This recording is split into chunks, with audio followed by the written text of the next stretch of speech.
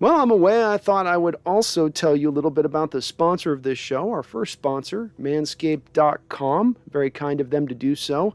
They've also engineered the ultimate groin and body trimmer by focusing on intelligent functionality and an incredibly comfortable grooming experience.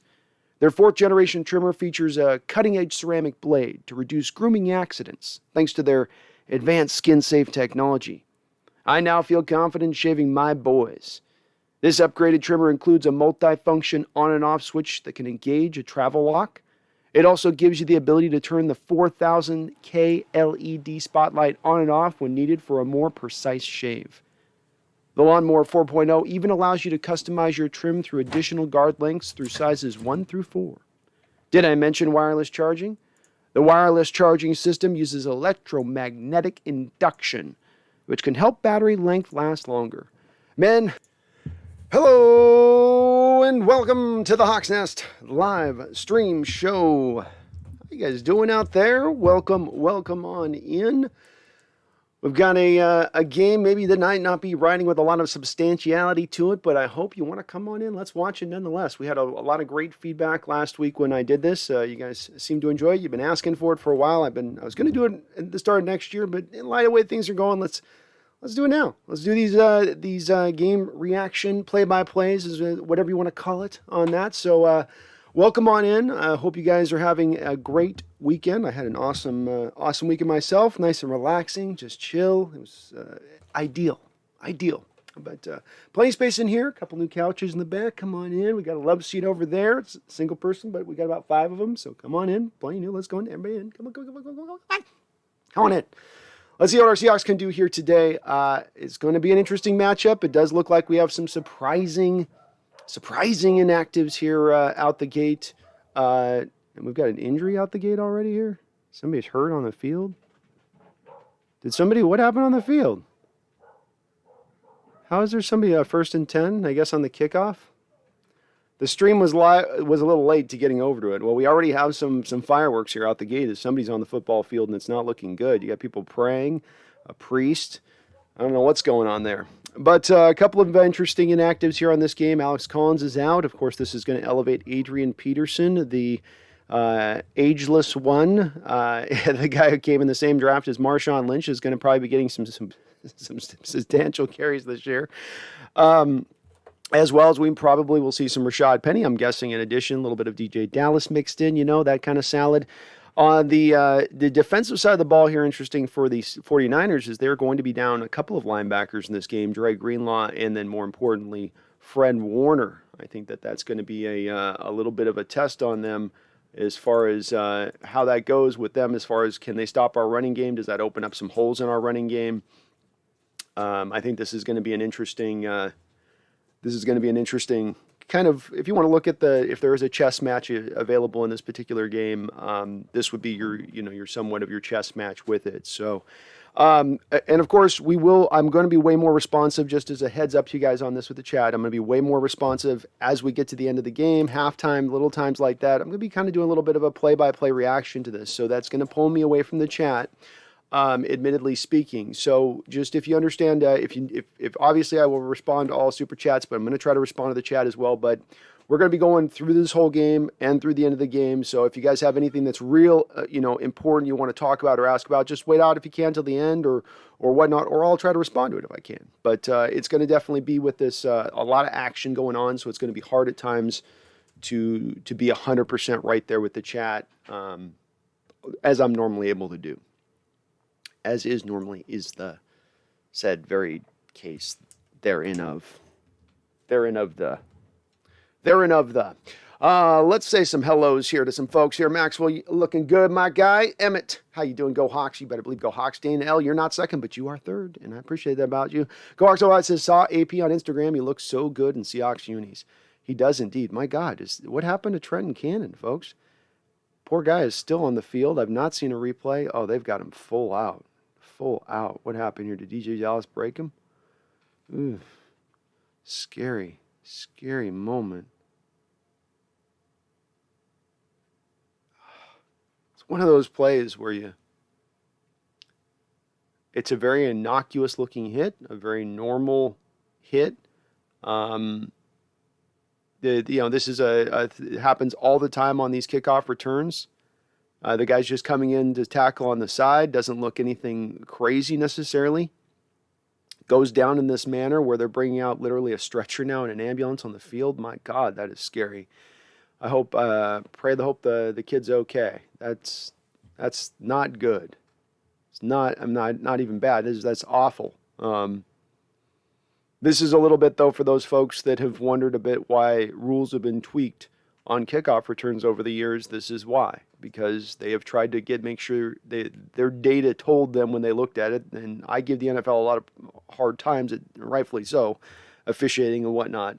But the place that you've got to give them a little bit of understanding towards when it comes to some of these rule changes that have been done with the thought process towards protecting the head is that a large part of these type of huge injuries happen on special teams. These neck injuries where guys, or beyond, where guys get seriously injured. You have guys running full speed one way, guys running full speed the other way, and bad things just tend to kind of happen within that. We, of course, had our own taste of this, where Ricardo Lockett, our special teams maven from a couple of years ago, of course, in Dallas, I believe in the playoff game, was coming down doing his missile thing that he would do as a gunner on punts, and absolutely just kind of had a guy light into him, and it ended up was on the field in a similar situation like this, where the stretcher's out and all that, and just scary stuff. And thankfully, Ricardo came back okay. Hopefully, this kid as well. But this is a little bit why you see those rules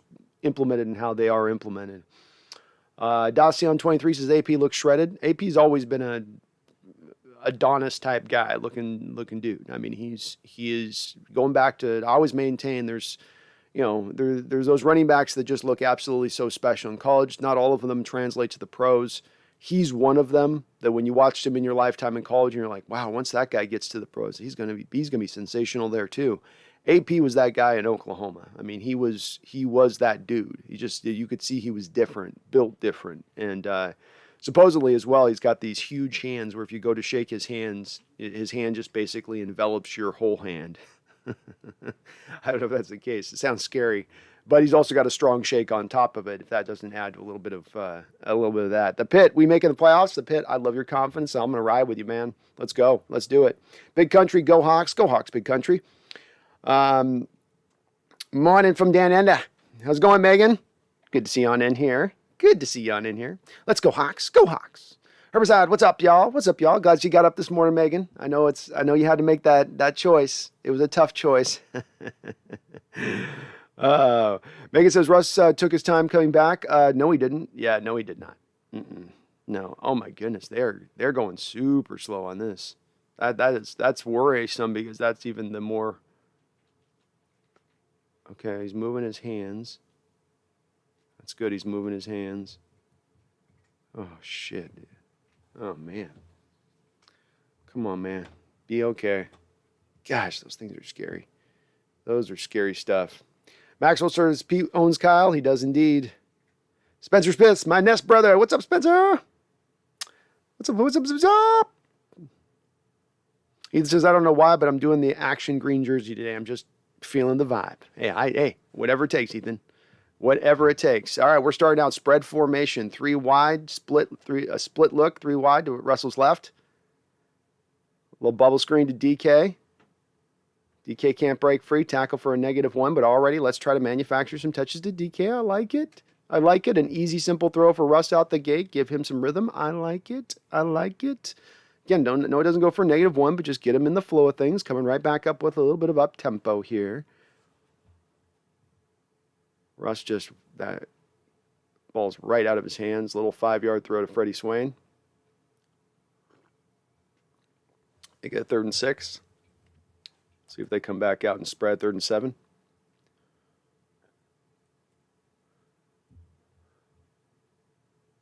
Russ really put some paste on that throw. I think it was a laser. Freddie had to really cradle that thing into his body. All right, 3rd and 7. This has been our Achilles this year. Let's see what we can do. Again, spreads. 3 stacked now to Russell's right. DK single coverage down low. He might have one-on-one man coverage here, folks. Again, another bubble screen out to Travis Homer for a gain of 1. Okay, well, it's a different offensive approach than we've seen to start things off in prior games. That must be said. We will be forced to an early punt here. It was an interesting little formation. That ball is just not coming out of Russ's hands right. I think that finger is really, you see the wobble to his spiral. He usually just has the clean spiral that comes out of his hand, even on short balls. But you can see a little bit of a fake punt. Fake punt by the Seattle Seahawks. Travis Homer running up the field. He's got a wide range. Goes down the 45, 40, 35. He's going to break free, folks. He's down the 20, 15, 10. Nobody's going to touch him. He's free. Touchdown Seahawks. We don't got no worries today, folks. We're not playing with any fear. No. We're letting it all hang out. All right, Seahawks, 7-0. I love it. I love it. Big balls. Pete is back in town. Step out of the way. He might just drop those on your head. That's my man, Pete. That's the Pete we know and love. You're in your own territory. He don't care. It's early. He don't care. You got to get about 7-8 yards. He don't care. Going with the punt return. Travis Homer doing crazy stuff again when he runs it for the score. And Pete's got a man literally holding him by his breasts to keep him from running onto the field. He's clutching those breasts fondly. Touchdown Seahawks, baby. How's that to open the game, folks? It ain't pretty. It ain't conventional. But that's not what we do here, right? That's not what we do here. It's never going to be conventional. All right. Y'all ready? We're at 2 minutes in the game. Touchdown. Oh my God, this team's crazy. Hey, if you're going to do a punt, you're going to do a fake punch. You want to catch the defense completely unaware. That's catching them as unaware as you're going to get. When you're going to do a fake punt early in the game, you're going to do a fake punt in your own territory. No team does that. That means a lot of those special teams are going to be a little bit more lax in that moment, just naturally speaking. But fantastic call. I'll tell you, I like it because it's like, what do they? Even if it fails, what do you have to? What is there to lose in that moment? Like, okay, they got the ball there. Instead of driving up on our defense 80 yards, they'll just drive 60. And it'll be maybe a field goal, maybe not.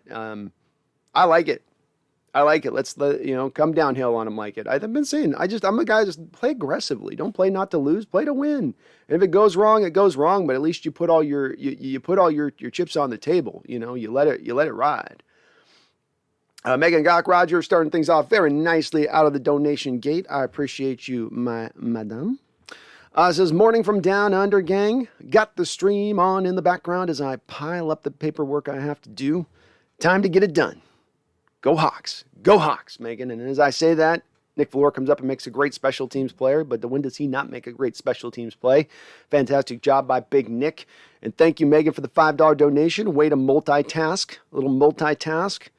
And again, just a fantastic punt there. A fantastic fake punt. Seahawks, there's not a lot of schematics to this, but the Seahawks know they've got on the outside what would be single.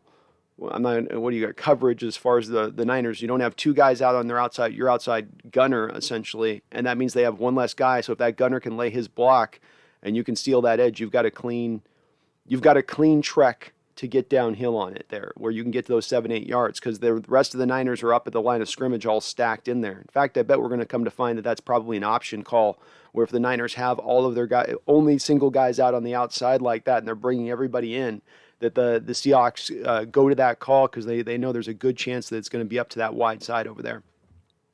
Thank you, Megan, for the $5 donation. I love it. I love it. And again, if I get behind, guys in the chat, just bear with me. It'll be hard to respond to you guys as we're in game. I'm going to try, but I'm going to try here. 2nd and 9 after a 1-yard run by the Niners. Looks like they're coming in to give another run here. Seattle just gums it up in the middle there with Mr. Brooks. Says, not today. Mr. Brooks says, not today.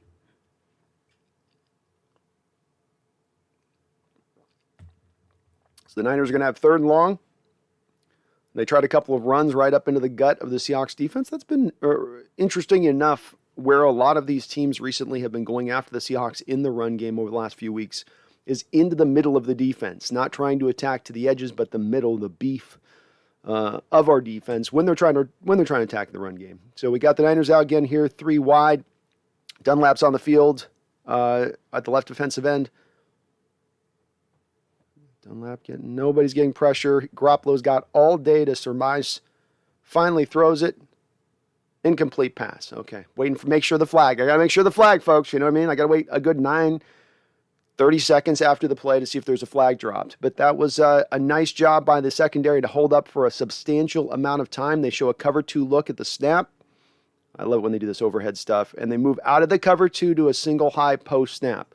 Love it. That's what we call pre-snap to post-snap disguise there, and that's something that's missing out of the Seahawks defense oftentimes. You show cover 2, you end up being cover 2. Don't do that. Don't do that all the time. You can do that even a large part. You got to flip it up board. You don't need to be at the 93, 94% of the time. What you show is what you do with that. And so what Jimmy sees pre-snap is he says, oh, it's a cover 2. I'm going to have a 7-8 yard hitch route or cross or whatever there to hit my guy. But then when Jamal comes down off of that single high, now into that box in that lurker roll, it now takes Jimmy a second to kind of have to now post-snap process that and go, oh, okay, wait, they're not in cover 2. They're actually in cover 1 here. And that extra time, even though the pass rush didn't get there because our pass rush didn't even really rush him until it was a good 6 seconds in. Great job by the defense to come out the gate. This is a little bit of why you see how momentum can affect football. That return happens, you score 7 points. The defense goes out there and goes, whoa, we're playing with our lead for the first time here in a bit. Oh, wait, we got a little bit of, the fans are into it. They're feeling it. The stadium's vibing. You know, this is where momentum does impact football in this way. We'll see if it hopefully can maybe carry over to our offense here now for their second possession. Chef Russ too clutch, 3 and out to a 6-point lead. Nice. It's donor die when Jody is looking at this game. Yeah. As was you guys, I'm sure were reported this last couple of days that indeed there are reports coming out that Jody Allen is none too happy with the direction of the season or what's going on with this team right now, which is encouraging to hear. That we might actually have a little bit of ownership responsibility at play, as is going to be needed here as we go into this offseason to understand how to appropriately look at this team and say, how do we get this team back to a state of being an elite team moving forward? Megan says, big coach is back, and I love it. I love it too. I love the call. You know, you're going down in flames, fight with all your life. Don't just sort of try to protect your loins, don't gird your loins. Jeffrey says, doesn't make this team any better. Still got major issues to fix. That's undoubtedly. All we're trying to do at this point, Jeffrey, is I'm just trying to enjoy some Seahawks football as the season gets through. That's all I'm doing, man. I know what it is. I can smell the whiffs, but we just at this point, just gonna enjoy some football. I still love football. I still love watching my team win, and I'm gonna still revel in that. GoHawks05 says longest run in years. Big facts. Jeff Ryan's my man from Montana. How you doing, Jeff? Says, what's up, Brandon? No game on in Montana today. Whew. So stoked you're streaming during the game. Hope to have a dub against the 49ers regardless of how this season has gone. Let's go Hawks. Let's go Hawks, Jeff. And thank you for the $10 donation. I will take you play-by-play through this as fast and much as I can. We got Seattle out with here a first down. They're trying the running game, early penetration, right out in the running game here. DJ Jones, a guy's been a force against us in the past, just attacking out of his one-tech role here, just penetrating with a 5-yard loss out the gate. My goodness. But Jeff, I'm sorry you don't get the game here today, man. That does suck. It's rough the way the NFL works with the cobbling out how you can get NFL games or not get NFL games when you're just slightly just on the line of the territory.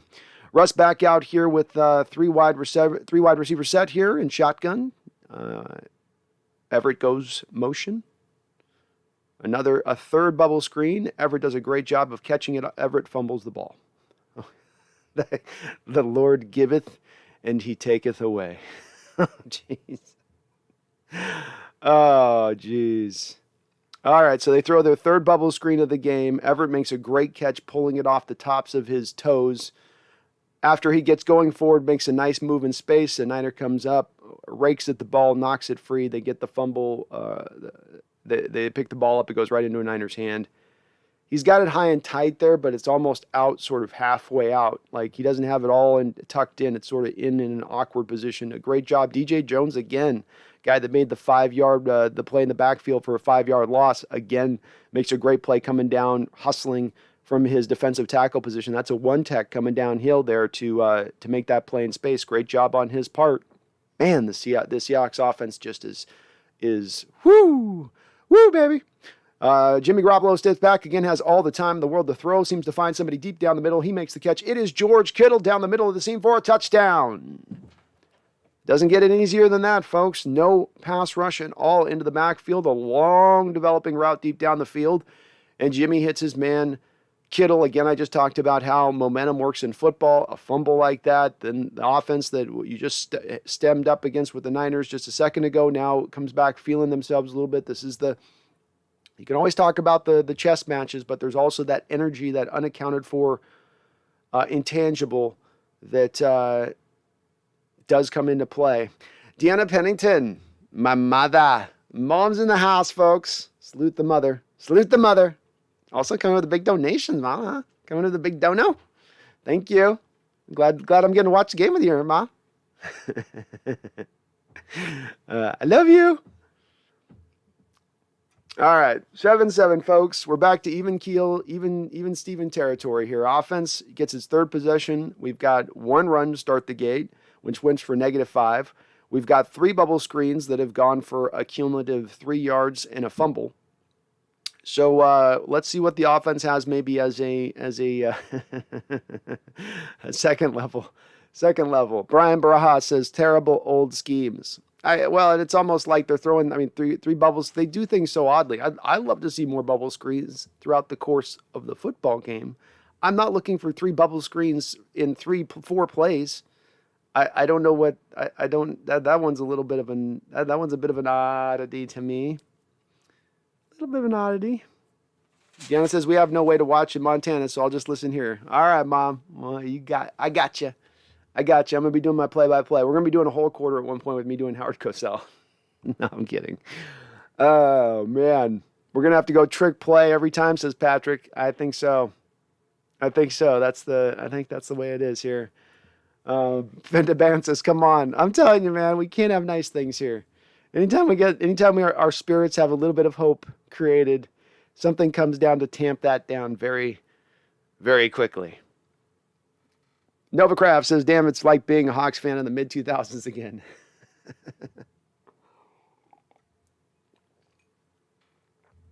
Herbicide says we might want to cover Kittle. Think that would be, good idea.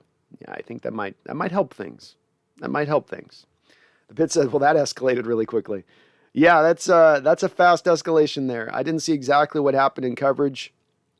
But again, look, this is a little bit of why I've always harped upon with our defense that the front four's got to be able to generate pass rush, because when they don't, and now you have corners that are playing this zone and they're sitting 5, 6, 7 seconds and ask them to cover that long in space is a tough task. And eventually any quarterback's going to shred it when you give him that much time. Jimmy had this just clean pocket. It was almost like the pocket moved to his left, where he just had this huge amount of space to the front side. Yeah, you gotta come a little bit harder than that one. But again, we got 7-7 here. Ball's coming back to us. Offense has got a chance here, maybe do something. Give me hope here, folks. Give me hope. Oh. Patrick Renault says, who is the best offensive lineman, or is there one? I don't think that we have a best offensive lineman at this point.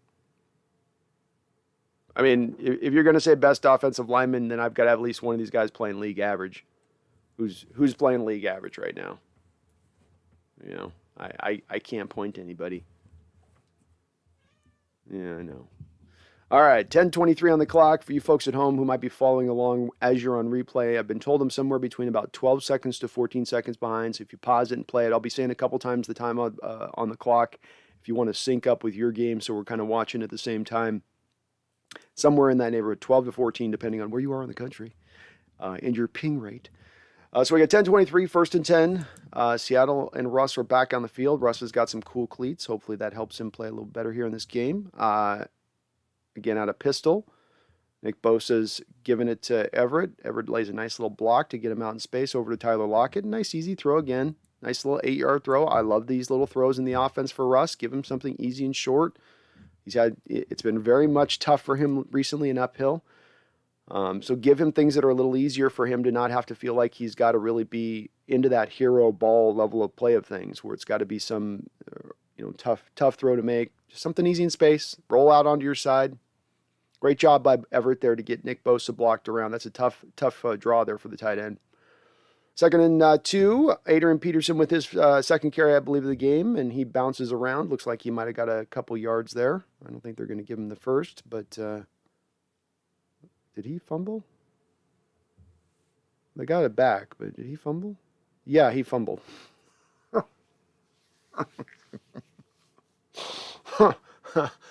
Oh, Lordy. Okay. Well, we got it back. Adrian Peterson does have a history of, that's maybe the one thing with a guy who's pretty good overall, is you always could knock him, not for much, but the hands and the fumbling. Russell back. He's going to throw a little fade route here on 3rd and, oh my goodness. It was a great throw, but he just couldn't get his feet in up to DK down the sideline on a fade route on a 3rd and 3. This is going to send my chat into a tither, and probably rightfully so. As you go, why on 3rd and 3 are you running this? Little grabsy by the 49er there. A little grabsy by the Niner there. And then the balls, where Russell sort of put that ball, is it's a hair a little bit further to where when DK goes up and high points that, it's a little bit harder to kind of get your hands up over onto that on that particular play. But I know that's going to make a lot of you guys mad in this chat. Who are going to say, why on 3rd and 3 don't you have a 5-yard route, 6-yard route? Why don't you try to move the chains? That this is part of the reason you've not been tremendously successful on 3rd down, and indeed have been a league worst team on 3rd down, is because you're not getting the short stuff completed when you need to be moving those chains. It's 3rd and 3, and you throw a fade route, a 9 route to basically DK up the sideline 40 yards. Consumer 114, Waldron is Special Olympics at this point.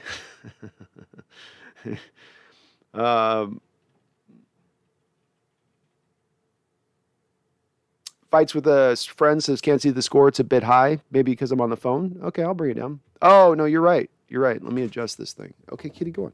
Go on, Kitty. Let me see if I can adjust this. You're tremendously right. You're absolutely. Good call, man. Sorry about that. Let's get this sucker going. Right. We'll go like this. A little bit of on-screen fixings here for you guys. There we go, buddy. I don't think we need to see the ESPN thing, though. We don't need that. Nobody needs to see that. Okay, there we go. Gotcha. Wait, why am I showing the Niner logo more than ours? That's not going to work for me. If anybody's getting their logo cut out, it's the Niners are getting their logo cut out. That's how this works. Sorry, San Fran. We show full. Okay, everybody, we'll make it even. My OCD part can't allow me to do too much. All right, guys, 7-7.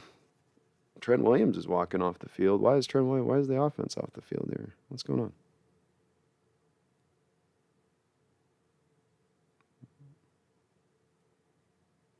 Did they repun this?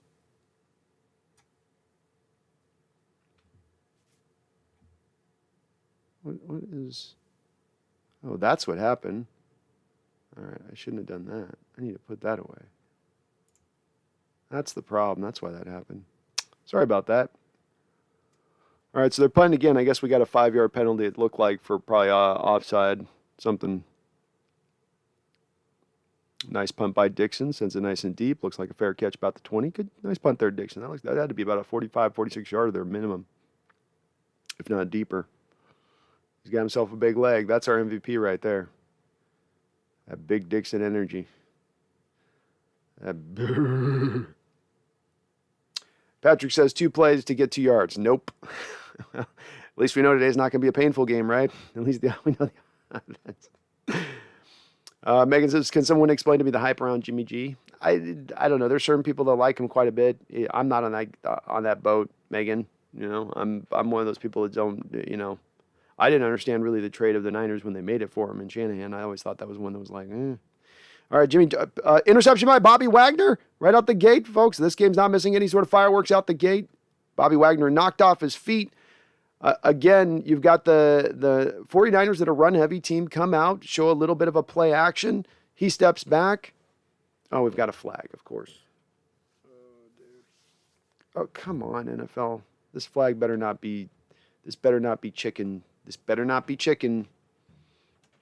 This better not. Okay, they're celebrating, so I'm guessing the flag's just whatever. Whatever. All right, so what happened here? Did Bobby fool him? Bobby's not moving pre-snap. It's a play action. They run this all the time. 2 tight end set. Yeah, Bobby just didn't buy on the run action of it. He didn't run on it. He was not buying on the Niners were running there. He basically dropped into coverage off the gate. I wonder if he must have saw something within the formation that tipped him off to go backwards as opposed to play the run there, because most of the time that play is going to draw at least one false step from the linebacker, the false step being you get the linebacker to come forward 1 step as opposed to at the snap you have them basically backpedaling and going backwards. So Bobby does a nice job there. This is one of those reasons why I've told people, go, man, he's so bad. And I'm like, no, I don't think he's bad.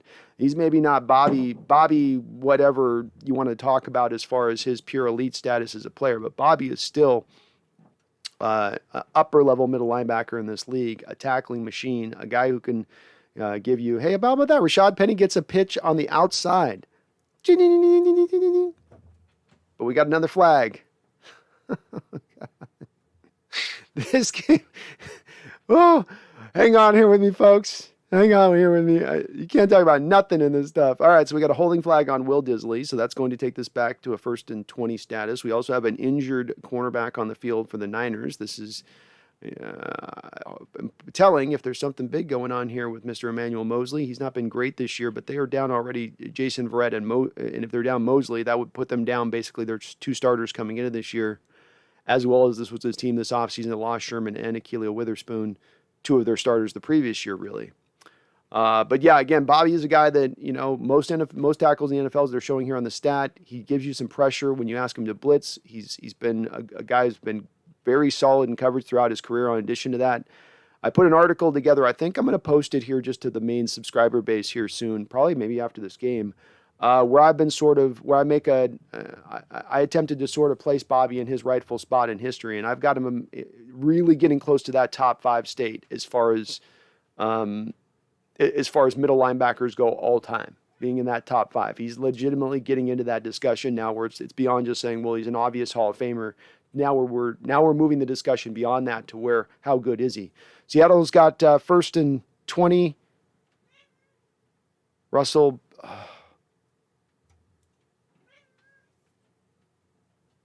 Okay, so Russell just got drilled, holding on to the ball, looking unsure. The ball fumbled, trickled backwards. It's probably going to be about 2nd and 49 now. Nick Bosa provided a tremendous amount of pass rush on Shell. They've obviously got Bosa moved a line from his normal spot at what would be the Leo for us. They're putting him to the other side to attack Brandon Shell.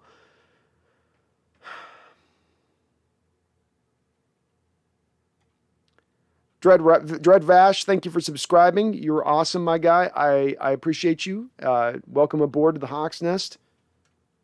And Russell Russell, it's a fumble. I mean, he tried to get rid of the ball late. Look, it's quick, it's quick, fast pressure. I don't know how much you can put on Russ there. I don't know what he looks like off the snap. He doesn't see something like he thought he saw it pre-snap because he looks over to like throwing to the outlet and just doesn't go to it. It's at 2nd and 43. All right, guys, let's just get into field goal range here. Here comes a handoff. Yeah, I knew it. Yeah, you could see that. You could see that play call coming. Okay, now this is an important part here. Rashad Penny takes it up the middle there for about 7 or 8 yards. Now, this isn't about getting the first down, but this is about get it to the field within field goal range.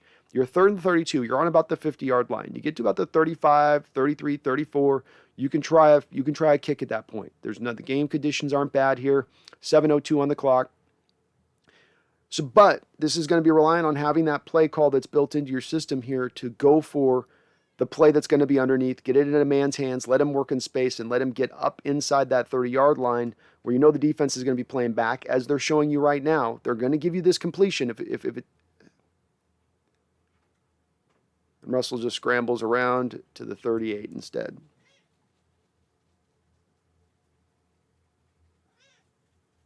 We got a flag. They might have called him for something. Oh, maybe we're got a holding on us. I hear you. A lot of flags early on here. A lot of laundry on the football field. I can't see the green anymore. It's just yellow on the field. I guess we have another call against Seattle. What is this? What is this? Barry Soy Toro with a $5 donation. Thank you, Barry. You were awesome, my brother. And appreciate a long-time member of the channel. All right, so Russ is sliding. Yeah, Russ kind of slides somewhat forward on that. It's hard. He's got to be more. They're going to try a field goal. 56 yards. Okay. Here we go. 56-yard attempt is up, and it's drifting to the right. No good. I don't know if it had the distance to get there, even if it was on point. That's why I said he needs to get it down to about the 33-34. Russell scrambled to about the 38-37. That's not going to get the job done on that play. It's a mere 4 yards, but as you see on this kick, that sort of extra 4 yards created allows for the kick to take that much longer to drift, and then it's also that much short, probably about 5, maybe I've been 6 or 7 yards short, shown under the undercam. Offense is not being particularly impressive here today to start things off. We're looking like they're giving us any indication of turning around what have been horrific troubles over the last couple of weeks. The line is not pass protecting well. They can't really do much with the running game as it sits. They're going to have to find something here. They're going to have to get inventive in other ways here, somehow or another. Holy goodness, what a start. What a weird start to a game. They picked up the flag. This is one where I'm not going to be on the refs as much for. Russell goes sideways. You've got to go with the slide back and give your body up that way. He sort of gets caught in between on his slide. All right, the Niners are coming out again with 2 tight ends set. 1st and 10, 5:42 on the clock. Jimmy checks to something. Pitch play to the outside. Seahawks defense rallies, but a good 4 or 5 yard gain. So we know the Niners early on attacked up the middle with the run game. Now they're starting to kind of attack a little bit on the edges perhaps here a bit. James Pello, Hawks, you Niners, but the Hawks just need to lose every game now. No, we don't. No. Patrick says what's worrisome is Russ was struggling before the finger injury. Try to figure that out. I have no answers for any of that, honestly. I mean, I do, but, you know, it's for another discussion. 2nd and 6, 5:06 on the clock. Jimmy Jimmy with a little bit of trick-a-doo to Jimmy, little fake pitch reverse back to George Kittle. Takes it for another 5 yards the other way. Nicely done on their part. Very inventive. Jamal Adams is sitting there. Boy, they put 2 blockers on Jamal Adams there in the running game, just dedicated to him. That's interesting. All right, 3rd and 1. Here we go, Seahawks. Another handoff up the middle. Seattle's there. Oh, stopped. Stop by the defense. They stiffen up like a wall. 4th down. You got to figure the 49ers are probably going to go for it here. But very nicely done by the Seahawks defense there. The Niners came right at him. Here we go. What do you got? Jimmy G's under center here. Oh, he's going to fake it. Oh, no. Oh, did he get it? Oh, they gave it to him. Jimmy surged. The official's coming in. He was at the 1st down marker, and he thinned it out as he came in. It looks like he's short. They gave it to him? Jimmy surged a second time. He was stopped initially and then recalibrated and pushed through. They had him initially. Yeah, it looks like he got somebody. I can't see nothing in all that. Bobby just locking in. Bobby's got him there. Man, they gave him a good spot on that one. They gave him a real good spot. Come on. They gave him a good spot. Paul Third with a $2 donation. Thank you, Paul. I appreciate it. Says Bosa was chopping at Russ's injured hand. Dirty. I wouldn't be surprised. Teams are going to do that. I wouldn't be surprised. And Bosa is one of those guys that plays with that kind of edge that, yeah, I could see it. All right, so they gave him a nice little spot on that. I don't know. It looked a little bit at first glance to me. The lineman got past the sticks. I don't know if Jimmy got past the sticks, the falling forward lineman.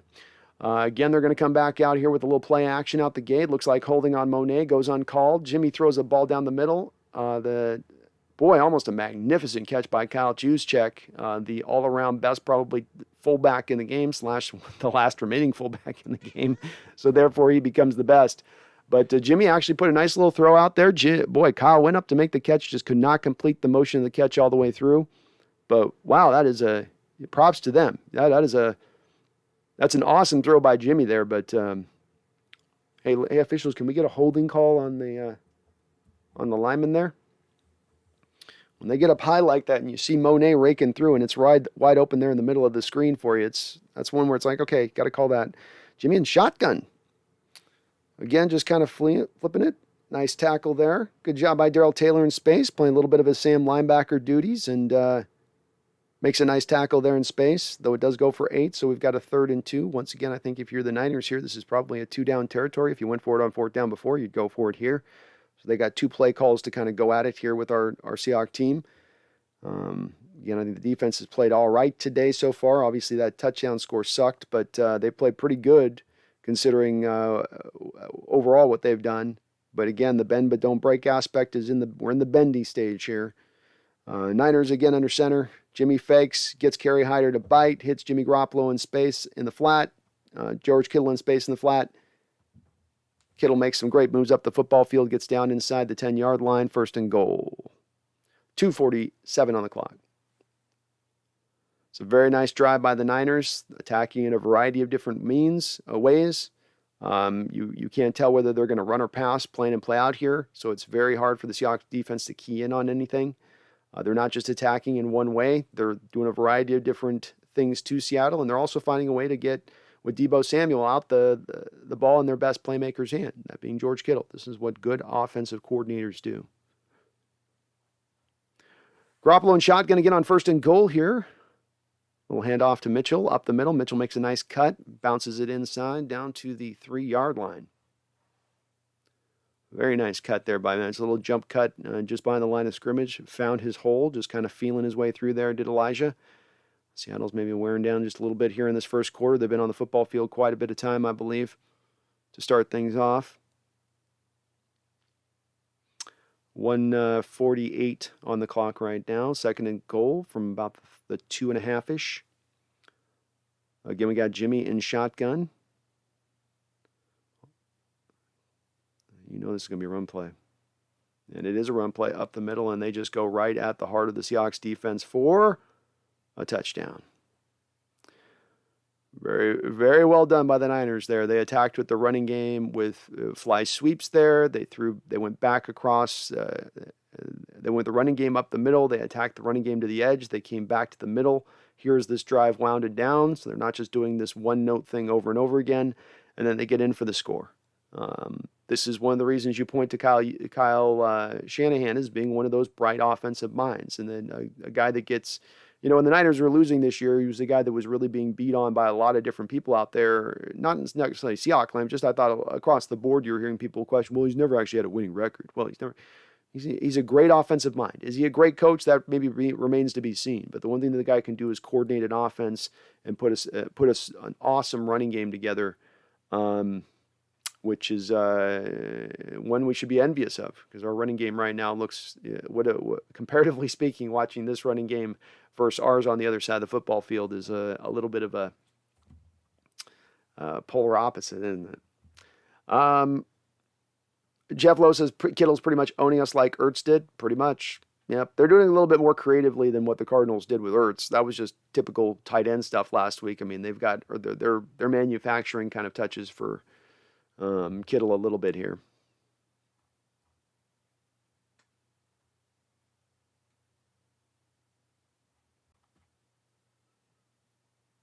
Fight with friends says, don't compliment the enemy. Just kidding. That's what my brother says. Don't you ever compliment the enemy.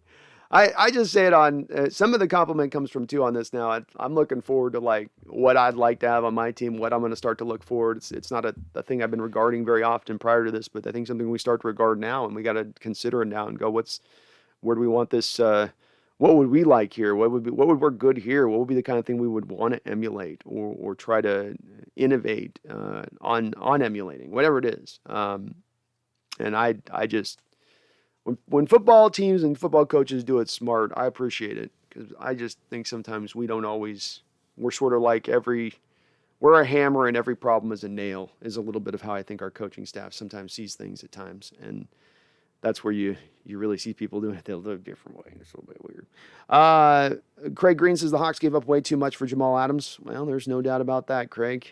But, as they say with that, that's spilt milk under the bridge. And we can't do much about it at this point. I will say that Jamal Adams has not been the major problem this year. If you have 5 issues that we're presenting this year, the top 5 issues that are affecting this team, why this team is playing like it is, Jamal Adams is not one of those top five issues.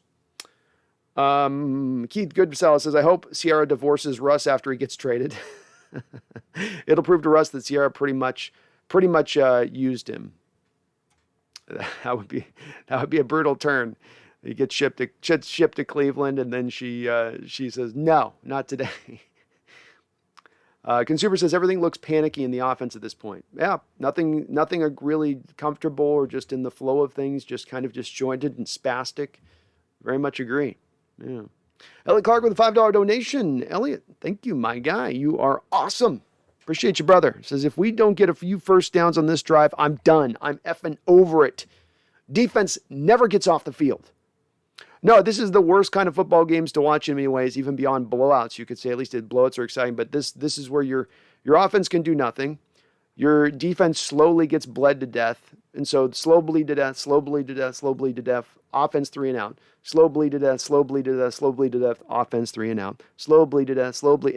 And we've watched this wash, rinse, repeat style of gaming over this year that has made it particularly tough to watch. And but that's why I'm here, to give you jokes, Elliot, to give you laughter and joy in these troubling times of Seahawk football.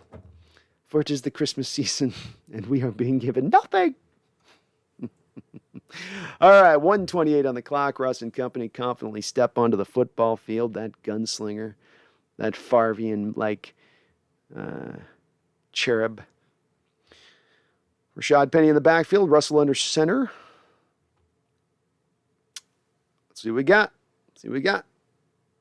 Russell drops back again, sort of looks at the pressure already mounting on him, and then is easily taken down to the ground.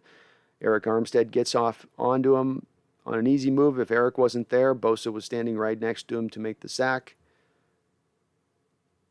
It was looking like it was supposed to be play action there, but instead Rashad Penny went to block. Holy moly, Russ. Okay, shotgun. Here we go. Hand off to Rashad Penny, up the middle out of read option. Exactly what he does well. Looks like we're going to go ahead and punt another possession.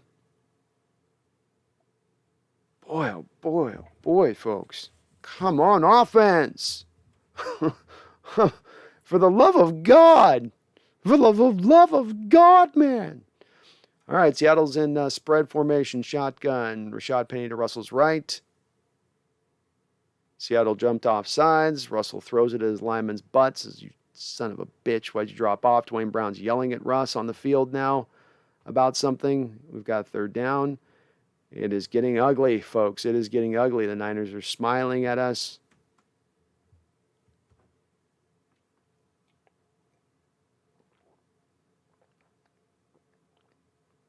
This is ending in a way, folks, with this Carroll regime, and this is just like, holy crap. Emmett Gaming, oh my God, oh my God. Oh my God. 3rd and 24, Russell and shotgun. He steps back, throws it into Lockett for a nice 8-yard gain. You weren't going to get the first down no matter what there. So here we go. Let's get to another punt.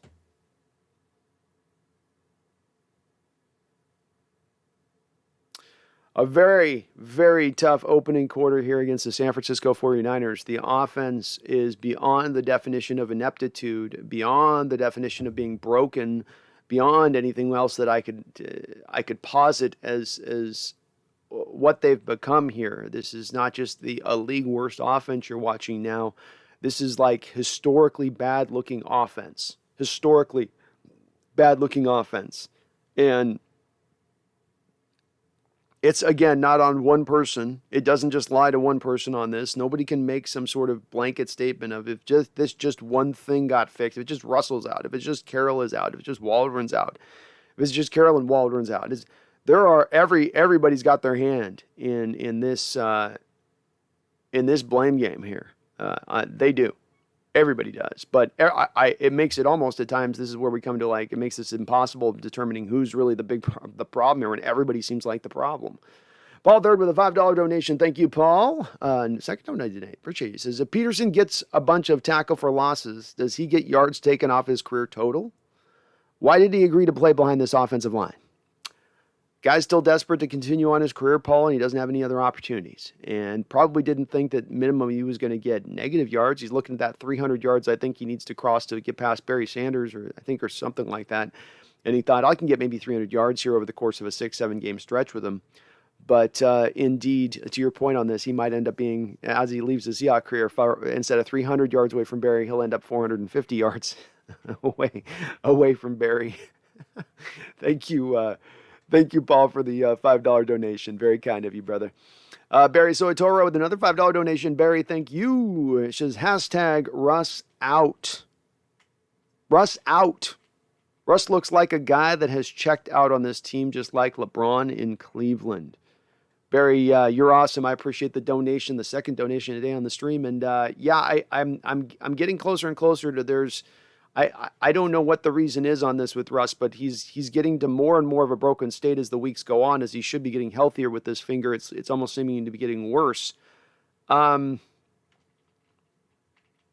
He does look checked out. The offensive line's still not blocking well, I'll say that. But again, things look confused. Even on the play there he gets sacked.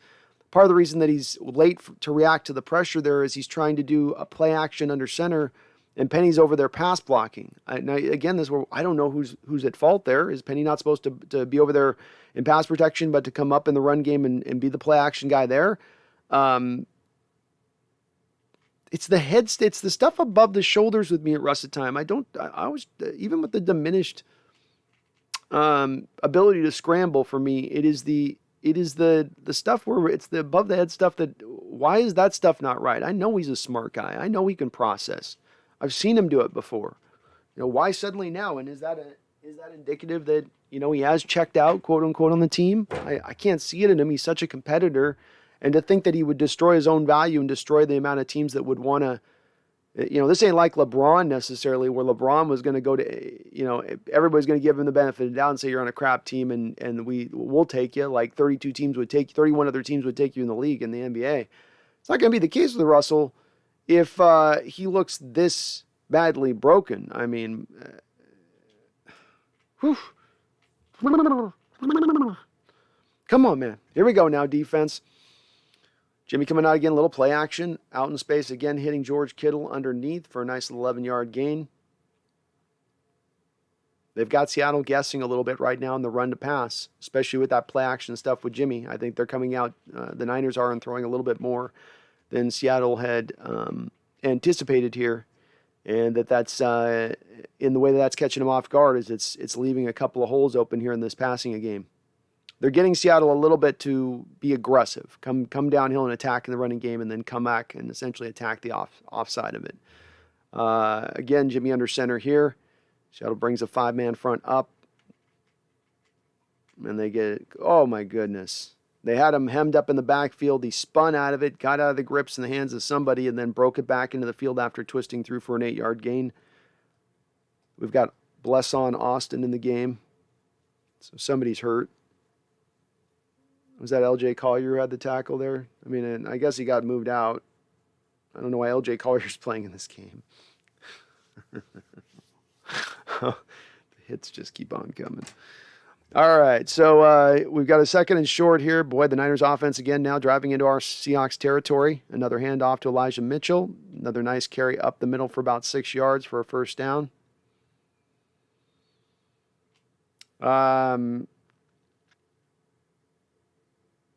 Billy Hodge says, on a happy note, your cat rocks, wisely hiding behind the legend number 80 jersey. She does. She feels that jersey energy, Billy. Well, I appreciate that. She's a good girl. So she's a little hungry. She's getting hungry. She can sense me a little bit nervous over here. So she makes her hungry when I get nervous. 12:56 on the clock, 1st and 10. Again, Garoppolo under center here. Again, a handoff to Elijah Mitchell for about 2 to 3 yards outside, 2.5 yards. Seattle does a nice job of stretching that out and getting everybody holding their gaps there. Nobody got stretched outside of it. Good job. If I'm on defense right now, it's impossible to tell with the way the Niners are running this offense whether or not it's going to be run to pass pre-snap. It stands out in this game that you just can't feel for what they're doing.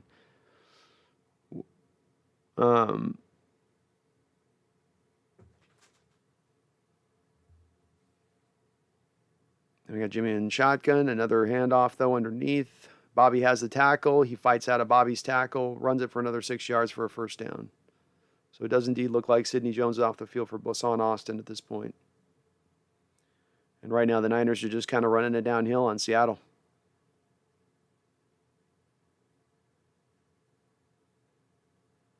I mean, man, that whole gap got blown out there. Like the defensive tackles at the line of scrimmage and the defensive end got completely washed out on that play.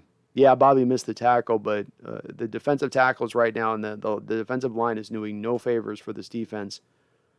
Now we got a pitch to the outside. Bobby's the only guy out there in space with Jamal even close to the running back for a 12-yard gain. We do have a flag on the play, though. Maybe the officials can help save us in this game. I will say this, folks, it's 14-7 here, so it's a little dark right now at the moment, but this is not by any stretch at a point of being over, and it is indeed holding on the Niners, so this will drop back 10 yards. We got 11:28 on the clock.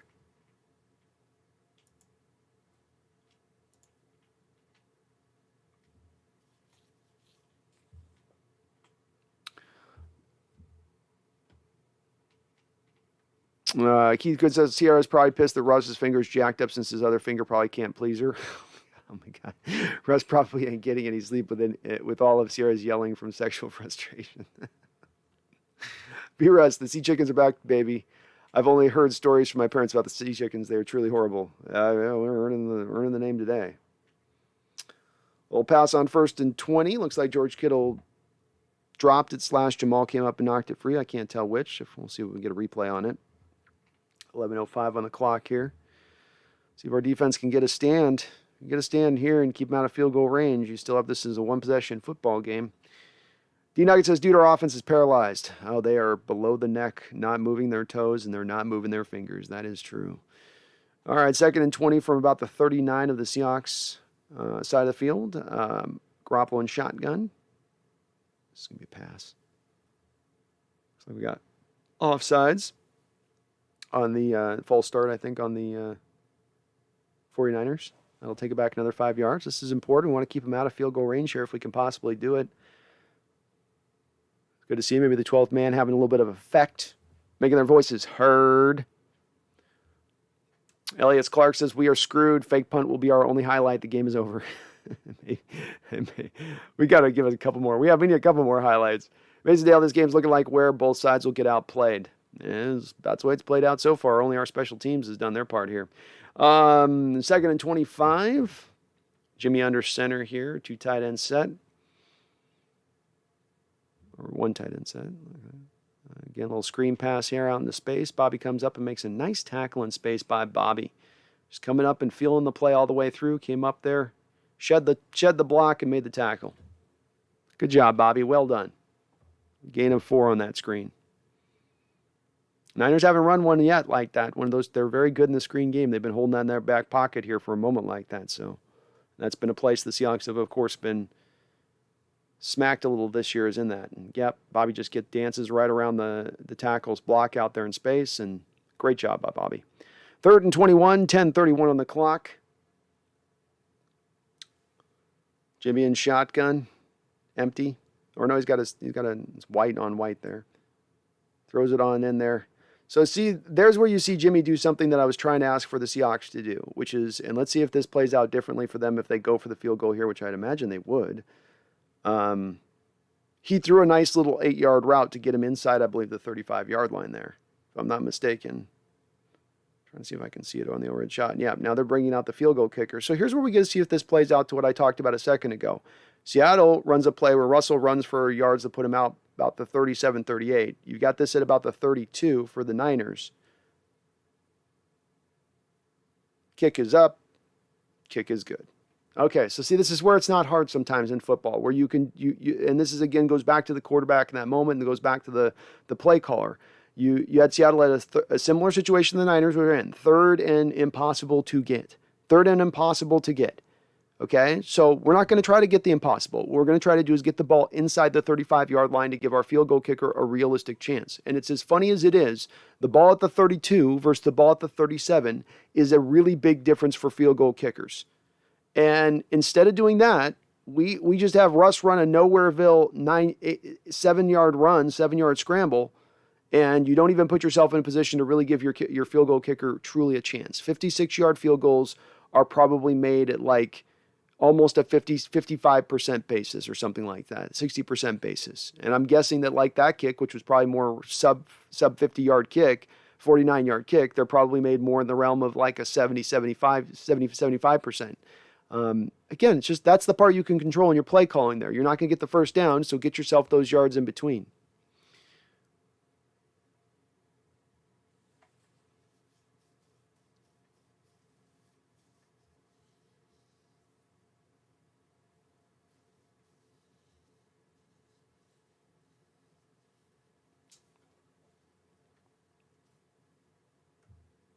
Zach Merkenberg says bandwagons jumping ship. Yeah, I ain't jumping nothing over here. Mason says, have you seen Michigan's other edge, David Ajobi? I've watched a little bit of him. I've not dived into much tape. I didn't get any chance this week either, so I'm going to do some more here this week. I just ran out. I've been working on my Abraham Lucas breakdown this week from other channels, so I'll be getting to some of these other guys for sure to take a look at him, but he's freakish. I think he's more freakish than Aiden is on the other side, even though Aiden's a little more of your technician and polish, but it's good. Jonathan Salzer says, what the F? Wagner got us in field goal range. How did Russell get us out? That's how bad the offense is. Even-handed field goal range, they find a way to mess that up at this point. And as I was saying, this is not just a league worst offense at this point. This is like the worst offense this league has seen maybe in the last 20 years. I won't go NFL history, but the last 20 years, I mean, it's falling into that range of things. And it should not be this. With the talent you have on this football field, this should not look like this, broken finger or not. And again, I come down to at what point or another do you sit Russ?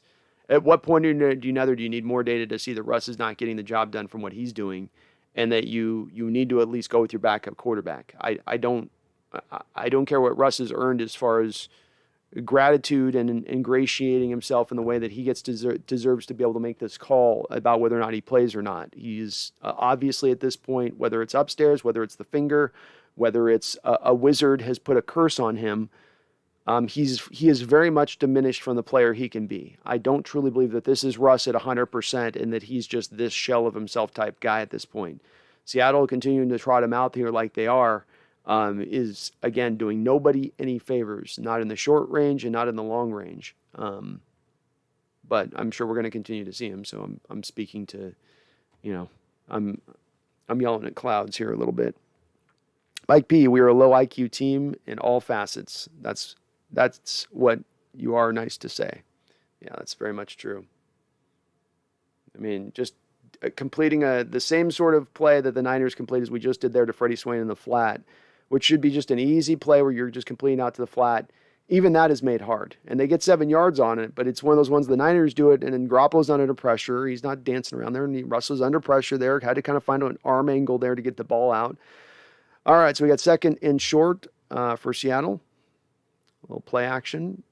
Gets down into DK for a catch. Nice job by Russell. Smoked one in there. First down. DK with his first catch. Good job, DK. 9:05 on the clock. They're going to continue to run a little bit of this up tempo here in the second quarter. Try to get Russ and company into a little bit of a breeze here. You got to feel like this is probably a running play. Russ under center here. Adrian Peterson behind him. And indeed, it is a run. Peterson takes it for about 5, 6, 7 yards. Nice job by Peterson to fight his way and keep pushing and scrounging there to twist and turn, get himself an extra couple of yards. 2nd down and 3. 8:38 on the clock here. Seattle down 17-7. Rashad Penny coming back into the game here. Come on, offense. Keep this. Let's not make this look as ugly as you are here. Let's do something, make something look all right.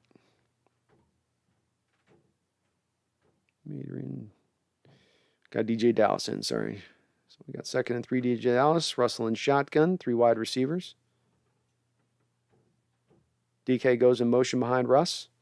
Russ flips it to him. DK throws it back to Russ. Russ catches it. Russ goes deep down the field. Russ has got Tyler Lockett. Oh, Tyler Lockett dragged down, and he cannot get a call. Oh, my goodness. He was open, folks, deep down the side of the field. Russ looked like he actually put a good pass on Tyler, just little outside of his stretch of his hands, maybe. Just a tiny bit. Boy, DK threw this ball back to Russ. Russ had to move past the defender. Lets it rip. Let's see here. And oh, man, Tyler had it in his hands. It was a great throw. The defender's feet sort of hit Tyler's feet coming across, which they're not going to call. And that was almost kind of enough, I think, for what Tyler was trying to do on a launch aspect of things. Tyler's still down on the football field. Looks like something to do with stomach. But looked like his feet knocked his feet together, and as they got sort of tripped up with that, he wasn't able to sort of launch himself out to make the catch like he would have otherwise. Again, the officials aren't going to call that on that type of play. They call it what, inadvertent. It's inadvertent. Dean Gilkinson, thank you for subscribing, Dean. I do appreciate you. Thank you for doing so. Green Cat says Kyle Fuller looks like a 60-year-old man. Patrick Renaud, trick play number 2. Lockett would have caught that in the glory years. Maybe. I think the feet entangled on the thing. You can see him right as he's going to do that last little kick to launch himself there, like Tyler does when he tries to make those catches. He wasn't able to quite get that extra jump on it, and I think just a little bit short.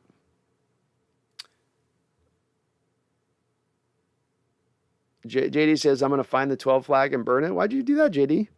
Love the 12 flag. You know you want to become one of us. You know soon we will we'll immerse ourselves in your heart and take over. And you will find yourself flipping your silly little Niner emoji for a Seahawk emoji.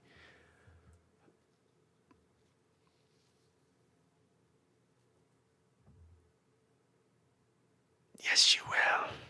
Enter JD. Come to the dark side. Russell's finger, yeah, that bang thing they say is embarrassing. Even Niner fans admit that it's embarrassing. They'd love to dump that thing, but it's set in. So what are you going to do? It's like the die is cast. Mason Dale says, I bet we give Lockett snaps to Hart instead of Eskridge. Big facts. Big, gigantic facts there. Oh,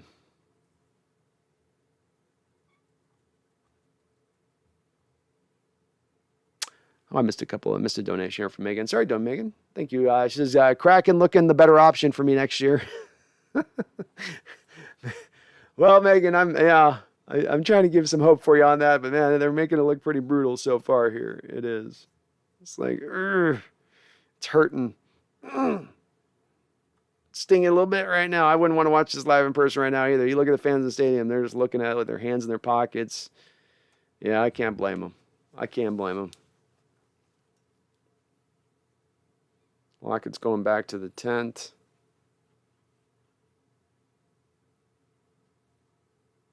All right, 3rd and 3 here. Does indeed look like Penny Hart's on the field. I don't think that's Eskridge. No, that's it. Yeah. Seattle tries to run the ball, and they are a little short. Adrian Peterson's pushing. He's fighting. He's scrapping. He gets it. That was Marshawn Lynch-like. We had a scrum. A little bit of back and forth push. The offensive lineman kept going in. The officials didn't do an early whistle on the play, allowed him to push it forward. And that is Seattle's first 3rd down conversion of the day with 7 minutes and 33 seconds left on the clock. Awesome job, guys. Boy, Peterson just showing some fight, man. He's had some dog runs here. See how it comes right back up and up tempo? Let's go right back to AP. All day AP. Again, fighting through blocks, fighting, scratching, crawling, kicking guys in the groin, elbowing fools upside their neck, and he manages to get 2 yards. Mason Dale says, told you it's hard. Yep, I guess Eskridge just ain't ready yet. Maybe he'll be ready at 25 years old. Russell Wilson up on shotgun here, another up-tempo look here. Again to AP. Oh, no, nice fake by Russell. But then he sort of just whistles it over there to Penny Hart for a nice negative 2-yard play on the... I think that was a bubble screen. I honestly can't really... I can't tell anymore.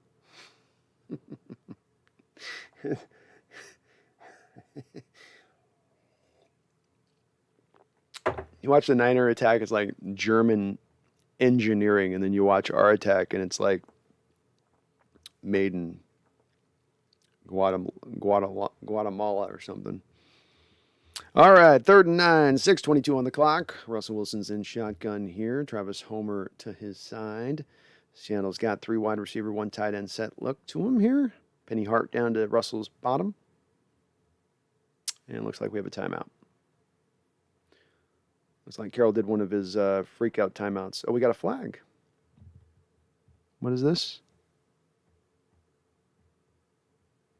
Is that delay a game? All right. Well, you know, we're in field goal range, so let's get ourselves out of field goal range, right? We don't need that. Let's just. Okay, they're going 3rd and 9. I guess we called the timeout to keep from getting the delay a game call. My bad. Okay, good job on their part. All right, what do you want to do here, Russ? 3rd and 9. Well, let's get 5 yards and get in field range. Okay.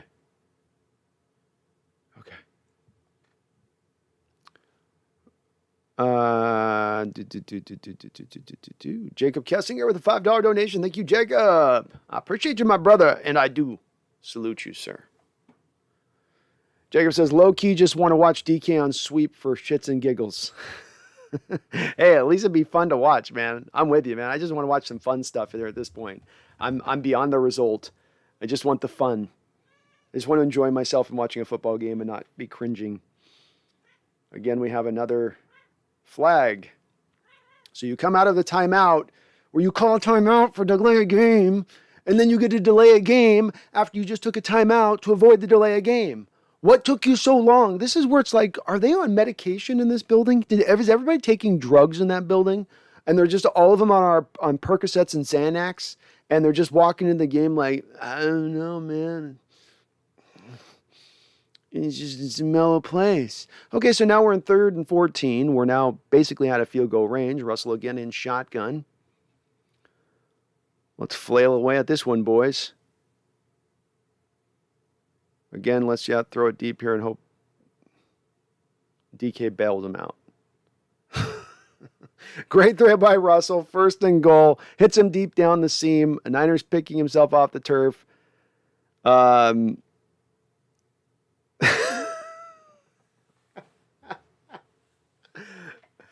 This is the weirdest team I ever watched in my life. No, they're a wild team.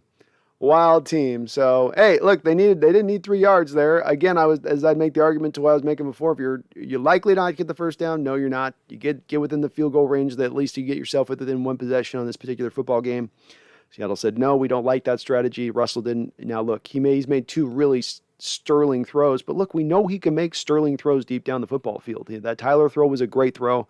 That throw was a magnificent throw. Obviously, DK made a great catch in there too.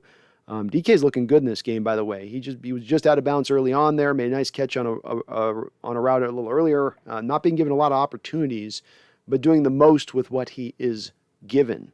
But hey, good play. We'll take it, right, folks? We'll take whatever we can take at this point. Big Country says this is such a Seahawks thing. It is, isn't it? It all just fits the type. AFK says you should have drafted Mac Jones. Are you talking to the Niners or me? Or Seahawks?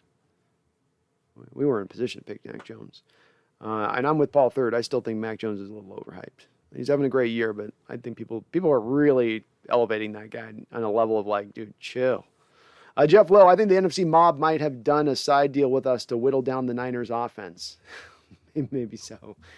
Nas, why on second and long do we always run it or do a screen pass leading to a third long, which has killed us this year? Who is getting paid millions of dollars to make these calls? It's supposed to be an offensive coordinator. I don't know why either. You'd think that, if you continue to do something that's not working as a general strategy, that maybe eventually you adjust and don't employ that strategy anymore. But to your point, I've seen the same thing done over and over and over again. And you continually just sit there and shake your head and go, when are you going to learn? When are you guys going to learn on your mistakes on stuff? Russell says also Niners coach is arguably the biggest choker in Super Bowl history. Well, he was at the head of it on that one. Though we don't have a lot of room to talk in that respect, because if they're number one, we're number two. Mason Dale says this is the most Seahawks game I've ever watched. This might be the most Seahawks game I've ever seen in my life too, or at least modern day Russell Wilson Seahawks. Here we go. This is what you get. Costa Rica Sports Fan says the Patriots are overhyped as F. Yeah, I think so too. I do too. Everybody's like, oh, are they the front runner in the AFC? No. I don't know. Maybe I'm wrong on them. I'll see. People have been saying, I've had a couple people say that I'm married to my pre-scouting look at Mac Jones and the Patriots and whatnot, but I don't know. Hey, Mike, what's up, man? Good to see you on in here. He cranks. Watching this game reminds me to say JS sucks as a GM. Facts, man. Big, huge, monstrous facts. All right, Russell play action on first and goal. Drops back, throws it on in. Looks like we got a pass interference there to Freddie Swain. Guy was face covering him, face hugging him.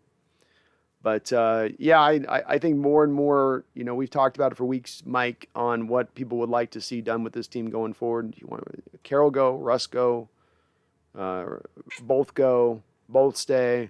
All the different, machinations of possibilities, and more and more I land at times with just, I change day by day at times with it, or it's hard to exactly land on exactly what I want to do, but I do sometimes lean into just everyone's got to go, maybe, like this, we got to maybe just do everything through. First and goal here now from the 1.5. Adrian Peterson gets it on a wide pitch. He's got a clear edge. Nice job of blocking by the team there to really kind of seal things for him. He had a nice wide path over to the end zone. Touchdown. Seahawks are still in this game, folks. As dark as this has been, as tough as this has been to watch, nonetheless, we do find a way to cobble together a bit of a drive there, thanks to, again, that great, they didn't even showed a replay of that throw to DK. We'll have to watch that one later to see exactly kind of how that all played out the way it did. But, hey, we're on in and on this, I guess. Nice job of cut blocking. You got Jake Curhan over there, the undrafted kid out of the California Bass. Out there laying a nice little block on his side of the football field. Great job by Jake. Seattle came in there with a big, heavy look. And Myers, did he just miss that kick? Oh, man, Myers almost missed the extra peel. He just barely snuck that sucker past the upright. Touchdown, Seahawks. All right, we're dancing. We're back to dancing in this thing. Yeah, dancing. Say dancing. Dancing. Can you say Seahawks? Seahawks? Seahawks. Seahawks. It's not working. I'm going to get her there. I'm going to eventually get her to the point where she'll be able to. Oh, we're only an hour in. The porn's already hit today? My goodness.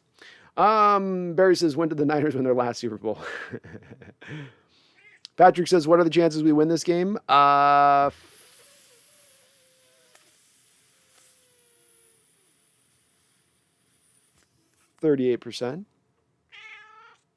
Is that too low? I think that's good. 38% is good.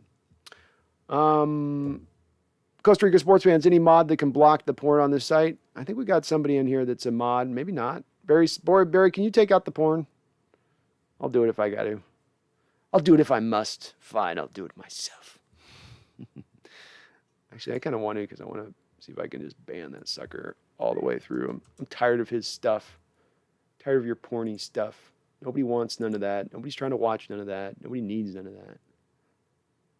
You're never getting clicks. Let's see here if I can do it. If I can, I'm gonna ban so hard. Yeah, I'm gonna ban so hard. Yeah, Where are you at? Where are you at, Mr. Porny? Where are you at, Mr. Porny? Thank you, Barry.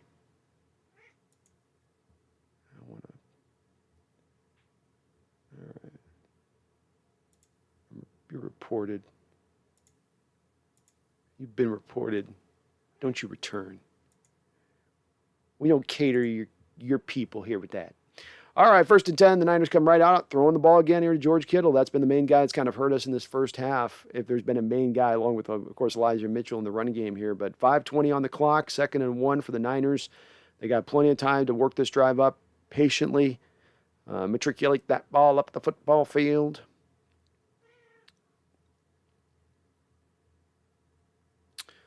Adams will get matched up every once in a while on Kittle. He did good in the first matchup. That was one of those games he had a solid game in coverage on Kittle. But Kittle's going to get the best of him too. You hope the matchup goes back and forth a bit with that. Again, nice job in the running game by the Niners, but a good job by the defense to kind of clutch down there. They only get a yard. It's a first down. Poona Ford does a great job of getting laterally there at the snap to get there at time when the run game was just coming right through the hole. Good job by Poona. It's a first down, but the defensive line's not been great in this first half, so I'm gonna speak when I see a couple of good plays from them. Niners have maintained a really good balance in this game: 13 rushes, 11 passes. They only have 43 yards running and 92 yards passing, so they're not exactly lighting it up from a yardage standpoint, but they've done pretty well. It looks like we've got a offsides by the Niners. 12th man having an effect. Out of way. 12s. Out of way. Let them know what time it is. Let them know what stadium it is. You're in our house. Last stadium in the league. Yeah, Werner. Get off the field. You suck. All right. We got 4:10 on the clock. 1st and 15. See what the Niners do. They do a lot of 2 tight end sets here in this game. Sort of getting that, setting up the stage for that wide zone where you're really sort of giving a lot of, sort of the same kind of look here a bit. No, it's more of a 3 wide set thing. A little bubble screen. Ugo Madi just throwing my guy out the way. Ugo. A poor throw on the bubble screen by Jimmy, kind of sailed up over the top. But watch Ugo on this play. If you see the replay on this, watch what Ugo does to this guy. He hip checks him. He just hip tosses him right over his knee. Nice job, Ugo. So we got 2nd and 15 here now for the Niners. 3:49 on the clock here in the second quarter. Jimmy's coming out in shotgun. Empty look. I keep thinking they're empty because the white jerseys on white are hard to see. Nice little completion there on a slant route for about 6 or 7 yards. Seahawks come up and rally to the ball for the tackle. Well, 3rd and 7 now. This is a pretty important 3rd down here as far as this game. You get the ball back to your offense, give them some time to work and get up the football field. You are kicking off back to the Niners here after the half. So when you think about this game, how it plays out, stealing a possession, whatnot, this is where you'd like to get one more possession for the half and certainly with some time to work with it. Jimmy Garoppolo comes out again here. Looks like we got a timeout. Please don't tell me we blew a timeout there. Ah, man, that sucks. That's such a bad timeout by our Seahawks there. That's such a bad timeout. It's another one of those waste-o timeouts where it's like you've already wasted one timeout on a delay of game penalty, which you just ended up getting a delay of game call anyway after you called that one. So that one got blown for nothing. Now you do it on the defensive side of the ball where you've now kicked yourself down 2 timeouts where I've just talked about you're already working with 3:48 on the clock. You're not going to have a lot of time anyway as it works with what the Niners do. Say nothing if they can get a first down here. This is where we go when we say getting out-coached. Okay, when we say week in, week out, Coach Carroll getting out-coached. You know how many Niners, you know how many the timeouts the Niners are sitting on right now? All 3 of their timeouts. You know, the wastefulness by which they do this with the timeouts. And sure enough, here's the Niners with the first down now. So if you do get the ball back, you're going to get it with no time and no ability to do anything with it on the clock. The Niners have all the time in the world to run their full context of their offense. Awful timeout. And again, why I point to week in and week out, Coach Carroll getting out-coached. That's getting out-coached. You can't just blow timeouts for nothing. And we've got, God, dude.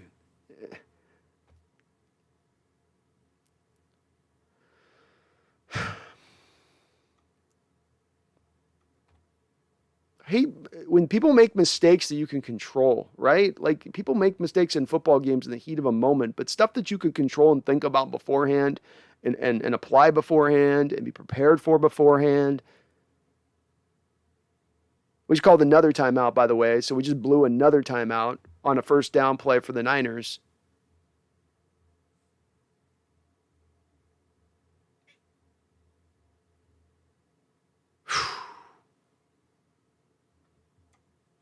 What is this, Ask Seahawks Network? I don't know. I don't know. Again, this isn't a problem that just developed here today. I'm harping on this timeout issue because this shows up on a weekly basis with Coach Carroll. On a weekly basis, they will burn through timeouts for no reason and then end up in situations end of game or end of half where they don't have an extra few timeouts that could help them end up getting more of a score. So instead of a field goal, you could push for a touchdown or even be able to drive up the field. Say nothing of getting the ball with, they get the ball now, they're going to get with like 47 seconds left and no timeouts at their end of the football field. And that's a best case scenario as we stand right now.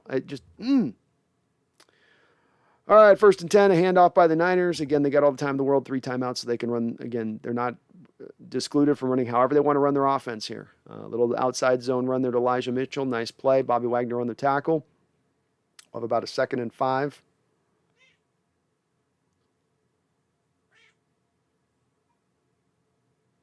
Jacob Kessinger, thank you for the $5 donation. That's your second donation today, Jacob. Thank you, sir. I do appreciate you, man. You're awesome. He says your watch-along stream is much appreciated, sir, so here's some money. Well, thank you, Jacob. I'm going to keep doing this as a thing now moving forward. People have been asking for it a lot on the channel, and I figured, hey, you guys have been asking for it. It's a tough season. Let's see if we can do a little bit more here on the channel and make this tough season a little bit more enjoyable for y'all. It's more enjoyable for me to be with you guys on the chat, too, so I like watching this game with you guys here. As well as opposed to sitting here stewing in my own anger and misery and just sitting here swearing at nobody here into the abyss. All right, looks like we got the 2-minute warning here. Again, second and 5. Niners will have their 3 timeouts. As we talked about earlier, this has very much been a Seahawk, Carroll, Wilson, what we've seen. I mean, it's becoming more distilled, if anything, right? It's becoming more purified. This theme and the way that the game plays out week in and week out, but it is nonetheless something that we have seen here again, even down to, again, burning timeouts has been another little attribute of these modern games and the way they go. But thank you, Jacob. You're awesome for donating to the channel, man. I do appreciate you. You know what? They don't tune in to hear you scream. Nobody does.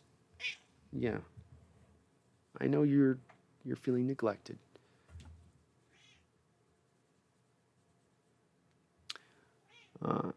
Patrick Renault said it would be cool if Jody posted a message here. That would be cool if Jody posted a message here. We could talk to her a little bit. We could talk to, you know, have that great Seahawk intervention that we must. Tell her she's on the right path. Her instincts on what we're hearing about the reports are correct. She needs to do that. Yes, that's the right way to go. Herbicide says if we lose, it wasn't because the Niners won. It will be because the Seahawks aren't good. I agree, man. This is a game where I don't know. I'm gonna give the Niners credit. I'm one of those people. I don't want to say, oh, we didn't. You know, they'll beat us in this game, but the dysfunction and the things that have gone wrong throughout this year prior to this game continue to go on in this game. And as great as it is, again, to see Russell hit that deep play to DK. Again, we're not seeing a lot of ability to take advantage of the short or intermediate game. They must have run about 4 or 5 bubble screens in this game. I don't think one of those bubble screens has got you past 2 yards. And I think a couple of those bubble screens literally got you negative yards, which the point of a bubble screen is it at least gets you an empty 3, 4, 5 yards in a minimal basis. It's not good.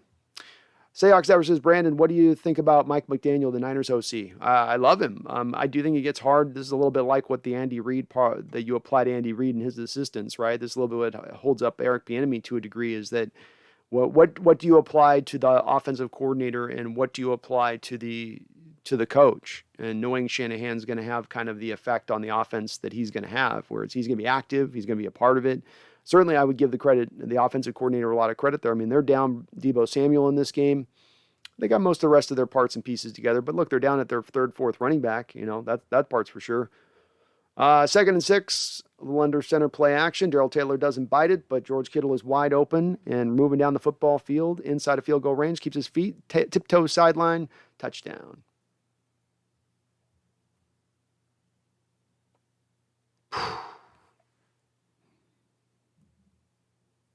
Boy.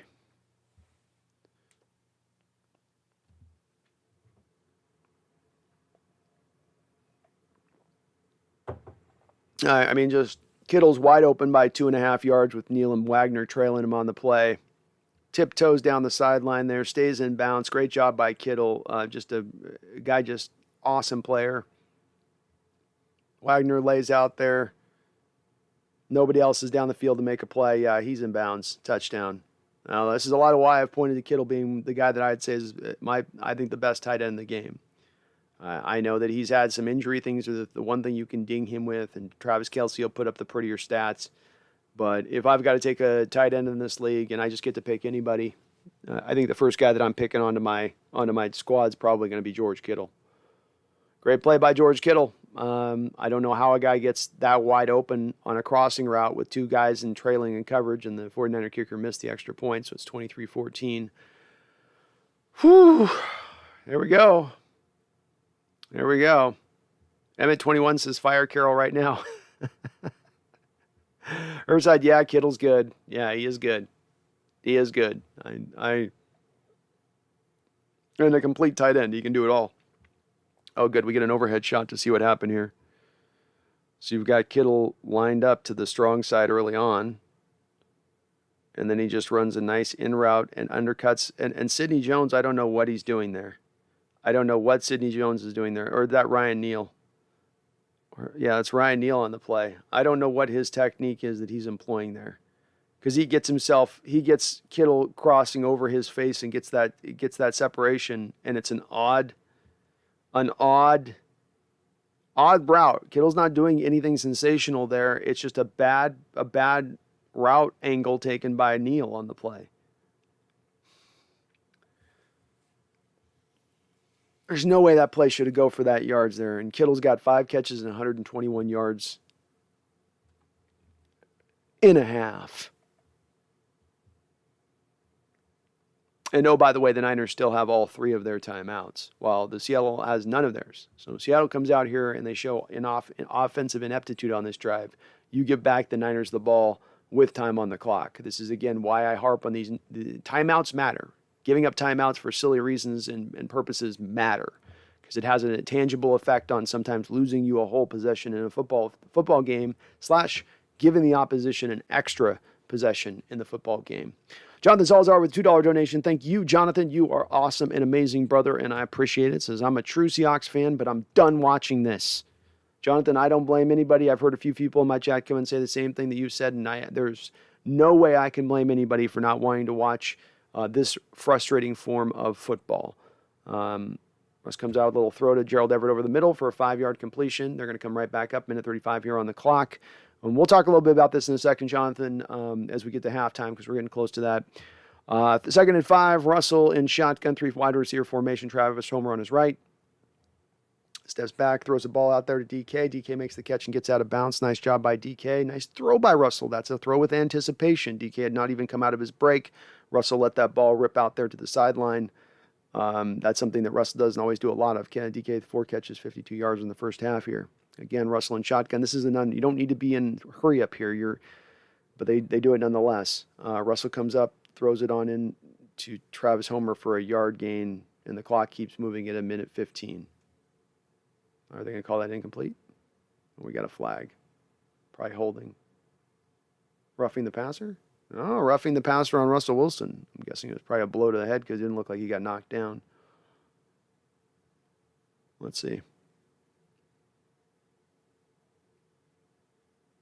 Oh, yep. That'll get that. That will do it. And Russell knew it too. Yeah, that is highly illegal. You do not get to launch yourself into the helmet of the quarterback. Wow. That was as dirty as it comes, man. That was dirty. That was like, what? All right, minute and 3 seconds here on the clock. Nice little run, 2nd and 6. I understand where Russell's coming from with that. Now you've got into range here. You don't want to leave any time on the clock. Though you don't have a lot of time here, so you can't mess around too much with that running game. Again, drop back, just hit to Travis. Yeah, just let that ball go another 2 seconds early, Russ. The second you see it, don't hitch it. Just bam, let it loose. Give Travis that extra, he hitches that, and it gives those defenders an extra yard or two to break up on the ball and then make it an instantaneous tackle rather than maybe a first down, which it could if he just lets it go. 3rd and 2. Run, Russ. Oh, DK Eskridge making a play in space. All right, DK. Russ threw it out there to him off on the far hash. Well, that's a tough throw to make. He makes it at the sideline. Eskridge makes a little play, a little juke, comes back inside, then breaks back outside to get out of bounds and stop the clock. Great job, Rook. Russ in shotgun, again running hurry up when he doesn't have to, but who gives a DK over the top. Oh, DK almost got it with one hand. Woo! Boy, if Russell just puts a little more air under that ball, gives him a little more chance to run up under it there. He just got to layer that throw a little bit, and he's got DK on that play. The Niner cornerback knows it. He got away with one there. So he had DK right there on that route, and you got to give a little more of his moon ball there. Would have been a nicer little throw there to make. But 21 seconds here on the clock, 2nd and 10. I do like the throw there. I like that aggression there. Niners are showing blitz with the corner off the edge. Pick it up, Russ. Pick up the corner coming. You know it's coming. You got to get rid of the ball. There you go. That's all right. It goes as a throwaway, but that's a great throwaway there by Russell Wilson. There's times there where he holds that ball there where no, you've got the corner coming. And again, we got beautiful. And this is a great play by Russ because it causes you get the roughing the passer call rather than it being a sack because he holds onto the ball too long. It's hot. You got the corner blitz coming. Get the ball out of your hands. If something like that happens with that call where that's not as blatant as the one we saw a second ago with the roughing the passer, but if good things can happen from that, just because it's an incompletion and there's no chance you're really going to have a chance of putting that to where Everett has a really good opportunity to make that catch, doesn't mean a good thing can't come from it. And that's where smart decision-making factors in here with this. Good job there by Russ to get that ball out of his hand. Now he's in shotgun here. Standing back, working his way through the pocket, sitting in deep. Eskridge with a touchdown! Eskridge showing some of that run after the catch ability that they drafted him for. Makes it on a little hitch route, makes the catch. Did a little bit of a wiggle there to get free of the defender and get on into the score with 12 seconds remaining in the half. Excellent job by Russell Wilson and crew there. Yeah, and Russell, again, I want to laud some praise here to Russell Wilson as I've hammered him this first half. He doesn't get out and run away out of the pocket there, right? That's called climbing the pocket. And when they ask a quarterback to climb the pocket, you're in your first in your initial stance where you're back there, you're dropped off your initial drop. Now don't bail, don't run away, don't escape, don't look for the way that you're going to get out of it, but climb back up into the top of the pocket. And stay behind the line of scrimmage, keeping your eyes downfield. And that's what Russell did. Eskridge broke open into his vision of view. Nice little throw there, but a fantastic little move by Eskridge. 2 different catches on that drive by Eskridge to break free and get himself open there in space, to get himself freed up there after the catch. Awesome job to keep Seattle in it in this half. You needed that touchdown to keep in this game. No doubt about it. You leave half there, I think, down by that defense potentially there starts to really wilt into that second half, right? Like, what are we playing for kind of thing? And man, that was a brutal shot on Russell Wilson, his head by Arden Key. The first roughing the passing penalty that they're showing on the replay where his head just bounces off the back of that turf. And the guy just launches himself. It's a spear shot, where a guy spears himself using his head first into the other player. That's going to get about a $25,000 fine tomorrow on Monday morning from the NFL League offices. Paul Third, thank you for the $2 donation. Appreciate you, Paul. Paul says, DK has the ball handling skills of a lesbian. Yes, he does.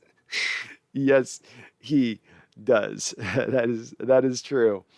Well, again, we get more of this is a Seahawks game, right? Offense doesn't do much through the first half outside of a big play, and then Russell comes alive right at the 2-minute warning and orchestrates a magnificent drive. Seen this before, haven't we? But great job there by the offense to answer. You had no timeouts. You left 12 seconds on the clock for this Niner team. Doesn't matter if they have 3 timeouts. That's going to stay on the scoreboard. So well done by them. And again, props to Russell on that for some good quarterbacking play, not just good throws, but good quarterbacking play on that last drive. Doing things that are a little more nuanced outside of making the big moonshot throw, but just smart decision making. And the Niners are going to go ahead and down this ball, take us on into halftime.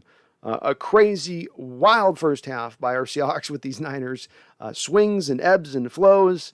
It's would you expect nothing less from one of our Seahawks' old nemesises here again, old rivalry type games coming back into play here. It's going to be interesting to see how the second half plays out. Niners are going to get the ball to start things, but wow, what a strange team. What a strange team. And Paul, thank you for all the donations on the channel today.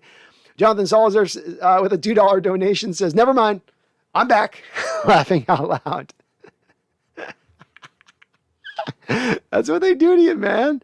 This is what they do to you, Jonathan. I know, man.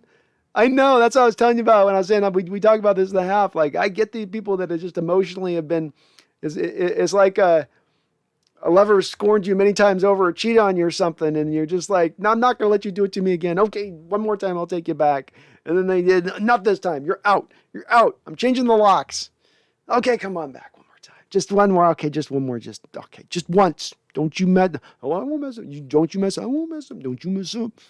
Then again, it happens again, and you find yourself right back into the old spin cycle one more time. Oh my goodness. Starting to contribute is Eskridge. Yeah, he is. Is indeed. Patrick Renault said, would Belichick come here for $100 million? I'd throw $100 million to bring him here. So if he'd be willing to, I'll chip in on that. I got 5 on it. Belichick is coming here. I'm going to do it. I'll do it. I'm on it. Mason says, okay, if you're not going to block for our quarterback, at least have the balls to defend him on a dirty hit. Yeah, where were the guys on that one, Mason, right? That was one where there should have been some offensive linemen up in a guy's face saying, what are you doing? I mean, there's some of these that are ticky-tack on these defenders in this modern age of these quarterbacks where they protect them like they're encased in glass. That was not one of those ones. He's right in front of Russ. He sees Russ throw away the ball and then launches himself up off his feet and then directs his head first right into Russell's chin. Nas says, so what I'm getting from this is we need to run the 2-minute drill every drive or else we're going 3 and out. We've been wondering about this for a long time, haven't we, Nas? If that's not the case, that we just need to run this 2-minute drill 24/7, and that's how we fix this offense. We've been wondering that. Hey, can't be the worst thing. I think they tried a little bit that to start the game with some of the bubble screens and stuff, and because they were running even up tempo to begin this game. Oh, change courses, Megan? Yeah, I got to refresh my page every once in a while. I forget that. Sorry. Thanks for reminding me. If you do like what you're hearing too as well, please do hit the like button for me. It does help out the channel tremendously.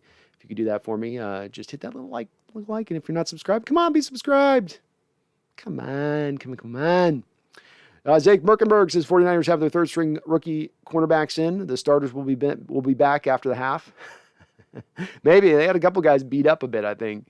But you're right. They're down to like their 4th or 5th guy down there right now. It's pretty thin in their cornerback room. HB says Russ really needed that. He did really need that. It's been uphill for him.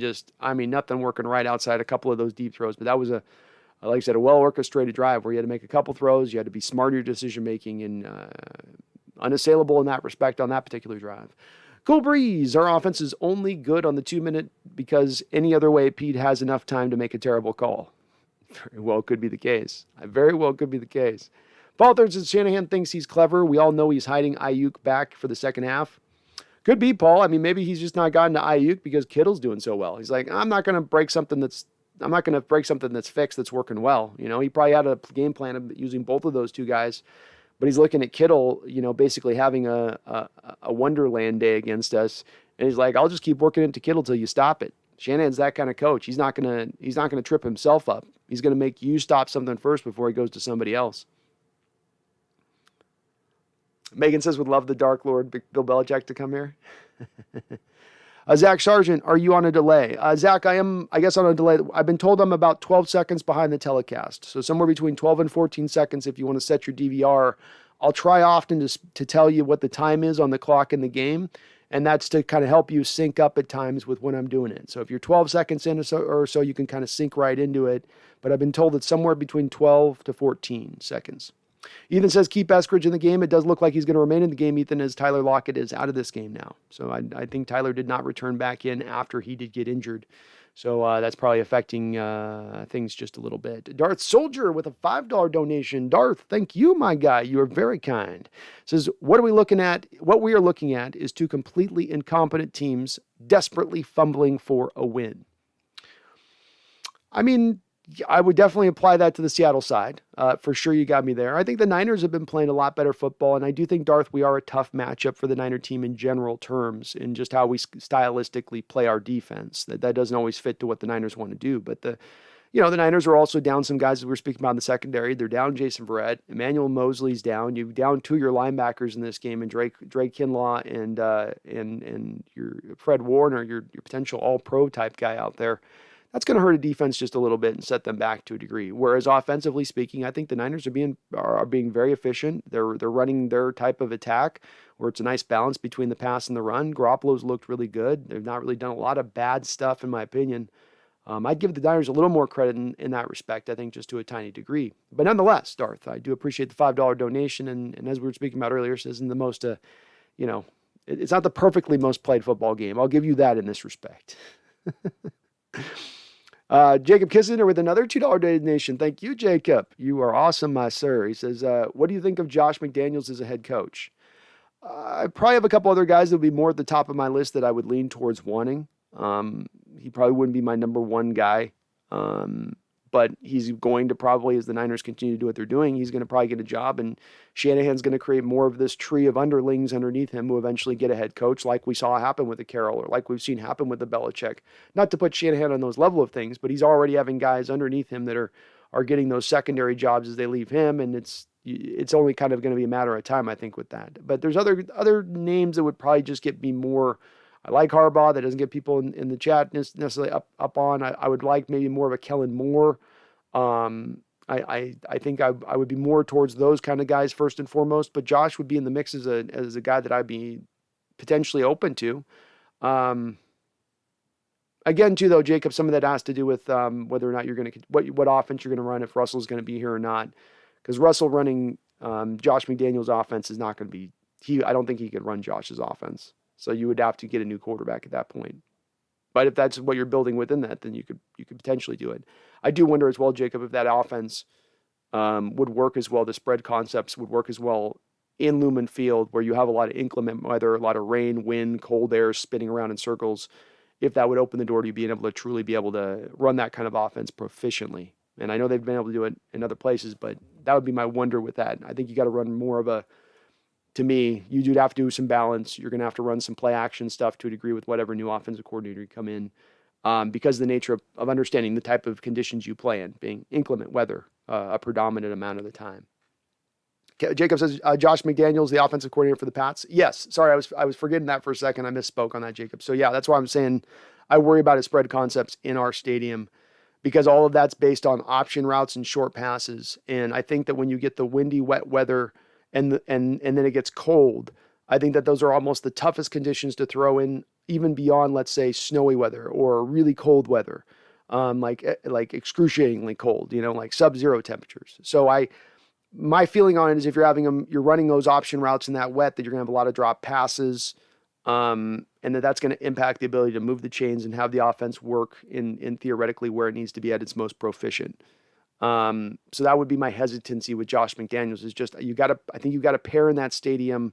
You can have a passing attack, but it's probably got to be more of a passing attack that's built around a little bit of the balance of the run, in my opinion, because of where you're playing. So a lot like Jacob, if we were a stadium team, and playing indoors all the time, you could build a precise passing attack. You could go get a quarterback, let's say, that didn't have the strongest arm and overcome it. Look at the Saints as being a kind of model for this. I don't think you could do the same in the open air conditions at Lumen Field. I could be wrong on that, but I think that I think it would be a little bit of a struggle to run that type of offense. But thank you, Jacob, for both of the both of the donations. Okay, we're going to be back here from halftime here in a second. I'm going to run my ad. We are sponsored this show by Manscaped.com. I'm a very proud sponsor of the show, and I really appreciate them doing so. Our first sponsor, in fact. So I'm going to go ahead and run just my ad here for Manscaped. I will be back here in about 90 seconds or so. So please do listen on this. And if you do like the Manscaped product, which I find it to be awesome, they've got a variety of different products. It's not just taking care of your sack down low. It's also nose hair trimmer, conditioner, lip balm, variety of different products. They've sent it to me. I've used them all. I like them all. I'm using the conditioner right now. And look at this hair right now. The hair is not on point. You tell me this hair is not on point right now? Come on now. Hair's on point. So please do bear with me again. I will be right back. And thank you again to Manscaped for sponsoring the show. And go over to Manscaped right now. Use my code NEST, N-E-S-T. Save yourself 20% off. And, of course, free shipping. Well, I'm away. I thought I would also tell you a little bit about the sponsor of this show, our first sponsor, Manscaped.com. Very kind of them to do so. They've also engineered the ultimate groin and body trimmer by focusing on intelligent functionality and an incredibly comfortable grooming experience. Their 4th-generation trimmer features a cutting-edge ceramic blade to reduce grooming accidents, thanks to their advanced skin-safe technology. I now feel confident shaving my boys. This upgraded trimmer includes a multi-function on and off switch that can engage a travel lock. It also gives you the ability to turn the 4000K LED spotlight on and off when needed for a more precise shave. The Lawnmower 4.0 even allows you to customize your trim through additional guard lengths through sizes 1 through 4. Did I mention wireless charging? The wireless charging system uses electromagnetic induction, which can help battery length last longer. Men, if you've been shaving with the same nut trimmer on your face, you've been doing it wrong. No person wants to end up with pubes in their mouth. It's time to get your own ball, hair, and body trimmer with Manscaped to make me time the best time, and enhance your confidence with some nice, smooth boys. Get 20% off and free shipping with the code NEST, N-E-S-T, at manscaped.com. 20% off, free worldwide shipping with my code NEST. Help yourself, help your boys, help the show. It's appreciated very much, and thank you to Manscaped for sponsoring the show.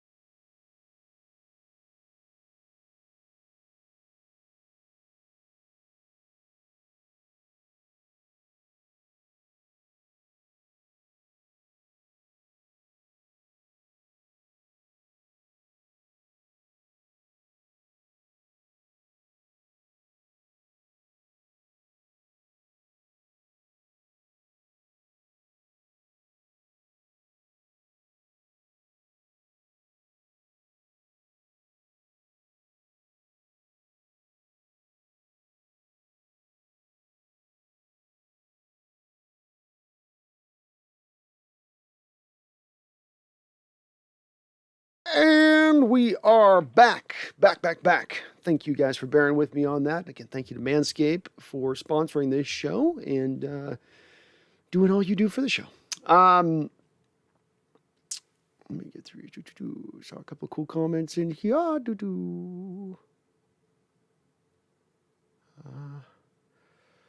Zach says 49ers score lots of points every second half. Yeah, I'm sure they're going to get a couple more on the board. Big Country, I'd potentially like Mike Zimmer as a defensive coordinator if he were to be fired. He'd be interesting. I'd take him as a defensive coordinator. I think he'd be a good guy. We have football play on the half. Oh, I think it went back to the Niners. I don't know. I can't tell if it's the Niners. Seahawks came in there and took it off, but I don't know if they got it. The Niner got his hands on the ball first, and they might give him possession of it. There's a scrum here at the beginning of the half here. We'll see how this goes. Will Bree says, I loved in Eugene while he coached the Ducks. Good times. Chip Kelly. He'd be an outside the wall. He'd be crazy, but he'd be fun. I bet he'd be exciting. Leland says Harbaugh's too old, in my opinion. Take on the rebuild we're looking at. Shanahan has drafted well, but they've not really been killed by injuries for like 4 years.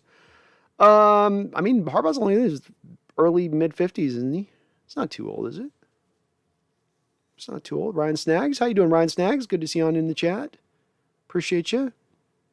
Zark Merkenberg says, wow, as a 49er fan, I give you props for your football knowledge. Not a typical delusional bandwagon. I'm definitely biased, Zark. I definitely have my times where I lean to my team, and we got the ball back on the fumble, folks. That's a way to start a half off.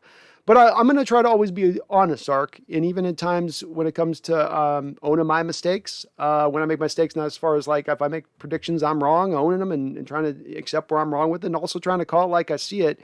And not be lying in my approach or being bandwagoning it. So I sometimes get hit for it for my own Seahawks fandoms who come in here and expect me to wave pom-poms, but we're not a pom-pom waving type of crew here. We root for our team, but we always call them like we see them. And Nick Valor, I mentioned him early here in the live stream, is the guy that's the Seahawks special teams ace. He's going to go to the Pro Bowl as a special teamer again this year.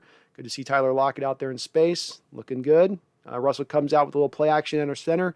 Does that route that we've seen both the Niners and the Seahawks run here today, which is you run sort of an outside zone fake to one side, and then you come back across on a bootleg to the other side, and you'll usually have a player running wide open to that side as the defense's first bit over to the running game. Good to see Tyler back out there. Kind of a scare with him early at the end of the second half there in that deep throw. Seattle's got a nice little 2nd and 5 here from the 20. Maybe a little bit of momentum going here now, maybe. Just a little bit of momentum. A little handoff here to Rashad Penny, where up the middle, because that's what you do with Rashad Penny, right, folks? You run him up the middle. That's his bread and butter. That's his bread and butter. That's going to drive me crazy to the end of time, what they do with Rashad on that. But Nick Valor is going back to the Pro Bowl. I think he went last year, and he is going to go again this year. He is a fantastic, guy I think ends up leading the NFL in special teams tackles every single year.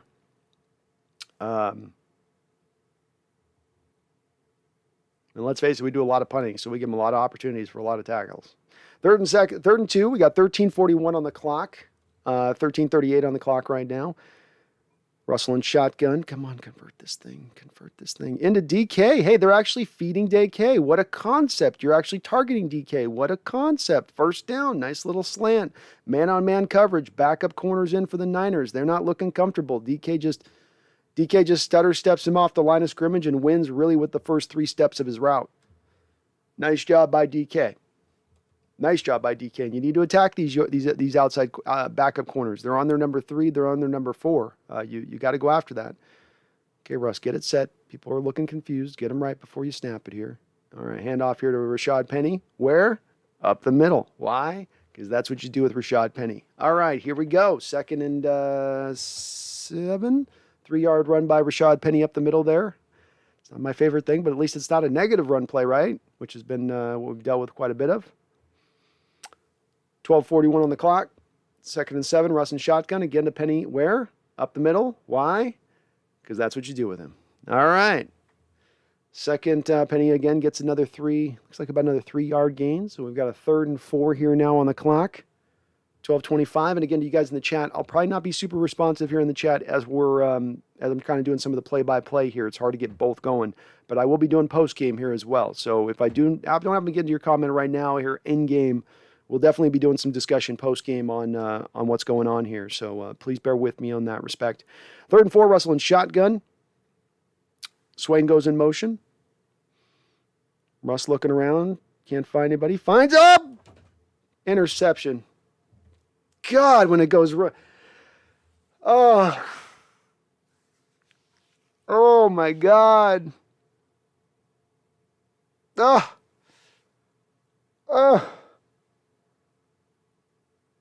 Russell puts it right there to Everett. Everett's turning his head, and instead of making sure he makes the catch, he's already looking to turn and move. Tips the ball up. Patty cakes it up into the air, and Patty kicks it right into a 49ers hands. Right into a 49ers hands. And Russell doing a great job there, looking through his reads, finding Everett short underneath, a place that he misses at times. Oh my God, this team just loves to shoot itself in the foot with mistakes. Golly, he's got the catch and the touchdown. He doesn't even need to look for who's coming there because he's going to walk into the end zone after the catch. I mean, he could literally like fall on his back and do. Oh my God.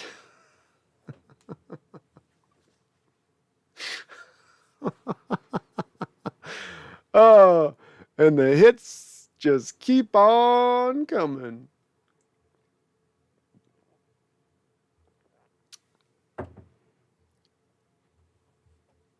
Go Hawks 05. Everett has cost the team. Everett has cost the team today. Jesus. Yeah, the one guy who's been one of the valuable assets to this team throughout this year has got a fumble early on in this game that he like to start things off, and then now is directly responsible for the interception as well. Some years it's not your years, folks. You know, some years things just aren't going to break your way, and you can fight and scratch and claw, and it ain't there in the stars for you. You know, if you look up into the northern hemisphere at 68 degrees, you'd see a Seahawk logo with a crossed out sign over the top of it, and that's because we're transiting into the Seahawks suck orbit. Emmett says Everett was wide open. He was wide open. Yeah, that was a. Jeff Lowe says shooting would be too kind. That was stabbing yourself in the groin with a rusty, dull screwdriver. With a little bit of what is that? The what's that? The stuff, the rabid stuff. You know, if you have it where it's got that rust on it, if you get that in your blood, I forget what you get with it. Darth Soldier, $2 donation. Thank you, Darth. I appreciate it. Says, why do we always pass on the goal line? I don't know. I don't know. They don't trust their running game, I think, would be the first answer to that. That'd be my first answer, but I'm not sure. I think that is the answer, is they just don't trust it. They don't trust their running game. All right, you got the Niners backed up here on 1st and 10. Seattle gets into the backfield with some nice penetration. The big boys doing their job there and causing a 1-yard loss. Boy, again, just a brutal play here where that just should be easy money all day. Everett literally kicked the ball up into the air to cause the interception. And Seattle has Jake Curhan out there. I don't know if he's playing left tackle, as it looks like. Boy, if he's playing left tackle, that's cray-cray. Is he playing left guard? Maybe he's playing left guard for Damian Lewis. 2 turnovers on the day for either team here. 11:21 on the clock, 2nd and 10. Niners are in shotgun here. Another handoff, no doubt. Get out of their own end zone. Well, going to get about 2-3 yards there, so it'll be about a 2nd and 8. 3rd and 8, I'm sorry. 11:05 on the clock. 11:05. And Darth Soldier, thank you for the donations on the chat, by the way, the multiple donations. And yeah, I do think it is a little bit of they just don't feel like their running game is good enough. If you look at the running game this year, it's been really ineffective overall. People have clamored for them to run more, and it's just, if you don't do it well, you're not going to have faith in it. You're not going to trust it. You need a legitimate probably 4 yards there to get the first down. And you had ran the previous 2 times. Garoppolo in shotgun here, 3rd and 8. Oh, Seattle's got pressure. That looks like he face masked him. Did he face mask him? No. They're going to give it to him? Carlos Dunlap with the sack? Sack? Got the sack, baby. Safety time. Safety time. Carlos Dunlap, a man who has given Seattle nothing this year, came off the line of scrimmage like a hell on wheels. He picked up the right tackle and took him for a ride that ended up with that right tackle on his back and him grabbing onto the right shoulder pad of Garoppolo and yanking him down to the ground like a little toddler, like a little baby boy. Nice job by Carlos Dunlap. We've been waiting for this man to make a play this year. It has been a rough ride considering how well he was doing last year through the second half of the year. Really revitalized that pass rush last season and made his biggest play of the game. Made his biggest play of the year, no doubt, with that play. Awesome job by Carlos Dunlap, and a great job by the defense to answer the bell here. Okay, they were scuttling near the end of that half, looking like maybe Shanahan had started to solve them a bit. It helps when they're, operating from their own 2-yard line, obviously. So this was the Niners having to play it on the first couple of downs a little safe just to get yourself some breathing room. But the place that you can get to the Niners while they've got a good run blocking offensive line, force them into passing situations, force them into 3rd and long type things like that. They're not the best in pass protecting in the league. That's not where they make their hay. So great play by Dunlap. Awesome job. We have a tie game, folks. We have one of those normal everyday scores you see all the time, right? 23-23, right? Isn't that all? Isn't that always just a normal score, right? You get your 21-21, your 21-10s, 23-23s. Oh, they always keep it interesting. At least you got to give him that, right? You got to give him that. Russell Wilson's finger says, wasn't that face mask? Nope. He actually ended up dragging down on his shoulder on that play. I thought it looked like face mask live initially, but nope. And DJ Reed back there returning this. How about that? DJ Reed, just don't fumble, buddy. Okay. DJ Dallas must be banged up because I am seeing a lot of Travis Homer. I'm not seeing a lot of, here comes DJ Dallas out there. Oh, Nick Valor a little dinged up. All right. 10:22 on the clock here.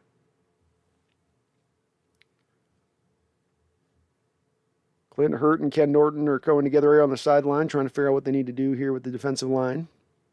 Probably saying like, yeah, did you call that Dunlap play or did I call that Dunlap play? You call that? Yeah, you did, didn't you? I didn't. No, you did. You did, didn't you? Patrick says 2 prick plays, a bunch of fumbles, 1 safety, and 1 ambulance. Wild ride. Yeah. Russell under center here, 1st and 10. Rashad Penny deep. Play action to Rashad Penny. Russell looking deep. Russell comes back underneath. Ooh, with a nice little throw to Tyler Lockett, who tiptoes the sideline for a nice catch on about an 18-yard throw down the sideline there. Again, if I'm Seattle, go after these backup cornerbacks. They're not going to be comfortable, and a little double move they're going to want to just bite into the first move. I love it.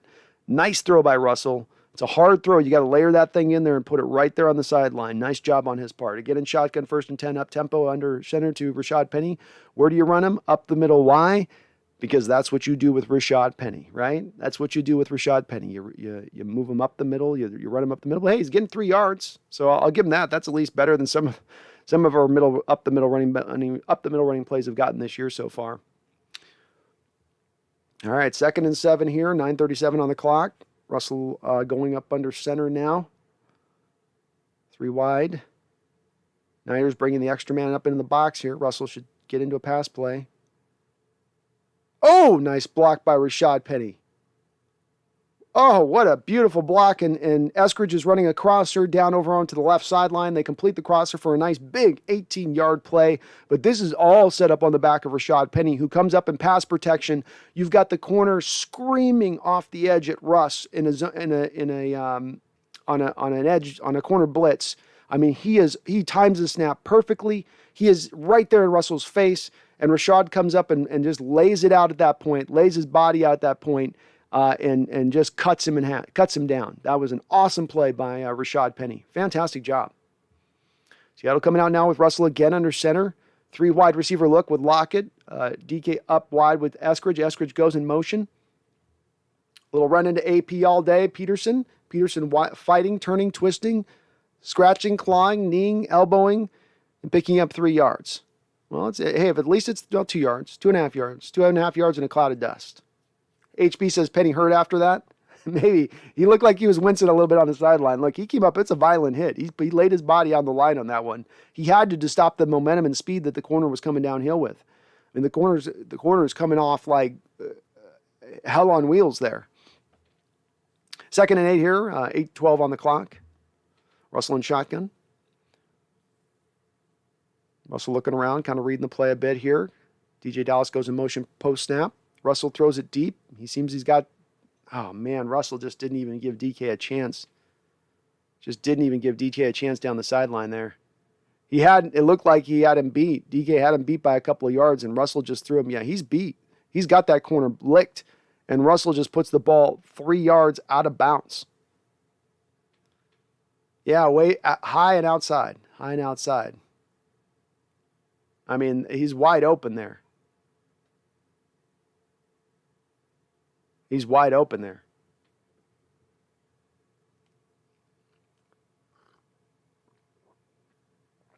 Russell drops back shotgun 3rd and 8. Under pressure for the first time in a while, and they do get the sack. Can't take a sack there.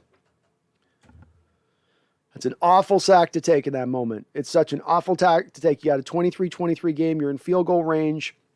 You're again at that magical 32-yard line I talked about, which is where you can realistically get a kicker to be able to hit that kick. Now you're at the 38-yard line, 39-yard line. You trot out your kicker here.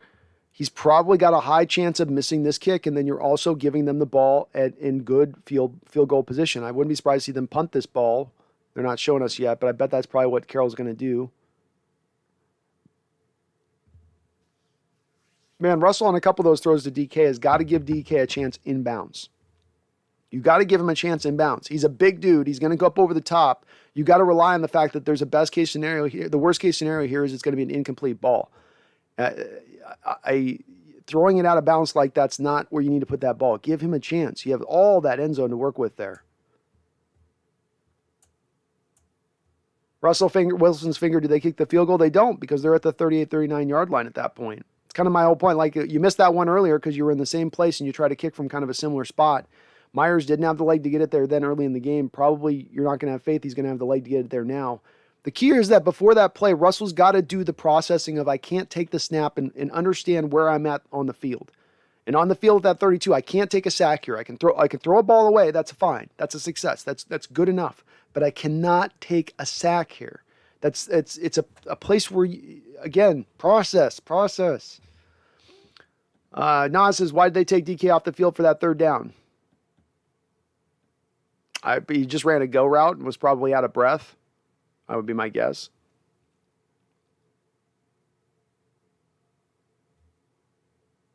Brian Koski's Jimmy's 10 for 15, 157 yards. He's playing okay. Jimmy's playing fine. Megan says, what's the difference between the field goal kicker and the punter? Field goal kicker kicks that go through the uprights. Punters punt on third down when you're punting to the other side. Patrick says Russ still inconsistent, but finger might be a little better. He's looked better in this game. He's made more on-point throws in this game where not everything's so wildly all over the place. And I think what he's doing with those throws down, the two throws he's had to DK, what was early on in this game on the first drive, and then this throw, both of those throws he's just being protective a little bit. But you've got to get it out there to DK to give him some room to get his feet down in bounds. Give him a chance to make a play there. Oh, Brian Koski says Russell Wilson's 20 of 25 for 157 yards. Okay. Dustin says if they invest into the office of lines going to the next season, they could have a way better season. Dustin, I'd say getting the offensive line embedded this offseason, making that the priority, the number one priority in my opinion, would be a very smart direction for this team to go, and something that I've been advocating for now a couple of years for them to do. We'll see if they address it in that way. It's screaming for them to do so, but we'll see.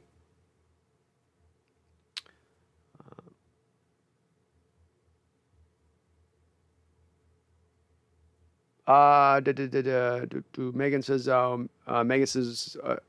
you can ask that, Megan. If Myers doesn't have the leg to kick the field goal from 33 yards, why can't Dixon kick it in? It's not 33 yards. It would be the field goal is not necessarily from the 33-yard line. It's from, you have to add like the 10 yards to the end zone, and you have to add like the 5 yards in the snap. So it's from where they were on the 39-yard line. That's a 57-yard field goal kick approximately that Myers would have to be kicking. And it's a difference between, it's easier to punt a ball further than it is to kick a ball that's being held by a guy. So you can't just punt the ball through the uprights. Not like rugby. All right, Jimmy starting out in shotgun. They want to throw the ball here, it looks like the Niners do, and he's looking around, finding his guy. Bobby comes out and makes a nice play after the catch, drives the man back in space. Bobby's played a pretty good game here today, really good game, but only a 2-yard gain there on the completion. Nice job by Bobby. They're giving him 3 yards, I guess. They're giving him 3 yards. Megan, they don't allow punters to kick through the field goals. It's the rule in place that you have to snap it to the holder, and the holder has to hold it, and then you can kick it through. Mike P. Curran's looked okay. I've not seen him get wildly beat. I've not been concentrating on him like a ton, but he's in the game. He's getting significant snaps, and he's a big body at the very least. He's hard to get around. You got to give him that. I mean, he's a monster. Little pitch play out to the outside here for the Niners. Seattle is on it. Brian Monet scraping down the line of scrimmage and making a great tackle, a good 10 yards from where he started. Nice job of hustling by Brian Monet. It's going to make this a 3rd and 5. 6 minutes to go on the clock, third quarter.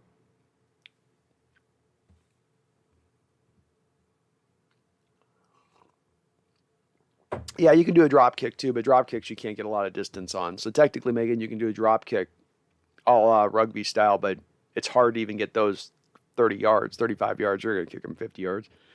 3rd and 5 now. Jimmy in shotgun. Looks like he's got 3 wide here. Kyle Juszczyk as his fullback. Seattle showing a blitz look. Brings the blitz look.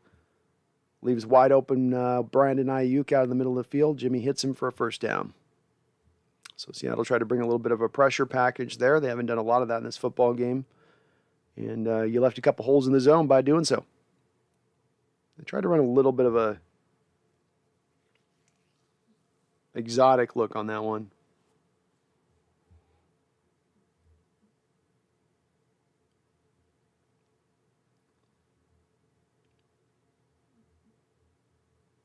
Curhan sucks to the Seahawks Network. All right, 4:50 on the clock, 1st and 10. Again, Jimmy and shotgun, again throwing the ball. Interesting. Throws the ball out there, and whoa, intercepted by Quantities. Quantities coming up the football field. He's got the pick. He's going down the 40, 35, 30, 30, and he's out of bounds at the 28-yard line. Another interception for the man who's had more interceptions in the last 2.5 years than anybody in the NFL, and he is about to get big paid. Big money. Big Money Diggs, that's what I'm calling him now, because that is what you should call him as well. Just lurking there in his single high over-the-top coverage. That's his responsibility. They're showing it pre-snap over the top. You see him there. Cover 3 is what Seattle's showing him as a look. I don't know what Jimmy thought he was seeing there. Okay, so they're just attacking inside the cover 3, and it's just Seattle has great coverage with their 2 guys underneath there with Kittle. I mean, they basically are doubling Kittle up at that play. Boy, Kittle took a lick from Bobby Wagner on that one. But Seattle's basically doing what you should do. We talked about this before. You've got a team like the Niners that are deficient in playmakers, that have only like 1 or 2 really good guys or / 1 really good guy. Double him up. Take him away. Now, come on, offense. Make this stick now. Make this stick. The defense has given you so much in this football game to a degree. Interceptions, turnovers, safeties. Let's go now. Let's make it stand, Russ. Get rid of it. Get rid of it. Russell does so. Nice job to Disley. Disley fights through for a good couple of yards there. Nice job. Good job by Russell again. Don't panic there. He had pressure. Just keep your eyes down the field. Find the guy on the flat. Be the good. This is good, Russ. 4:19 on the clock. 2nd and 5. They come back out in up-tempo. Russian shotgun here. 3 wide receiver set. Niners showing cover 2. Little bubble screen out to Freddie Swain. Swain catches it in space. Nice catch. Nice curl. Gets in for a nice little 7-8 yards. That'll do. Nice quick reactive route there. Niners show that cover 2, then you've got 1 less defender lurking underneath. You can run that bubble screen a little bit easier.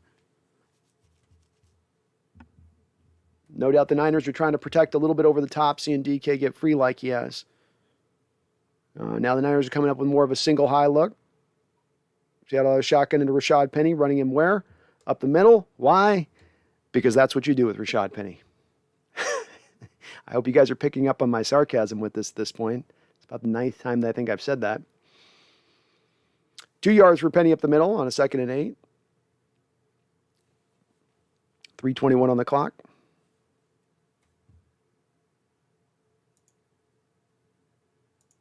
2nd and 8. Russell play action out to Big Disley. Ooh, Disley's chopped down very quickly by the corner for only a gain of 3 or 4, but this will be a makeable 3rd down. 3rd and 6. Well, somewhat makeable. It's like a 3rd and 5.5. 3rd and 5.5. 23-23 score here, folks. These division games, man, they are tough contests, tough affairs. Russell today in the red zone, 3 of 5, 1 touchdown, 1 interception. That was not his fault. Should be 2 touchdowns. Should be money. 3rd and 6, him and shotgun.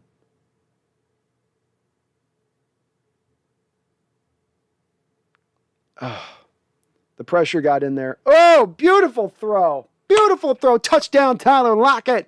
Up over the top. And I'll tell you what, that is all Russell Wilson. He's got to throw with a sense of anticipation on that throw. He's got to throw it with a little bit of touch and layer it in to give Tyler Lockett a little extra chance to break free. Because when Russell throws this ball, Tyler's not yet really, is just breaking out of that break. He's just leaving. So he starts up and then it turns into sort of a skinny post at the end. And so before he's broken out to the skinny post there, Russell's throwing that ball. It has to, because the pressure is breathing down his neck right there at the top stem of the route there. Right there at the top of the stem, and that's where he's letting that ball go. Again, this is the places where I've sometimes hit Russell for not having these elements into his game, where it's like, how do you overcome pressure? Throw with better anticipation. There's other ways of doing it too, but that's one of the ways of doing it. And here, you got pressure. That means there's going to be less guys on the back half of the field to cover stuff that goes a little deeper on those plays. You're going to have more open space then to work with, to throw with that anticipation, to throw to a spot. And indeed, that's what Russell does on this particular play. Throws it to a spot and throws it with the anticipation of, I'm not going to wait to see it open. I'm going to know my guy's going to break open that spot and be there at the end of the end zone, be there at that spot in the end zone when this all plays out. Fantastic play by Russell Wilson. A very great run route by Tyler Lockett as well. Props to him. Great catch on his part. But man, I really love the throw. That pressure was breathing down Russell Wilson's neck on that play. That was not him sitting there with a nice clean pocket. And if you look at it on that play as well, folks, on the left side of the field, Seattle's running a little bit of a cross concept between, I think, Freddie Swain and DK Metcalf, and it's kind of clunky off the snap. You see both of them kind of have to take a stifling moment to sort of get around each other there, which meant Russell Wilson's read on that play basically took half his field away of the read away as he's got the blitz coming down, which brings him back to just the last read that he's got, which is Tyler, and then to throw with the anticipation off the look. Again, best throw of the game by far for me with Russell Wilson in this one. Maybe the DK one beats it earlier on that, but that was just a great throw on his part. Props to Russell there. Megan says, Uncle Will, love him. Love Uncle Will, man. It is 4 because just keep working that short stuff. 49ers are going to give it. They are. They're worried with those corners they got on the outside, man. They are. And you can't blame them. They're down to their third and their fourth. If we're down to our third and fourth, we've got to protect those guys. And the way you protect them is with safety help. Nas says they just showed Sidney Jones with a ski mask on and dreads hanging out. I thought it was Sherman for a second. I just had a flashback. Unlock it, T.E. Touchdown, Lockett. My boy Lockett. My boy Blue. Jeff Lowe says, finally a good drive. Finally a good drive, man. Finally. Love it. Love it. Lucas Fina. What's up, Lucas? It says it's turning the corner, but it's a little late. Russ got injured. Russ got injured? I don't think he got injured. Lucas says, I say we do Brendan Nelson's pills. Well, we swallow all of them? I think we got to pick one, Lucas. We got to pick one of those pills. Are you a blue pill man? Are you a red pill man, Lucas? You want the red pill? I think I've leaned more and more recently to the red pill. I've been more and more there. Lucas, Lucas asked what pill I'd take, and Lucas, I fluctuate day by day on Brendan's pills on which one I'd go. Some days I'm a red guy, some days I'm a keep Wilson, let Carroll go guy. One of those two would be more of my preference. And I don't know for sure again, because it's like, depends on the day. Monday it might change to Tuesday, it might change to Wednesday, but it is one of those two that I oscillate between the two of. Jamal Adams is out with a shoulder injury. That's disconcerting. He hurt his shoulder pretty badly last year, and that definitely reduced him significantly as a player when he did suffer that injury as he did. So that's tough. That's tough. Herbicide says I took both the pills. Defense needs to be on fire, says Patrick. You better believe they do. And we got Jimmy now back under center. I guess they're done with the shotgun stuff with Jimmy Garoppolo here. And they're going to go right into the middle of the defense and find some space there for 4 or 5 yards. Nicely done by the Niners. Kind of surprising to see how much shotgun with Jimmy you run in this game, not having Deebo Samuel. That's the one oddity in watching the Niners in this game as I look at it. Why Jimmy and shotgun? Why not just take your up the middle traditional running stuff and roll with it?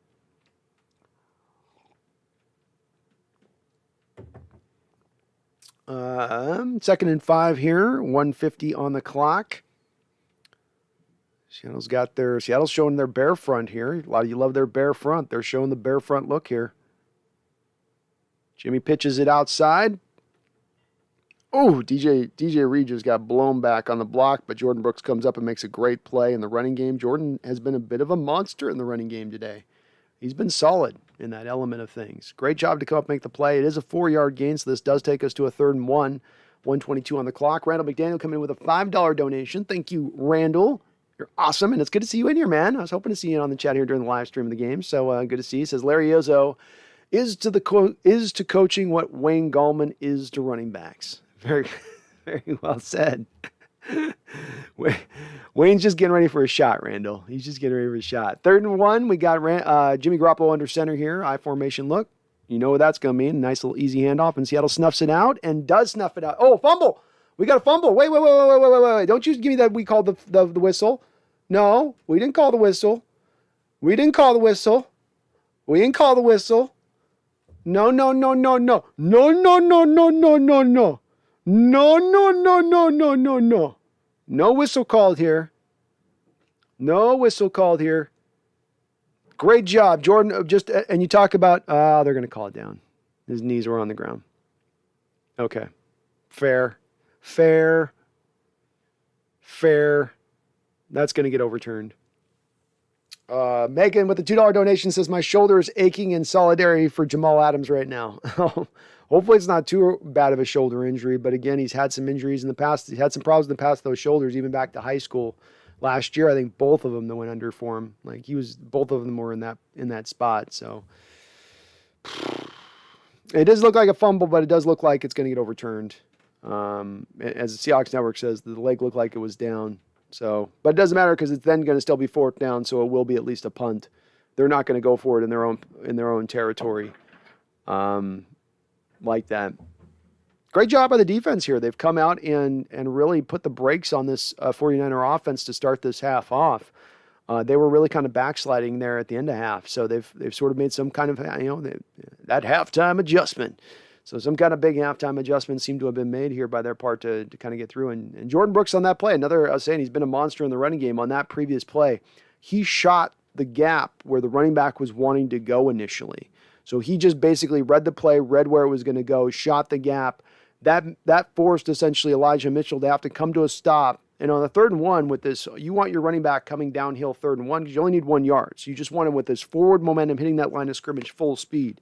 And if you can stop the running back in the backfield to get him stop and start back up again, that's going to allow for that penetration. It's going to give your defensive linemen further time to get themselves up there to then make the play, as they did there. But a great job if you watch that replay again. Watch how fast he almost is like a blur on the play. He shoots right in through that gap where Mitchell was wanting to go with that football. Great job. And very solid today in what Seattle's doing against the running game against the Niners today. The Niners have had some luck here and there, but overall, on a team that is one of the best teams in the league at stopping at running the ball in the Niners, they're doing a pretty good job overall, I feel like.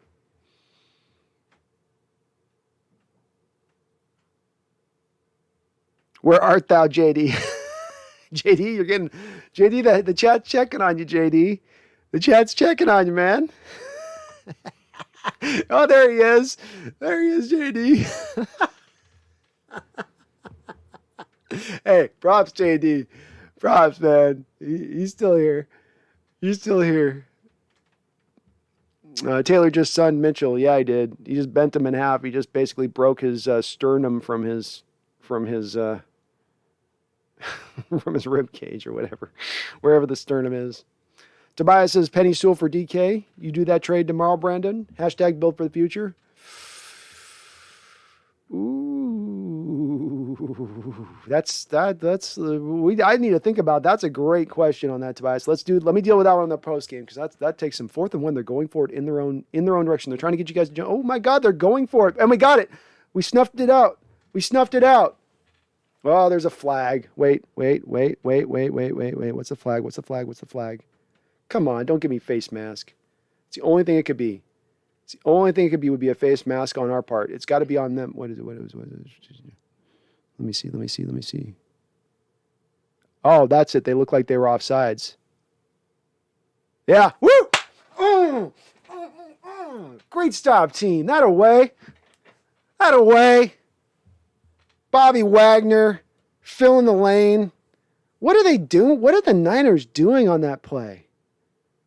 Man, the Niners, I'm hyping up old Shanny here, and then he's making him read option to Jimmy Garoppolo on 4th and 1 in your own possession?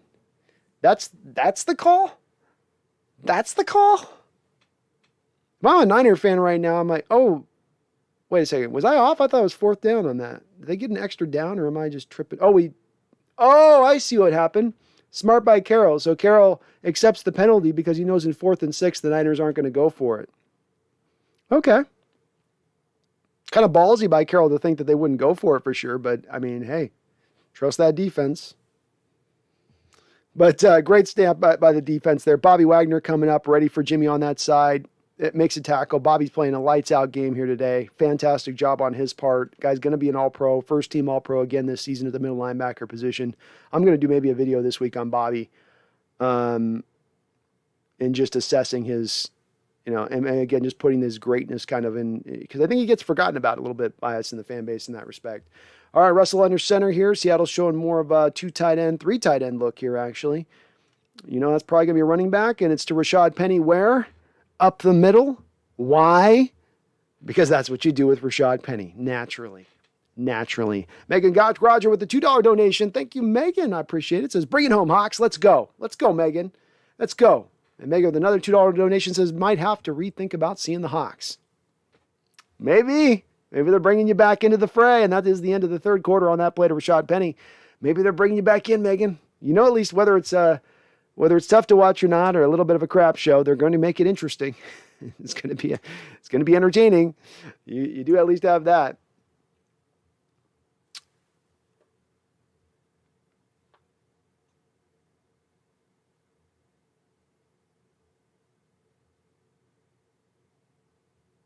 Sawyer Fitzgerald says DK is the GOAT. Yeah, it'd be hard for me to make that trade for DK. The one thing is, again, Penny Sewell on a cheap rookie deal for 2 to 3 more years, and the left tackles, the position is now solved into the future. Boy, that'd be an interesting, Tobias, you bring up an interesting question on that one, which I don't have a necessarily, I'd do this for sure this way or this that way. I mean, there's value in making that potential trade, especially in the consideration of the fact you're going to have to pay DK moving forward. He's going to cost probably $27.5, $28 million. Versus a guy, if you had Penny Sewell, that'd be, again, you're at like $4.5, $5 million for the next 3 years. And you're getting a left tackle, which from a football standpoint, the left tackle is a far more important position than the number one wide receiver. Randall McDaniel says Bobby dominates the Niners like Donald dominates Hawks. Yeah, Randall, he does, doesn't he? He's kind of had his biggest, brightest moments. I think he's got a pick 6 in his career against the Niners. He has had kind of his brightest moments. He had the 2-sack game last year against the Niners. I think you're on to something there, my guy. I think you are on to something. Patrick says Pete's chewing the gum fast now. I bet he is. Jeff Lowe says Rashad, the glass cannon Penny. That's right. That's right. Barry Zatoro with the $2 donation. Thank you, Barry. Says hashtag extend Russ, hashtag extend Pete. All right, Barry. He's going. Barry wants to bring the gang back together again. Barry wants to run it back. Let's run it back once more, says Barry. All right. Hey, man. I don't know what's going to happen this offseason, so I think anything could happen, and even that being a possibility. So I don't know what's going to go what, but hey. It's nice at least for a week to feel good about him, right? Go Hawks 05 says, don't make DK be a lion, Calvin Johnson 2.0. We'll make him the literal 2.0 Calvin Johnson. the literal.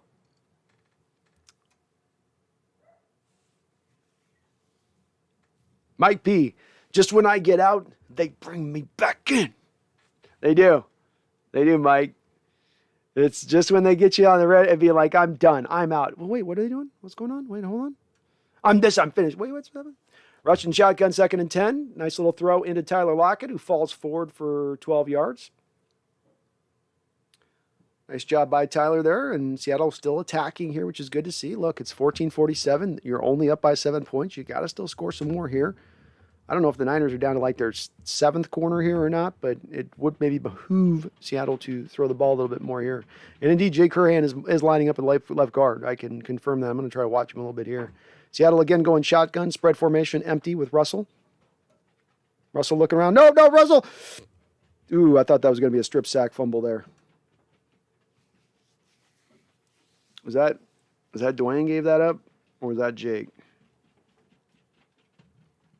Looks like Dwayne gave that up. Yeah, Dwayne did not have a good set right off the jump there. Dwayne, just a bad set by Dwayne. You could see his feet weren't right under him from the jump there, and just instantaneous quick pressure. It's a little bit of, Dwayne's been a little better recently to how he started out really rough in the beginning of this year, but this is a little bit of why, you see plays like that, it's like, You got Willis there as the guy. Oh, dude. All right, third down. Russell scrambled around and got a couple yards. Kind of, again, some quick pressure by Nick Bosa on that play.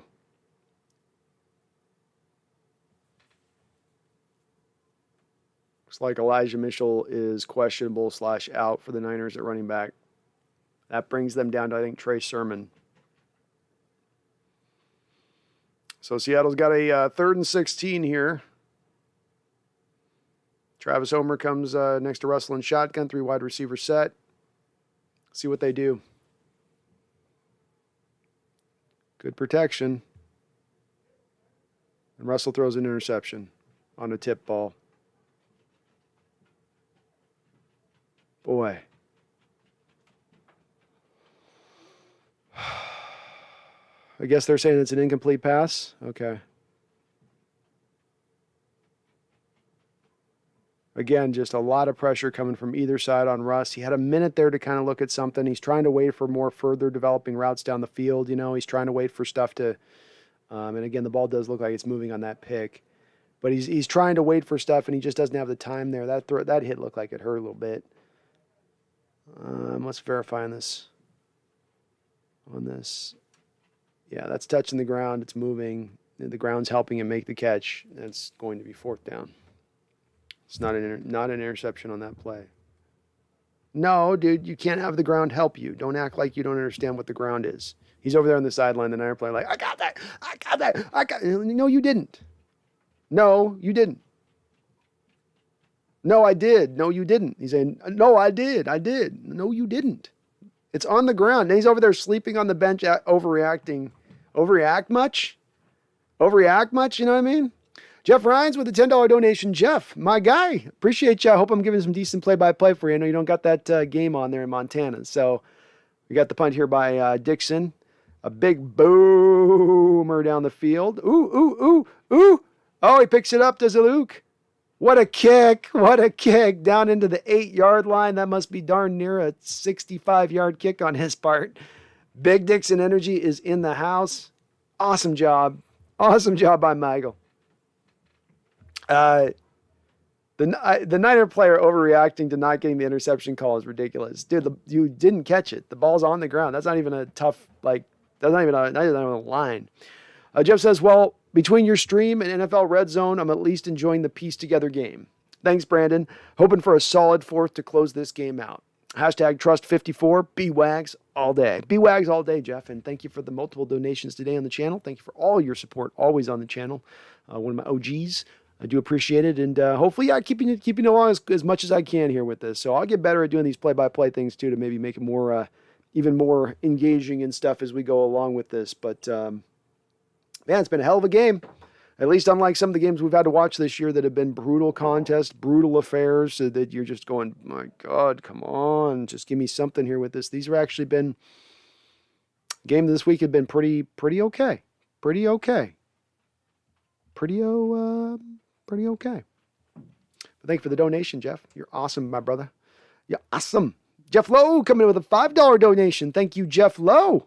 Appreciate you, bro. This is sending love for the potentially required herbal supplements, liquid courage to accompany this game. Oh, thank you, Jeff. We may need a little bit of both, right? Before it's all said and done. We're up by 7, but I am not feeling comfortable necessarily. I'm sensing we're going to end up in overtime here at some point. We're going to have probably all 13 minutes of overtime used, every timeout that every last team has, including the additional 2 timeouts in overtime. I'm already making my peace with it in my soul. That's a Seahawks game, so we'll see where it goes, Jeff. But thank you, man. I appreciate that a donation to the cause in that respect, and it will be going to that cause. You better believe it, Jeff. No doubt. Ethan E says Dixon's the MVP. He is. And thank you again, Barry, Satoro, Jeff Rhines, Randall McDaniel, Jeff Lowe, Megan Gock-Roger, Paul Third. Thank you for all your donations. Jacob Kessinger. These are awesome. Awesome. Barry Satoro. Nas says, for God's sake, please don't say overtime. I'm trying to create the Hawks Nest effect where I say something and then it doesn't happen if I say it into existence. You know that thing. That thing. We'll call it the Hawks Nest effect. Mr. Fantasy Football with a $5 donation. And I love your little emoji there, Mr. Fantasy Football. Little Seahawks, super old school Supersonics. Love it. 1 second, let me get this deal. We got 1st and 10 with Jimmy under center here. Man goes in motion at their own 8-yard line. Play action pass. Jimmy sits back, surveys the field. Nice little throw. Puts it back shoulder there on Kyle Juszczyk. A very nice placement of the ball there by Jimmy Garoppolo there to throw it away from the oncoming defender, the safety who's closing down. Drew Bree. Thank you, Drew Bree, for becoming a Hawks Nest Pro Bowler. Member of the channel. I appreciate you, my kind sir. And keep an eye out for your community posts. I put weekly articles up, bi-weekly articles up for all my members of my channel. So please do keep an eye on that. But thank you for becoming a member in that respect. Mr. Fantasy Football says, my mom saw Jody Allen at a mop-up event, and she told me Jody said there will be big changes this offseason. She did not specify, but big changes. Woo! You getting me excited over here, Mr. Fantasy Football. And a little run up the middle for 2 yards on 1st and 10. You're getting me excited. You're getting me excited. I mean, nothing can get me more excited when it comes to this football team beyond any changes you tell me are going to be made, that Jody Allen wants to see them made, that this is not good enough, that there's a hope that you have inside you that that the thing she wants to do above all else here is carry on her brother's legacy and do right by him and honor that. And if you're going to do that, then it would be a what would Paul do kind of moment. What would Paul Allen do kind of moment? And if you're asking yourself that question, big changes would be the answer to that question. So that's wonderful to hear that she heard that. I love the insider info on that, man. Anytime you got that stuff, please let us know on that. That's awesome. That's awesome to hear. I mean, it's not awesome for big changes. And what a great play by DJ Reed, who broke on a nice little slant route there, came back across the man, didn't get his offhand on the body, kept himself away and knocked the ball free there on second and 8. Great play. Great play. Breaks right in on the ball. Gets his hand on the ball, not on man with Brian and Ayuk. Awesome job. That is textbook play at the corner position there on how to defend the slant route. Absolutely great. So here we go. The Niners today are 0 of 3 third down conversions, 3rd and 8. They've got a 3rd down conversion now. Garoppolo's going for it, and he hits his man. What a nice... Oh, wait. Ooh, are they going to call that completed? They're going to say no? What are they going to say? They're giving him the catch? Carroll might want to challenge this. You got to complete it. Brandon Ayuk makes the catch initially. No, he's fumbling with that ball. It never at any point. Challenge. Thank you, Pete. Yeah, that's incomplete. You can see as he's going up and making the initial catch for it, Ayuk is already struggling to make the catch as he's bringing it in. There's no point where he ever secures any possession. It slides down to the bottom of his stomach. He's falling to the ground, and then it bounces out. That is an incomplete pass, 4th down. Punt the ball, you sons of bitches, and give us it back. Great job again. DJ Reed just a second ago made a great plan of breakup on the slant route. Comes up and drives up on the ball here and lays a lick on the receiver. And as a receiver, if you're already kind of bumbling with the ball and you're not catching it cleanly, that extra jostle from the defender coming in at the last second can be enough to then break it free, as it was there. So great. DJ Reed made 2 back-to-back awesome plays. Awesome plays by DJ Reed on that. Great job by the kid. He's really come on this year. But again, Mr. Fantasy Football, thank you for that information. Thank you for the donation to the channel. That's awesome to hear. Barry Sotoro says Big Dixon Energy will get an MVP vote before Russ. Wouldn't that be funny if Michael Dixon got an MVP vote before? It wouldn't be. It'd be a little sad, but it'd be funny as well as if he got an MVP vote before Russ. But I mean, my God, man, the guy he's having a great year, and that's saying something. He's had some great years. This might be his best year, Dixon, yet in what he's doing. I mean, just the big leg and inside the 20. Nobody ever gets anything in the return game done against us in punts, which shows that he does a great job with hang time. It's not often you talk a lot about punters and how great they are. It's always just like, just get your job done. Don't drop the snap. But with that guy, he's actually a weapon.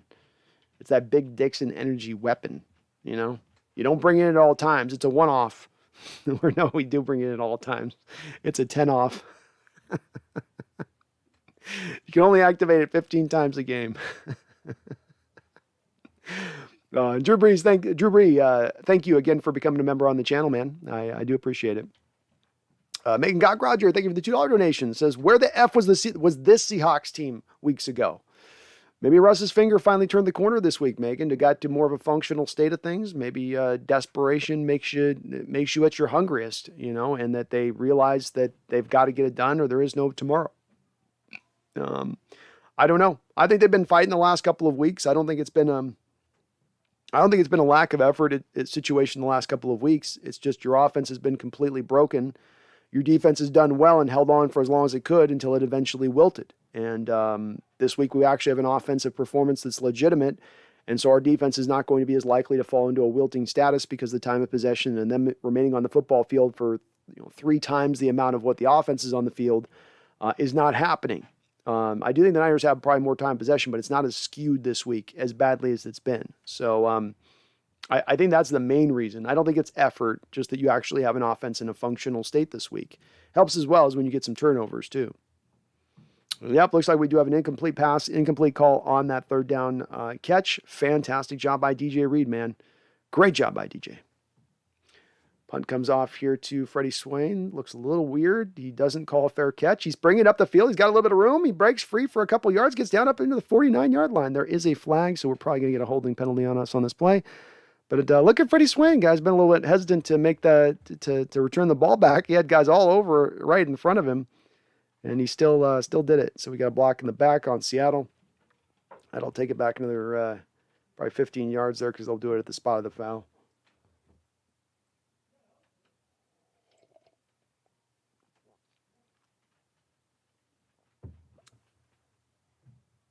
Yeah, jostling around. Nice job, DJ.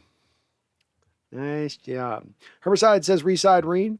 I think it's all dependent on the cost and then depend on the new scheme you go to. Because if you like or if you're staying in the same scheme. And if you stay in the same scheme, then I would definitely be open to it as long as, again, we're talking about coming at a cost that's not exorbitant. You look at Shaquille Griffin and you're paying $14.5 million for Shaquille Griffin. That's an exorbitant price, and I'm not going anywhere near that with DJ Reed. I'll pay him, just not that crazy. All right, Russell under center, 1st and 10, 10:56 on the clock. A handoff to Rashad Penny. Where? Up the middle. Why? Because that's what you do with Rashad Penny. Right, folks? You know this story. You know how this goes now. Rashad able to pick up about a yard, it looked like, so we got a nice big fat 2nd and 9. Tobias Larson becoming a Hawks Nest Pro Bowler. Thank you, Tobias. And again, members of the channel, please do keep an eye on the community posts of your YouTube because that's where I do post those articles too, and they are weekly articles. A nice little throw by Russell out into the flat. Nice easy throw to him with Tyler Lockett breaking out for it looks like about a 5-6 yard gain for him. Will put us into a 3rd and short at this point. But Tobias, do go over there and check out that community post. You can just see some of my past articles I've written. But thank you for becoming a member, Tobias. And again, one of my OGs on the channel, one of my originals. All right, 3rd and 4, 3rd and 3.5. Seattle's 5 of 12 today on 3rd down conversions. That's been remarkably better than when they've been coming into this game. Russell in shotgun with 4 wide receivers set. Got to get it out of your hands, Russ. Does get it out of his hands.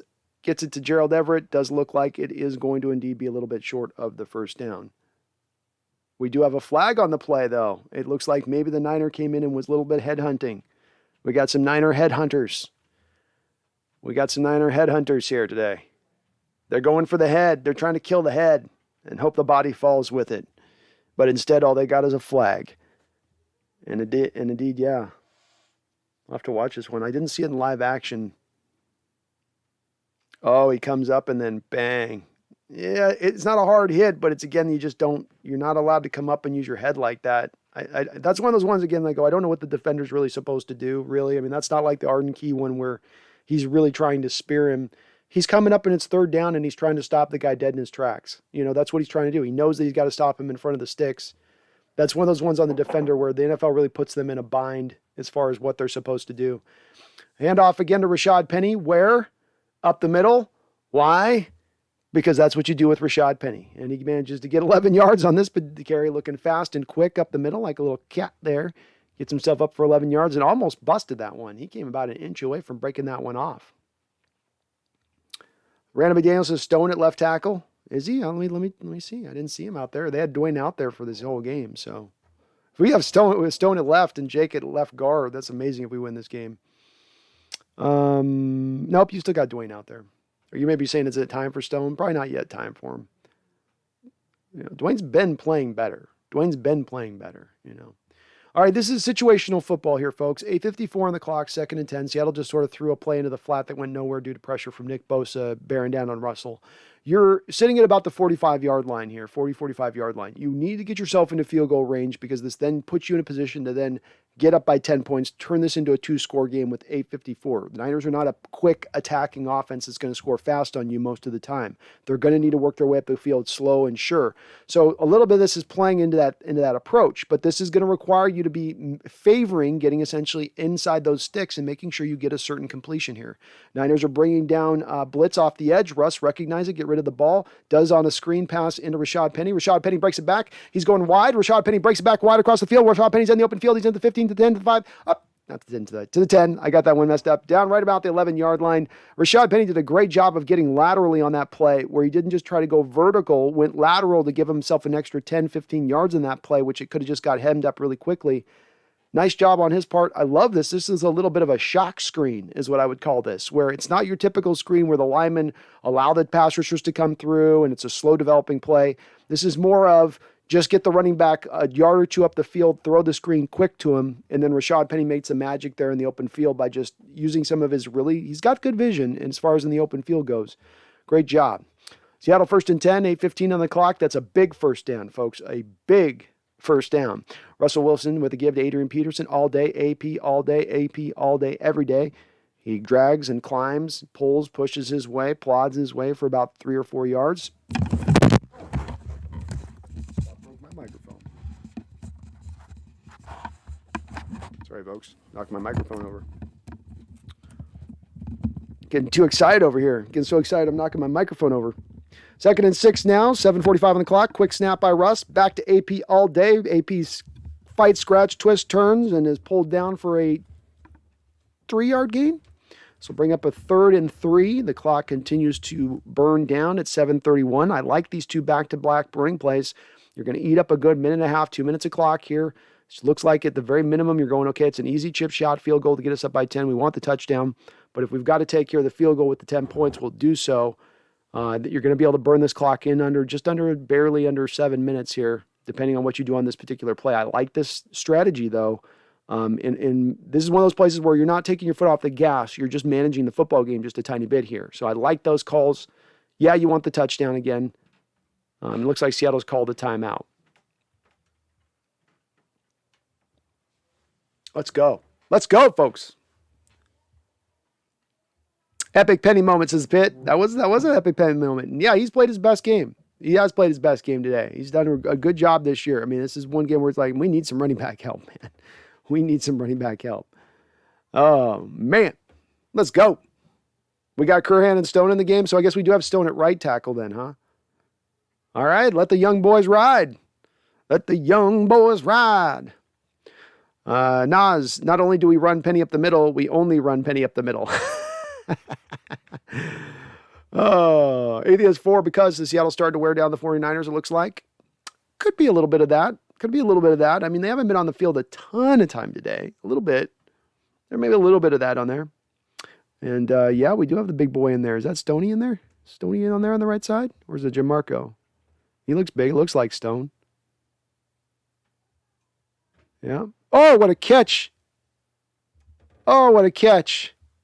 Couldn't quite get the first down. Travis Homer climbed the ladder. You got to go for the field goal here. I know the offense is calling for them to go for it. My opinion here is that you take the points. That's my opinion. I mean, I know that Russ and them want to be aggressive here, but if I'm Coach Carroll, I'm just like, dude, they're going for it. It looks like Interesting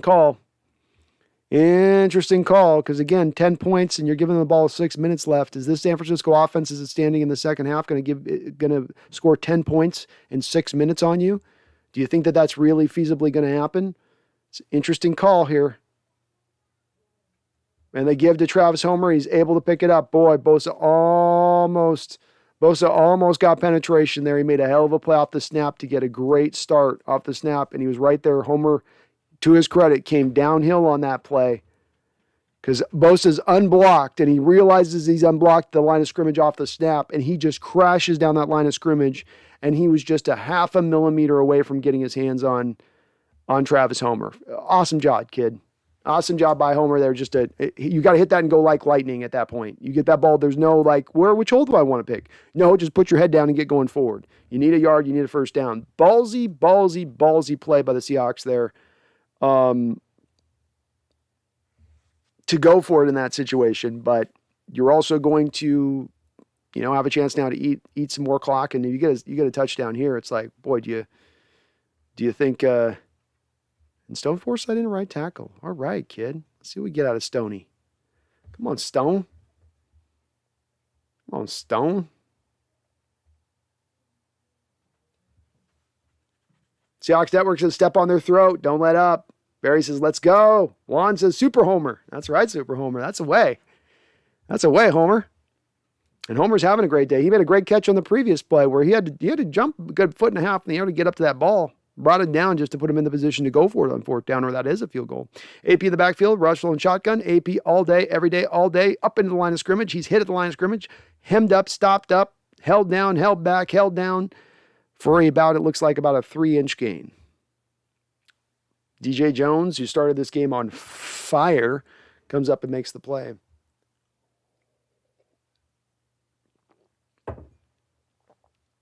Alrighty. 5 minutes and 12 seconds on the clock here. It continues to burn. Come on, clock. Burn, baby, burn.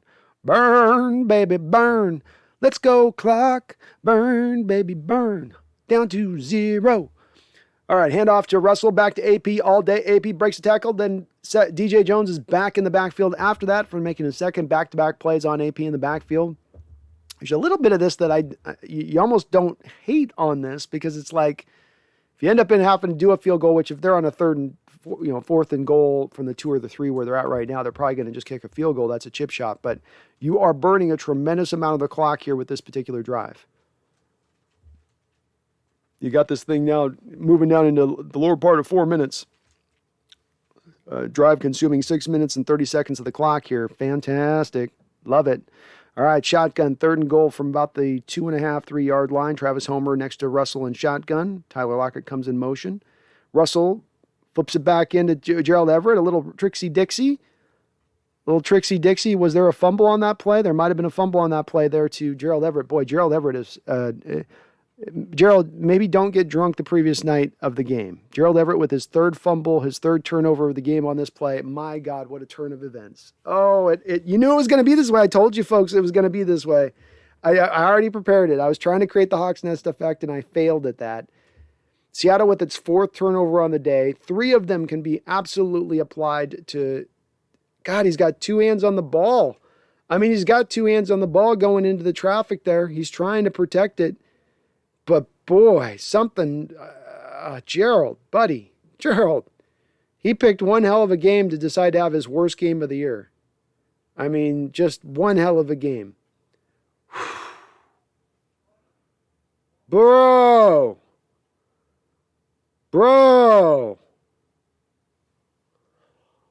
Oh. God, it was working so well. You had everything set, the stage set so perfectly on that. You kick the field goal, even if you don't get the touchdown, the clock goes down to 3 minutes and 30 seconds. There's no way they make this happen, but now, oh, don't tell me Carroll's challenging that. Or he's just calling an empty timeout for no reason. Yeah, he's doing another one of his empty timeouts. Like, why? Why? It's hard, man. You ask a guy to put 2 hands on the ball. He puts 2 hands on the ball and gives up a fumble. It's tough. Barry Sotoro with a $2 donation. Thank you, Barry. He says we getting someone pregnant. We ain't pulling it out. Our pullout game is weak, Barry. Our pullout game is weak. It just is. What are you gonna do? God, dude.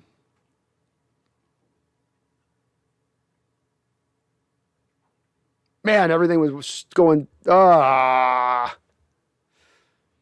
Network says calling a timeout on a stoppage of play. Seems legit. Yeah, they love to do that, don't they? That's like their thing sometimes, is just burn timeouts at times for no particular reason. What are you doing? What are we doing? Like, what are we doing?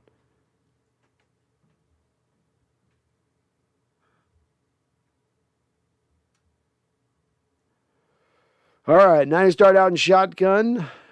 Two running backs on either side of Garoppolo to help out in pass protection, I'm guessing. Play action. Loops it right over the top to Kittle. They get right out of tackle him, guys. Let's tackle him. Nice throw and catch to Kittle there. Again, the one guy hurting you in this game, maybe you double him, maybe you give some help out to him. Instead, Seattle on this particular play leaves him in single coverage and lets him just get a free release off the line of scrimmage. They've done a good job most of this game of not letting him in the second half, at least, of not letting him kill him. But man, that first half, 121 yards receiving and now 30 in this half, mainly on the back of that catch. Don't let the best offensive player beat you when an offense is limited in the amount of playmakers they have. I mean, that should almost be just a general rule of thumb that you try to apply. And now, again, the Niners are maybe starting to feel themselves a little bit with a little bit of momentum. Screen pass out to, it looks like, Mitchell, who brings the ball up the field for another 11-yard gain. It will be 1st and 10, 3 minutes and 41 seconds on the clock from about the 40-yard line. Voodoo Magic says, let's trade Everett for Kittle. That's fair. They take that. They would take that. Herbicide 73, chin up. This is old school hawk ball. If we pull this off, you're right about that. My chin's up. They drive me crazy. My chin's up. All right, 1st and 10, 3:18 on the clock. Garoppolo under center here. A little two tight end look, or three wide receiver. Two tight ends. Oh, Garoppolo's going to run. Look at him scramble. Another 10 yards, 12 yards for him. We got a flag on the play. Got a little holding. Holding somewhere. Holding on the 49ers. Laken Tomlinson, the guard, with a little bit of a hold there. We'll see on the replay maybe here. So it'll be 1st and 20.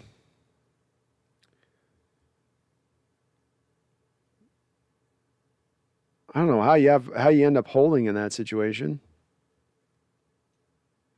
Oh, that was ticky-tack.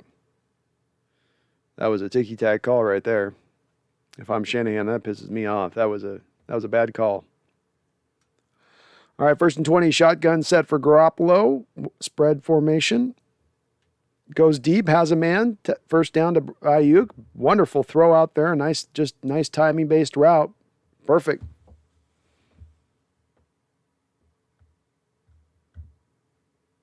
Very nicely done.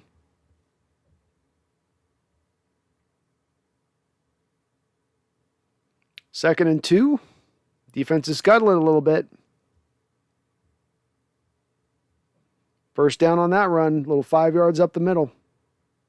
Niners have got some momentum. Turnovers, we talked at the start of this show a bit about how turnovers, momentum, game-changing plays, stuff like that. You can swing things in football games, and it goes beyond X's and O's, and it goes beyond the chess match that's at play.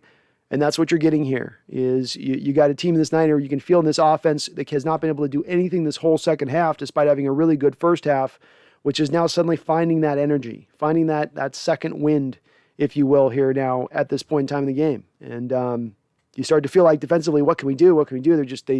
You're probably pulling out every defensive call you can. Seattle, again, going with the bare front look, which is interesting here in how they're going about this. They're trying to force the Niners to throw the ball. Another good throw into Kittle for a first down. Yeah, he made the catch. I don't think it touched the ground. It looks like about a 13-yard completion.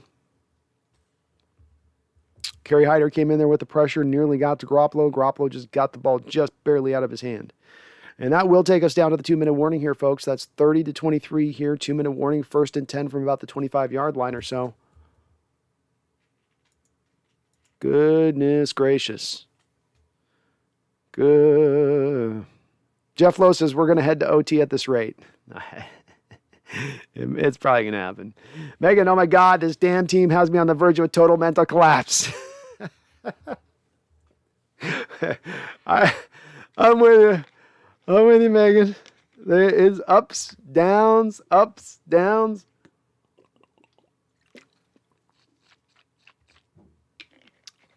Nagash says Everett's trash, 200 yards this season. Is that all he got? Is only 200 yards? I thought he had more than that. That may be about right. Nas says, let it be known that Everett is a former Ram. he's still doing Los Angeles' good work. We got an insider agent on our hand. Do we have a spy in Renton? Nagash says Disley's so much better at tight end. Well, I think Everett's been a good yak guy as far as pass catcher, but Disley's been solid. He's not fumbled like this, or he's not a game where you can blame 3 turnovers on him. Randall says, for my money, Kittle has the rattiest facial hair in professional sports. No doubt about that. A guy that's owned a beard when he doesn't really have the facial hair to own the beard, you know? I mean, I barely can own my beard on the outsides, but at least he got the thickness to the middle. But his is just like, he's got the cotton candy beard. Patrick says, who would bet on this outcome? Only a crazy man. Only a gambling degenerate would bet on this game. John J. Meow says, let's go Hawks defense. Let's go, John. Russell says, I wish Everett would disappear like JD. Reens Palmer, you gonna let a setup game make you go crazy? Not me. Megan says, not my anxiety. He's not good at the best of times, but this team doesn't effing help. Yeah, they certainly could push you over to the other side of the edge if you're on the edge on it, Megan. That's for sure.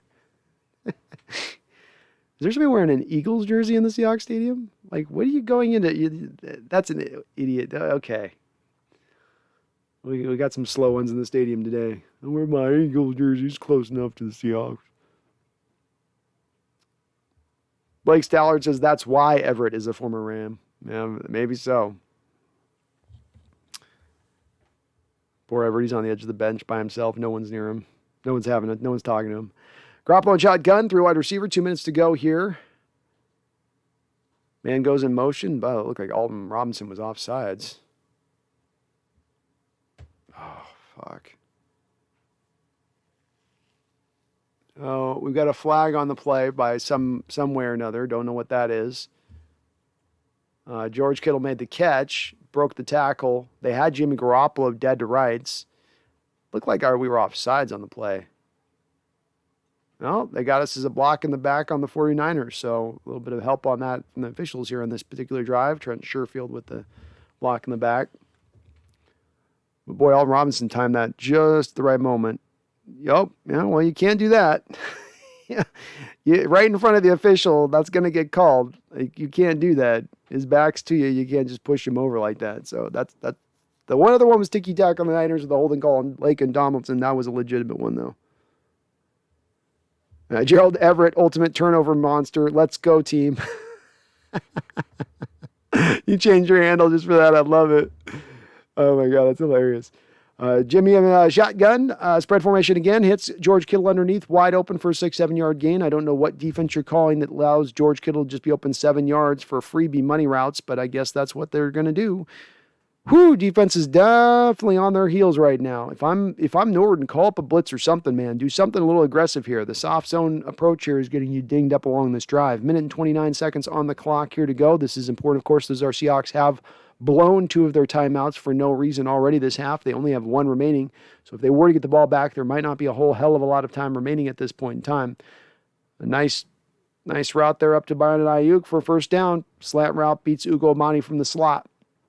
Down to 1st and goal at the 8-yard line. Jimmy says, let's huddle this up. He wants to burn clock here. You don't want to leave any time on the clock for Seattle if you do score. Smart by Jimmy and company to do so. Great little route run there by Brandon Ayuk and a nice throw by Jimmy Garoppolo, who I've got to give credit to. Outside that bad throw to Diggs over the top where he badly misjudged and it was a bad choice on where he was going direction-wise. He's played a pretty solid game overall in this game. Shotgun with Jimmy here again. You got 2 tight ends, 2 running backs. Kittle in motion, handoff up the middle, 4 or 5 yards. Darth Soldier, thank you for the $5 donation. I appreciate you, Darth. He says, like I said before, 2 incompetent teams desperately trying to lay an egg. Well, I mean, look, there is a reason, Darth. You do have both these teams as the number 3 and number 4 team in the division, and that these are not the creme de la creme necessarily. But it's been a wild game. It's been a wild game. It's an emotional roller coaster. Mike P says, genius Pete, give the ball to a fumbler on the goal line. When taking a knee wins the game. Pete knows how to clutch defeat from the jaws of victory. Well said, Mike. Very well said. And yeah, I mean, you could do anything on that play. You didn't have to get weird with that play. You could run the ball up the middle, burn another 30 seconds, go up by 10 points, you win the football game. It's not complicated. A little bit of what we've talked about in this live stream is a little bit of situational football and understanding those parts so that you can win a game as a coach at times in your decision making. And we're seeing in a game at times here with that coaching and some of the decision making, we're going, not necessarily today are you doing that. Another run up the middle to Mitchell, which is stopped in his tracks for a second down. This is going to take the clock down to a place where you are not going to get the ball back offensively with any time if they score a touchdown. 3rd and goal is where this will bring. Of course, the Niners are going to be in 4-down territory, so they have 2 downs left to go here. There's 27 seconds on the clock. They have 1 timeout, so the Niners can run the full allotment of their offense here. You could run another running play, still be able to throw on 4th down. See if our defense can come up with a goal line stand here, folks. Let's work this up now. Come on, defense. Come on, defense. Here's your day. Here's your day. You played a hell of a football game out there today overall. You've played a hell of a football game. Let's step up. It's 2 plays this game. It's on your back. It's on you. What do you got? Big boys up front. Al Woods, Poona Ford up front. Mayowa's got the Sam linebacker duties, so they're going with a base 4-3 here. Look. San Francisco out with shotgun. Handoff. Nope. It was a play action. Garoppolo. Great play on Garoppolo's part. Knocked down by Sidney Jones. Great play and coverage by Sidney Jones. Fantastic. Awesome play action there by Garoppolo. He really laid that into the belly of the running back as deep and as long as he possibly could before pulling it back out to make the throw. Sidney getting a little handsy on that play. Little handsy prior to the ball getting there. But look, oh well. Who cares? 4th and goal. It's down to this, folks. We're at the game. 4th and goal. It's all riding on this right now. 22 seconds to go. Come on, Lumen Field. Get loud. Scream. Out comes Jimmy Garoppolo in shotgun. 3 wide receiver look. Here we go. All the money here. All the horses. All the play. Timeout called just before the snap. Just before the snap, a timeout is called by the San Francisco 49ers.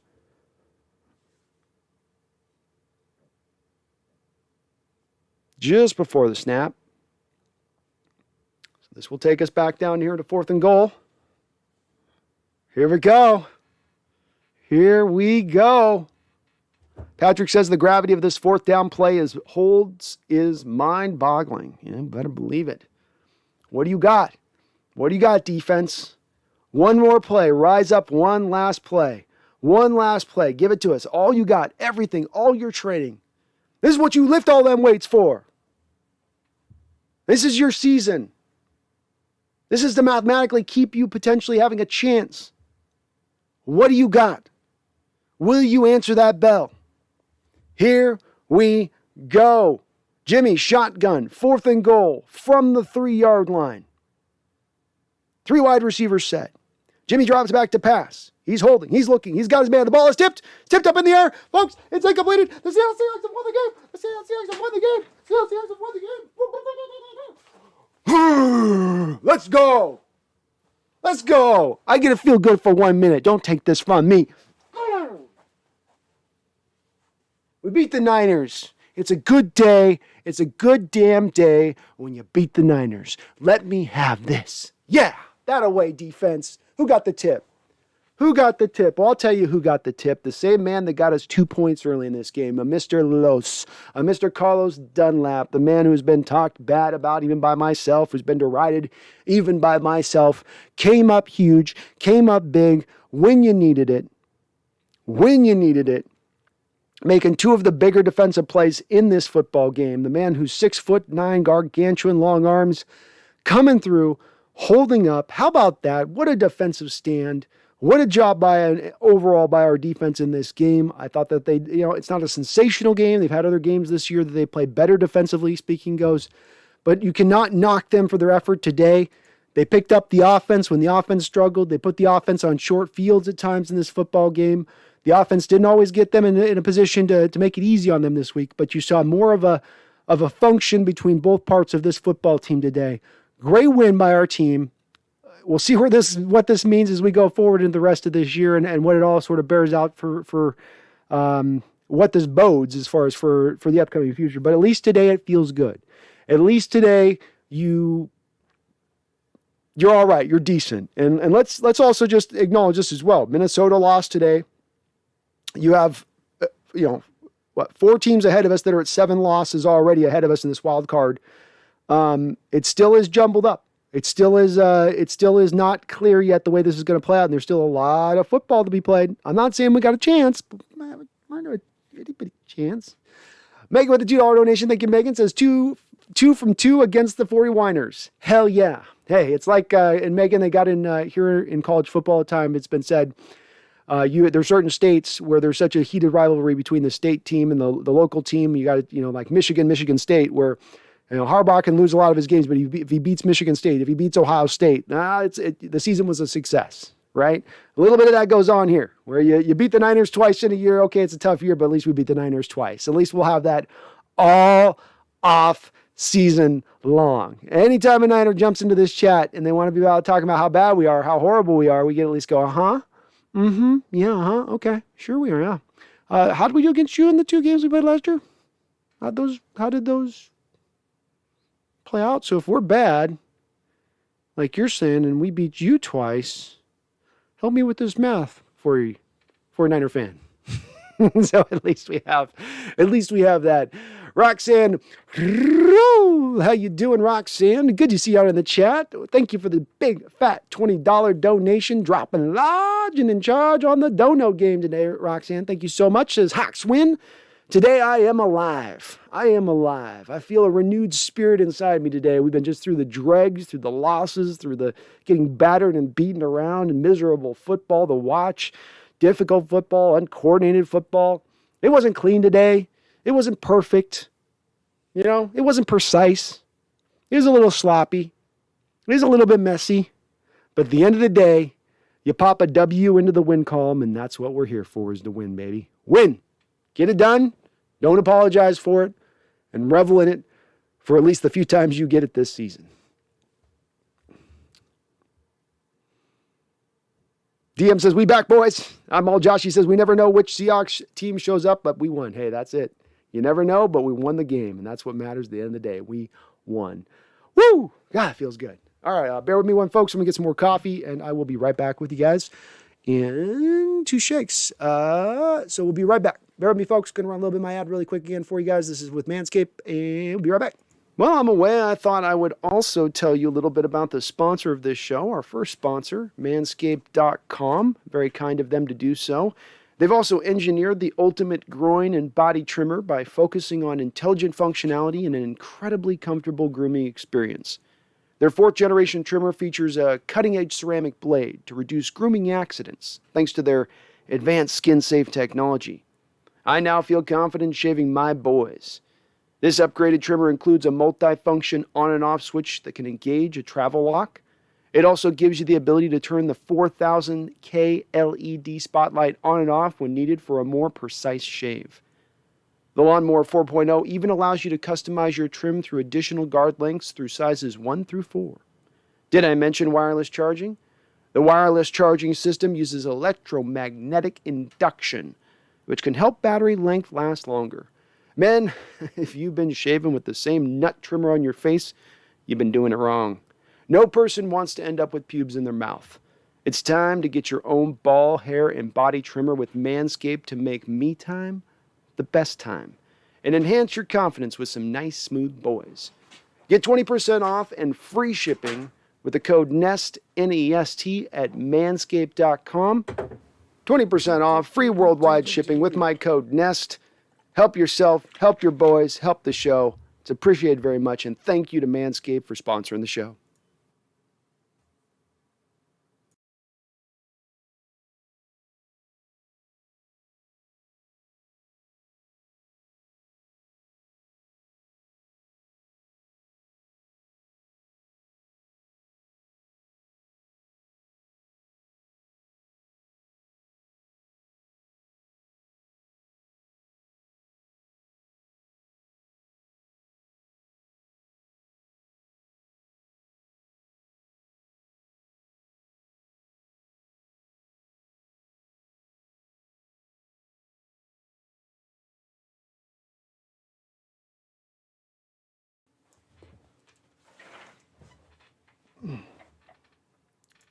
All right, we're back. Thank you, folks. Well, we've now paired this into the post-game discussion, the post-winning Seahawks game discussion. Ooh, that feels good to say that. Oh, Feels nice to say such a thing. And we do enter into that, folks.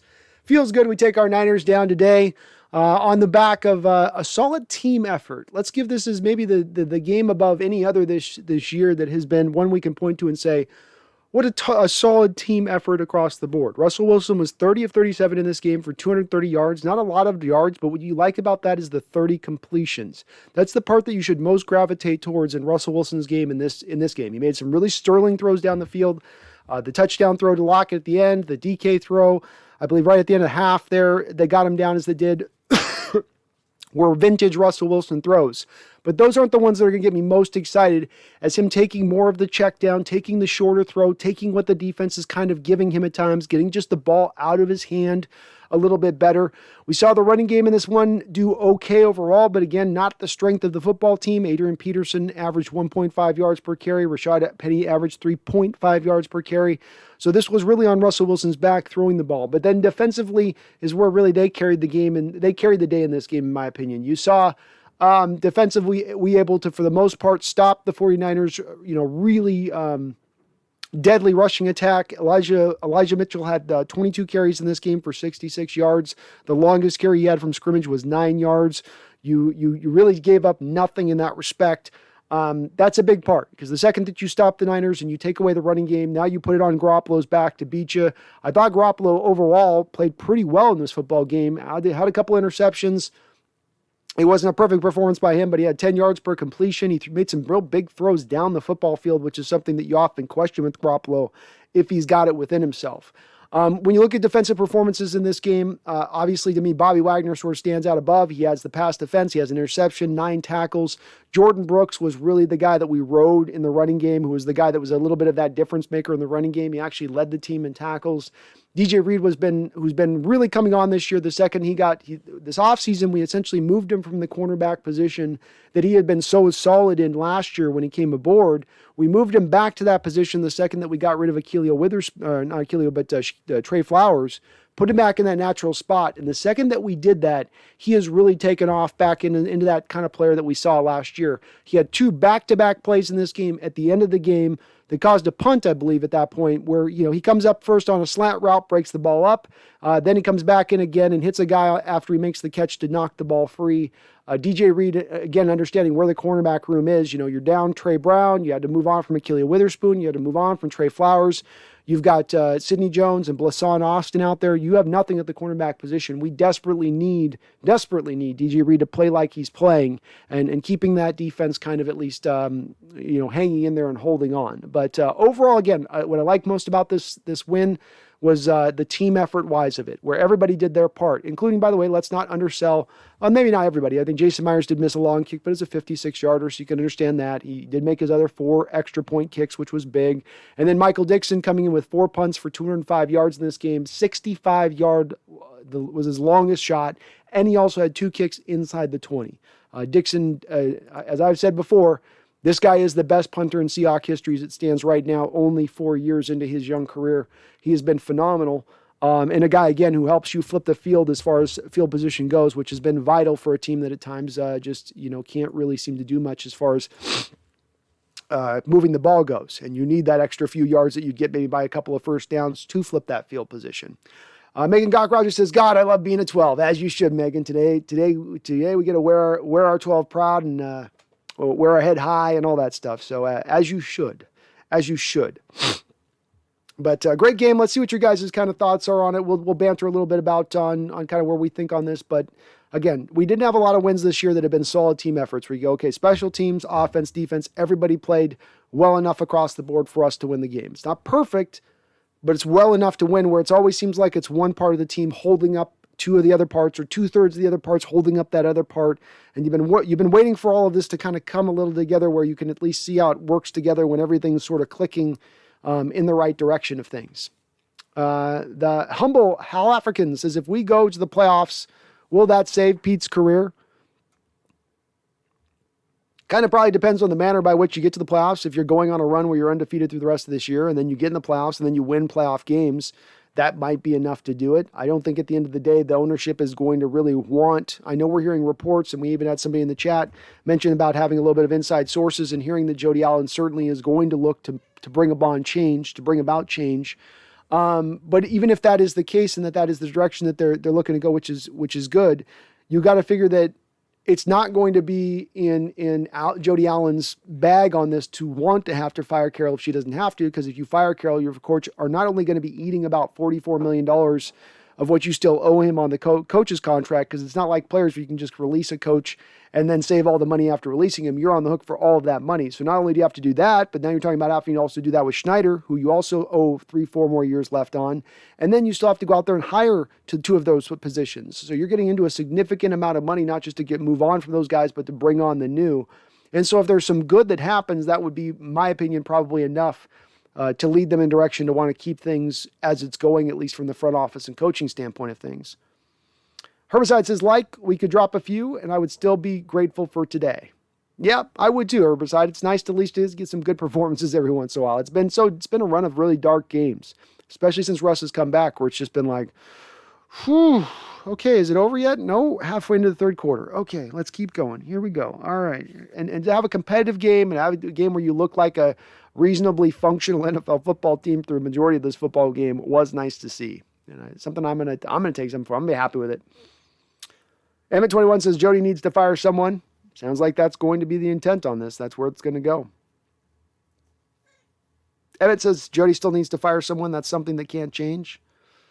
I agree. I don't think that this is going to change anything on that. I don't think it's going to change the direction of this team of this team of what's coming down the track. I don't think anything today is going to move that. And I really don't think this is a team that's in a position yet that we're looking at is going to go on a 6-0 run. I don't think that they have that in them anyway.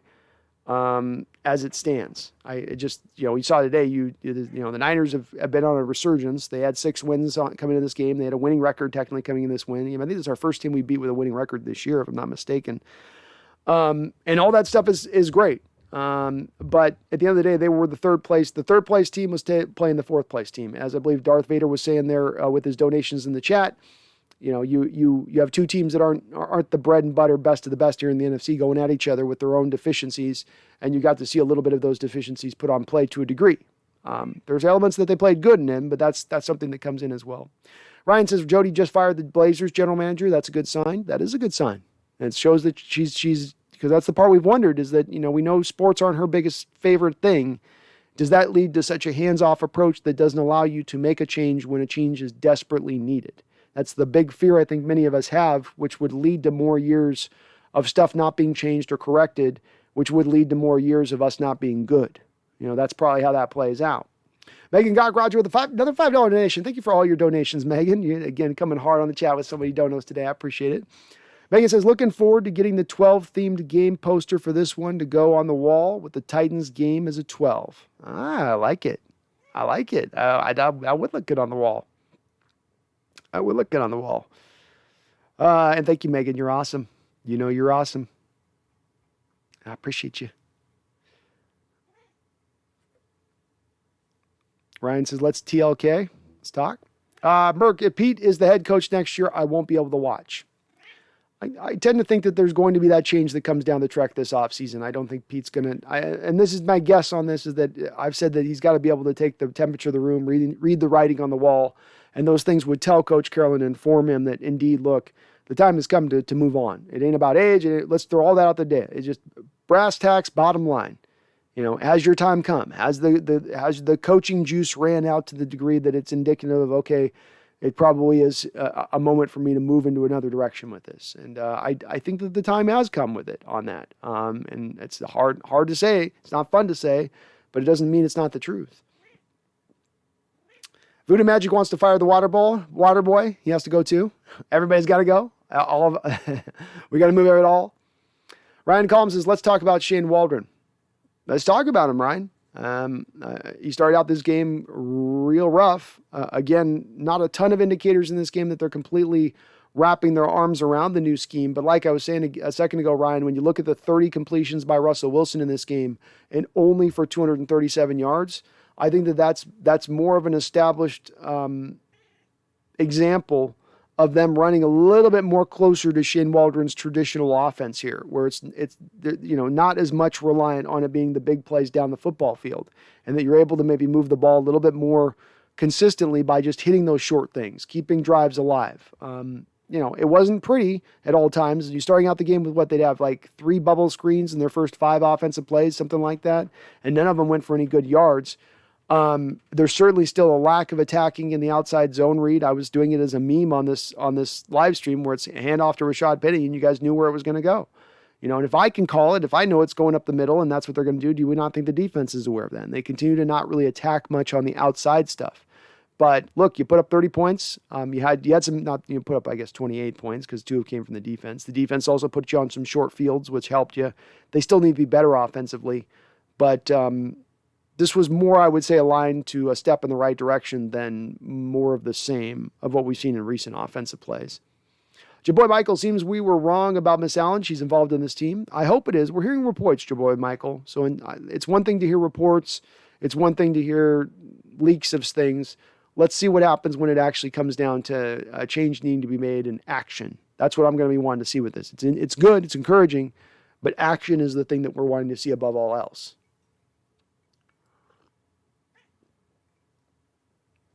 TJ says we might not make the playoffs, but it feels good to win against the rival. Yeah, it does, TJ. Well said, man. Well said. Brian, Pete can earn his recent 5-year contract as a consultant. Yeah, that's where I'd like to see him slide into, Brian. Just move into more of a guy that they can reference and go to about certain things. And it can be a guy that's another guy for John Schneider to talk to in the room as far as personnel matters go.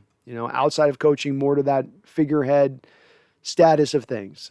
I've related it to like what Bill Walsh did as he left coaching with the Niners, where he was still a part of the organization. It didn't mean he was completely out. He was still very much in on what they were doing, especially when they're looking at quarterbacks in the draft and stuff like that. But I'd look to be more in that lane of things. I'd be okay with that.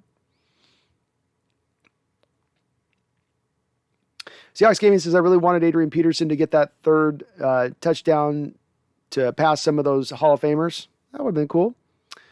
Obi-Wan says, don't mean to overreact, but if this team wins the next 6, it's going to be very difficult to make change. The team would rally around Carroll and Russ and make the situation very delicate. It would make it harder, Obi-Wan. It would make it harder. I think that really it's about you miss the playoffs, and it's almost sort of like Obi-Wan. You win 6 in a row and you make the playoffs. That probably changes a little bit of maybe where this goes. You win 6 and don't make the playoffs. I don't think that changes where it goes. So some of that's going to be reliant on you actually getting in and winning. If you do, it's you still got to beat the Cardinals. You still got to beat the Rams to get this done. There's some tough games still on the schedule to make this go. Though again, the Cardinals won this week, and like I've maintained with the Cardinal game, that could easily end up into the 17th game of the season where they're resting all their starters and it's almost a de facto win to you when it's not as competitive as it could have been with what you might have been dealing with the Cardinals. And then it becomes just that Rams game that's the truly last tough one on the schedule that you're dealing with here. It's not an overreaction. It's a feasible process where it could go that way. Herbicide says Jamal's shoulder. Sounds like he does have something hurt. I wonder how bad it is, will be my question. Ellie Clark, we slept the Niners and we were 3-8, laughing my ass off. Merc, me too. I'm okay with not going to the playoffs as long as Pete kicks rocks. Me too, Merc. I'm ready for that kind of change to happen, in my opinion. So regardless, I'd like to see that change happen. Music Kingdom, we will likely be 5-8 next week. The Rams game will be a key one. Very well said. I agree. That's going to be basically where your hopes live and die for any potential of getting into playoffs. That's going to be the game right there. Brian Koski, is the old Russ back? Not really yet. No, there's still enough points in this game where you went. It's still kind of rough, Russ. Still overwhelmed. I mean, especially through much of that first half, he looked like he was out of sorts in the way that he's looked recently. He got it back together. They locked in. Maybe it just takes a couple passes. Maybe it's a confidence thing. It's like a shooter that has been in a slump and can't hit any shots in basketball. And he suddenly drains a couple and then he's rolling. It could be that.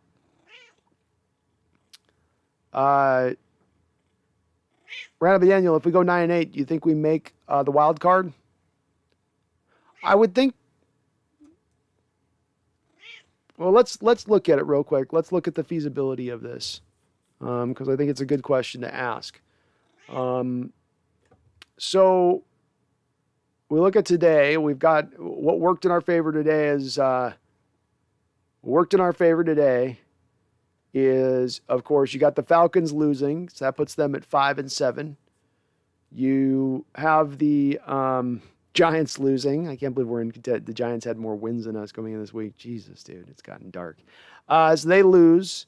The Raiders were not able to surprise Washington, which we would have liked to have seen. I think Washington's one of our main problems here as we look at this. The Washington's got to deal with the Cowboys twice, which helps us. They got to play the Eagles twice, which I think helps us. The Washington basically plays the rest of their football games within their division. And none of those games are necessarily outside of maybe the Giants game at the end of the season, one that you could say is going to be one where they're write them down for them winning the out. So they could easily fall in that stance, but this really comes down to, boy, Randall, I don't know. You're going to need some help, man. You're going to need some help. That's for sure. It's not. I'm looking at where we stand right now. And boy, we are far back. I mean, we are 15th right now in the NFC. So you've got to make up a lot of pole position numbers. But again, you're only theoretically a game or two out. I mean, you just beat the Niners. You got the tiebreaker with the Niners, who are sitting in the 7th seed right now. So if you get up to where you're tying with the Niners, you knock them out. But likewise, too, the Vikings, the Saints, and the Washington football team have all the tiebreaker against you. So if you end up at the season with the same win and loss record, those teams are going to have the benefit of the doubt over the top of you. And so that's where we get to where, man, it is. I think Brendan Nelson said on the show last week that it's like a 3 or 4% chance coming into this game. You know, you probably increased it to like a 16% chance after this game, but it's still the odds are still long. John Robinson says the team definitely looked like they had more juice today. They were almost playing frantic, which is why there were so many fumbles. They definitely haven't. We had wondered if maybe this team was going to be a team that laid down now as the season had gone askew, and maybe they started thinking about the offseason already. But no, they've been fighting in every single one of these games. We've lost games. I don't think we've lost games this season because of the effort of the players on the football field and that they're not playing for the coach. I think there's been other problems at play here, talent deficiencies, schematic aging, star players not playing like stars at times. You know, some of these things we can go down a list of, but at the end of the day, it's not been a matter of, to me, effort.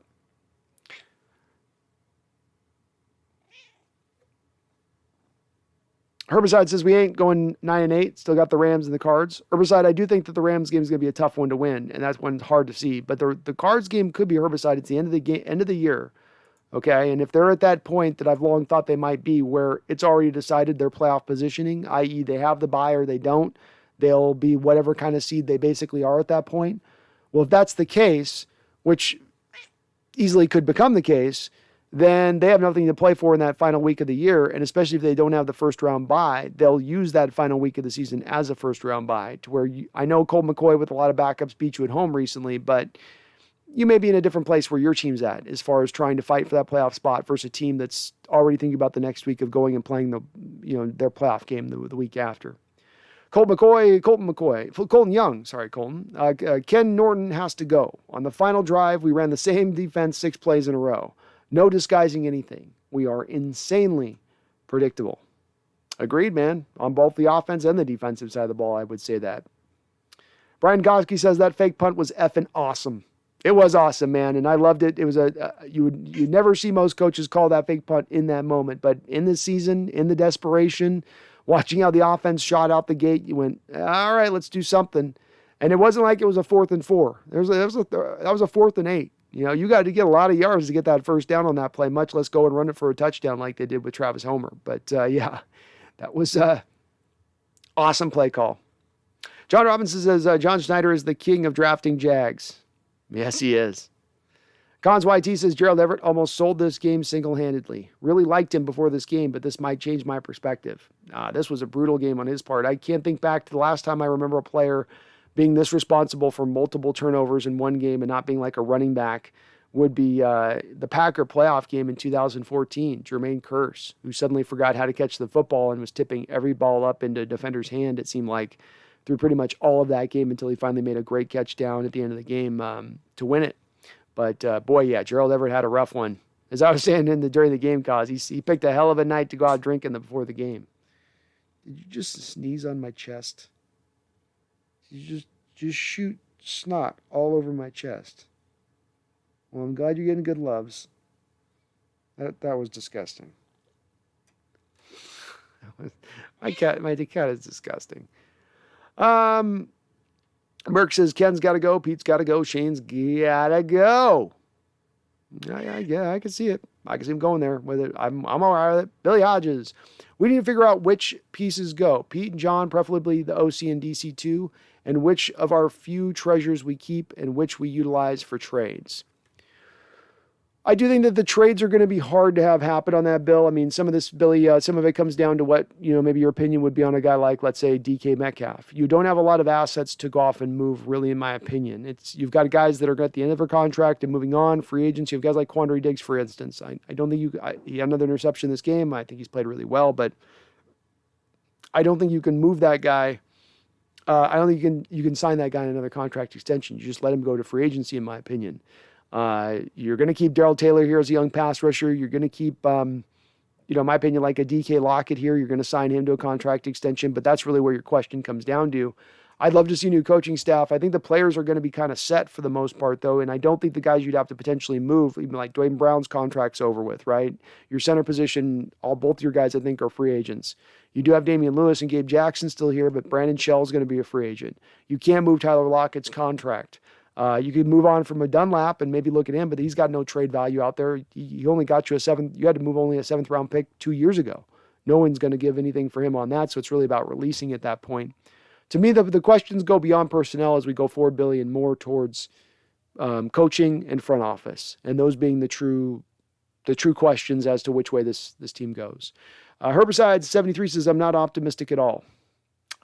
This team, just because they give you one game, it shouldn't bear out optimism. So you're rightfully in that mindset. They've earned their way into this mindset. As I said, we're the 15th best team in the NFC, and that's after today's win. That's not good enough.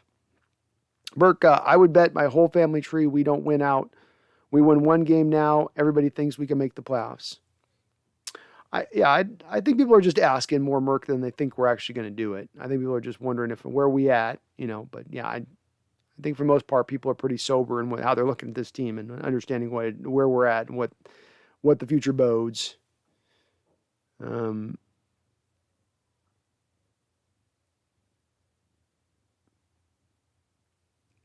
boy Michael says, man, it seemed like Gerald Everett was playing for the 49ers today. Boy, did it ever. Herbicide ever just had a bad game, that's all. Yeah, maybe he's played well for us throughout this year, so I'll chalk it up to one bad game, but boy, was that a bad game. John Robinson, I wonder how Bill Belichick would treat this whole Russell Wilson saga, and I wonder if he would move on from him or try to build around him, and what kind of offense would he run? I don't think Bill Belichick would build around Russell Wilson. I think that Bill Belichick would move Russell Wilson in a trade and do some of the similar stuff that he's done post-Tom Brady era, So I don't think he would ride with Russ. Brian says, that was cool to see number 21 AP get the touchdown. It was, man. It looks weird to see Adrian Peterson in a Seahawks uniform, but I mean, okay. It's a weird year. Anmal Pata, felt good to finally get a win today. Did Anmal. Did indeed. TJ said Everett had a bad game, almost cost us a game, but he's had some good games too.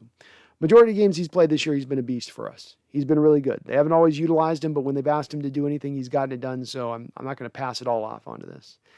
JD says, damn. Tough one, JD. Tough one, man.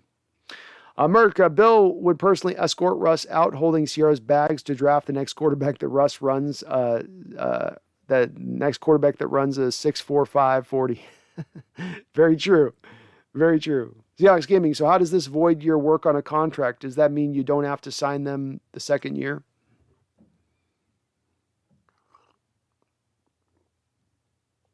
The void money on the contract for the second year, I'm going to guess Seahawks Gaming, you're referencing it in regards to Everett's deal. It sits as basically $2 million of dead money on the books. The player is a de facto free agent after the season, and then you just have $2 million of dead money sitting there. So there's not really a second year to the deal. It's just a way to ease the burden of the hit in the first year of the cap hit. But he'll still be a street free agent. All the one-year cap guys that we have that have the voidable years on. Seahawks Network says, hell no, laughing out loud. I don't care. I want this team to rally and make the playoffs. Come into the playoffs coming off of 6 straight wins, playing the underdog role. Hell yeah. I'm not saying no to it, Seahawks Network. Like I said, I'm never going to vote for my team not to be good or hope they're not going to be good or hope they're not going to make the playoffs. I want to see it change as much, if not more, than anybody out there in Seahawks land, but I will never land in that realm. Herbicide says bad coaching. We shouldn't have thrown his way the third time. Very true. Maybe you worry about a little bit in that moment of like, he's had 2 picks here. Maybe we go somewhere just a different direction.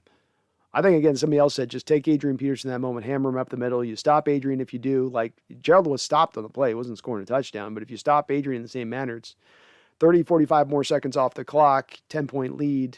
You got the win at that point. Billy Hodges says, yeah, send them back to the filthy hippie town with their tail between their legs. We're dog shit, but we own their ass. Greetings from the soggy UK. Well, greetings, Billy. And yeah, you better believe we own their ass. If the Rams may have our number on one side of it, but Pete undeniably now has the 49ers number on the other side of it. I mean, he's got Shanahan. He's got him figured out. He does. Animal says Kitty's also chatty tonight, laughing out loud. She is pretty chatty tonight. She's got a lot to say. She's very happy about the win, nonetheless. Michael Simon says Murray and the Cards looked good today. They're gonna be contenders, man, and they've given themselves room for error with that roster in order to rest guys appropriately, not force guys back fast, and they're gonna get arrested DeAndre Hopkins. They're gonna get arrested Kyler Murray as they get to playoff time, and I think that makes them all that much more dangerous in the playoffs. I wouldn't want to play them. I think they're every bit as scary as the Green Bay Packers and the Tampa Bay Buccaneers right now. Your boy Michael, I know we have mixed feelings on it, but I really like Jalen Hurts. He looked good today. I know he was hurt, but he hasn't played that bad this year. I'm okay with him as a stopgap quarterback, your boy Michael, if we were to make a trade with the Eagles with Russ. I just don't want it to cost us a first-round pick because we took Jalen Hurts on. I want the 3 first-round picks and then Jalen Hurts in addition as that stopgap. So if that's the case, if that's the cost, that's a cost that I'm okay with as far as a return goes. And I'm not a big Hurts guy either. It's a stopgap situation. So, Cool Breeze says meow. Yeah, she's a big meower. When she's getting petted, she likes to tell me about it. Mercury, we trade for Hurts. That would hurt.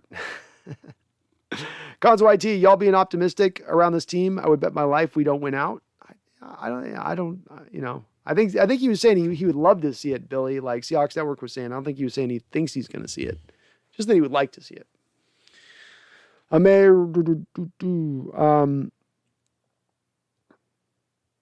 Herbicide 73 says highlight of the year. At least we swept the Niners, the Whiners. We did indeed. Feels good. Feels good. I don't have to. They're going to come in the chat all off season. We can just go. Yeah, were we 2-0 against you guys though? So no matter how bad we are, no matter how horrible they want to talk their trash about us, we still beat you. So where does that put you? And there's nothing else they can say beyond it at that point. Your boy Michael says, am I the only one down to keep John? I'm open to it. I had been for a long period of time, your boy Michael, an ardent supporter of Schneider and saying Coach Carroll had more power over the top of him, more say over the top of him. Therefore, you have to almost, in a lot of essence, give John a little bit of a pass over some of the bad player decision-making because you don't know truly what is John and what is Pete. I have been moved around off of that original position a little bit, and what really drove me to that was the fact that we're sitting on $13.3 million of cap space this year that we went unused, which should have been used. And that does not go to me, to the coach at the end of the day. That lands on the shoulders of your general manager and not using that money. And I consider that a little bit of negligence, and one that is in itself for a team that's sitting in the bottom of the division really could be a fireable offense. Paul Third, goddamn, Vikings, I would have had a perfect pick round if it wasn't for the Goff's late touchdown. Would have had $1,200 off of a $3 bet. Ooh, goodness. You haven't gotten paid, Paul. The Vikings could just do one thing right. AI says Rams have rough last 5 game schedule too. Stafford is going to implode. We do know that Stafford is fighting through a myriad of injuries right now. He is nowhere near 100%, and that is affecting his play on the football field. Make no mistake about it. So they're not playing their best football either right now. Seahawks Gaming, we better go on a spending spree. Well, you're going to have the 10th most amount of cap space this offseason as we start, and that's before you making a decision with Bobby Wagner, LJ Collier, Russell Wilson, where potentially you could free up a lot more money. BD Boys says, take the wins you get, the 49ers will get. Take the wins you can get. The 49ers will get Fred Warner and Deebo Samuel plus other starters back and charge into the playoffs while the Seahawks will be holding their dicks. Maybe. I guess we shall see, won't we? We shall see. I will tell you this, my man. If we end up in a tiebreaker, who goes in? If we end up in a tiebreaker, who goes in at that point? And I know you're fearing it. I can sense the fear in your comment. I can feel the fear in the comment. But you're not wrong. Jabor Michael, what offensive line are there in free agency? The only guy that's jumped out to me as I've looked at the board early on, Jabor Michael, is Teron Armstead. He's the guy that above all hops out at me. I think there's a couple guys like Brandon Scherf and whatnot that are right guards that are available, but we don't need really a right guard. And I'm not sure on anybody that looks out there in right tackle that jumps out at me either. So it's kind of light in free agency on the offensive line. But Teron would be the one that jumps out to me as the guy that you could make a play for and give him some money. AI says DK is not worth $20 million. Well, I would argue with the AI, DK is worth $20 million because you're worth what you can be paid. And if Seattle doesn't pay him that amount of money, there will be more than a lot of teams out there in this league that are going to be willing to pay him that money. So he's worth $20 million. Is it smart to then sign him to $20 million? That's really the question. Not about worth, but a matter of does it make sense for you as a team to sign him to that? I mean, I don't know, man. DK to me has earned the contract. He's played in every single football game since he's arrived here. He's performed. Are his hands perfect? No, but he blocks. He plays with high effort. He wants to win. He plays with a chip on his shoulder. He's going to start his 3-year career at wide receiver right up there with the greats as the beginning of their careers go. To me, as I've said before on this AI, I tend to land in the situation where I say he is worth it. That's where I land. Ethan E. says Damian Lewis is the only player on the offensive line that shouldn't be moved. Agreed, Ethan. I would argue the only place that you should move Damian Lewis is back to right guard. Get him out of left guard, get him over to right guard, which is his natural position, and then go find a true left guard. You've got 2 right guards on this team right now. Go get a left guard. Jose Julian, you still last in the division, you fools. So if we're last in the division and you lost to us twice. So where's that put you? 15 maybe, but not 20. That's not the going rate. AI, the going rate is what people will pay out there. You know, the going rate is what people will pay. So if there's receivers that have set the market at $27.5, $28 million, like DeAndre Hopkins and the like up there, that's where the market is set for him. And so, you know, why would he sign for $15 million for us when there's a team AI that will pay DK Metcalf in a trade? You trade DK Metcalf for probably a first round pick, and there will be a team that is going to pay him $27.5, $28 million per year. I mean, you cannot like it and you can disagree with it, but you're not going to be able to disagree with the fact that would occur, that there would be the team willing to do that sees him worth that. There's no way he's accepting 15. Ryan Ragu says the NFC is really bad this year. It helps that almost everyone above us lost today. It does, Ryan. You still got a chance. You're still fighting. Clara, be careful. How you doing, Clara? Says, yes, Seahawks won today. Amazing. It is amazing, Clara. It feels good. It feels real good. Feel real good. Real good. Anmal Potta says, thank God we play the Texans next week. At least we will have a 2-game winning streak. At least there's that, Anmal, right? At least there's that. Jose Julian, you're lucky Niners were missing Warner and Debo and have a mediocre quarterback.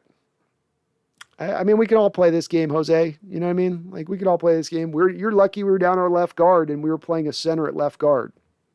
You're lucky we were down our top 2-3 running backs down to our backup, but you were able to play that.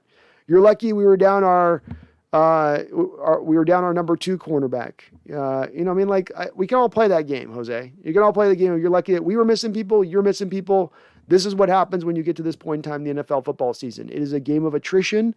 By the 3/4 of the way in the NFL season, you're going to be missing guys every single week. That's the reality of it, right? That's the reality of it. And that's a leveled playing field, frankly.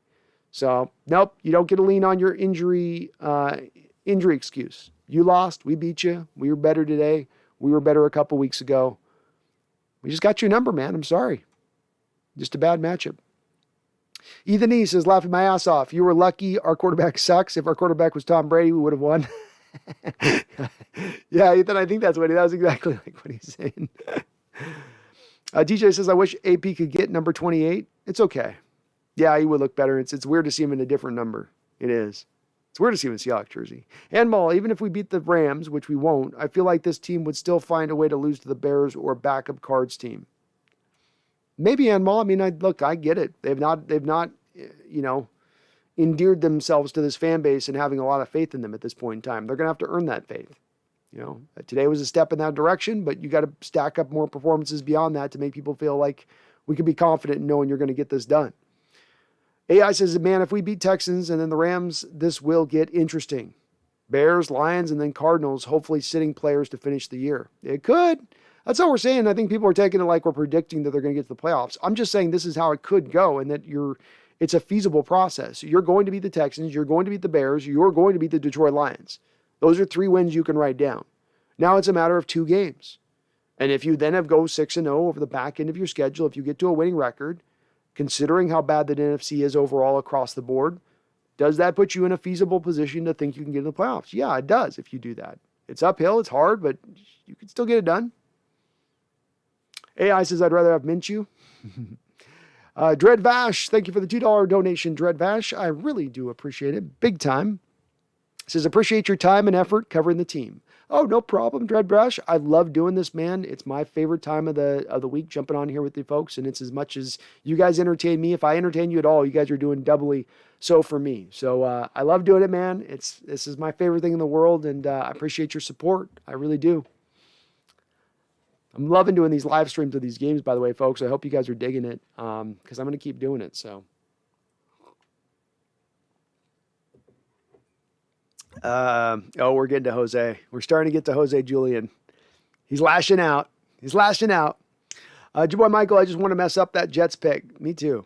Just get him back into the teens, right, your boy Michael? Get him back in the teens so they can shut the hell up. Stop thanking us for that first round pick. I don't want to hear it anymore. Megan, I saw something on Facebook that holds true. No matter how bad my day is, at least I'm not a 49ers fan. AI says, you're lucky Everett cost us 14 plus points today. Yeah, thank you, AI. I love the, you're lucky this, you're lucky that. It's like Jose says, Herbicide, you're a fan of the 1 yard line choker team. Oh, burn. He got you with that one, Herbicide. Herbicide, are they going to have to take some skin off the back of your ankles in order to cover up all that burn damage on the main part of your body on that burn? Yeah, choker team on the 1 yard line. Yeah. Well, we got a Super Bowl title in the last 10 years. Don't we have to go back to the 70s, Jose, to find you guys with your championship? Something like that. It's back a ways. Been back a while. I always love too when teams have to reference how bad we are by, you did bad in Super Bowl. That's how bad your team is. You choked out. You did bad in the Super Bowl. Oh, did we? That's how bad we are? We sometimes lose a Super Bowl. You know that's a bottom runger team that's talking to you when they're saying something like that to you.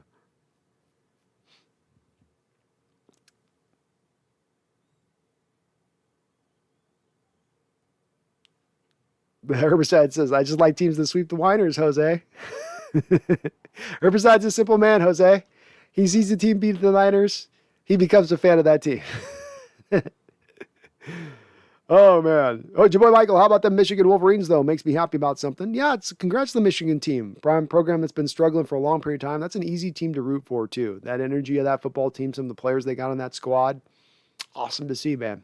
We'll see what they can do in the playoffs. Be an interesting playoff, Michigan against Alabama. Be an interesting matchup if it ends up with that. Yeah, AI says, I think Bobby still might have a year or two left. I think he does too. I had long thought, AI, that he would be retiring after this year or be kind of done. But, man, he might have slowed down a little bit, but he is still a tremendously productive football player. You can't deny that with him.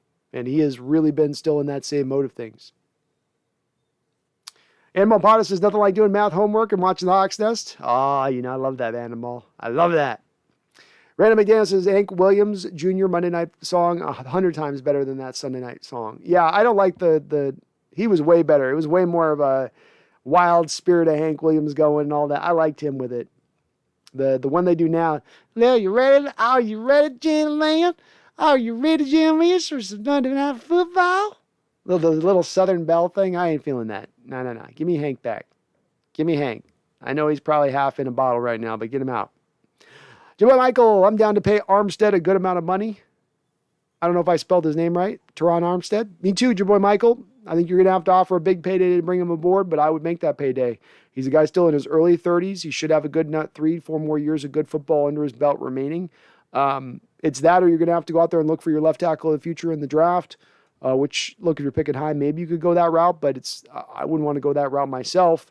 Teron would be a way where you could replicate a little bit of what you got out of Dwayne Brown when you brought him aboard, where it's you guy, you're not paying the market prices of a Laramie Tunsil or a Ronnie Staley, but you're then to that next rung that's just a little bit below, which then allows you to build out the rest of the offensive line because it's basically not all going to the one guy.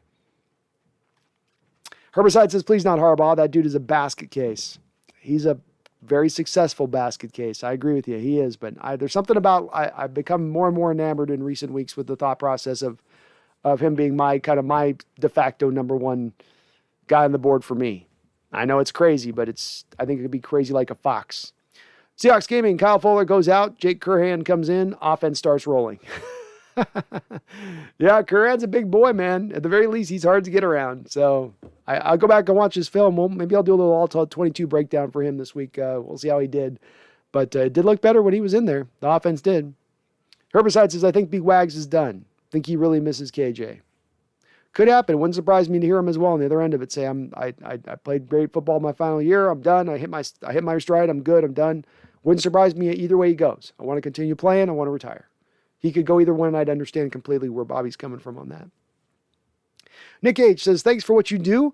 Glad to be on the winning side for once. Feel bad for us having that interception that is not his fault.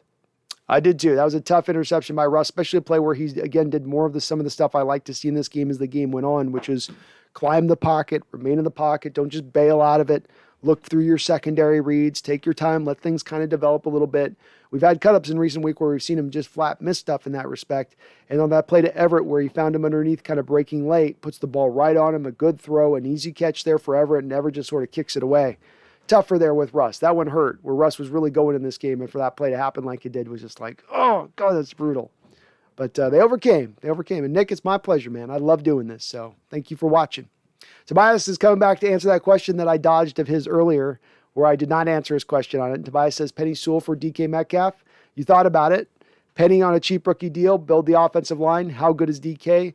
Are we sure he's Megatron 2.0? He looks panicky. Megatron was smooth. Hashtag get Sewell. Well, you are pressing for an answer, Tobias, and I did say I would answer it, so I should answer it. I think that you would, if Detroit's willing to make that move, I think you do make that move. And some of this has a little bit to do with the state of the football team. If you were more in a winning state and in a state of being ready to win into the future, and that roster-wise you were a little bit better. But when you look at this offensive line going into this offseason, you're going to need a new left tackle. You're going to need a center. You're going to need a new right tackle. You may also end up needing a new left guard. In addition to that, 4/5 your offensive line needs to be rebuilt. You could go very far in that rebuild process by bringing a guy like Penny Sewell, who I thought was that guy at left tackle coming out of the draft last year, and that guy that will be your tackle for the next 10 years that will be mentioned up with those guys right now. He'll be into that class of your Ronnie Staley, Laramie Tunsil, Trent Williams types. He'll be in there in the next 4 or 5 years. I do think as well DK is going to be a marvelous receiver going forward, but when we're talking about the value of a team and having a blindside left tackle that is a Pro Bowl left tackle versus having a Pro Bowl receiver, it's more valuable to have the left tackle, as well as I don't have to pay Penny and bringing him in. I do have to pay DK instantaneously if I do hold on to him moving forward. I don't want to trade DK, but Penny Sewell and being able to build a line around a guy like that would be just too hard to probably turn down. Collins YT, I honestly didn't notice too much of the difference with Stone Forsythe at right tackle. Seemed like he did pretty good in there. Hoping that he continues to do a good job and develops into a great right tackle. I would love to see it, Collins. If you do, you got a nice cheap guy on a cheap rookie deal, 6th-round contract, so that would be awesome if you could. He does not fit to your traditional right tackle approach of how you'd go things, right? He is more of the dancing guy, out dancing bear type.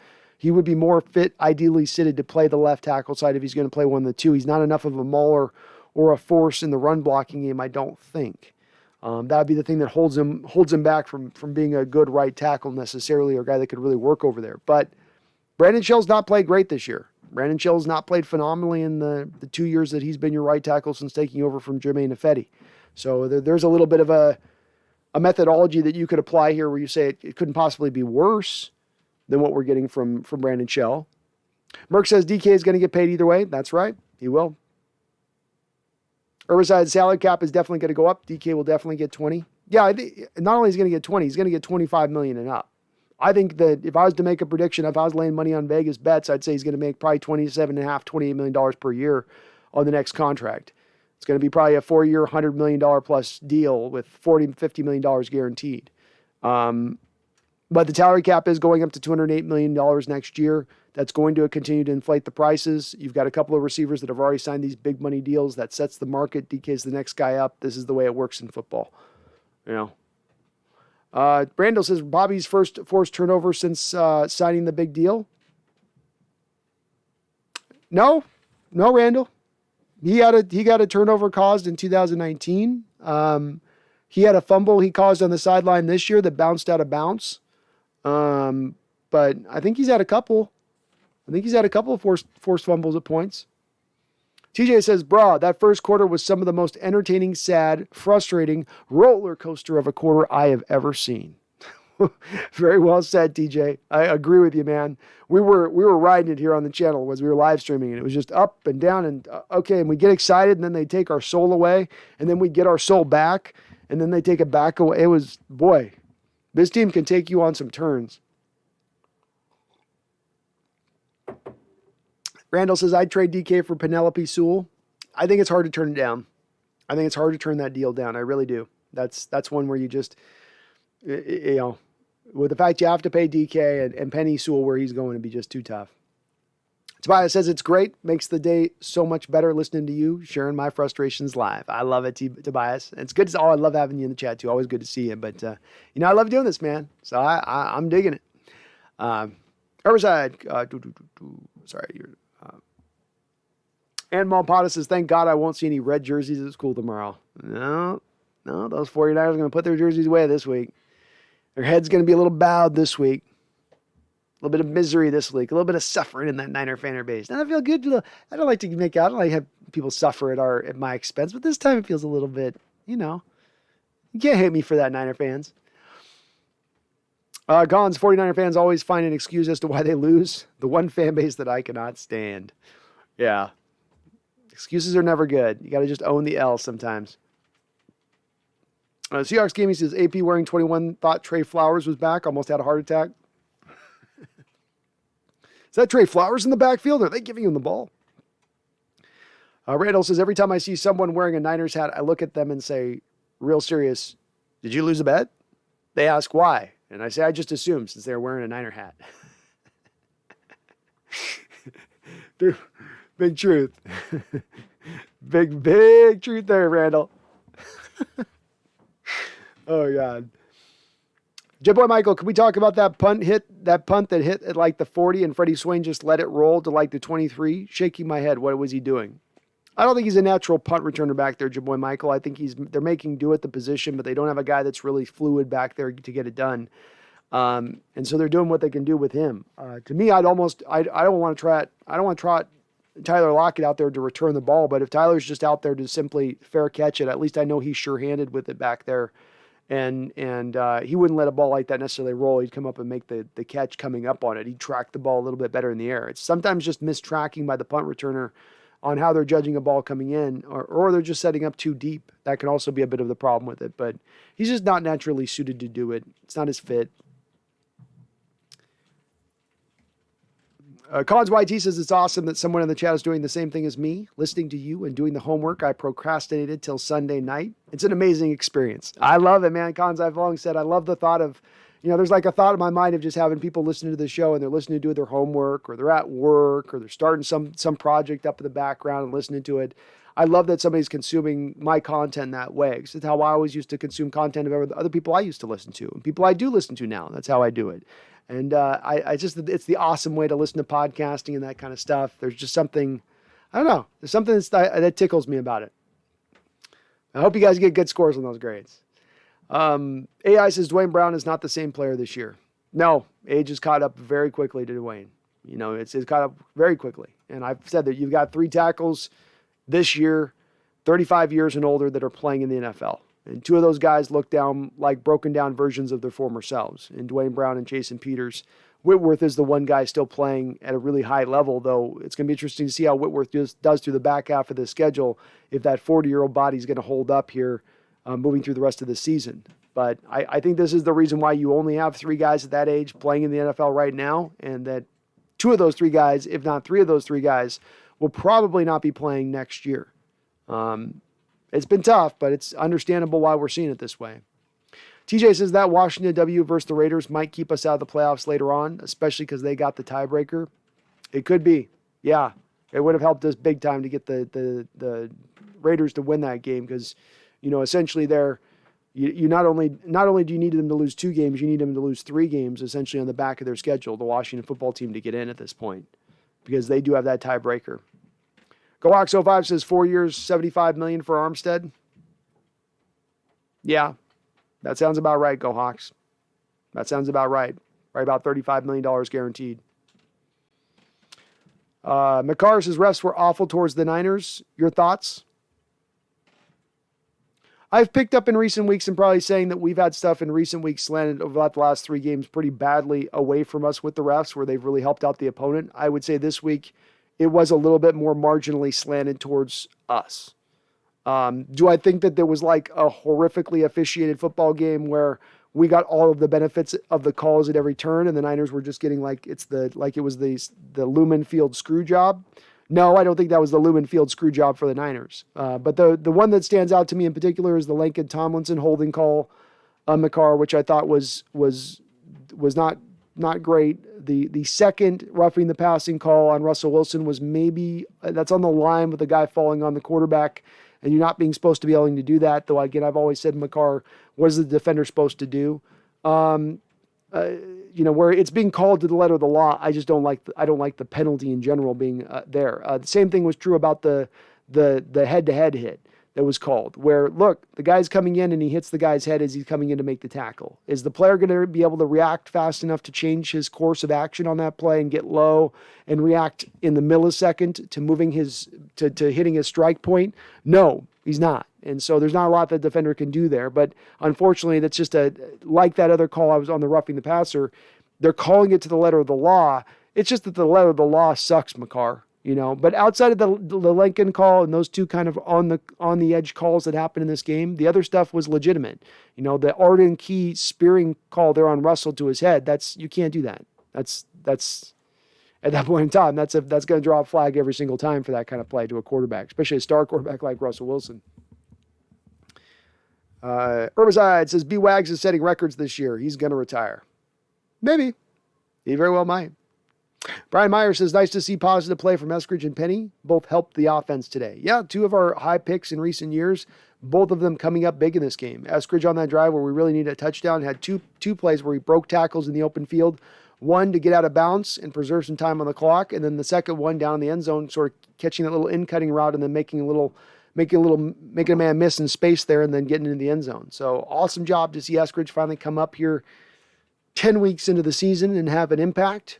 Really good to see. And Penny looking good, man. Penny was, again, not utilized in the best fashion in this game. He had about, 10 runs. 9 of them were up the middle. But with that said, he made the most of what he could with it. Mark Howard says, it's funny, all the Hawks podcasts are on a natural high right now because Niner fans are taking this loss to the worst Hawks team ever. Laughing my ass off. Go Hawks. You better believe it. Hey, I can't speak for the rest of the folks that are podcasting the Hawksville, but I would say this. Look, it's hard to cover a team that's losing like they're losing this year and to be as bad as they've looked this year. And so when you finally have a little bit of a release where you get to talk about something good and encouraging and nice, you're damn right we're going to revel in it. You're damn right we're going to enjoy it. And the fact that it comes against the Niners, I've said, look, the Rams are the tougher team we play. You can make the argument maybe the Cardinals are the second toughest team within this division that we play right now. But there still is that old familiar song there with the 49ers, that old lingering hate and animosity from those 2012, 2013, 2014 type years that sort of still just sits there rattling around, doesn't it? Just a bit. And so it always adds a little extra sweet savoring of the flavor when you're able to beat them. Okay. Jaboy Michael says the entire Lions team and all their picks were DK. Why, Cons YT, I feel like after the first quarter, the Seahawks played outstanding. Russ was good, except for a couple of throws to DK that he missed in the end zone. Was one of the weirdest games I have ever watched. And that's saying something, isn't it, Cons? Because this team gives you some weird games to check out, don't they? And I agree. Odd game to watch, odd game to kind of feel just, you couldn't get a feel for what was going to happen. Completely unpredictable. A lot of swings. But yeah, I agree. After the first quarter, things settled down for the most part on both sides of the football. The offense locked in. I was happy with Russ's play this game.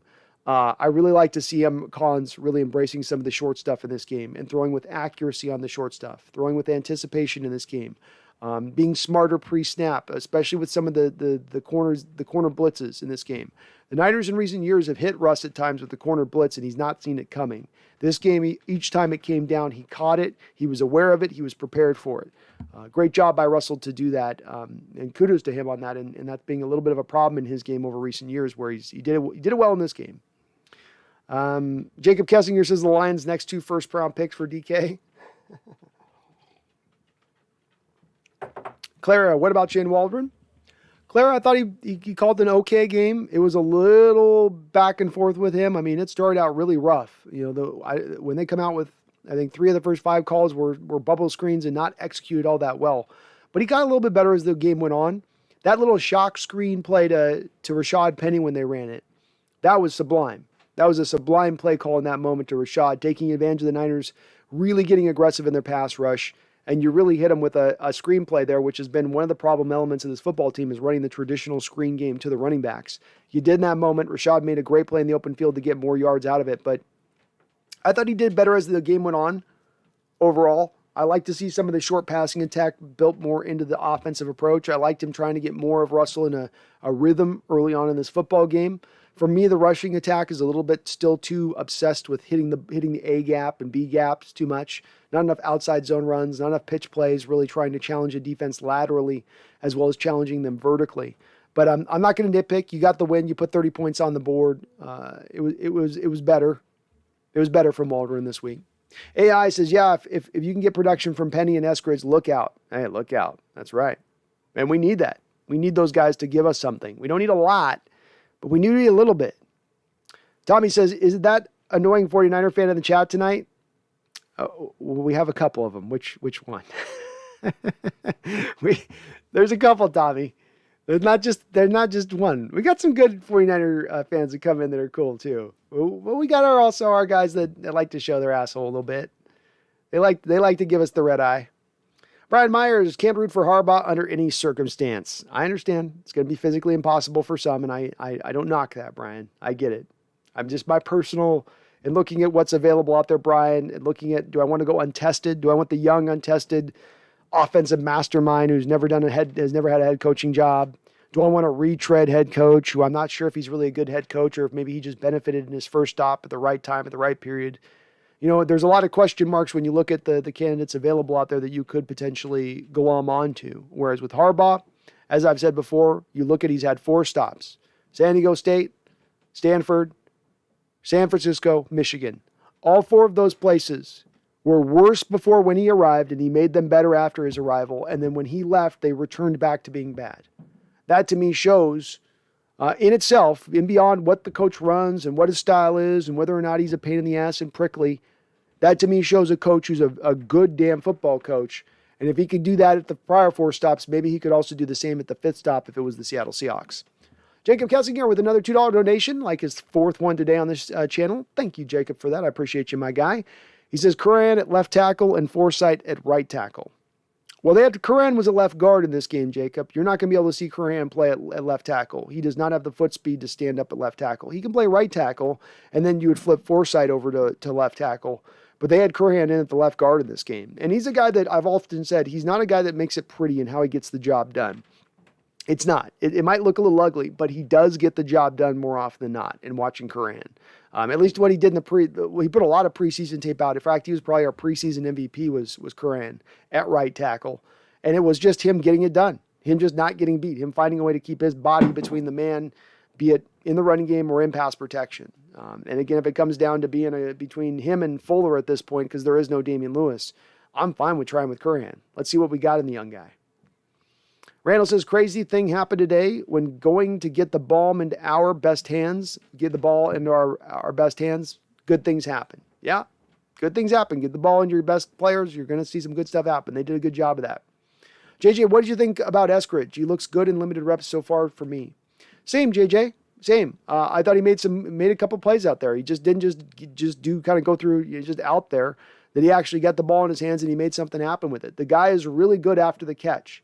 He is. He should be a really good yak guy for us. That's one of his claim to fames. And you saw that in this game where in both of the times he made the catches, he broke the initial tackler. He broke that first tackle. That's something you're going to see a part of his game going forward that he does have in it. He's not a complete receiver where he gives you the full skill set. I worry about his hands. I worry about him being able to run the full route tree. But if you just sort of align him to certain roles, have him as your fly sweep guy, have him as your slant guy, have him as your get the ball into his hands in space guy and let him work, he can be successful at that for you. And Malpata says, Jimmy G is the best player on the Seahawks. Well, Jimmy G has been maybe for the modern defense over the last 4 or 5 years, maybe the best quarterback that the Seahawks has faced as far as the best fit for them and what they do schematically. I don't know why exactly this is the case because it kind of runs counterintuitive to what you'd think. Jimmy Garoppolo is a guy with a quick release who likes to throw the ball short. This should really be more of a kryptonite quarterback for the Seahawks defense. But instead, Seattle's been on the better end of it more often than not against Jimmy G. A guy you can knock all you want for it, but that a guy who does have a winning record as a starting quarterback in this league and as a starting quarterback for our Niners specifically. AI says Bobby Wagner's salary is $16.6 million next year. I think we should just keep him. He has made $84 million, so maybe he retires. But if his body's okay, AI, so much of this comes into a little bit. First, we got to start out on making the determination on Bobby of what are you defensive wise moving forward? Have you moved on from Carroll? Have you brought on a different defensive coordinator? Have you brought on a different coach? If we're talking about running with Carroll into next year at that point and having Bobby here, the only thing with that is then once again, now you're going for a third season of taking a first round pick in Jordan Brooks and having him essentially play out of position at the will. He's garnering a lot of tackles right now. There's no doubt about that. I think he's top 5 in the NFL in tackles and Bobby's number 1. But you have also seen throughout the course of this year and throughout the time at putting Jordan Brooks at the will, where his coverage deficiencies are put that much bigger on notice, where they're that much brighter. And so to sign yourself up for a third season of that, to keep Bobby into tow at that point, that might be the tough pull for the front office to pull that one off of. But there's also a part of this AI, if you were to go, let's say, to a 3-4 defense, now you have your 2 middle linebackers. Now you could bring back Bobby and Jordan, and now you have them both basically playing middle in a 3-4, which I think both of them would fit fine for that. So you could go that trek as well with it. He's played great. He's certainly not been a guy that you're looking to move off from his level of play. He's playing sterling middle linebacker. He's, again, not as impactful as maybe he once was, but he's still one of the upper level middle linebackers in the sport. Probably going to be, again, a first team All-Pro once again. And it's going to be up to him what he wants to decide to do next. Because if he wants to play, there's going to be a team, whether it's us or somewhere else, that's going to be willing to have him start out there for them at middle linebacker. Now it says, I'm talking trash to 49ers as we speak. 49er fans as we speak. Good. As you should. And Malpata, oh my God, I haven't heard the name Trey Flowers in a while. Wonder how that guy's doing. He's getting snaps for the Bengals. I saw a couple of Bengal games, and he's playing for them. Your boy Michaels is 4 straight on the 49ers. Ooh, feels good. 2 straight years of just beating their ass. Just beating their Herbicide, I'm starving now. I'll catch up with you guys later. Sounds good, my guy. Your boy Michaels says, now we have a 3% chance to make the playoffs. Seahawks Gaming says the 49ers should retire the number 3 when Wilson retires. Oh, he's killed them, hasn't he? He's definitely played them. He's been more nails against them than any other NFC West team. They've gotten the brunt end of it, that's for sure. TJ says Penny had a good game from what I saw. He did, TJ. He ran strong. They asked him to run a lot of up-the-middle stuff like they would with Chris Carson, and he did his best with it. He got a lot of 3 yards in a cloud of dust, which was good to see. He had to fight for those 3 yards at times. But, he looked good in this game. Looked fast. Good in the open field. Tom Eaton says we threw a successful screen pass to Penny, no less. Cats and dogs living together. It is. We're in Revelations, Tommy. We're in Revelations. We completed a screen pass to a running back, and it was successful.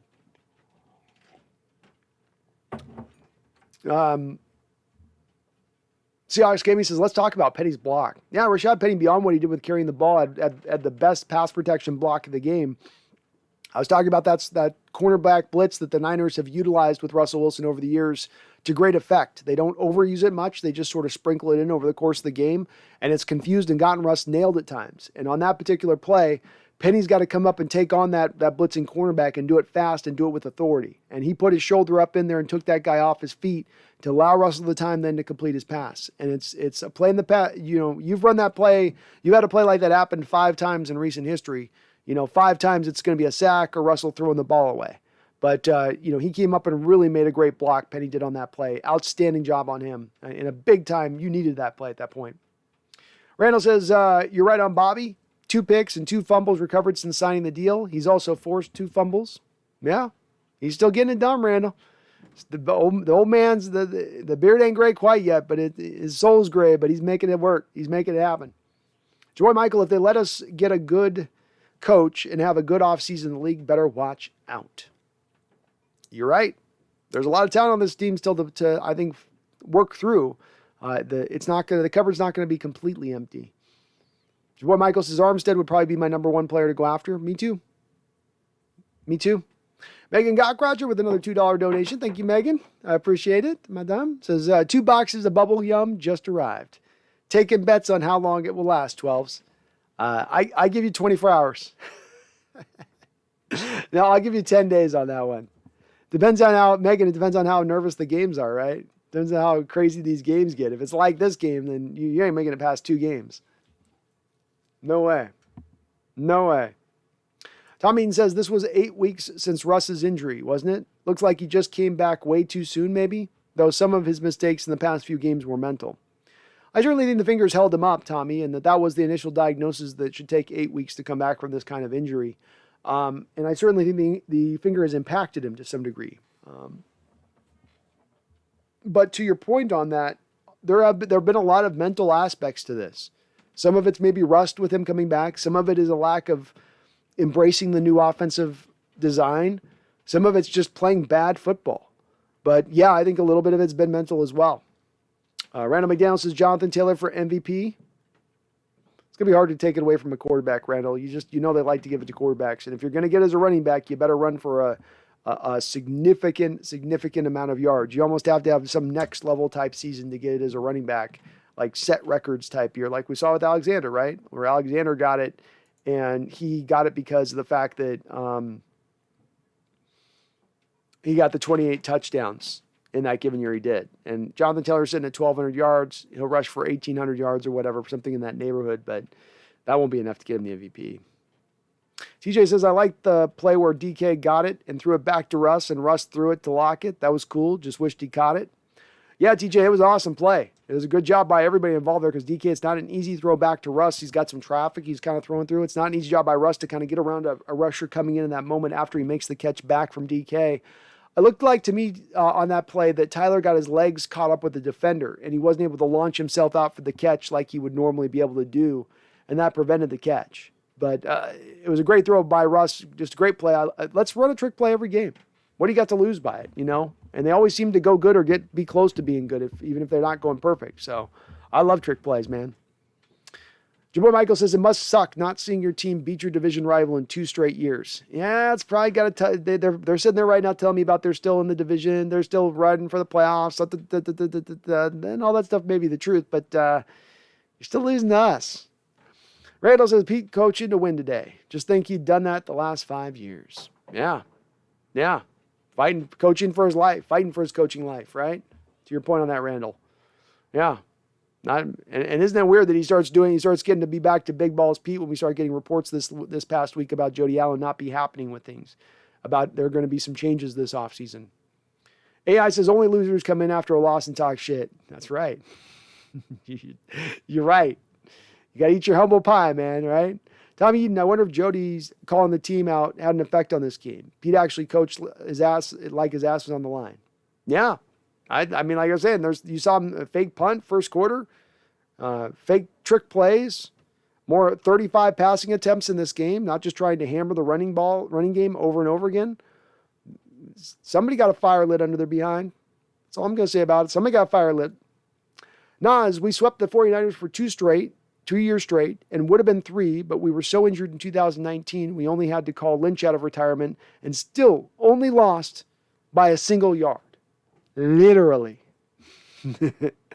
Well said. Yeah. Yeah, we've had their number, man. We've been a nice matchup for them. And we'll be probably going forward. Boy Michael says Peterson looked better than I thought. He ran hard. He was fighting for yards. He was definitely not a guy that's like at the end of his rope who's given up, who's just going through the motions. He didn't get a lot of yards. There wasn't a lot of holes there for him to run through, but he did the most with what he could do. Boy Michael says, how would you feel about Orlando Brown this offseason? I believe they've got him on a contract. The Chiefs kind of signed him to a contract extension when they made the trade with the Ravens for him. So I don't think he's sitting on just a 1-year deal. I could be wrong about that, but I understand him to be under a multi-year deal with him. Philip Scapatulo says, congrats to the Seahawks, even though Gerald Everett tried to give the game away. Now I know why the Rams released him, laughing out loud. Yeah, that's what everybody was saying. We were wondering if Philip would do he's doing a little bit of spy stuff for the Rams organization, a little bit of a sabotage for the Rams. But yeah, he's been good for us throughout this year, Philip, in all seriousness. Gerald's been really solid for us. It's just this happened to be a game where he really decided to have his worst game of the year and by a wide margin and at a really bad time. Could have lost us this game. Luckily, it didn't. I hopefully will be a little bit better with him going forward, and I think it would be. Tommy says, for the people that want to keep Bobby next year, I love Bobby. Would you rather have him or use that money or pick towards a potential offensive lineman? That's how I look at it. Agreed, Tommy. Some of this comes down to circumstance for me, because if we're talking about, like you're talking about, we're in basically a vacuum here, and we're talking about, Bobby being here and whether or not he's earned a right to come back another year, where he's played up to that contract he signed in 2018, and he's still a sub-superstar level player at the middle linebacker position. All that stuff is the truth. But at the end of the day, it comes down to you can save $16.75 million by releasing Bobby this offseason. What can you do with $17 million of cap space versus sliding Jordan Brooks into the middle linebacker role, maybe not falling that far off at the middle at that point, moving Jordan there, and then utilizing those assets in another way. To Tommy's point, utilizing those assets to the offensive line. I can't argue with that as a methodology approach to this, Tommy. I can't. Makes a lot of sense. And it's going to be one of the big decisions that this front office or whatever front office that's running this has to make going forward. Probably sitting at the head of the line of their decision-making, maybe just you got Russ and then Bobby 1-2 as far as your personnel choices that you got to make. Philip says, I'm happy the 49ers lost. With the loss, the Washington football team are in the 6th seed and the 49ers are the 7th. I love it. I love it as well. Obi-Wan says, Rams still paying Everett's bills. Maybe so. Maybe he's getting some cash donations in a envelope every week here after those kind of performances. TJ Boy Michael says, I want to get a running back that's fast. Yeah, that'd be nice to have. TJ says, Jay Curran looks decent. He looks like the next best undrafted free agent we got. He's did all right today. I'm going to go back and watch a little bit of the tape on him and see how he looked and concentrate on him in particular, especially that left guard spot, which is not his natural position. It'll be interesting to see where he's at with that. But I'm going to take a bite here, folks. I'm a little bit hungry. I'm hungry.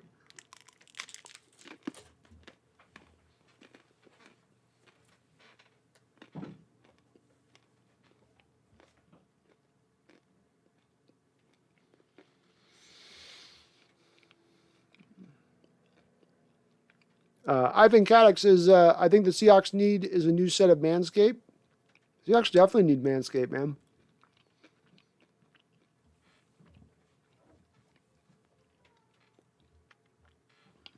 Our boys are being weighed down, Ivan, by too much hair. Too much lower end hair. It's adding a good couple of pounds. Just a couple of pounds can slow you down, you know? Put a pound weight on your back and try to run fast. So they got an extra pound in their crotch. They need to go to Manscaped and get that stuff trimmed out. Jabor Michael, we still get to play the Texans, Bears, and Lions. Those should be dubs. If those aren't dubs, then our team has fallen far. If I can't rely on those to be dubs, then Jesus, dear Lord. Random McDaniel, would Bobby have trade value? Maybe we pick up some of his contract and get a third or a fourth. I've been pretty reticent to believe and skeptical to believe that Bobby has any trade value at this point in time because he has carried such a large contract and he is so much older. And again, middle linebacker is not exactly a claim to fame position that teams really covet to a large degree. It's a little bit like the safeties where it's important, but there's other positions defensively that some teams will tend to hold in higher importance. I guess if you were to take a little bit of his contract back and relieve some of that pain for whatever team trades for him, then yeah, you could probably have a team out there that might be willing to dip in on that one with the year that he's had. I don't think you would get much more than a 4th round pick. I think a 3rd would be a little bit high for a return for a guy that's going to be 32, 33 years old as a middle linebacker. But maybe a small amount. Megan says, I need to do some shoulder rehab before my chiropractor appointment tomorrow. Be back later. Sounds good, Megan. Thank you for all your donations on the channel. Adrian D, do you think Diggs could get another 1-year contract if he produces more? And I'm not letting Bobby go. He is still very much impactful. I want him to mentor Brooks for another year or two. Fair enough, Adrian. And I, for anybody that says they want to keep Bobby and that he's still performing well and that he's, you want to not get rid of assets that are working well on your team, can't argue with you there. I mean, the guy's still playing really good football. He might be the best middle linebacker in the sport still this year, still right now, still even at his elder age. I mean, definitely. When it comes to Diggs is going to get paid this offseason, Adrian. So, my question to you on that be why would Quandary Diggs sign a 1-year deal with us when there's going to be a team that's going to give him a 4-year, $45 million, 4-year, $50 million deal, which is probably somewhere in the neighborhood of what he's going to truly get. He's got more interceptions. Say nothing of free safeties. I believe he has more interceptions than anybody else in football over the last 2 years. Somebody's going to be paying attention to that, and I think that's going to end up getting him paid somewhere. JJ, we're not making the playoffs anyways, so what do we have to lose with some offensive creativity? Very well said, JJ. What do you got to lose, man? That's my point. What's going to go bad? You're already in a bad state, so try it all out. Let it all. That's what they say, JJ. Let it all hang out, right? Let it all hang out. Go for it. Philip, no matter how the Seahawks finish, Russell Wilson will be gone. So it will be rebuild time for the Seahawks. Need a quarterback and O-line for the starters and maybe coach if Pete Carroll leaves. Agreed, Philip. I think we're sliding more into that trek of things when this is all said and done and how this truly does play out.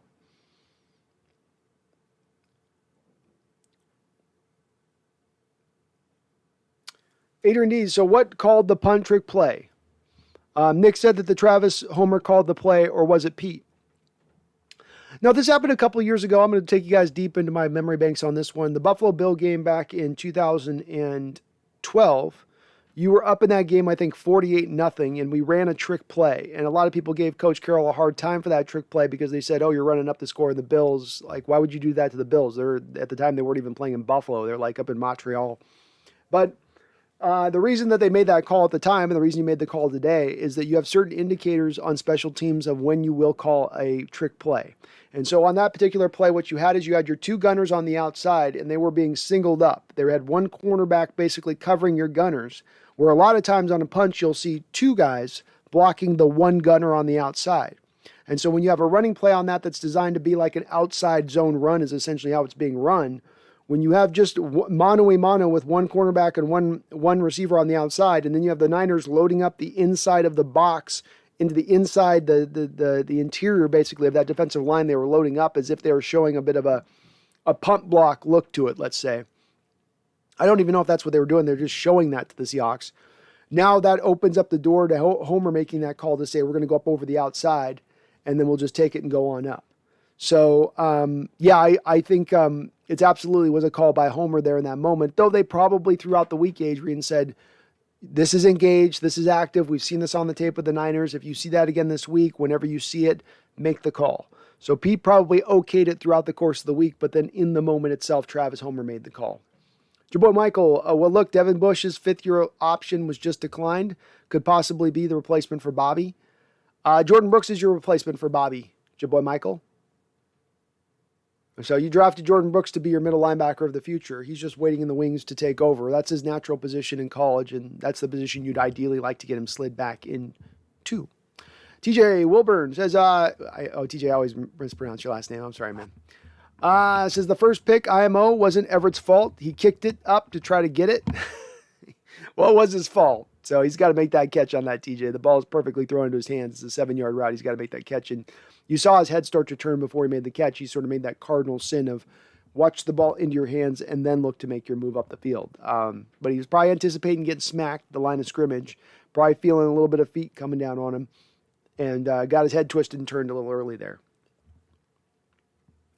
Randall McDaniel with a big $5 donation. Randall, with multiple donations on the channel tonight. Appreciate you on that. He says, between Russ and Bobby, who have we gotten a better ROI on from the last mega deal?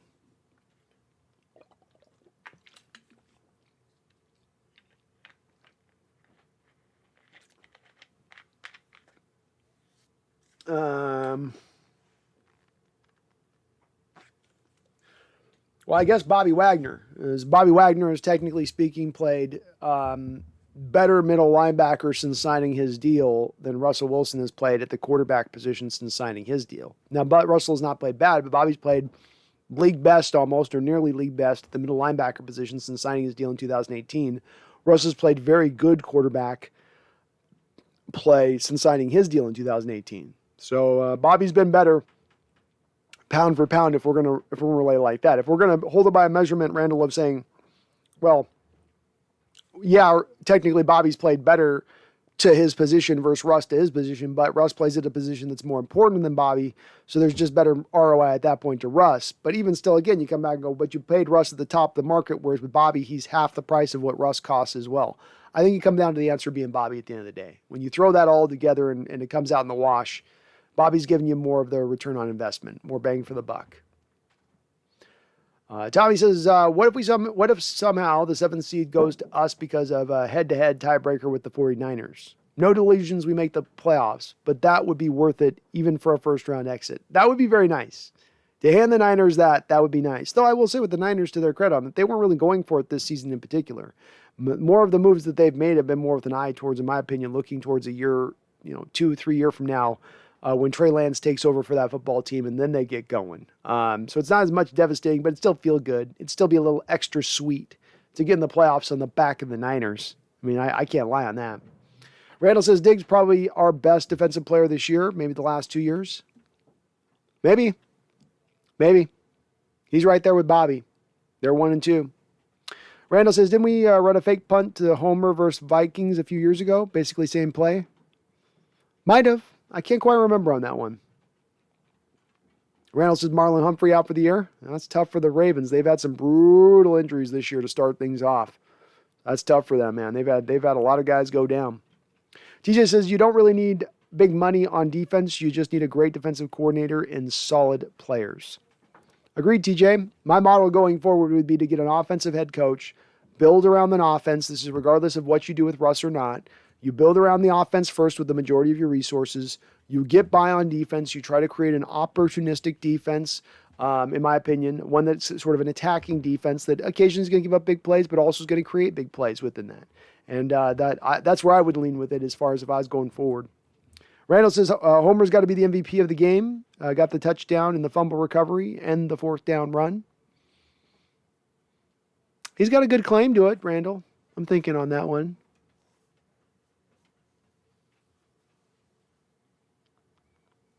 Yeah, Randall, I think he's probably got a great argument to be made that he's that guy on that. Yeah, I'll give it to him. I'll back that, Randall. I'll sign. He's got my vote. Remember the time 92 says if we do move on from Russ, we should get Gardner Minshew. He was on fire today. Max Borgi, running back Wazoo, should be someone I think the Seahawks should look at. His game reminds me of Christian McCaffrey. I'll take a look at Max Borgi. Haven't seen him yet. Remember the time, but I'll take a look at him. Now, I like Gardner Minshew as a stopgap quarterback, so I'm okay with that. Ivan Caddick says, need someone to sneak into Russ's house to cut his hair. A wife makes you feel too comfortable at times. Gotta keep them more on their toes, huh? Is that it, Ivan? Charles Riley, thank you for the $5 donation, my con brother. I appreciate you and salute you, sir. This is Brando. Your thoughts on Russ's throws today, considering this is when he should have been back from his mallet middle finger. I didn't catch the game. there were less throws in this game than any of the throws we've seen so far in any of the other games, Charles, where you legitimately look at him and say, oh, that was a throw that I can attribute to the finger, right? I mean, there's less of those throws where he's throwing to a guy who's 8 yards away and he misses him by 10 yards. I didn't see a lot of that today. There were a couple of moments where I was like, the ball's looking a little funky coming out of his hands at times, but overall, he was nails. I mean, he was pretty accurate on his throws, and there was a few moments of off, but not startling like it's been. So he did look more comfortable in his throwing. I don't know if that finger is feeling a little bit better. Like you said, this is where the pre-diagnosis was. This is when he would be coming back and at his full health. Frankly, probably should have waited until potentially this game to come back and really be giving it a go. But he made some great throws today, Charles. I think beyond the throws he made, which he made some really nice throws, I liked his decision-making and I liked his processing today. Two things that have been a little bit lacking with Russell, not just through this year, but through the last couple of years at times when it's gone wrong for him. You can point to those two attributes of his game and go, this is where it's gone wrong.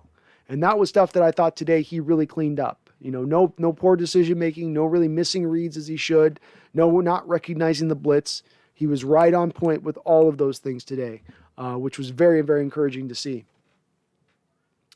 Randall says, worst goal line play versus the Niners, Everett's drop fumble or Hollister being dropped at the half-yard line to lose the division.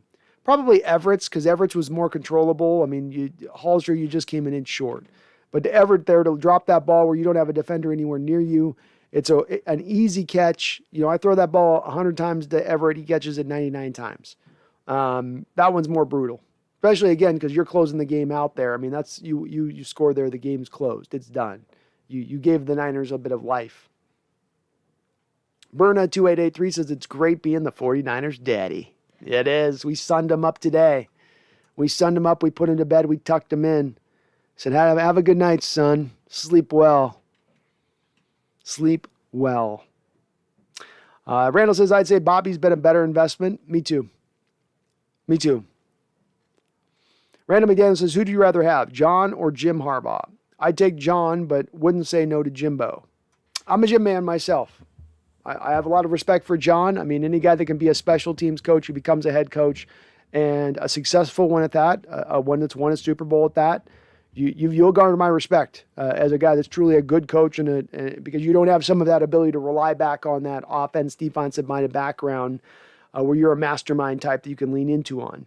But Jim, I think, is a legitimately great coach. I think John Harbaugh is a good coach, and I would more want the Jimbo experience. I'm going big Jimbo experience. GJ says one of the best defenses in the NFL history was a bunch of no-name players except Jake Scott. Other than that, no-name defense helped the perfect record. Well, they had themselves a pretty good middle linebacker as well, right? I don't think Jake Scott was the best player. And they did have, Nick Bonicati? I mean, that guy was like an 8-time All-Pro.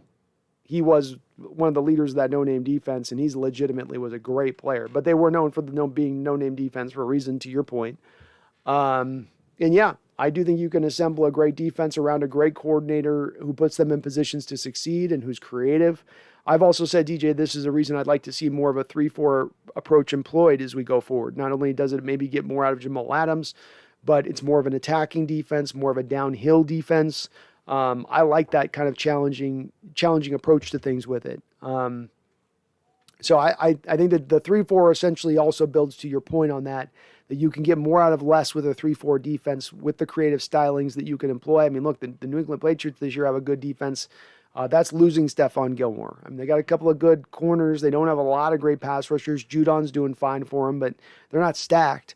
But they get the job done because schematically they're clean and sound, and they can take advantage of things. They can play that chess match and beat you that way. Agreed. Tommy says, John, for me, I think he's been one of the better coaches since he took over. He is a good one. He is a good one. 12th man, RC and Hobbies. How about them Hawks? Not the prettiest game, but a hell of a win. Go Hawks. Hey, go Hawks, 12th man, RC and Hobbies. I agree with you, man. It's not a pretty game. It got uglied up today. There's a lot of mud all over the jerseys. You know what I mean? I mean metaphorical mud. I'm not meaning literal mud, but metaphorical mud. A lot of muddiness in this game. But hey, you walk out with a win, and as my man Max Strong said back in '92, he said, any man that apologizes for a win in this game He just shut the hell up. And Mac knew the hell what he was talking about then. You don't apologize for victories. Instead, you celebrate them, especially when they come against one of your biggest rivals. Jerome Squidward says, we own the Niners. Yeah, we do. We got their number, and it feels good. It feels real good. Jerome Squidward said Adrian Peterson had a touchdown. It was cool to see. It was cool to see Adrian Peterson have a touchdown. Just cool to see him running hard. Get a guy who's been in the sport 14 years, however long he's been at it. How much has he got left in the tank? How willing is he to put his head down there and run behind his pads and drive with guys hanging off him with pulling and twisting ankles that are probably always sore? He came in the game and gave you that, man. No doubt about it, he gave you that. And you cannot ever deny with Adrian that he's given you everything he's got on the field and when he's run with the football. Always been a very hard runner, as well as being an uber-talented runner. That's probably part of his greatness that you look at as a guy who's freakishly big and fast, but also a guy that ran hard, ran with a guy with a big heart. TJ says DK had a great game. He did have a great game. DK was money in this game. And if Russ makes a couple of throws in just a little bit better positions on some of those deep throws, he also comes up with a lot bigger yards in this game. Russ was just a little bit off, didn't give him a try on a couple of those throws. But DK played awesome. Dragon Hawk 95 says, I feel a gritty win like this is good for the morale and the rest of the season. Me too, Dragon. I think it can't hurt, and I think that the team's looking for some momentum and how to build it, and you're not going to build it but one game at a time. And you sometimes just need that one game to start getting this ball from a point of being stagnant and immobile to we start to get the ball rolling a little bit. Right? And then now it starts to roll, and here we go. And now we got some momentum, and we're starting to stack up some wins. And it helps too now where the schedule isn't as hard, and maybe that eases up, and that helps you as well build up a little bit of that momentum. Agreed. It's good to see, and it can't hurt but help the team. Tommy says Adrian Peterson became the fourth running back ever to score 120 touchdowns, tying Jim Brown. Well, there's a stack of running backs right now who recently retired, who sit up around that 10,000 yard mark, who are not going to get in the Hall of Fame. But they're right there around that area of things. No doubt about it, Adrian Peterson will be a first ballot Hall of Famer. Absolutely will earn it. He's one of those rare running backs that's taken in the top 10 in the first round of a draft, and he comes in and he produces from day one. He earns the right of that selection, smart selection. Been a fantastic player. Came back from a horrific torn ACL to get a sort of a third rung or whatever to his career, which has been kind of amazing to see for that. It's hard for running backs to hold up, man. They're breaking down faster than they ever have. They're lasting longer than they ever had. And this is despite the fact we're seeing in running backs, them not getting the touches that they used to get. The guys used to get through 330, 350 touches a year. Now we're seeing guys breaking down on the back of 220 touches a season. Adrian is one of those old workhorse models, war horse models, who you could give the ball to over and over and over again, and he'll just keep coming. He'll just keep coming.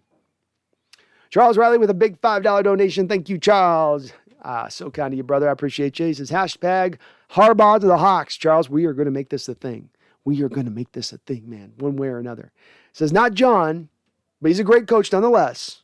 Brando, this message needs to reach Jody Allen's Amazon wish list. I'm with you, Charles. Come on, Jody. Go get us Jim. Throw Jim a whole bunch of money. Just throw him double his pay of what Michigan's paying him. Double his pay. Get him back over here. Let's do it, Jody. Come on. Come on.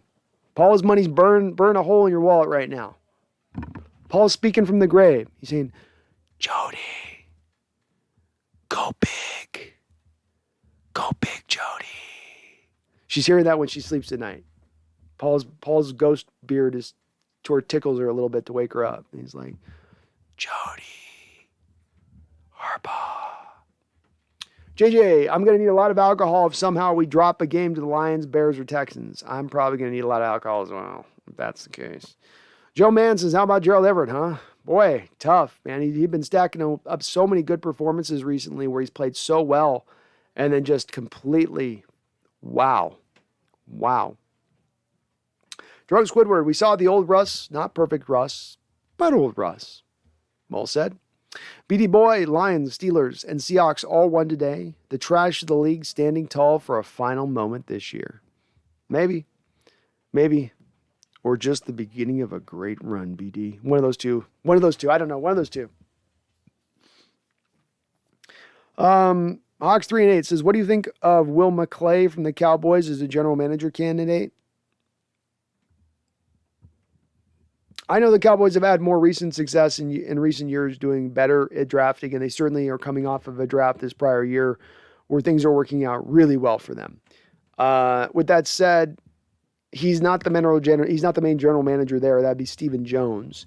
So if I'm bringing in a general manager, I don't want to bring in a guy that's a guy I don't know what I'm getting at with him. I want more established. I don't want a question mark. I don't want some young up-and-comer. Unless, again, some of this is I don't get to interview these guys or know how smart or genius-like they might be in their approach. So some of that is based on that a little bit. And I don't have a general manager candidate like I do with a coaching candidate who would be my number one guy. So I'm open to a kind of a variety of different possibilities here, Hawks 3-8. But as well, I've got to admit, I don't know a lot about McClay and his impact on what the Cowboys have done drafting-wise recently. But they've been great in the draft. I mean, they've grabbed some guys recently that have been awesome, even in the later rounds. Maybe not awesome, but good. Tommy says, I was going by what Rabel said. If it is 126, that is even more amazing.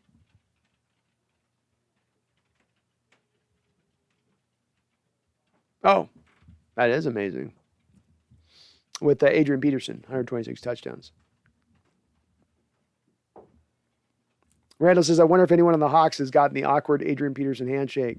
As I was saying before, yeah, he's legendary for having big hands and a strong handshake. That guy will take the alpha out of you with just his handshake alone. Tony LG says, great game. Just got home from the stadium. Hopefully it was loud there, Tony. Caused a couple false starts this game, so you guys did pretty good in there.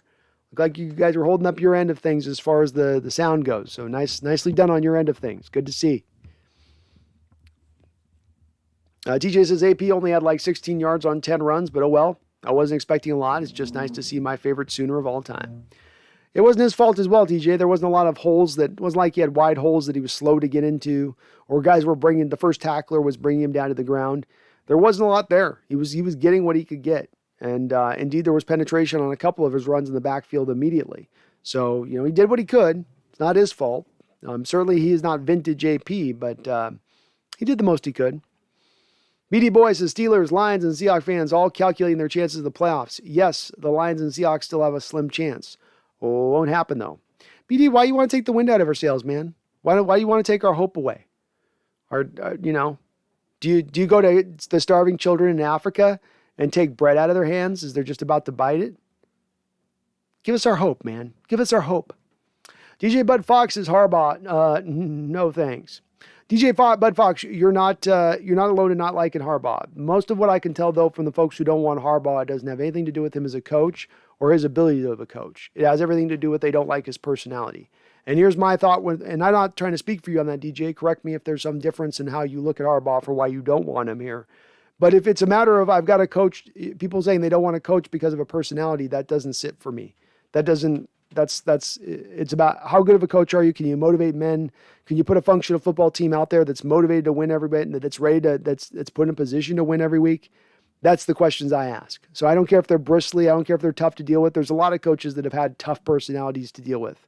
You can look at a lot of the Super Bowl winning coaches in NFL history and they didn't have the easiest personalities.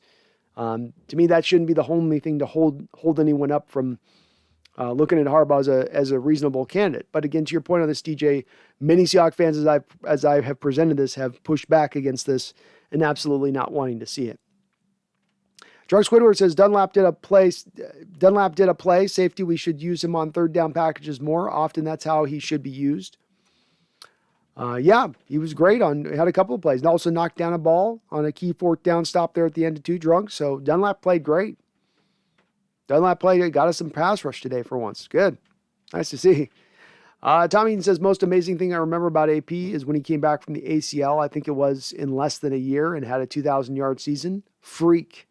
Yeah, he got injured and then came back the very next year from the ACL. Not took a whole year to recover, but came back from the very next year off that torn ACL and then did run for 2,000 yards. Absolutely a freakish guy in his prime. One of the best all-time running backs in NFL history.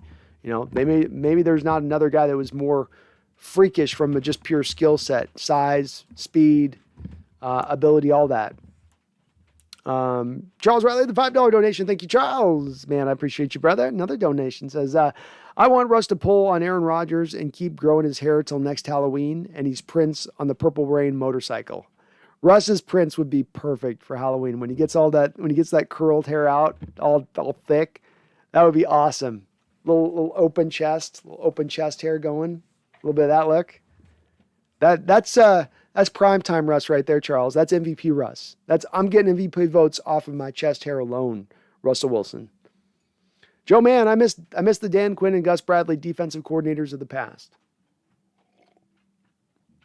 I don't know, man. They had a whole lot more talent to work with than our current defensive coordinators do, But I think Quinn's a legitimately good defensive coordinator, and Bradley's all right.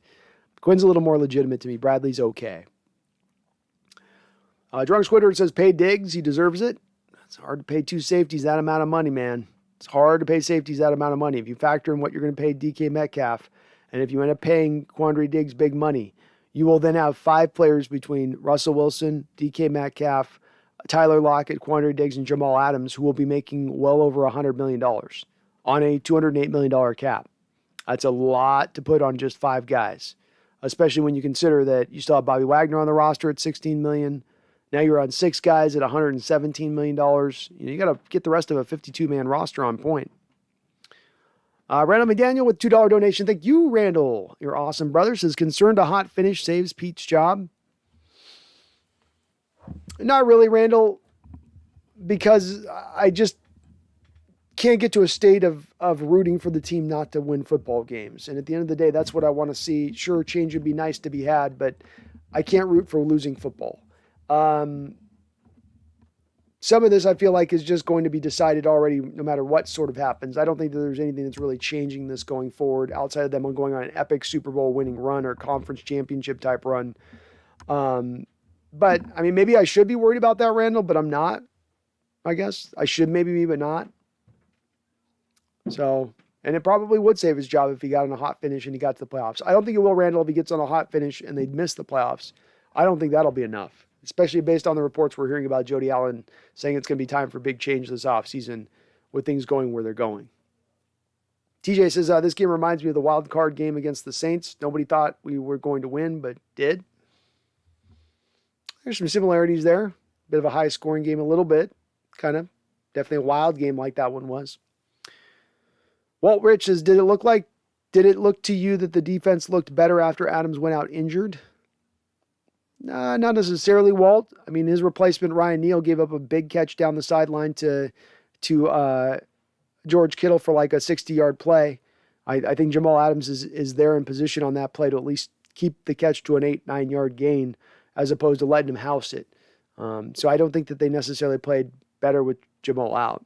But I wasn't also, well, I didn't also really concentrate on it clearly, so I wasn't really super locked in onto that aspect of things. As Paul Third, so the Seahawks have to win every game, right? Because they were less than a 5% chance before this game, but the Vikings and Falcons losses must bump it up, right?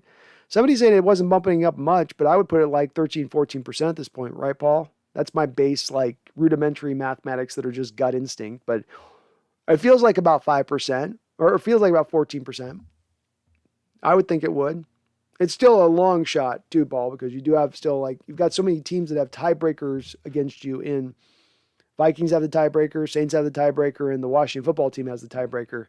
You need all of those teams to be one loss worse than you. They need to be at 8 losses or 9 losses for the season for you to get in the playoffs, which means that those teams have to lose essentially 2 and 3 games through the rest of the year.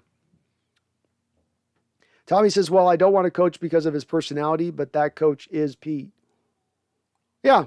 Well, maybe that's a little bit why I'm drawn away from caring about what the personality is of the coach or whether the media is going to have a hard time with him or he's going to be short at times or I don't care. Win me football games, get me to championships.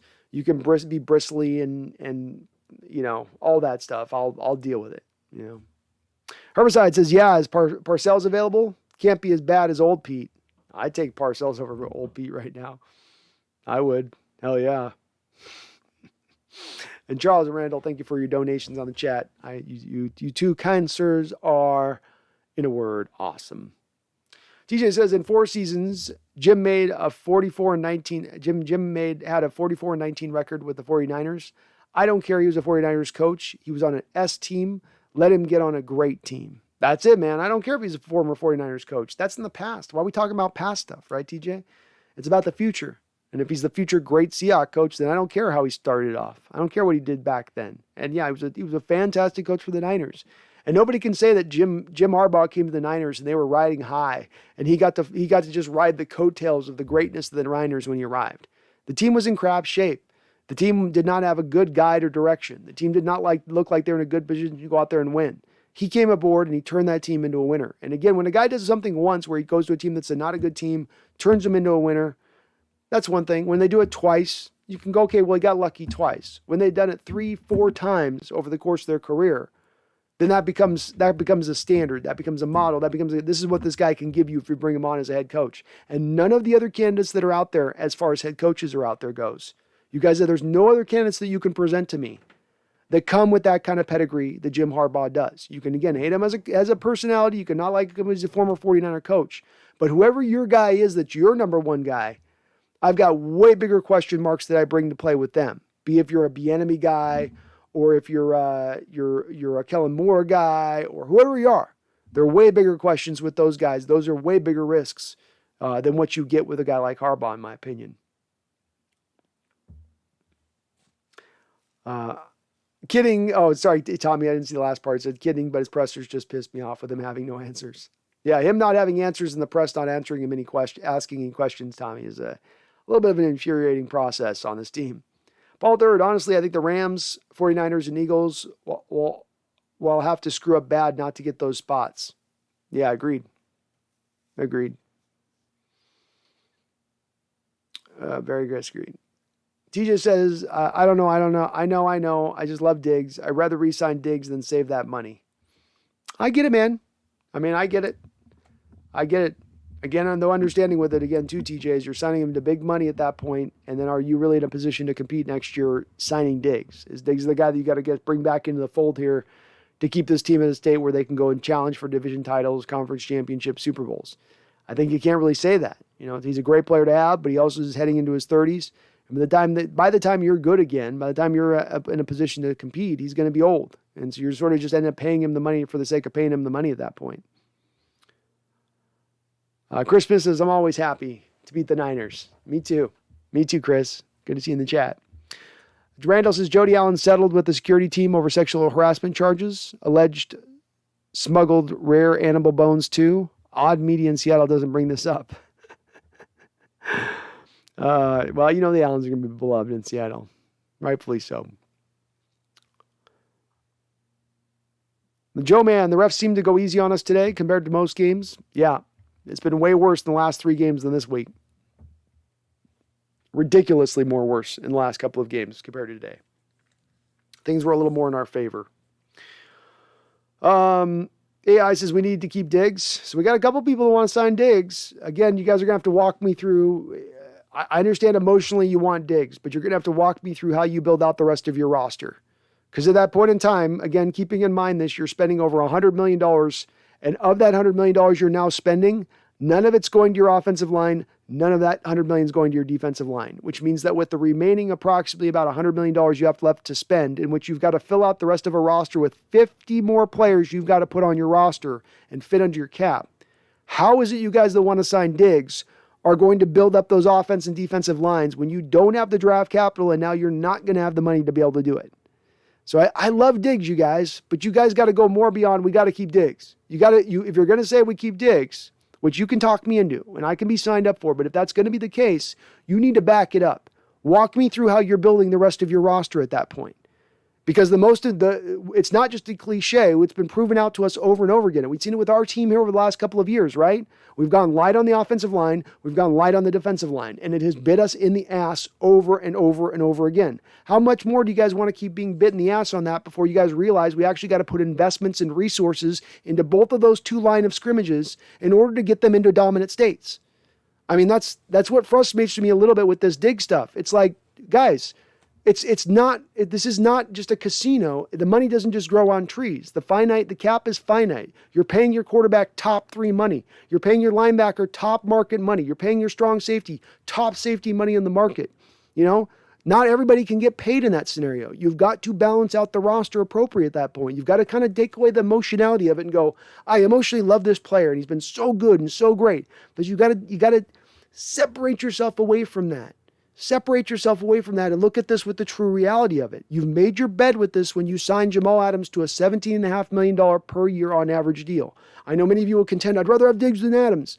That's not the choice at hand. We're not in fantasy land here. We're in reality. And the reality is that you can't pay two safeties $30 million. And again, my point on this, guys, I really wish folks that would sometimes press these points out would back more up in why you believe what you believe on it. How is it that you're right in taking this approach when 31 NFL teams don't take this approach? There is no team in the NFL right now paying both of their safeties top of the market money. Nobody.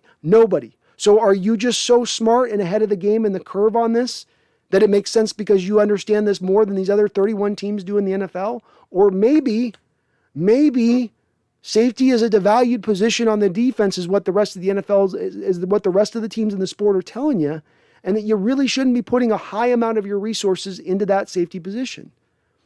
This is a little bit of a thing where I think, again, I'm going to start pressing you guys on the Diggs stuff.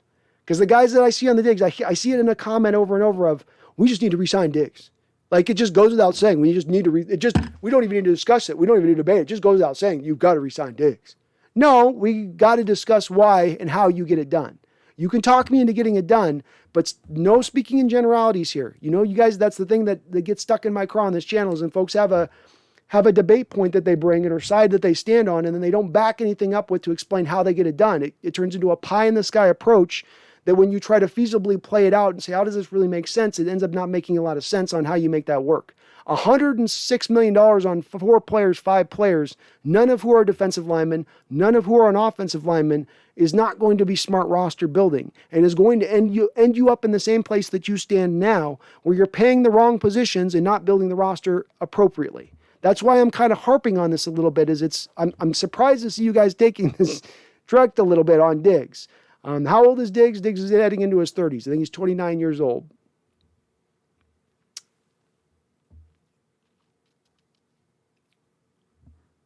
Herbicide, honestly, wouldn't mind taking Shanahan. Herbicide, I'd love Kyle Shanahan. If he was available, I'd be all over him. All over him. JJ, same, would love to keep Diggs and move off of Adams, but it is what it is. There you go, JJ. And I'm not disagreeing with folks that said, I'd rather have Diggs than Adams. He's better than Adams. He gives us more than Adams. I don't disagree with you. The team has made but we're speaking in reality, right? We're not in an alt universe where we didn't sign Adams and we happen to franchise tag him this year or whatever the hell we were going to do, or let him play out his last year of his contract here. That's not the reality we landed in. We signed him to a contract extension. He's not going anywhere anytime in the near future. That being the case, can't pay both safeties. It just can't happen. Chris Smith says Harbaugh would ship out 14 and maybe 3. Would ship out 14 to maybe 3. He might, Chris. I'd accept whatever it would take with Harbaugh coming in. Paul Third says Pete would never step aside for Harbaugh to go into an administrative role. We all know about the bad blood going back to USC and Stanford. We do, Paul, but that's where it's like, if it comes down to bringing in Harbaugh, but I can't bring in Harbaugh because Pete in his new figurehead role doesn't want to have that. Well, then Pete doesn't have a figurehead role. And I keep by bringing Harbaugh. It's more important to get the coach than have the figurehead. Berg Show says, do you think Pete called the fake punt call or the special teams coordinator? I believe that they probably set up the fake punt call throughout the course of the week, but it was based upon a formation by the opposition, being that if they went to essentially heavy on the defensive line on the punt, where you don't have 2 guys blocking the gunner on the outside, and that there's a basically a de facto feasible rushing lane there for Travis Homer to get through, then he can make that call on the spot to a fake punt. So Homer made the call, but it was established throughout the course of the week by the coaching staff to allow them to make that call in that moment. Herbicide says Jim is insane, though. Pro players hate him. I don't think that that's the case, Herbicide.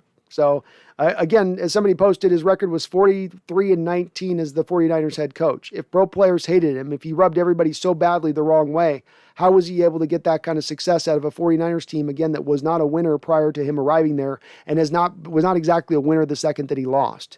The second he did not lost, but the second that they lost him.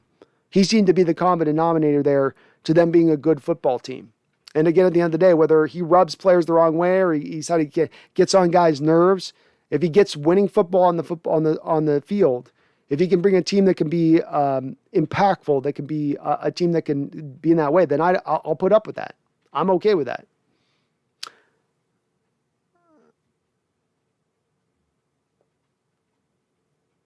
Tom Eden says, didn't Jimbo take over for Singletary and Mike basically ruining Alex Smith?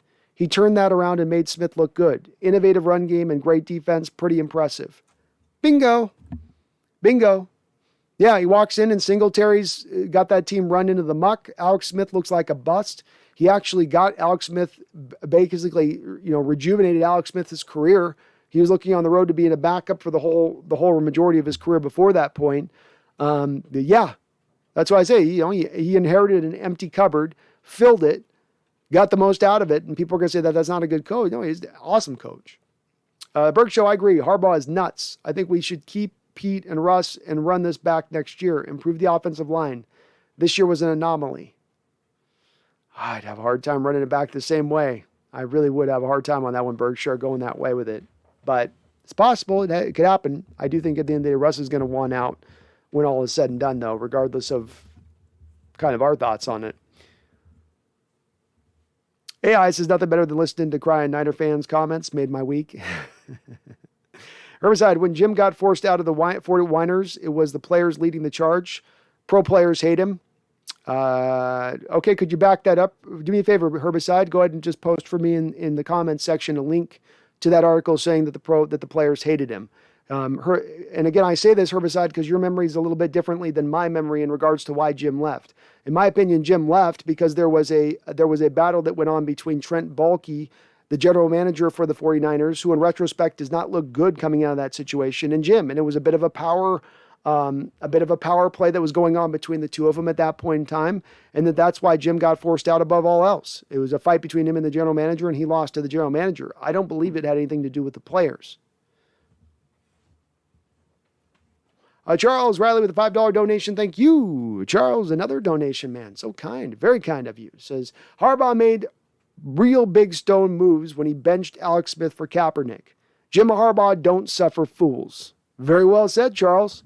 Very well said. And that move worked out pretty well for Harbaugh to make it. I don't think Alex Smith gets them into the Super Bowl or wins you a Super Bowl. What he did when he brought Kaepernick in and how they got that out of him at the time and now they did was tremendous. And again, another arrow in Harbaugh's quiver as far as him being a great coach.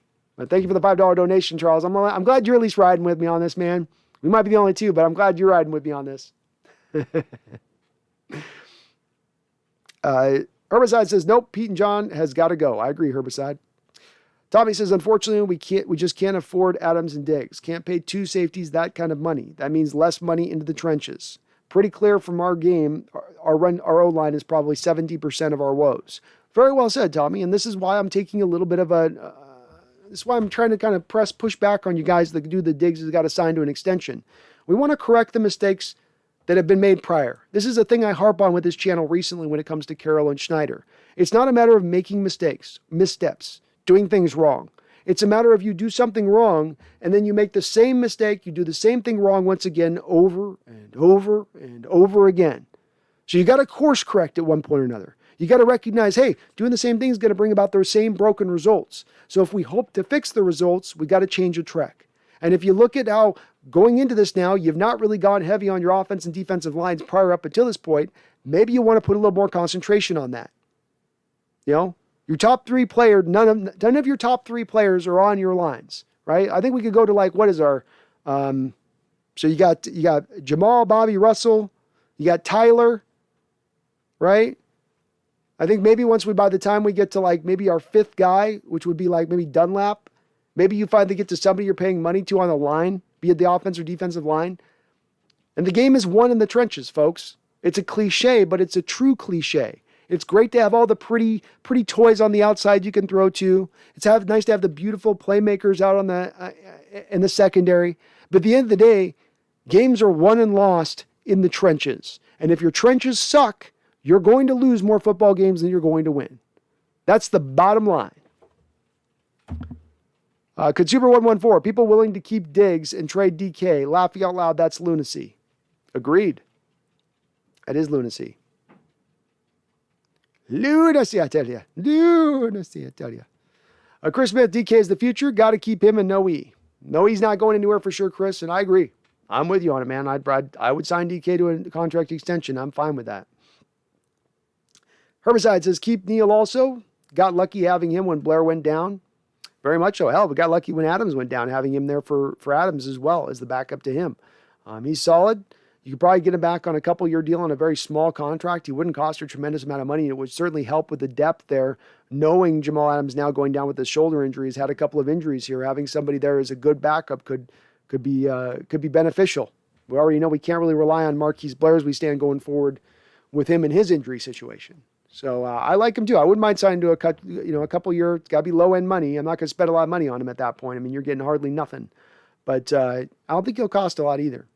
Even Tech World, I'd rather let Diggs go and sign Neal to an extension for much, much cheaper. And we're talking by much cheaper. I mean, I'm talking if you sign not Ryan Neal, you're signing me at 1/6, 1/7 the cost of what Diggs is going to cost.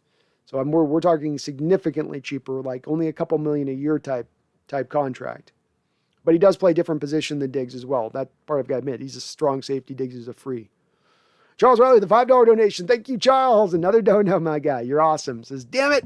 I hate when Brando busts my fantasy Landrine and makes me realize Jamal Adams is here to stay for worse or worser.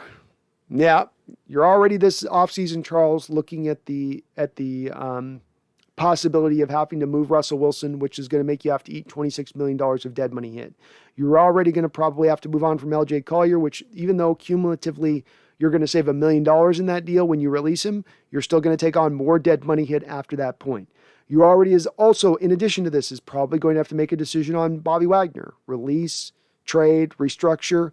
That also means more dead money. So when between those three guys, you're already sitting at somewhere in the neighborhood of $34 million of dead money hit. You can't add another $16 million of dead money hit with Jamal Adams on top of it.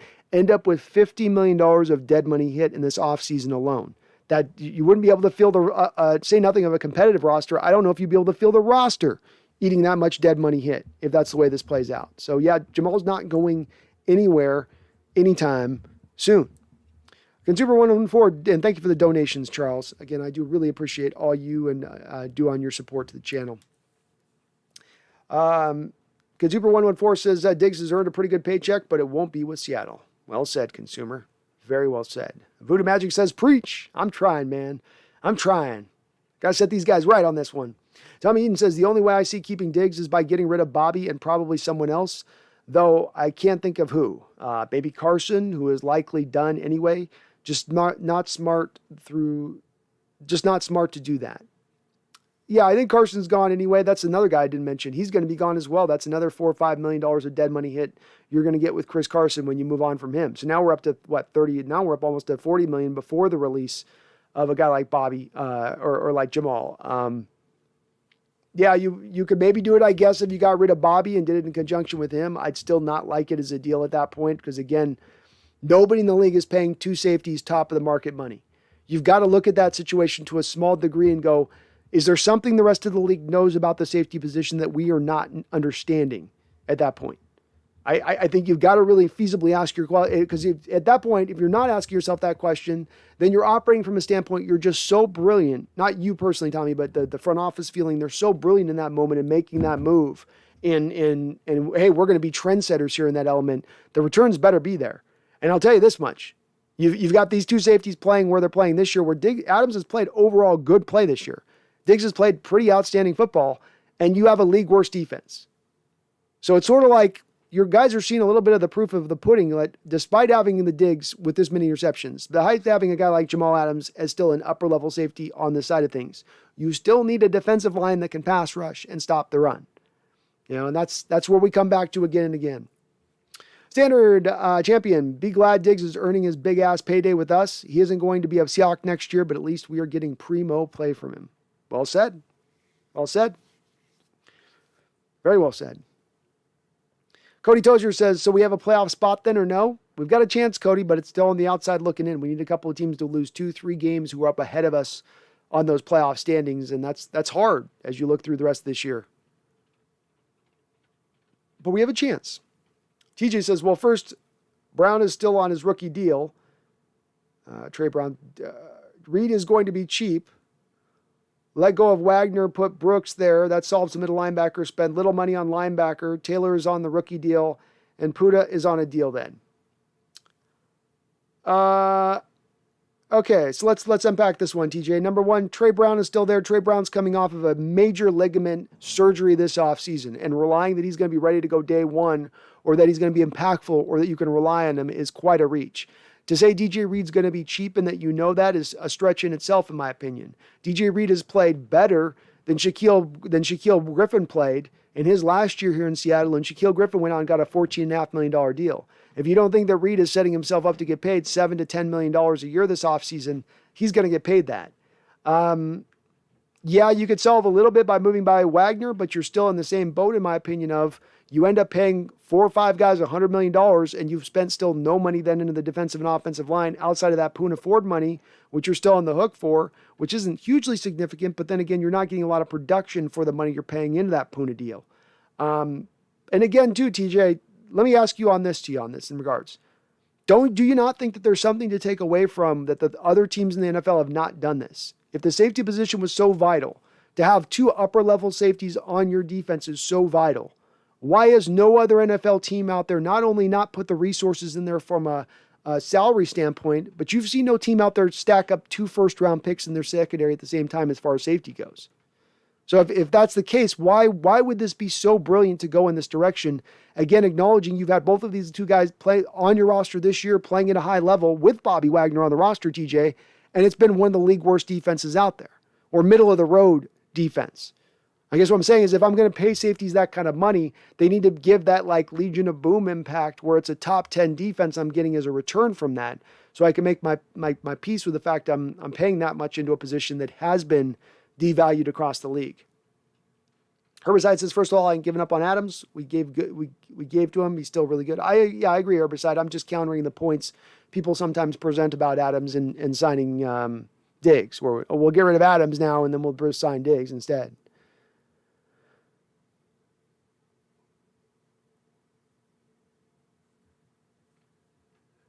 Hawks of the Ace. Is it possible, in your opinion, Brandon, there is a chance to make the playoffs? Yeah, there's a chance. Hawks of the Ace, here's what it's going to come down to. Let me walk it through on this. You're going to beat the Bears, you're going to beat the Lions, you're going to beat the Texans. That's 3 wins right there, right? So that takes us to 7 wins. We need to get 2 more wins. You need to beat the 49, you need to beat the Rams, and you need to beat the Cardinals. Now, the Rams game's going to be tough, no 2 ways about it. Who knows what goes on with that. That's going to be a hard one.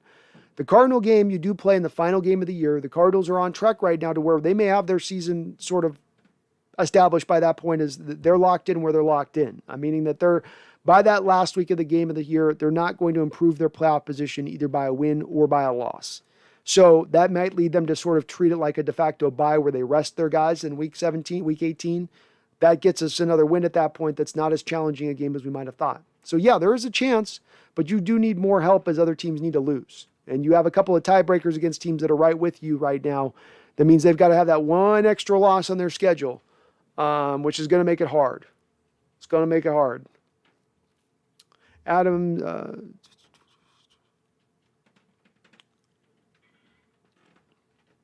Herbicide says, I like Radigan and I think Muse has a bright future.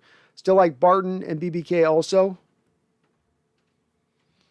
They're all right. I don't know if any of them is a guy that I want to rely on going forward. You know, they're Jags to me. They're just another guys. I don't think any of them are like impactful or I would put bright future necessarily on them, but you know, they're all right. They're not bad. TJ, bring in 1 or 2 D-line, then spend the rest on the O-line. We can draft a halfback, so that's fine. Then we sign a small-time tight end.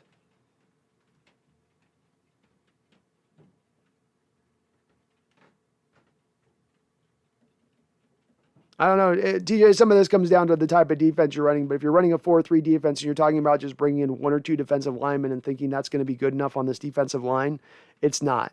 You've had the league worst sack percentage rate in the NFL this year on a team with a 4-3 defense that needs to generate pressure. Those front 4 guys have got to get the job done. So signing some 1 or 2 year D-line on a small end deal will not be enough impact there. It won't be, in my opinion. You're losing Al Woods, you're losing Rasheem Green, who doesn't give you anything anyway. You're going to lose LJ Collier. You've got to find guys to fit around them at that point. You don't have a first-round pick to get it done. I don't know, man. I think you end up, if you take that trek on that, TJ, I think you end up going too light again on your defensive line.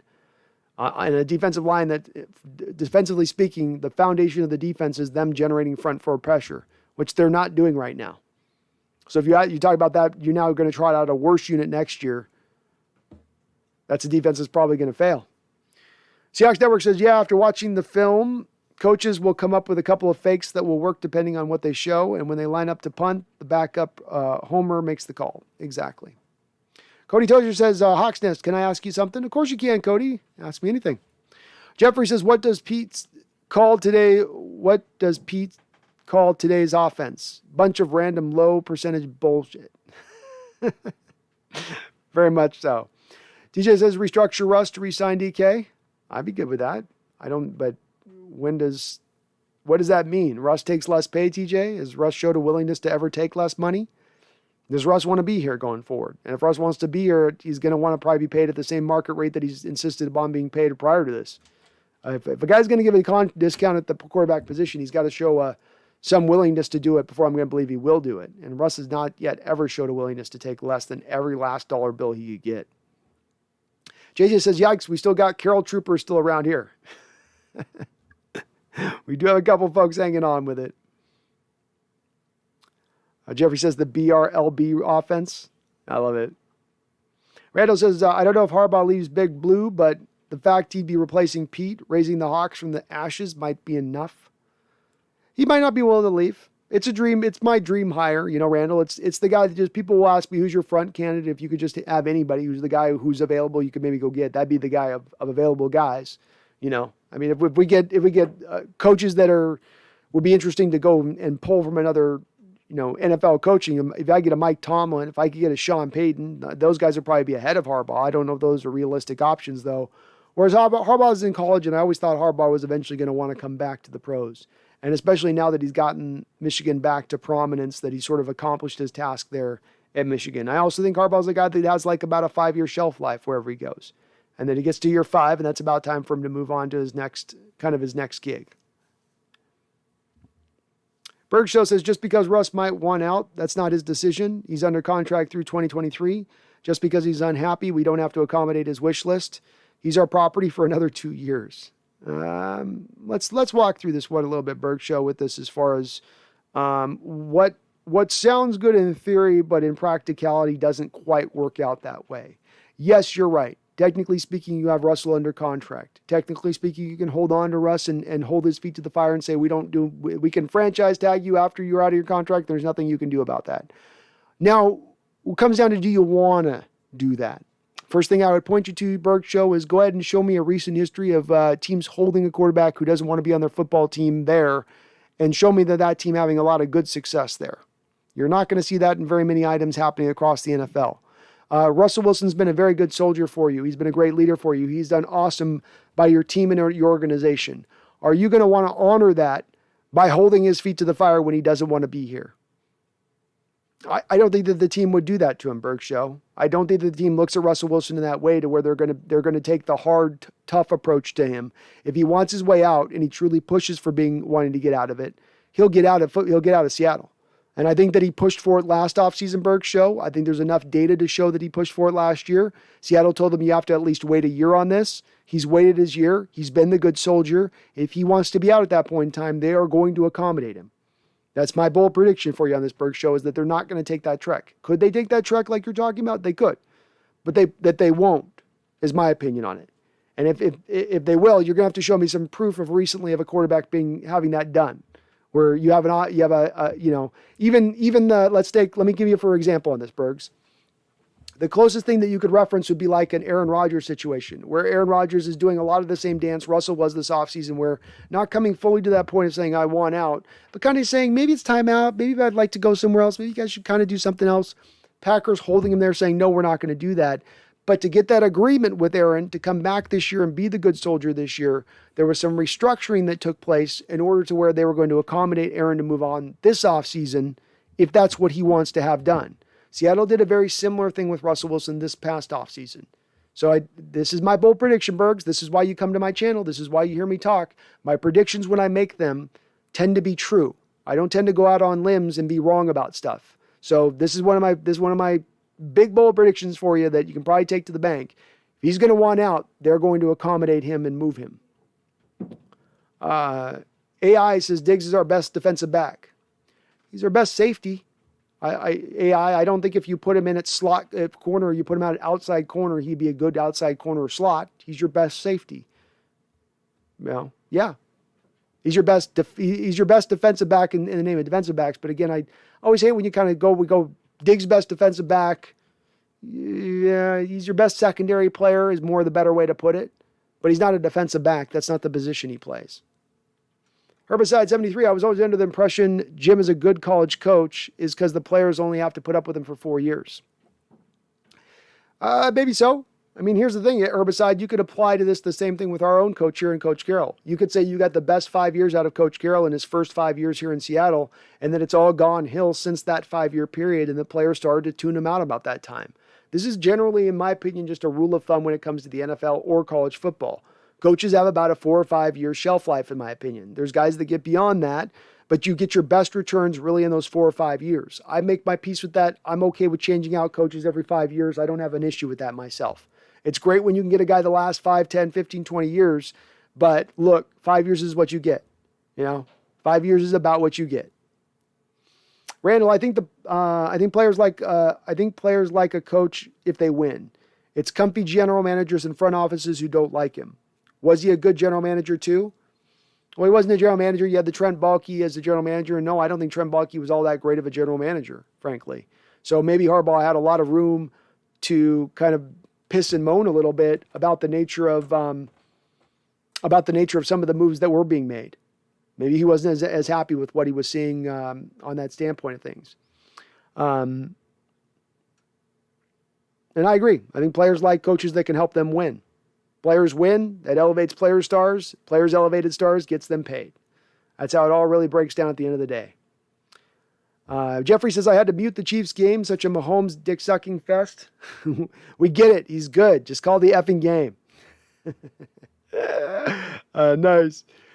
Charles Riley with another $5 donation. Thank you, Charles. Like your 6th donation today, and I notice it and appreciate it. I hope you know that. It says, Brando, I appreciate you riding with me on the Harbaugh thing, but if you ever need to bail, I can dig it. It's a hard hill to die on in this area. Not for me, Charles. I'm always what I harp on with this channel that I'm driven to beyond all else is to get to the truth of things, to get to the bottom line, to get to what is best. And when we're talking about who's the best coaching candidate out there, who's reasonably available, who you can realistically go get, this to me is the best one, outside of finding some dynamic young guy that I'm not even thinking about, that just the word on the street is this guy's going to be the next genius, your next McVay type, let's say, who I'm not aware of as just sort of the casual on the outside guy looking in. But as far as guys I know of, guys that I'm aware of, guys that are available, I think he's a guy that gets it done. The track record speaks for itself. And is he perfect? No, he's not perfect. But guess what? The perfect coaching candidate doesn't exist out there. There is not no coaching perfect candidate. The guy that can come in and turn this team into a winner again, turn this team back around again, back to front, he's a guy that get it done, in my opinion. I'm right. I'm going to die on this hill with you, Charles. I will die on this hill with you.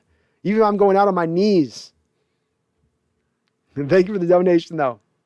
And Cody Tozier, of course you can ask me a question, Cody. Ask me anything you like.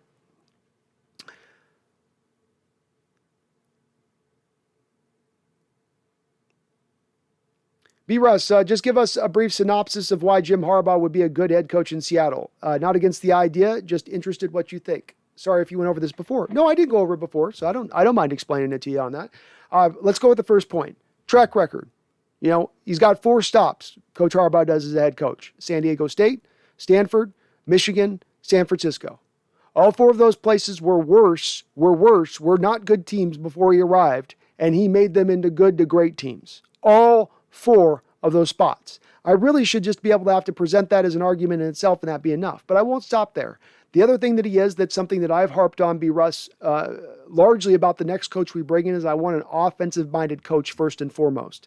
And I even having a guy that's a quarterback, a former quarterback, who can really build on a young quarterback that you might bring in, who could bring that guy along, because we're not looking really at probably Russ moving in the future, but a new quarterback into the future. So I need a coach who can develop that guy.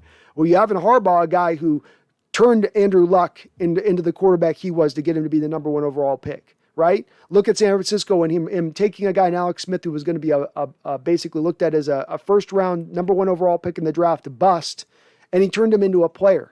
He got him enough into a good enough state to where that guy was able to go and start for a couple other teams beyond that point when he was looking like a backup quarterback forever. Say nothing of getting the best version of Colin Kaepernick that we saw and doing what he did with him and the way that he brought him into play to make that call when he made that call. His ability to motivate, his ability to be creative schematically. I don't think that he has just one way of attacking and how he looks at it offensive-wise. You look at with Michigan, for instance, he came in and had them trying to run a lot of your typical, traditional football stuff with the big running game, and we're going to just smash mouth it. We're going to be more physical with you. Harbaugh learned early on with Michigan that he's got to do a lot of what Saban had to do with Alabama, which was bring in more spread concepts, be more dynamic offensively. Essentially, don't just lean on your defense, but you got to score some points. So I like all of those aspects to what he brings to play. B. Russ. It would probably go a little bit more beyond this, I think, to agree, but those would be the base things that would have me gravitating towards him. He checks off a lot of boxes for me, ticks off a lot of those boxes that I hold in high regard. Megan with a $5 donation. Thank you, Megan. Thank you. Appreciate you. Again, multiple donations. You, Charles, Randall, all you guys, I really do appreciate it. And JP, thank you for subscribing. I missed you on that one, JP, but you're awesome for subscribing as well. Megan says, you really need to convince me that Harbaugh is the best idea for the head coach position. I'm staying open-minded, but need serious convincing. Well, again, this all does come back to Megan. There isn't a lot of great candidates out there. You don't have a lot of guys that were former head coaches in this NFL that are sitting there without a job right now. It's very thin. When you look to the college ranks, there's not a lot of dynamic young college minds that are sitting there ready to be plucked to the pros. It's kind of thin a little bit there. So a little bit of before we look at wrapping our head around the potential of Harbaugh, we've got to understand that the pickings are slim. We're not dancing through dancing through the lollipop fields and we're in like Willy Wonka world. We're just picking chocolate candy bars off the ground wherever we want to look. You've got to make the best of a little bit of a bad situation as far as the coaching candidates that do exist out there. I think he's the best. But as I said a second ago, I presented my case there.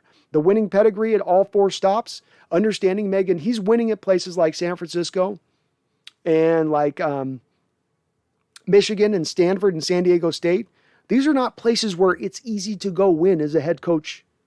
Stanford and Michigan in particular, Megan, have academic limitations, which make it very hard for you to go out there and recruit. You can't be just a school like Ole Miss or Florida, and you can pick literally any player you want to pick across the country, and the academic standards don't matter. Academic standards matter at those 2 schools. So not only do you have to be a great coach, but you have a limited amount of guys that you can pick from that you can go out there and recruit. They've got to have some brains on them as well. Makes his job harder to be successful, and yet in both of those 2 stops, he was successful. The San Francisco 49ers, outside of Bill Walsh, have not had any kind of really good coaches there. I know you had that one guy took over for him for a couple of years and got to ride his coattails and win a Super Bowl, but that was not that coach at the time, George Seifert. That was Bill Walsh and the work he had done. Nobody else was really been a consistent winner throughout that time period, with the exception of Harbaugh. With the exception, I know Shanahan had success getting him to the Super Bowl. Outside that Super Bowl season, Shanahan's got a losing record as the San Francisco 49ers head coach. So more success than this guy that's the uber wonder kid Shanahan, Megan, and by a wide margin. And when he inherited them with the Niners, that was a bad Niner team that he came to. That was not a stacked Niner team. That wasn't a team that with Niners that was on the precipice of what they became. He turned them into that. He gets that credit. And that's why I hold him in that high regard. JJ says, is Carson done for the year? What's going on with him? Chris Carson has a chronic neck injury, JJ, that the Seahawks were supposedly aware of even into this offseason and have been trying to manage it. But it looks like it has taken that Cam Chancellor, Cliff Averill-like turn that happened with them, where the neck injury seems to be so much it's going to prevent him from being able to play going forward. I would estimate that he probably is going to retire after this year. B-Ross says, do you cut or trade Bobby this offseason? What if he wants to stay in Seattle and take less money to do so? Does that change things? I've not landed as certainly on a trek or a mode with Bobby as other players. I'm kind of more open to the possibilities with it. Some of this is going to be hard to make from my standpoint, B-Russ, to make a determination on, because so much of this is based on who's the new coach. What kind of defense are you running? What defensive coordinator are you bringing in? If we're sort of just taking it out and speaking in generalities, I'm okay with bringing back Bobby another year. I certainly would like to find a way to lower down his cap hit next year. I don't want to be having it up at $16.6, $17 million where it's at right now. I'd like to get that much more significantly lower. But that being the case, can I go to Bobby after a year like this year where he's still playing at a high level, leading the league in tackles, gets a couple sacks, maybe a couple interceptions, and I say, Bobby, you need to take less money this next year. Why? I'm still performing at a super high level. So he might not be willing to take that discount and pay. But so much of that question, B. Russ, is really wrapped into what you're doing going forward. Are you in a full rebuild? Are you trying to get back there in 2022 to contender status? I mean, I can't really answer that question unless we sort of answer those questions first, because the answers to those questions will determine Bobby's fate. You know, if I'm coming back and I'm trying to compete in 2022, well, that's more likely I'm going to keep Bobby here. If I'm in a rebuild phase, and even if Bobby's still really good, I'm less likely to try to be looking to hold on to him, because there's not really.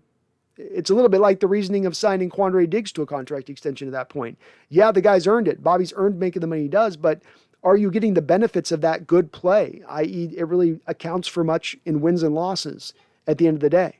Especially if you got a team that's being turned over so heavily and you're so talent deficient across the rest of the board, then maybe it makes more sense to save that money, roll it over, put it in other places. Bear with me 1 second, folks. Just be right back. Use the bathroom real quick.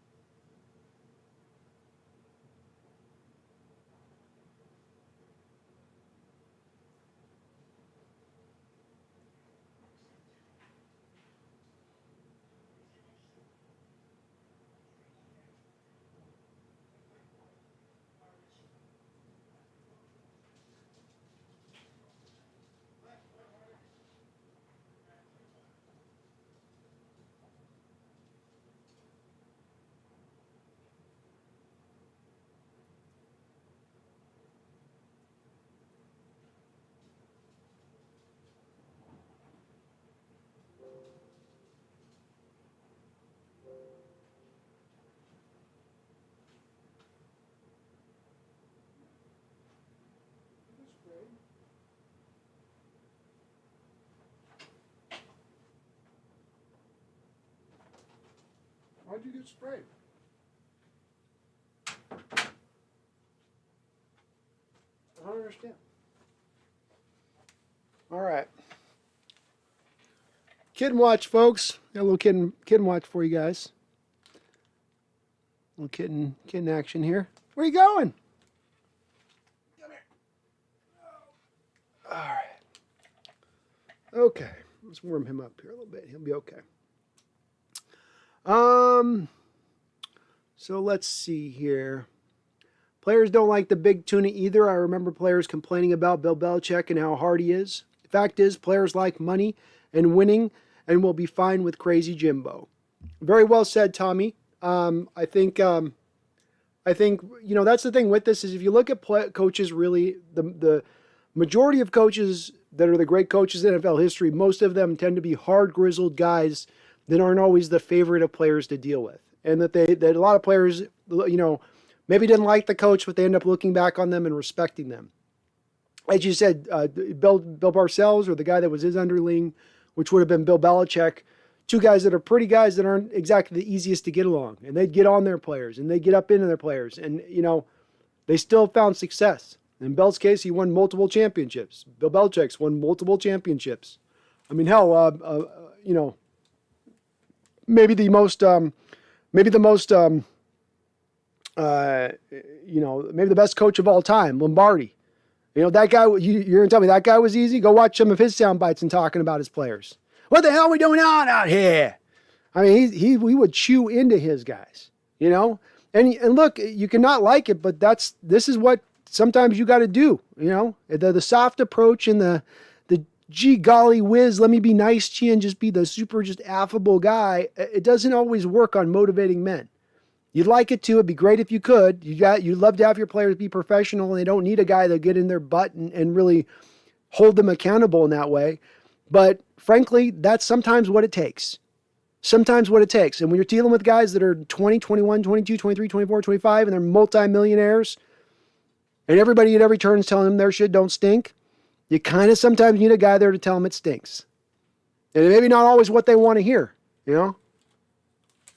You know, guess what? You know, children don't like being disciplined, right? But sometimes discipline's best for a child, isn't it? We've all got those friends with the kids that don't discipline their children. The children run wild. Bet those kids love their parents, don't they? Bet those kids think the world of their parents. But it's like, look, at the end of the day, it's not your job to be the friend of your child. You're there to raise your child. You're there to be an authority figure. And when you're an authority figure, you don't get to be a friend most of the time. That's usually the price to be paid. I'll pay that price. Again, for winning football, I'll pay it. Well said, Tommy. B. Russ says, JJ, Carson had neck surgery. He's done for the year. He is done.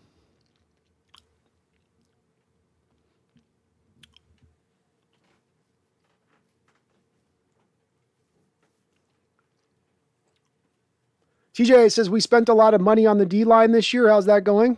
Let's see. We spent a lot of money on the D-line, did we?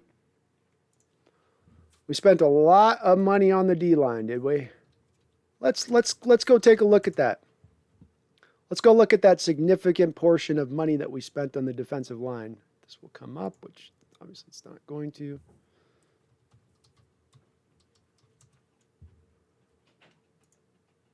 Let's take a quick peek at how much we're spending here.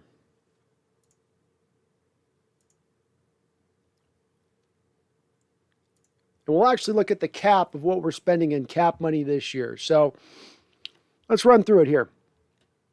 We're paying Poona Ford on this year's cap. He's costing $2.6 million. Benson Mayo is costing 2.2, so that's $4 million, though Benson Mayo is playing linebacker as much as he's playing defensive line. So you sort of get two positions for one there, but we'll go that. $4 million there. Kerry Hyder's making 1.9, that's $6 million.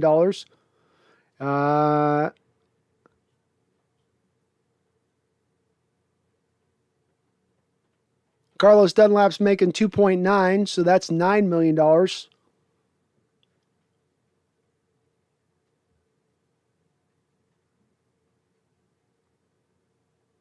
Well, you got Al Woods at 3, that's 12. So you have $12 million basically invested in your defensive line outside of your like LJ Collier picks and Alton Robinson's, and that's a significant amount of money on the defensive line. TJ, that's a significant amount of money on the defensive line, $12 million. You're spending more than that for Tyler Lockett alone. How is that a significant portion of money?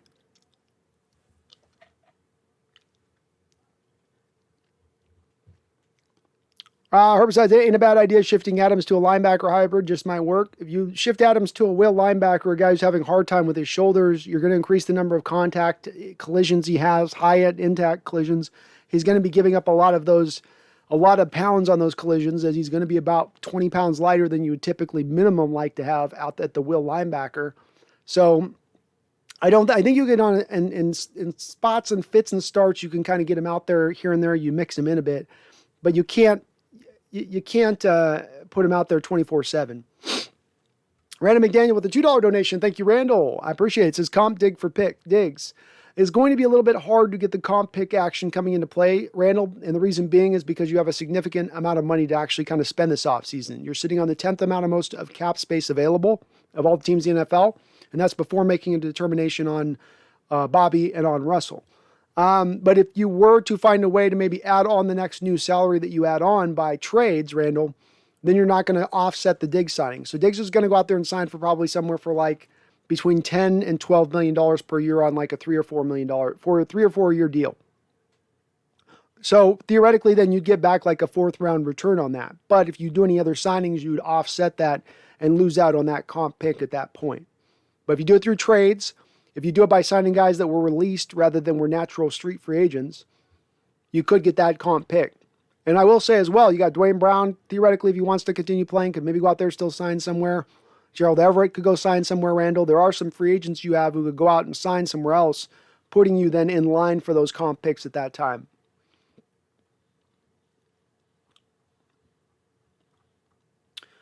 Andra Riles, thank you, Andra, for a $5 donation. I appreciate you, Andra.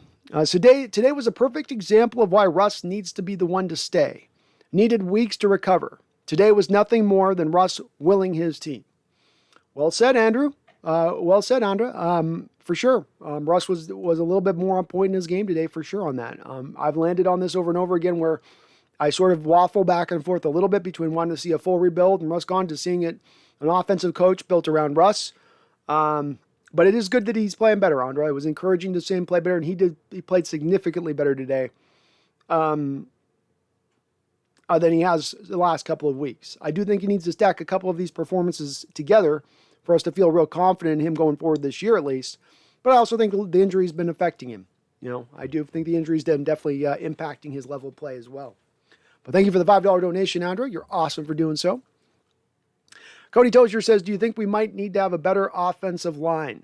Cody, yes, we do need a better offensive line. The last 2 off seasons, I've said the Seahawks should make the number one priority rebuilding and turning the offensive line into a true strength of the team. They've not taken that track the last couple of off seasons, and I think they've ignored that at their own peril. I think this off season they should go that opposite direction. Part of this is that they're going to be driven by necessity. 3 of your 5 offensive line positions are free agents. That means you're going to have to figure out 3 of your 5. You're going to have to find 3 new players for the line, basically, just to begin things, just to start out. Say nothing of depth or anything else. So they're going to have to address it by need. They shouldn't address it whether need was in part of this or not. And I'm hopeful that they do, Cody, that they finally do kind of learn this lesson a little bit. But Charles Riley with a $10 dono. Jeez, Charles, coming in hot. He's coming in hot, Charles. Thank you so much, man. I appreciate you. Says Brando, Megan needs a consult with Dr. Sanders if she makes it to the side of the equator. Can you get her a good rate? I know he's only cash only. He's the best from what he said. She has bone spurs. I got the good doctor. I think I can get I think I can. He owes me a favor too, Charles. I can get Megan taken care of. I think for his lady from down under, I think he'll make a little bit of an exception to the rule. If anything else can get Dr. Sanders out on a house call, it's going to be Megan Gockroger. So I don't want to speak for him, but I'm going to speak for him. And thank you, Charles, for all your donos. TJ says, if this was my defense, I would re-sign Diggs, put Adams at linebacker, trade, or let Bobby go. Fair enough, man. Fair enough. I don't know if, again, does Adams want to be put at linebacker? Is he going to be as effective at linebacker as we might think he would be? I mean, again, you got a guy who's a sub 200-pound player. There's not a lot of will linebackers in the NFL, TJ, that are sub 200 pounds. That might be the one thing holding that up a little bit. Hawks 3-8, how much cap space do you open up if we cut Bobby Wagner? $16.75 million is how much you save by cutting Wagner or trading him. And would you use that to go after Teron Armstead? Well, to 3-8, you don't have to necessarily cut Wagner to go after Teron Armstead. When you're sitting on the 10th amount of most of cap space in the NFL heading into an offseason, that's a significant portion. You could sign Armstead regardless of it. But if that's what the team has to do to counterbalance things, then I would make that change. You already have Bobby's heir apparent in Jordan Brooks. It's more important to get a left tackle here going forward. Jacob Kessinger says, just got back. What's going on, y'all? Happy to finally get some feel goods with the W. We're doing a little bit of debating here, Jacob, in regards to Quandre Diggs and extension for him. I'm trying to sell some of the chat on Jim Harbaugh as the Seahawks' next coach. I don't know if I'm getting very far. Tom Eaton says, Brian Kelly got a 10-year, $95 million contract and 2 cars to leave Notre Dame and go to LSU. Jim will be expensive to leave Michigan. It ain't going to be cheap, man. But look, here's the thing with coaches' contracts. It doesn't count against the salary cap. right? I don't care if I'm paying a coach $50 million a year. It don't come up against my salary cap. I could care less. So I'll pay him whatever he needs to get. Part of what I wonder with Jim too, that we've got to consider with Harbaugh, though he does maybe seem completely entrenched now in Michigan going forward, is does Jim Harbaugh want to be a part of this new college program thing where you're paying players and that factors into how you recruit them and how you bring them aboard? It's already hard enough as a coach in college to be a coach and then have to go out on that recruiting trail. Now you're adding in another layer here of difficulty with, what are you paying me, coach? It used to be like, when do I get my playing time, coach? You going to redshirt me, coach? Now it's, when are you going to play me, coach? And then how much are you going to pay me? And maybe Jim doesn't want to do that. He's going, well, if it's basically going to be like the pros anyway, I'll just go back to the pros. Standard Champion says, holy cow, we got like 20 starters, rotational guys hitting free agent next year. And people think we can improve this team beyond 2020 level in one offseason without moving Russ? Doubtful. Well said, Standard Champion. Well said. Yeah, you got a lot of work to do.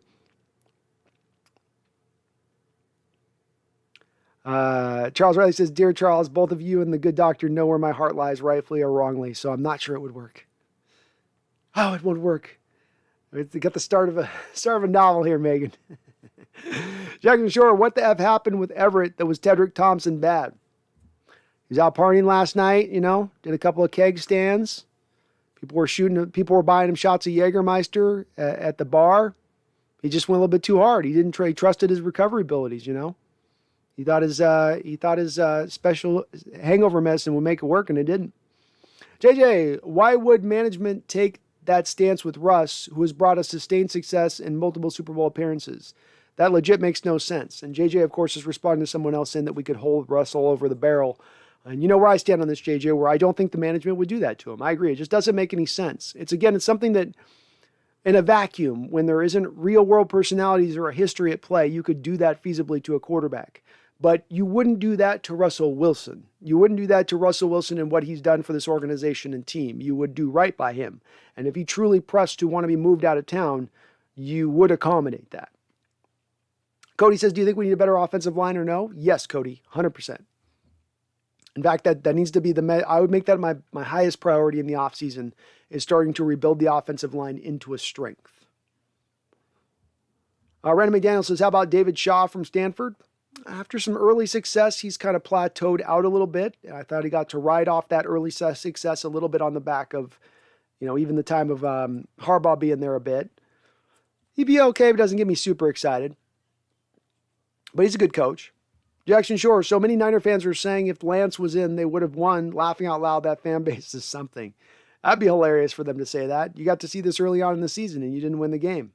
Garoppolo outplayed him in the first game that they played us this season. So I don't know how they'd be saying that. AI says Seattle paid Thomas $40 million and Cam $36 million extension, so we've done it before, but we had a quarterback on a rookie contract. It might not be as feasible to keep Diggs. Depends on his other offers. Yeah, you did it. You did it once before, so you have done it before. Again, that was on a special defense, not just those two guys. There were other parts of that defense that made that all work at the time that it made it work. You have done it before, but I don't think that they're going to do it again. And I think, again, some of this proof on this comes to this preseason, AI. When you look at Diggs, right, you'd agree with me on this. Quandre Diggs outperformed his contract. And if you look at the Seattle Seahawks over a 10-year period and you see players that have outperformed their contract heading into the last year of their deal, they always give contract extensions to those players. They always will give contract extensions to those players. It's very rare when they do not. And if you look at this preseason coming into it with Diggs and his performance prior to that and coming into it, he had earned a new deal. Like Tyler Lockett had this offseason to get the deal he had. But yet Seattle didn't make the same move they had made with Tyler with Quandre at that time, despite having the cap space, AI. So my question to folks that might think that we're willing to pay Diggs this offseason, that this season sort of proves that you're willing to pay both safeties. If they were unwilling to do it in this preseason, why would they be willing to do it after this season when he's another year older, when the cost is only going to go up that much higher? They've already showed you their hand in what they think about the situation. JJ, do you think Schneider survives the Pete Rush divorce, or are we going full clean sweep? I think it's probably leans more to full clean sweep, in my opinion. I think it's full clean. Jeffrey Thistle, I personally give Gerald Everett a pass on today. I think he just had a rough game. Me too, Jeffrey. He's been a good player for us this year. He's been really solid for us this year. This just happened to be one game, and he had some horrible moments within it, but just this was the game where it just went bad. I'm not going to rely on this being the rule of thumb. I'll take the rest of the data we have through the rest of the games. And like you said, toss this one to the curb. Jackson says, my father got me tickets to the Bears game as a reward for acing my college essays. First game I'll be at since the 2018 Packers game. I love it, Jackson. I love it, man. Get in there, be loud. We got to get that win. We're going to need that win, so we need you loud in there. Don't let nobody be quiet around you. Consumer 114, Everett's been average at best. He's been okay. He's been pretty good for what we've asked him to do. He's not always been targeted a lot, but when he's been targeted, he's done good with it. Cody Tozier, do you think we need a better offensive line? Yep. I do, Cody. Jackson, I was watching Stone when he came in. He trucked Bosa on a one play, which I loved. Hashtag Bosa's an ass. That's good to see, man. I'm going to go back and watch the tape on this with both of our young cats in there. Both Curhan and Stone, and see how both of them kind of did here in this game. Cormier Racing says, after the win, do you feel that Russ is gone next year? I do still feel at the end of the day, Cormier, that Russ is going to go after this season.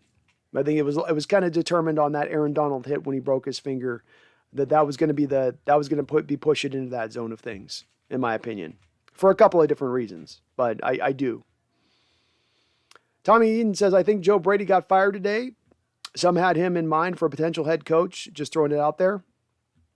He never got me super excited, Tommy, but he has been mentioned before as a potential guy as a replacement. Jackson says, you guys are missing the mark. You're missing the mark. The best coaching replacement out there is clearly Jason Garrett. We need a little bit of that. The guy whose hair is kissed by fire. A little bit of that. A little redheaded coach.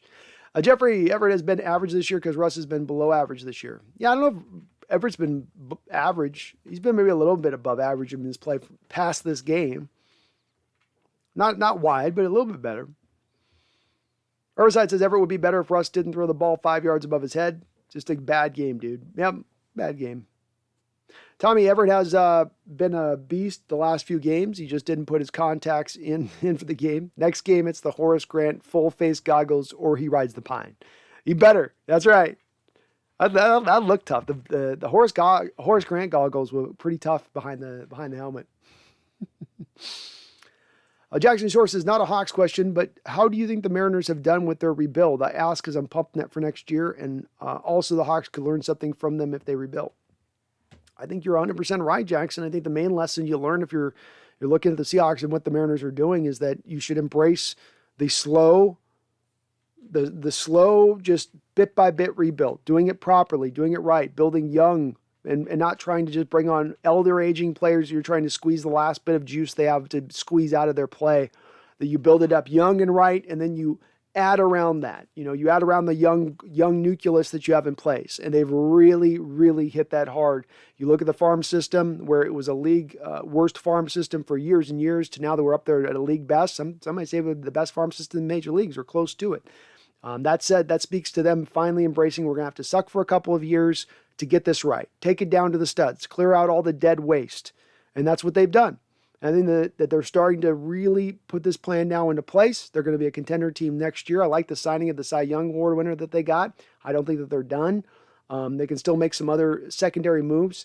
And that's how you get yourself to not only being a winner now, but a sustained winner in the long term. Something that the front office and Coach Carroll have been obsessed with, and being that consistent winning club, that team that can consistently push. Well, that's how you get there. And I think on the next read, to get into the next point, if we rebuild, that's the lesson we got to learn, is that you got to take this thing all the way down. But I love what the Mariners are doing. They're going to be an exciting young club to look at going forward. They're going to be getting on and really into their prime, just as the Astros are starting to get old. Hopefully, just as maybe the Rangers are getting a little bit old. So it's the division's a little bit more easier to grab.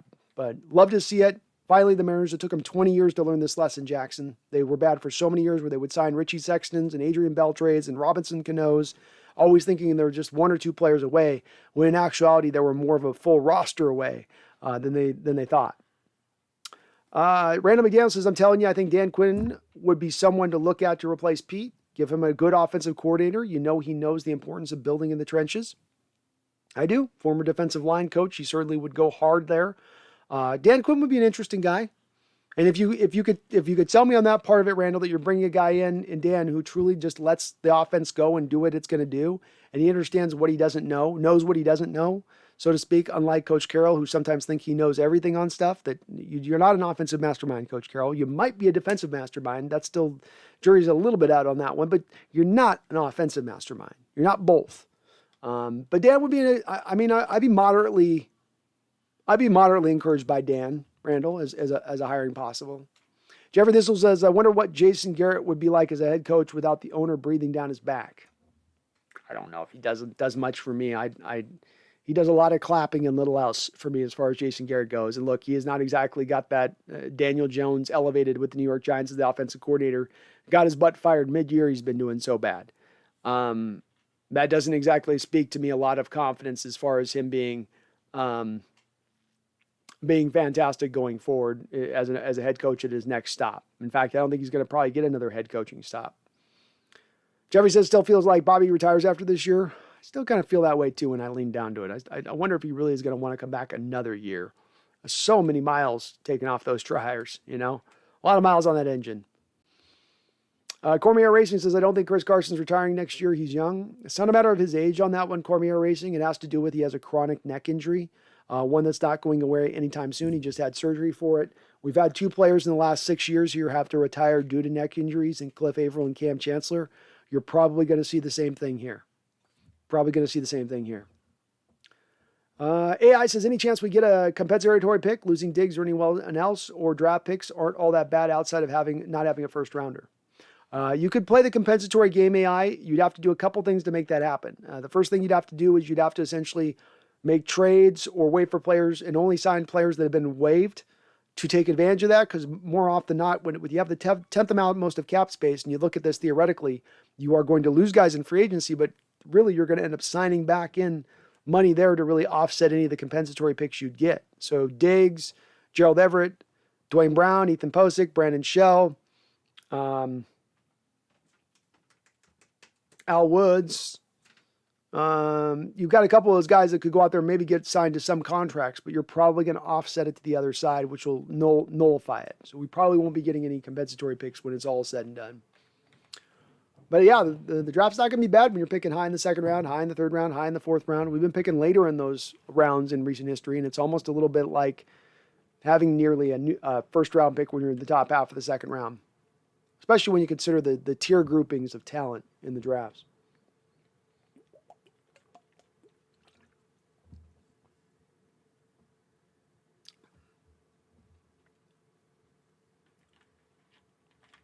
Cormier Racing says, oh my God, the fact that people think Chris Carson's going to retire has got me laughing. Why? Why does it have you laughing? You weren't, Cormier, you're laughing. You weren't even aware of his neck 2 seconds ago. And you're laughing at people that then tell you he's got a chronic neck injury when I just told you we literally have 2 guys that retired in the last 6 years to a similar type of injury in their neck. So maybe you explain to me why you're laughing so hard. Jackson, how bad do you have to be to lose to us twice when we're this bad? That was my Super Bowl, sweeping the hated Niners. Fair enough. Tommy Eaton says going to a 3-4 solves a lot of problems for us. For example, you don't need a huge rotation of expensive pass rushers and can put that money into the O-line. Plus, more turnovers and more offensive snaps.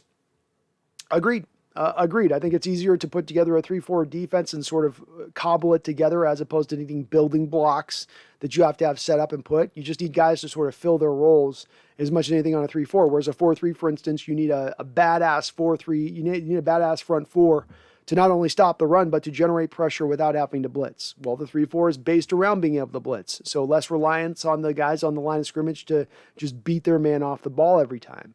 I like the 3-4 right now. I think we've seen some times here in this league where there's been a prevalence of 3-4s and not enough 4-3s. And sometimes you want to be that team that's in a 3-4 defense where the majority of the league's in a 4-3 because it's easier to pick up not only the prospects, but to sign free agents because you have less people competing with you for it. But I've just become more and more enamored over the years with the 3-4, the attacking 3-4 scheme.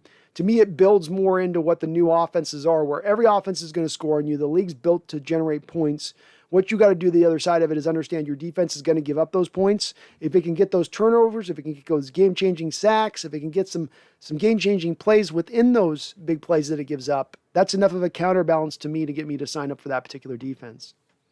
Randy Daniels says Dan Quinn, Kellen Moore, Larry Izzo, Doug Peterson, Eric Bieniemy. Those would be guys. Those would be some names out there.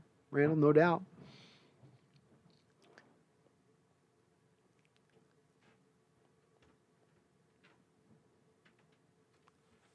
Consumer 114, DK came back from a far worse neck injury than Carson. I'm not aware of the fact that DK Metcalf has a chronic neck injury that he's dealing with all the time, that he's in some sort of constant pain that he's dealing with, like we've heard of with Chris Carson. I don't know how you make that. I'm not sure. Consumer 114, you're going to have to walk me through how you understand that Chris Carson's neck is better shaped than DK's neck is.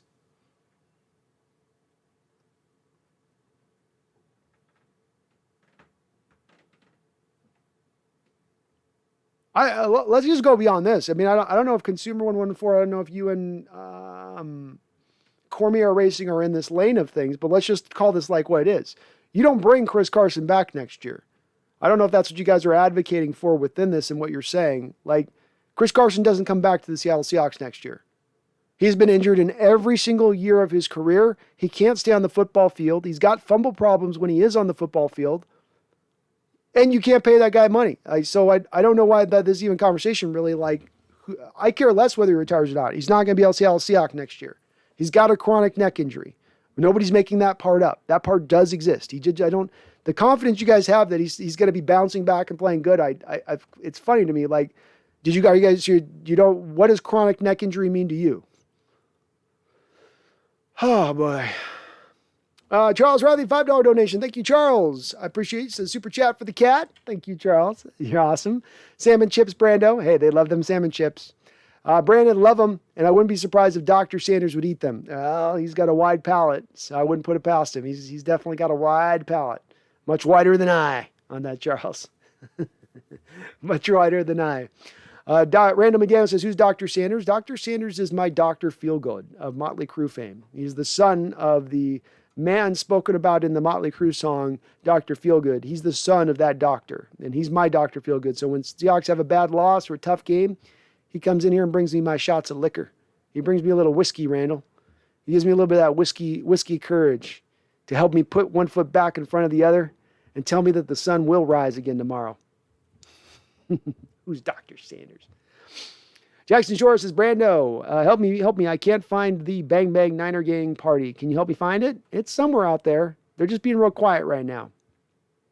Randall says, let's go get Dabo Sweeney. He'd fit seamlessly in the Pacific Northwest. He'd be interesting. He'd be an interesting guy. Had a lot of success there at Clemson, no doubt. Megan says, teaching my 2-year-old nephew a new phrase, Niners suck. Well, you need to get that into his lexicon quick. He needs to have that just at the ready at any point in time, okay? He might run across a Niner fan. Yes, even in Australia, you never know. They lurk everywhere. Herbicide says, I do love a tough coach. Parcells, Jimmy Johnson, they got results. Yeah, Parcells, Jimmy Johnson, Chuck Noll, Tom Landry. Go through the names. Go through the list, you know. If you look at the majority of Super Bowl titles won in NFL history, they've not been won with a player's coach. They've been won with a hard-ass, tough as nails, chew your ass out at every turn type coach who didn't give you a single inch. That's the kind that tends to win. TJ says, the best coaches are the ones who are a-holes. They're the ones that they're the best for you. That's why they are hard on you. Exactly. Well said, TJ. Ruben, not a 49ers fan, but willing to give George Kittle his props, 180 yards. That's ad. Yeah, Ruben, I've as I was saying on the telecast, for the last couple of years, I've said I think George Kittle's the best tight end in the game. I know Kelsey will put up more yards, and there's a couple other guys that might come up here and there that are a little more flashier at times, but he's the best tight end in the game. Oh, everything that he does as far as pass catching, after the catch, run blocker, he's by far the best run blocking tight end in football, and it's probably not even close. Not even close. A fantastic player, and he killed us today. Just killed us today. Random Antonio says, Dr. Sanders, a.k.a. Dr. Feelgood. That's right. That's right. I'm not calling him out today because we're out of wins. I don't need any liquid recovery, but you know.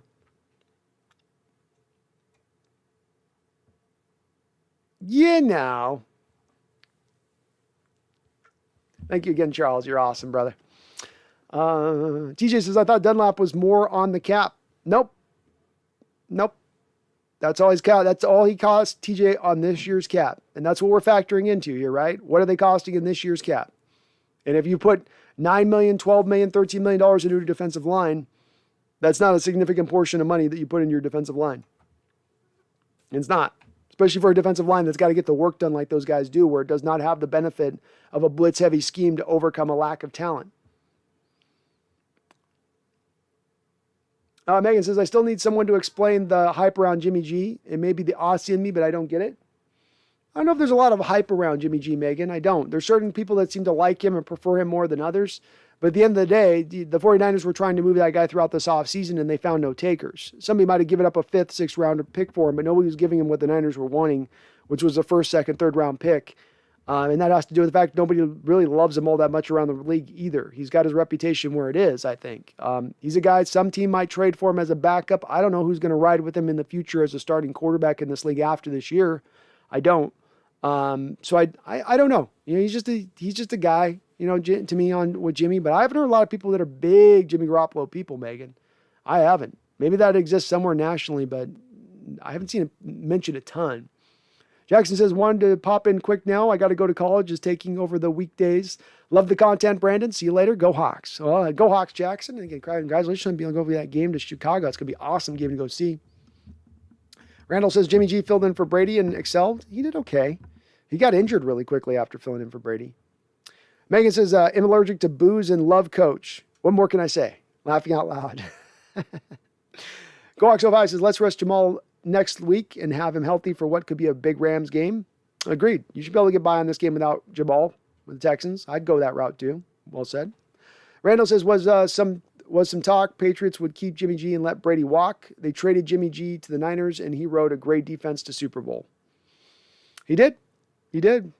Yeah. I think that was one of those places where the owner overruled Belichick in that case because they were going to ride with Jimmy G and let Brady walk even a little bit earlier. But they moved on Jimmy G to make Brady happy at that point. Herbicide says, I'm thinking we should be looking for a new left tackle after this year. Me too, Herbicide. I think Teron Armstead of the Saints, their left tackle, who's going to be a free agent this year and who they are not going to be able to afford a franchise tag, would be my number one guy I would take a look at. Herbicide says, agree. Adams would have to put on about 20 pounds. I don't know. You might lose some speed and quickness if you haven't put on 20 pounds. You might end up taking away what is his advantages right now at the size, speed he's at by putting on 20 pounds and putting him at the outside linebacker. And again, if he was going to be a better outside linebacker at the end of the day, wouldn't have another coach prior to this point have put him at that linebacker position if that truly is his best spot? AI Penny looked lean and quick. He needs more touches. Well, the good news for him is he's going to get those more touches, AI, because of the fact you don't have any real available bodies out there, right? Alex Collins was an inactive because of the injuries he's fighting through. Homer and Dallas are not threats to him, and AP is what he is. You know, he's old, and there's not a lot there left. So Penny sort of wins it by de facto default here a little bit. Randall says there was a time when Jimmy Garoppolo's a hot commodity. Daniel Jones, Houston's Taysom Hill, Sam Darnold, those guys are worse. Yep. I think those guys are worse. That's for sure. He's not a horrible quarterback. He's just not, if he's your leader, if he's your signal caller, if he's the guy leading your offense as a quarterback, you feel not great about your offense, right? And this game is still about quarterbacks being somewhat of a difference maker. Megan with a $5 donation says, no, and hell no, B. You know my heart is with the coach. Well, yeah, mine's changed, Megan. Hearts fall in love and fall out of love. It's the nature of the world. Nothing lasts in that way.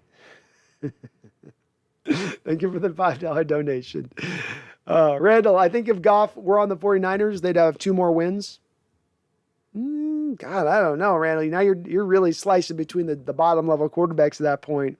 I don't know if there's a big difference in the performative level of what you get off Goff versus what you get from Garoppolo. Pretty close as far as the type of quarterbacks they are. Goff maybe's got a little bit of a better arm, but then Garoppolo's got a quicker delivery, quicker trigger. I don't know. That's an interesting question, Randall. That's an interesting question. If I have to pick one or the other on my team, who would I go with? I don't know. You might have me convinced on that, Randall. I might go to Goff on that. over Jimmy G. Herbicide says, like Everett having a bad game, I think Penny had a good game. Don't think it will last. Shocked he didn't hurt himself. Yeah, me too, especially after that block he made in pass protection. I thought somebody mentioned he was probably already hurt. He's over on the sideline. You're like, oh, he probably injured him. Made a good play. He probably injured himself. Like a couple weeks ago, he ran for 18 yards and he pulled a hammy. I'm like, oh, God, here we go. But, yeah, we'll see. We'll see if Penny can put something else on the back of this performance.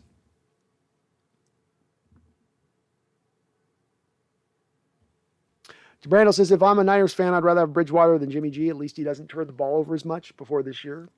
True. Probably a little bit more mobile than Jimmy G, too. Just a little bit.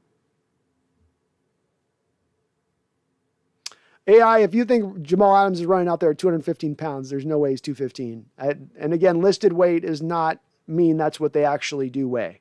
Listed weight is what it is. It's listed weight, you know? And so Adams is, I would, let's see here.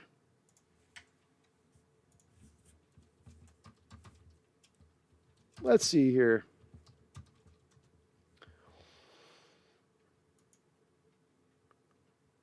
Okay, so see if I can find, I'm looking for his weight here at the college pro day, because at the pro day, that's actually what they're weighing you at, right? So it's not about what your listed weight is, then it's what the pros actually took of your weight. Let's see. But I don't think he's 6'1". Either. I know he's listed at 6'1", but I don't think he's 6'1". I don't think so. So 214 pounds he weighed out on his pro day, to your point on that. So I guess, okay. He's 214, not sub 200 pounds, so he's 15 pounds more. I still think you would have to add on 15 pounds of weight to play the linebacker position around 230. 220 is light. In the thing. But again, it's just like, I don't quite get this either, where it's like, you guys, do you think you're so smart as to all these coaches in college at LSU, all the coaches back to high school, all the coaches that he's dealt with in the pros have all just been morons, right? Like they've been playing this guy out of position, that he's in his worst, that's the worst place for him, where you really need to have that guy, you know, where you really need to put him is outside linebacker. Do you guys think that you guys are just way beyond what coaches have seen through every stage of his development and where they've determined his best place is at? Charles Riley, $5 donation. Thank you. Says, that's the thing. I'm surprised Jim lasted this long in Michigan. Bring him back to the NFC West where he belongs. Hashtag Harbaugh to the Hawks. Let's bring him back. Let's get him back here. Come on, Jim. Come on, Jimbo. Come on, Jimbo. Come on. You know you want to stick it into Pete Carroll one last time. Drive that knife in one last little time. Come on, buddy. Let's go. AI, I think we use Adams as a linebacker in passing downs using a 3-3-5. Yeah, there's times where you use Adams as a linebacker. New York Jets used him as an outside linebacker at moments, but not where you're going to put him predominantly. And guys, this is, again, a little bit of what we call silly discussion is what I would call this. This is silly discussion. This is a little bit of the same silly discussion of let's pay two safeties top of the market. Like, we're over it. There's times I think we might be overthinking things a little bit too much. You're not going to pay the money that you just paid to Jamal Adams and move him to the will linebacker. It's a null and void argument that you guys are making here. It's not going to happen. It will never occur. So it's not worth talking about. Let's not talk about something that has no chance of occurring. Why do we want to debate that? It's not happening. There will be times that you move Adams all across the board defensively. Frankly, AI, the way he should be used is a chess piece moved across the board. But predominantly, he's going to be playing the majority of his snaps at the strong safety position.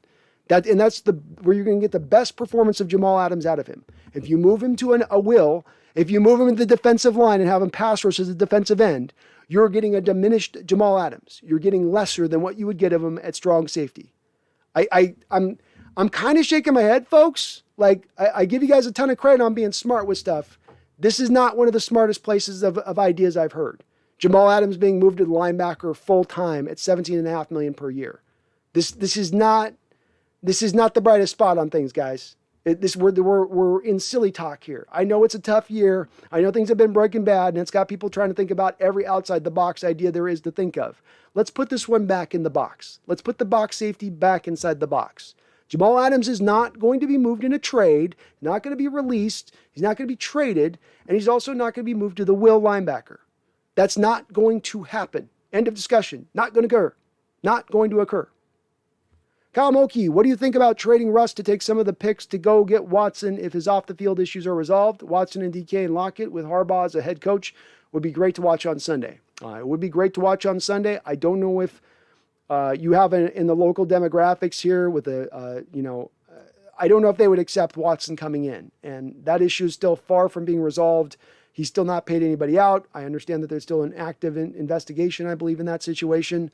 So there's a lot that remains to be seen in regards to him going anywhere with Watson. I would tend to think that they just wouldn't go after Watson, in my opinion. But maybe they would make that. I don't know. I like him. I love him as a player, might call it Kyle. So no doubt about it. I'd love to get myself my hands on Watson as the player he is.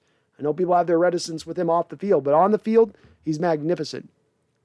And Herbicide, what's going on with Watson? He's got some open cases with some massages where he did some stuff that was not good and getting some private massages, trying to get some sexual contact maybe. There are some civil suits out there. There's an active ongoing investigation about whether he maybe not done something criminally. But we've got no real resolution quite yet on those things as he remains, I don't know if he's suspended or just on the commissioner's list or how they've got him at right now, but he's not able to play. What do you think of Joe Brady as our offensive coordinator? He was great with LSU, but the Panthers did very poor giving him talent to work with at quarterback and barely having CMC.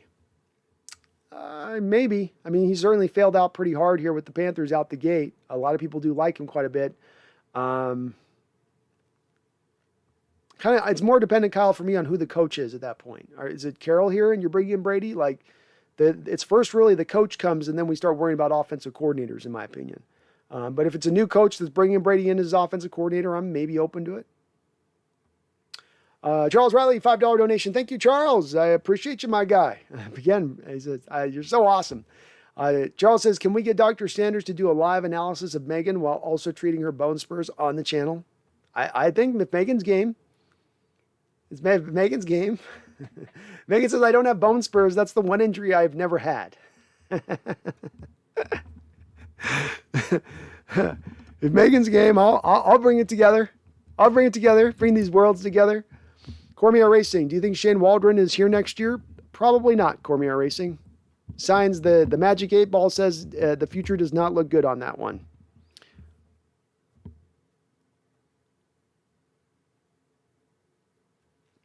Hey, Randall, in your opinion, have we seen the best of Russ, not just in Seattle, but has his career plateaued as his speed declined? Yeah, I think you're probably looking at his 2016, 2017, 2018 seasons as the prime of Russ. And that I think there's still a good quarterback play to be had within that, Randall, but you're just not going to get his prime, him at his best of his career. I think those days have gone behind him. Still can be an effective quarterback. I do think he is reaching that stage of his career, Randall, where he's got to have that offensive line built up in front of them, and that's okay. Older quarterbacks tend to have that way. That was that way with Drew Brees. It's been that way with Tom Brady. It was that way, I think, a little bit with Peyton Manning in Denver when he came along there. No, it's no horrible thing to say you've aged a little bit. You're not as fast. We got to build an offensive line around you. But to your question on that, yeah, I think there is some decline there that's not coming away, and it's not just necessarily has something to do with the finger.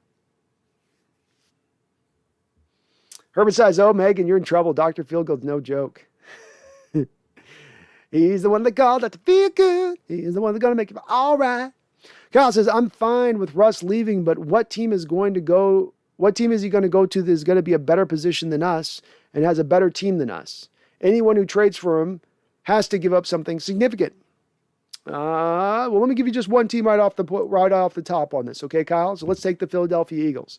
The Philadelphia Eagles right now are getting good left tackle play, good right tackle play, good center play, and good left guard play. That's an offensive line right there for Russell Wilson. They just drafted Devontae Smith in the first round of this last year's draft. You give him a couple more skill position players in addition to Devontae Adams. And wow, that team looks a little bit different there with Russ, doesn't it? So, I mean, right off the gate, there's a team who can, and you talk about giving up a lot of assets at that point, Kyle. You're talking about Eagles. They'd give you 2 first-round picks in this draft and 1 first-round pick in the future. That means they give up no players for Russ. They don't give up past 2 years worth of first-round picks, which allows their organization to move forward and still be able to team build correctly.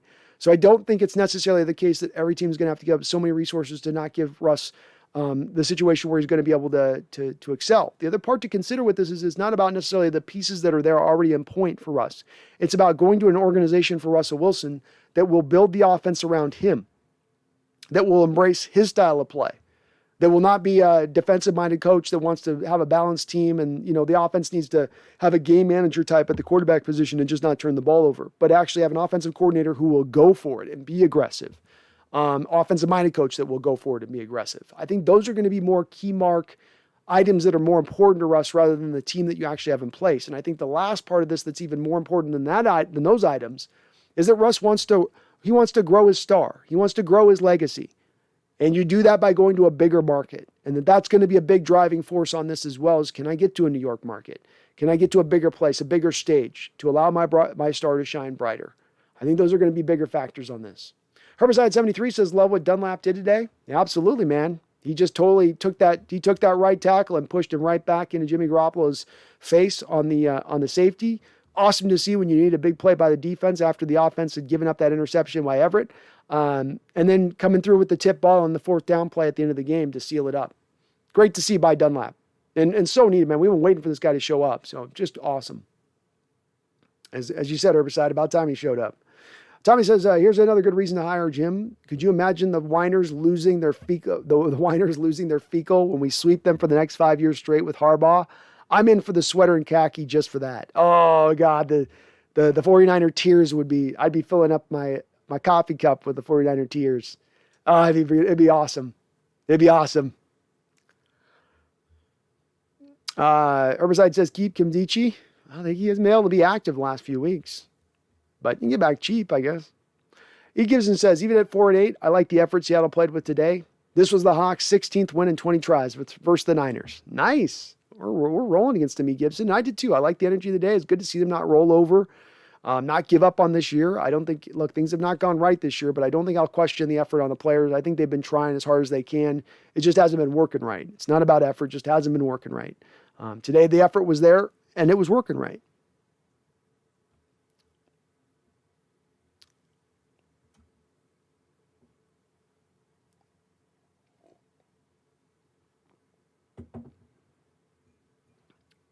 JM617 says, we got lucky, laughing out loud. I don't know if we got lucky. We won the game.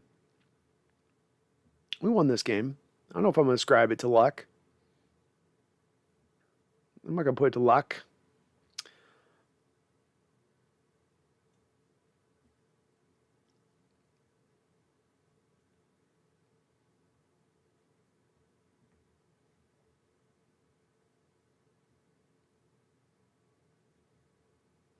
JJ says, Carroll owns Shanny, May owns Carroll, Kingsbury owns EGT owns by. What is EGT, JJ? Gets owns by. The Cardinals are just the Cardinals are just in the room watching. So it's like the Seahawks and the Niners and the Rams are in an orgy and the Cardinals are just in the corner watching it. That's all they're doing. But it's the paper, rock, scissors thing, JJ, right? So it's like, the 49ers are rock, the Rams are paper, the Seahawks, the Rams are rock, 49ers are paper, Seahawks are scissors. That's how it works. Herbicide says Kittle's a one-man offense. He is. Imagine if Kittle had a good quarterback to throw to him, says Tommy. Yikes. Reminds me of Barry Sanders just not ever getting the team he deserved. Very true. It'd be interesting to see maybe what happens with Lance gets in there with Kittle if he does get a little bit more productive in there with Lance with the bigger arm and able to make some of those throws. But, man, he's a great player. But he's one of those guys just fun to watch, worth the price of admission.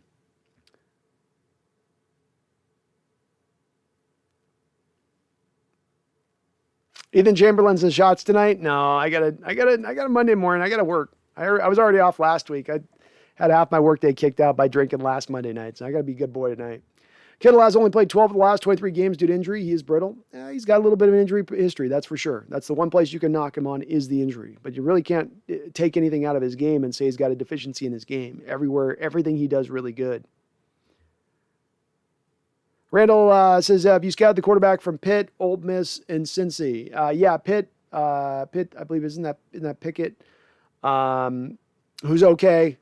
So Pickett to me, Randall, is like a guy that's like, he's like a fifth-year senior. It feels like he's been playing forever in college football. I think he's got some limited arm strength. I think he's a gamer type guy. But again, he's into this range, Randall, of a lot of these quarterbacks of into the second and third round, in my opinion, of where they truly should be picked. He wouldn't get me excited really as a quarterback of the future. The Matt Corral kid out of Ole Miss has a lot of easy scripted stuff for him with that in that Ole Miss offense. A lot of one read look off of read option. Doesn't show a lot of ability to process. Has a very, very slight build. And I also think he has a little bit limited as far as his arm strength is concerned. Another guy that's short as well, about 6', 6'1" at his best. It doesn't do much for me. Desmond Ridder, the guy from Cincinnati that you mentioned in your question, is probably the guy that has me most interested. He has prototypical size. He's got mobility that sort of sneaks up on you a little bit. He doesn't look like he can throw it hard at times, but then he will let it rip, which shows that he's got an ability to throw with a little bit of layering with his throws, where it's not everything's a 90-mile-an-hour fastball. He will throw with the velocity that is required, throw in and throw out. He's got relatively good accuracy, relatively good throwing with anticipation. Sometimes runs a little bit quick for my taste of things. Still a little bit to me of a project that I still haven't got my full hands wrapped. I still haven't got my head wrapped around a little bit. Desmond Ridder, as far as where I see him landing in the draft, but I do think all of them on my initial blush these guys are all somewhere in the second, third round range of things. Just the first look-see. Herbicide says Kittle's good when he's out there. Remember when he had 3 Saints on him trying to bring him down with his face mask? Beast mode, man. Very much beast mode. The guy plays angry. I love it. Tommy says Goff had a game-winning drive in the last seconds of the game today. Jimmy G did not. So at least for today, Goff is the better quarterback. Fair enough. King Coaster, hello. Always nice to join the stream after a win. Just curious, how do you think Russ played? I loved Russ's game today. Was he star today? Was he a Pro Bowl level quarterback today at the position? Maybe kind of close. I mean, he probably has a better statistical game here if there's like the drop to snap with Gerald Everett, for instance. Or if Tyler Lockett doesn't get his legs kicked there on the trick play. But I loved his game from the standpoint of I've been harping King Coaster out throughout this year of Russ really bringing the short passing elements into his game. That's what this new offense is supposed to be about. Short and intermediate, short and intermediate. Instead, too often we've fallen in love with the deep shot, play after play after play. Well, in this game, I think he completed 30 passes in this game, 30 of like 35, 36. A lot of those throws were just nice short throws, short completions. So he's starting, what I've asked him to do is just start to immerse himself in this offense, evolve with it. It's going to be some rough up and going, some bumpy roads. But if he just embraces it, he will elevate his game in the long term because he will get the benefits of that in the long term. But it's a transition. He's going this year to the first time really a new offense in his whole career in 10 years. And that's going to require a little bit of a time period, in my opinion, for him to kind of become acclimated with it. But he has to also, on top of the time that takes, it takes a little bit of him also owning the fact you got to own the short throws. You got to stop looking deep all the time. You got to stop padding on the ball and holding it for too long. You got to throw with more anticipation. You got to be smarter pre-snap. You've got to hit your hot routes. That's what he did today. That's what had me most impressed by him. And I thought he played pretty darn solidly. Tony M says, the Hawks Nest, will the Seahawks ever build an offensive line for Russell? They should have done it in the last couple of years. I don't know why they haven't done it, Tony. That would have been the smart approach to take. If Coach Carroll remains here, I don't think he does because he's not shown me any proof that he's willing or understands that that's what he needs to do. But that's what they should have done. That's whatever team trades for Russell Wilson, what's going to stand at the head of the line, beyond getting them upper level wide receivers, beyond having a balanced defense, behind finding game-changing dynamic tight ends. The first thing that whatever team trades for Russell Wilson is going to do, if they haven't already done it on their team, is have a fantastic offensive line for him, especially as far as pass protectors go. And we've not done that here in Seattle. And it's one of the reasons why I've leaned over and over again to maybe keeping Russ as the smartest choice, because it sure would suck to move on from him, watch him go out there and explode, and you go, if we just done the simple thing, which is build an upper level offensive line in front of him, we could have taken advantage of that explosion. But we were hard-headed and we never quite ever really did that.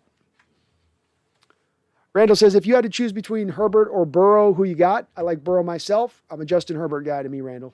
He's my guy. If we throw Patrick Mahomes out and I've got to pick any quarterback that I want to ride with my team right now going into the future, I would pick Herbert. There's nothing that he can't do well. You can maybe tap him a little bit for accuracy, maybe tap him for everything at times being a little bit of a fastball. I think some of that stuff will improve with time a little bit, but I run with Herbert. Burrow's great. I love Burrow too. Don't get me wrong. He's a good, really good player. But I'm just going to ride a little bit more with Herbert.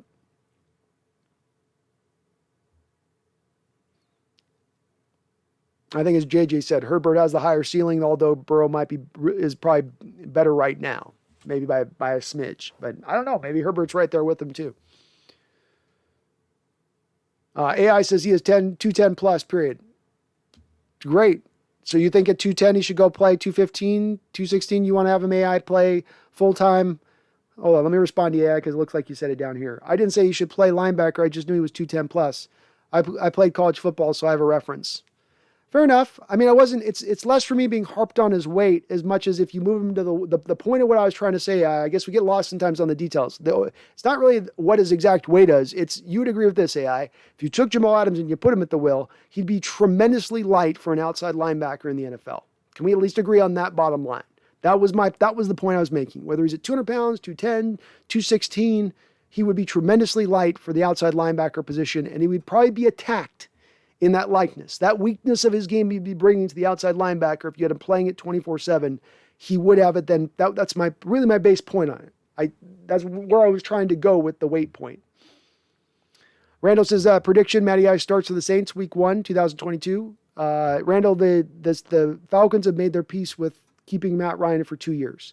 So they restructured his contract at the beginning of the year, which married them to Matt Ryan for the next 2 seasons. Randall says, I think the fact Herbert went to Oregon is a non-starter for me, but the kid can spin it. Fair enough. Herbicide, Wentz got Taylor in that offensive line. They make any quarterback look good. Thought Rivers did better. That's fair enough, maybe. It's fair enough. I mean, Wentz is definitely benefiting from having a good offensive line in front of him. Impact Fitness says, what about DK at tight end? No, I don't think it would work with DK at tight end. So I think you can get him in the slot at times. I don't think he's a tight end, though.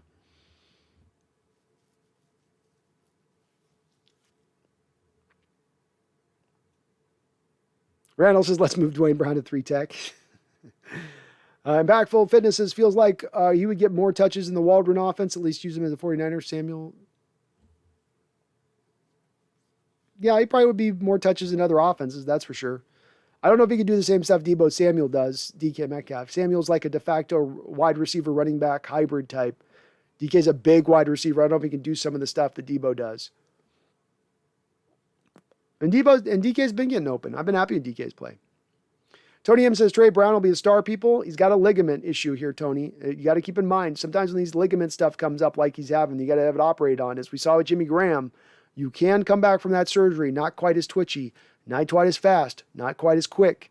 Trey Brown being a guy that's a little bit undersized, if he starts to lose a little bit of that quickness, speed, explosion, that will affect his play on the football field conversely. Tommy says better option than trading Russ and getting Watson would be to trade Russ and go after someone like Bryce Young and get a great rookie quarterback instead of an expensive quarterback for an expensive quarterback. True enough there, Tommy. I do think if you are making a talk about trading for Deshaun Watson, the one nice benefit of that is that you have them eating up their bonus money on their end, where you're really on the hook for the base money owed to Watson going forward, which would mean that his cost would be a little bit more reduced. But I'm okay with going with the rookie quarterback on the Young deal. You, of course, got to wait till 2023 there if you're looking at getting Bryce Young. But I'm okay with that. Random McDaniel says, who was the safety from the Rams in Tampa who moved the linebacker? Was a high pick too. Thomas Davis, is I believe who you're talking about. Oh no, you're not talking about Thomas Davis. You're talking about, I know you're talking about, and yeah, he did make the move, but he didn't last long in the league. He was only in there for a couple of years and then he was out of the league. So it wasn't exactly a success story on moving them like they did like that. He's an Alabama safety they moved to linebacker. I forget his name. Why can't I remember his name? I'm drawing a blank. Complete blank.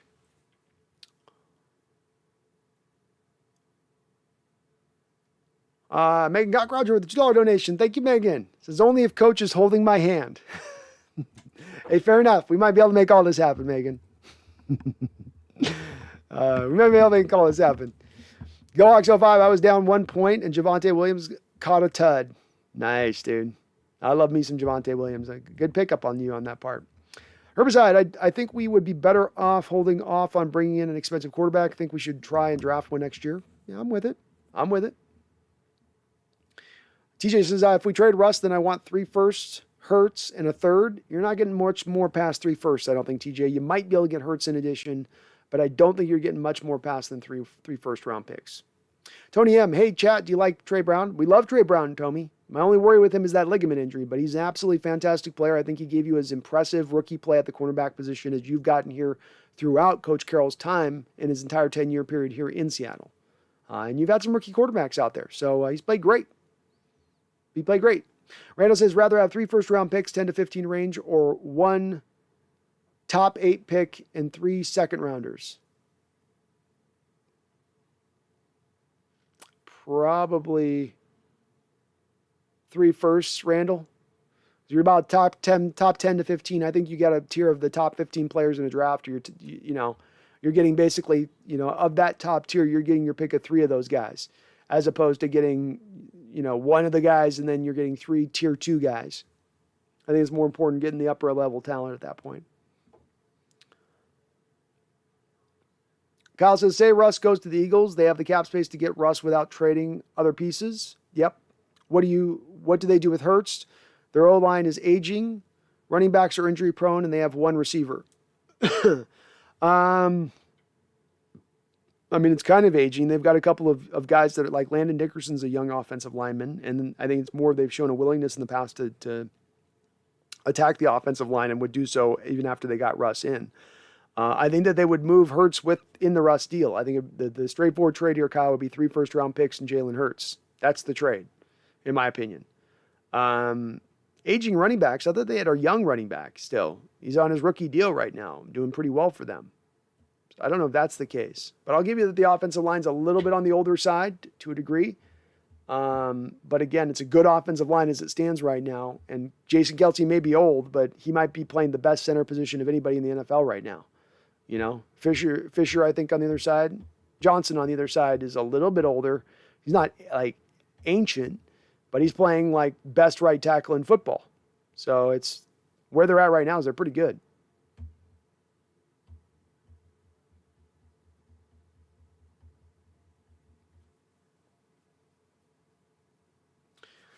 Randall says, if I'm a Charger, I relieve Pete. If I'm in charge, I relieve Pete. I sit down with John and go over every pick and free agent signing over the last 5 years, basically audit the choices and thought process, see who made the decisions.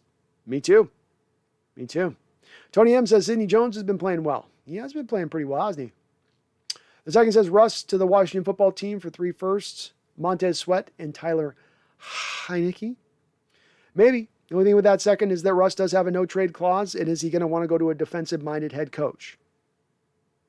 That's the question there.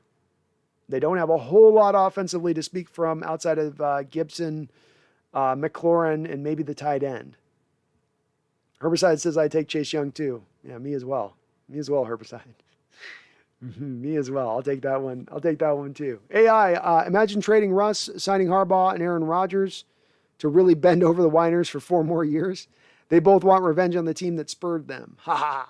That would be awesome. Yeah, add a little impetus AI to bringing them in. Give them a little extra motivation. I love it, dude. I love it. Boy, that'd be weird to see Aaron Rodgers in a Seahawks jersey. The second says, they'd lock Chase Young. I would take the running back Antonio Gibson, though. He's a good player. Yeah, I don't think Washington would give up Chase Young. I don't think they'd be willing. Random McDaniel, who'd be the best and worst stopgap quarterbacks? Hurts, Minshew, Jameis Winston, Matt Ryan, Daniel Jones, Sam Darnold. Just thoughts on the group and everyone else like it. Probably the best stopgap for the long term and also the immediacy of the season would be a Daniel Jones, Jalen Hurts type, because there's an ideal there where at least even if they play decently, then you can move them to a team that will give you more draft capital after that year while still going out and drafting your guy in the draft. So then you're getting more value on top of the trade past just the stopgap approach. That's more of the ideal to me, Randall, is that you get some return on that quarterback that you're trading for to only play on your team 1 season. I don't think Matt Ryan would do as well in an open-air stadium, especially in inclement weather with wind blowing. I think his arm strength is a little limited and benefits from throwing within a stadium. I want nothing to do with Jameis Winston. I'd be okay with Gardner Minshew. I think Sam Darnold has shown that he's not a starting NFL quarterback. But Minshew, Hurts, Daniel Jones, all three of those guys would be interesting to me. Randall says, I think the quarterback from Bama would be an option in the 2023 draft. He's mobile and can spin it. Size, not a deal breaker for me. Fair enough. And he'd be one of the guys I would look at as well. Second says, Brian Robinson says, quarterback from WSU, Delora. I haven't looked at him. I haven't looked at him very much. Second says, hope we don't become the Colts. Built O-line after franchise quarterback leaves with a top 10 defense. Yeah, that got the Colts weird, didn't it? Second, because they had luck there for years where they just had him beat to hell, not much of a defense, and they finally build up the offensive line, the defense, and he retires. You don't want to replicate it that way. I do think you need to get the O-line before you get the quarterback because it helps whatever quarterback you get in to shine at that point. Whereas if you bring in a quarterback and ask him to overcome for a bad offensive line, that can go sideways really, really quick on a variety of different levels. So I would still like to build an offensive line first and foremost, but I know where you're coming from. You don't want to necessarily replicate that approach to things either. Tony M says, how about Russ to nowhere? Number 3 is staying. He may. Tony, he may want to go too. He may want to go. You know, Tony M, he said this offseason, I've been hit a lot in my career. I sure like not to be hit as much, right? That's what he said this offseason. Sure like to not be hit as often. Then he goes out and sustains the injury for the first time in his career, being hit by the guy who has sacked and hit him and harassed him more than any other defensive player in this sport by far. A player that the team has never got an offensive lineman really to do anything in pass protection against. They've always short-sold it. I think he looks at that type of situation and he could be as much as anybody on this, Tony, driving this trade as much as anything in the front office or fan base. It may be number 3 wanting to leave. Don't be the least bit surprised if that turns out to be the case. Not saying I want it at the forefront of this. That's not what I'm saying. It's just saying about what we think looks like a likelihood of happening at this point. And if he's already submitting a list, Tony, last season of 4 teams he's willing to be traded for and talking about these points that I just spoke to last year, and it's only been further proven true this year with him, why wouldn't that push him further out the door at that point? TJ says we should put DK at running back on 3rd down. There's so much we can do with that. I don't know if that's the ideal spot. He's a bit, I don't know. I don't know if that's going to really work. I don't know on that one. I don't know. Herbicide, hell with the Niners, man. They're still 6-6. That's right. Brian Meyer says DK can't read blocks or see a hole. Chris Smith says LJ Collier to Waterboy. I'm ready for that. Ethan E says Carlos Dunlap was so clutch. Where was this all this season, man? I don't know. It's been MIA. Oh, there we go, Randall. It was Mark Barron. Mark Barron is the safety who moved to linebacker. That's right. But wasn't necessarily great. A tweener guy that was never really great in either of those 2 spots. AI says, I read trade comps for Russ would be 2 firsts, 2 seconds, and a third. AI says, I think the logical place to trade Russ is Giants or the Saints, who have desire and draft capital. I have made long prediction. I still think he's going to get 3 first-round picks here, AI, when it's all said and done. I do think the Saints and the Giants will be 2 teams that'll be the interested parties. I've long said I have the Giants as the number 1 team at the top of the list because I think that's where Russ most wants to go to, and they've got the 2 first-round picks. I put the Eagles as sort of the number 2 team behind that. I would have the Saints on the outside looking in. A little bit of the hard part for the Saints in this respect is where their salary cap situation is, which is not in a good state. And maybe prevent them a little bit. On top of the fact, if you make the trade to the Saints versus the Giants, I'm getting a first-round pick in like the 20s versus 2 first-round picks in the top 10. That may drive a little bit of that as well as to them having any kind of opportunity there. Isaac Fisher says, I got a penny ain't been good, but that blitz pickup he had on 3rd down was beautiful. That was the best play that he's had of this year, Isaac. I mean, absolutely phenomenal play on his part to get his head in there, and he really stuck it in there, and he had to. He had to come up with that kind of force there to stop the momentum of the cornerback coming in, or it is going to be a sack. And a great job on his part to get it done. Fantastic block, man. Absolutely fantastic. William Leonard says, what a manic, depressive game today. Well said, William. Very well said. Ethan E says, Russ played like his former self today. Only missed throw was that deep ball to Metcalf that sailed a couple yards out of bounds. He was great today. He was very good, I'd say, Ethan. I don't know if I'd go great, but very good. And he had a couple of throws with DK that he missed him on where he was a little off on those deep balls too. If he hits 2 of those 3, it's a different day. But look, he played within himself. He played within the context of the offense. He wasn't trying to play hero ball. He was hanging tough in the pocket. He was climbing the pocket at times. He was doing better than he's done. It was much, much more improved off of what we've seen off of Russ recently. Seahawks W says, laughing out loud, I said to please use Everett. Never more. Never mind. Herbicide says, I take McCoy, Mariota, and Taysom Hill, make a quarterback by committee. Man, I'm not taking Taysom Hill on because I got to take on his contract if we trade for him, Herbicide. So Taysom Hill does not get me in the least bit excited. Neither does McCoy, really. Mariota would be interesting. Tom Eden says, don't you think JS would try to move Russ to the AFC, though, if he can't keep him? Maybe Broncos if they promise him a head coach or of his choosing? Not necessarily. Not necessarily, because I think 2 of the teams that'll be the most aggressive for Russell Wilson will be the Eagles and the Giants. 2 teams who possess 2 top 10 first-round picks in this draft.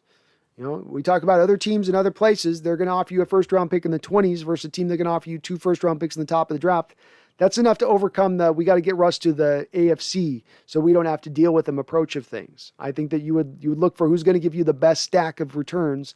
And when it's far and away the best stack over those other teams that could offer that, be it a Saints or be it like you said, the Broncos, or be it even a Raiders team, if they want to move on from Carr, they're not going to have the same assets they can offer. So I just don't think that's going to drive that as much.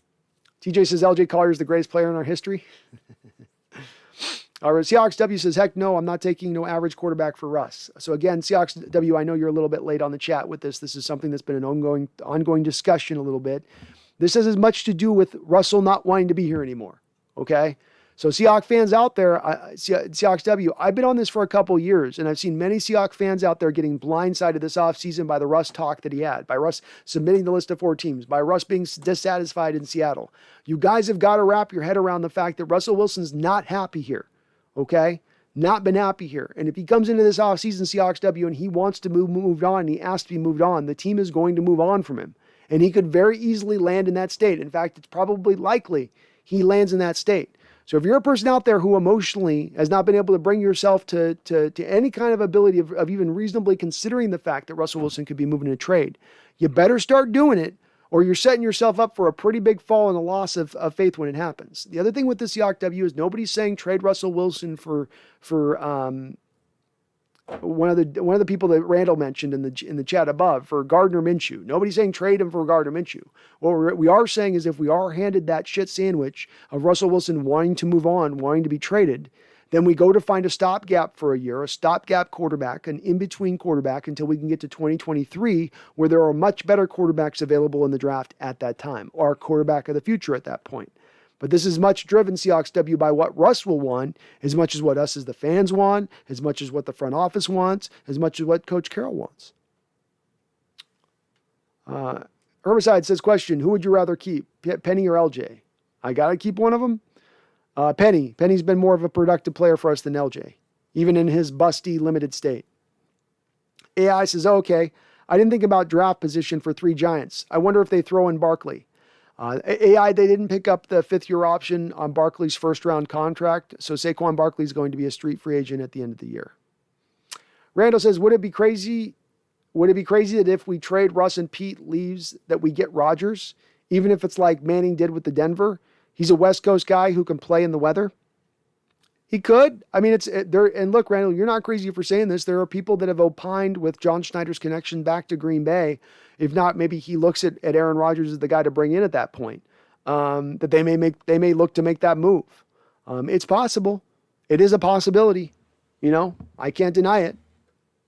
I wouldn't say it's a likelihood or I put money on it, but it is the realm of contention. Sure. Herbicide, Barkley's kind of delicate. He's real delicate. TJ says, Russ to the Broncos, give us a first and Bradley Chubb. I need more than that, TJ. I need more. TJ says, I'll take Carr from the Raiders for Russ plus some picks. That's a possibility of a deal. You know, Sierra would like Las Vegas. That would help her career out. Chris Smith, let's go drive to Blaine and convince Locker to come play quarterback. Ha ha ha. Let's get Jake Locker out. Come on, Jake. You're rested. You're fresh. You're finally uninjured. AI says Russ doesn't want to leave Seattle. He is tired of Carroll. I don't know if we know. I know he is tired of Carroll. You're right on that. I'm certain that is a bit of the case of what's happening here. But I don't know if there's not a part of this of him wanting to leave Seattle. It has a little bit to do with playing in the small market and that he feels like he's not able to elevate his legacy to the degree he would like to. There are some indications here that that's a little bit of maybe a factor here on this and what we've heard a little bit in the scuttlebutt in the background. So that is, I think, a little bit of a factor on this is too, AI, as it goes beyond Carroll and also goes to the market he plays in and what Russ holds as far as in high importance, in high regard. And he has as much, any quarterback in this NFL, every bit as much as Tom Brady, Russell Wilson is thinking about and concentrating on his legacy, and it matters to him. And that goes beyond just loving playing in Seattle and just, I'll be here my whole career. There's some value in that. There's some value in staying in Seattle career. There's value in helping your legacy by staying in Seattle your whole career. But if he thinks it's not going to work here or it's not getting him there, he could say, well, my time's running out. How many years do I have left at a high level? Maybe I need to go strike while the iron's hot at some other place. Clara says, why do we keep talking about Russell leaving? How about getting rid of a general manager and coaches? Really, Seahawks are going to win in that division with who? Must be going to be Deshaun Watson. Clara, this is a little bit of a thing that I don't quite understand with Seahawks and the fan base on. And maybe you can explain it to me. I'd love some other fans on this to explain it to me. Seahawks W, if you can explain it to me. There are people that cannot make any possible,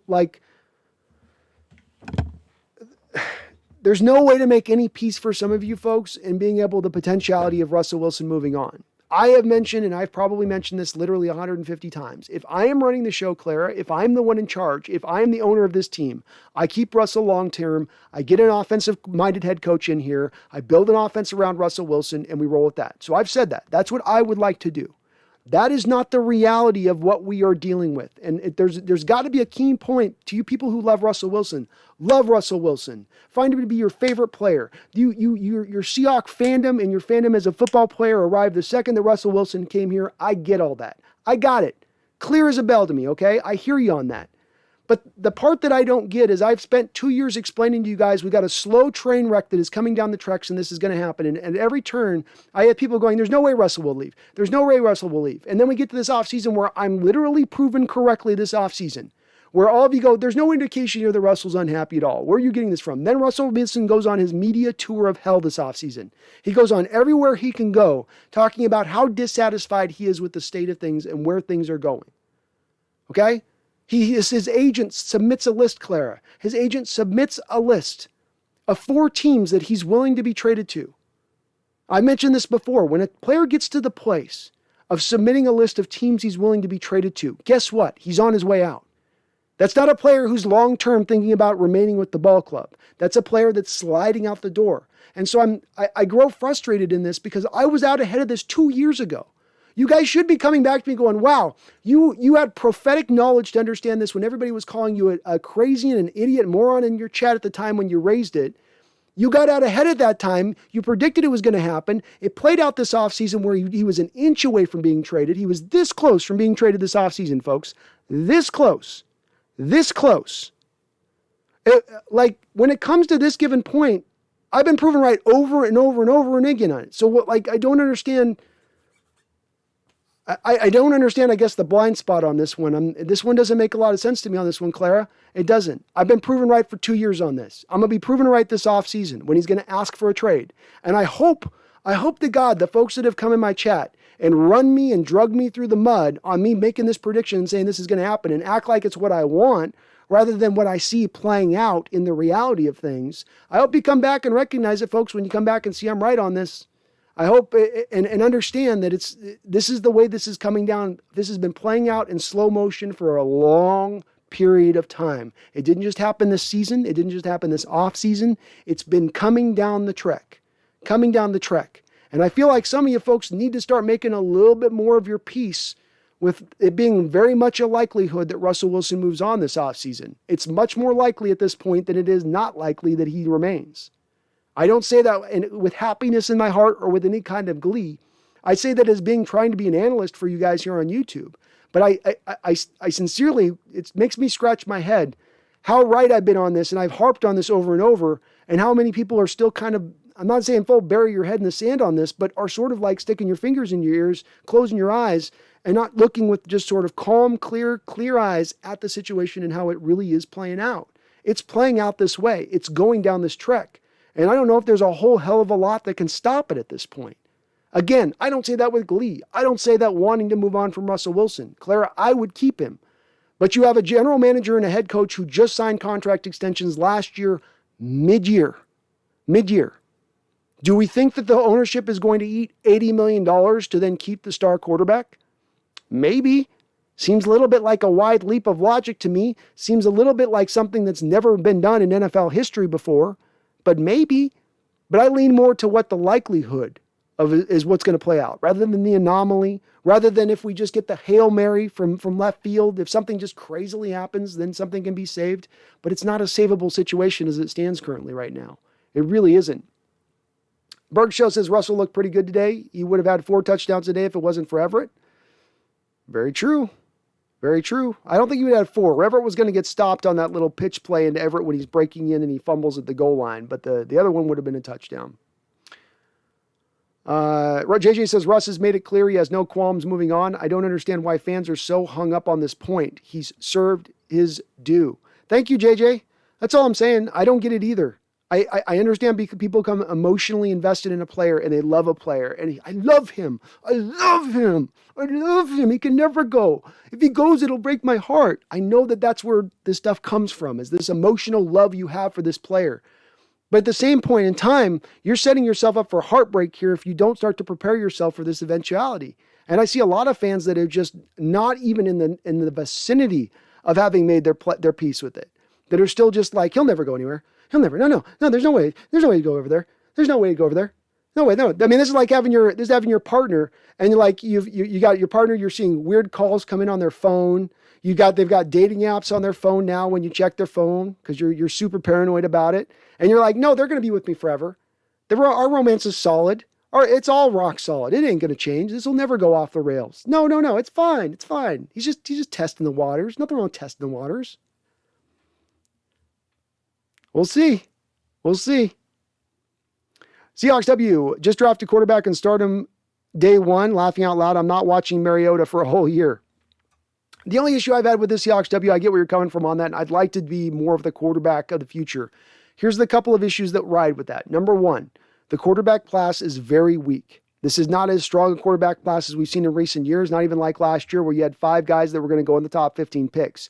You may get 5 guys picked this year, but that's because teams are overreaching on those guys. You got a big collection of quarterbacks in this draft, all sitting in the 2nd to 3rd round range of things, which means that you're then making your quarterback pick of the future for a guy who's limited as far as his talent goes. The other part of this is that you get a little bit of the cart before the horse here, where I've often said, Seahawks W, if you go for a young quarterback and first draft the young quarterback before putting together a good offensive line in front of him, you're going to deter the development of that quarterback. You're going to get the crap beat out of him, and you might just break your young quarterback at that point.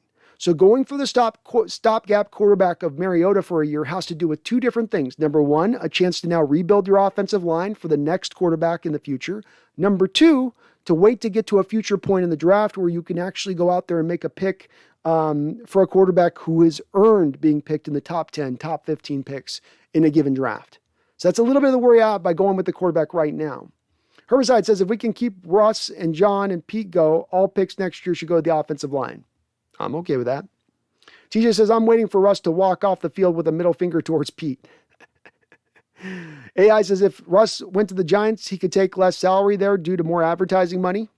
It's been one of my other long predictions is that while he has not taken a discount here with Seattle, I believe that if Russ were to be moving on to another team, the first thing that you see Russell Wilson do is take less money than he absolutely could be taking. Auntie Bell, Russ is a quarterback that needs at least a threat of a run game to be effective. Very well said, Auntie Bell. I agree with you.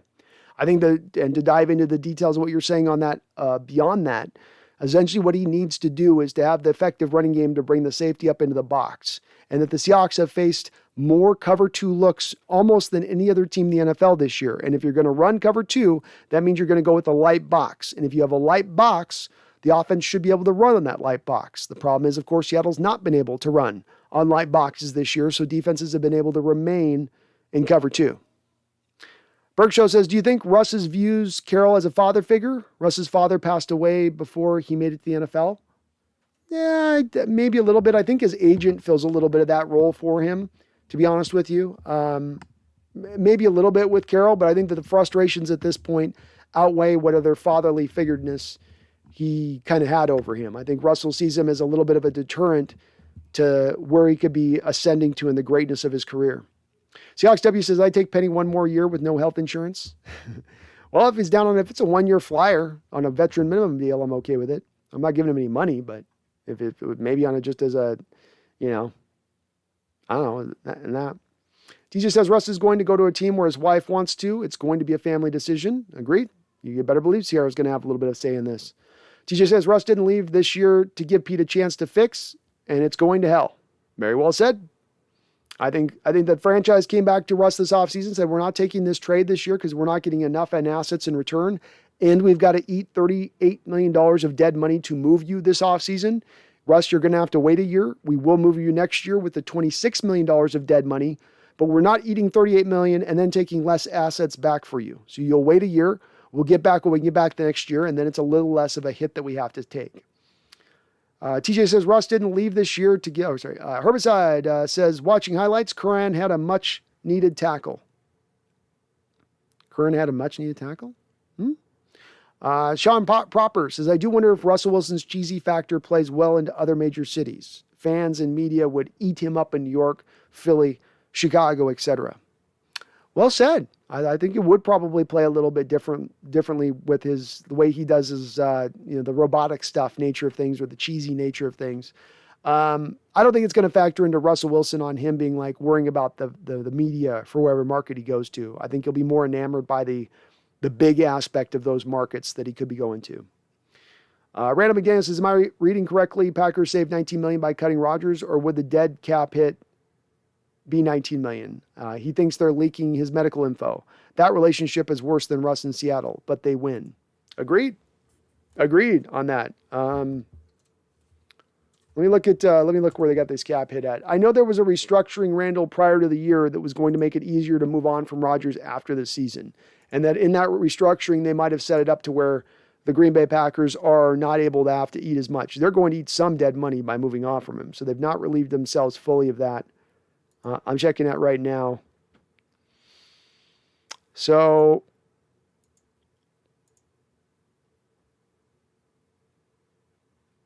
yeah, it's the $16 million is the dead money hit.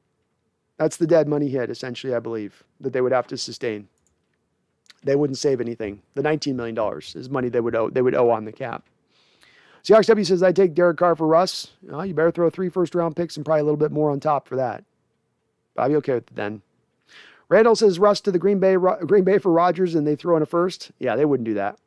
I don't know if they'd favor Russ as highly as they favor Rodgers at this point. So I don't think they do that. I don't think that's a big enough market for Russ to want to go to. Does he want to increase his legacy by following the tracks of Favre and then Rodgers and having to have that as the, I don't think he'd do that. Tommy says, is it possible to pull off a 3-team trade involving Russ? 100%.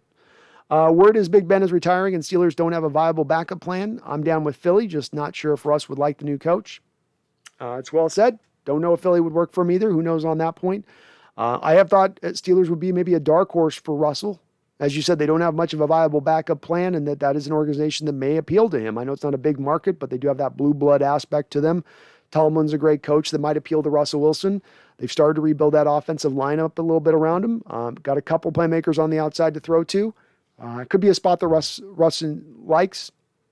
E. Gibson, I would prefer Russell stays and Carroll moves on, but the opposite is more likely. I like the idea of a stopgap quarterback and going after a quarterback who might be the next Russ, like Bryce Young. Me too, E. Gibson. That's my preference as well.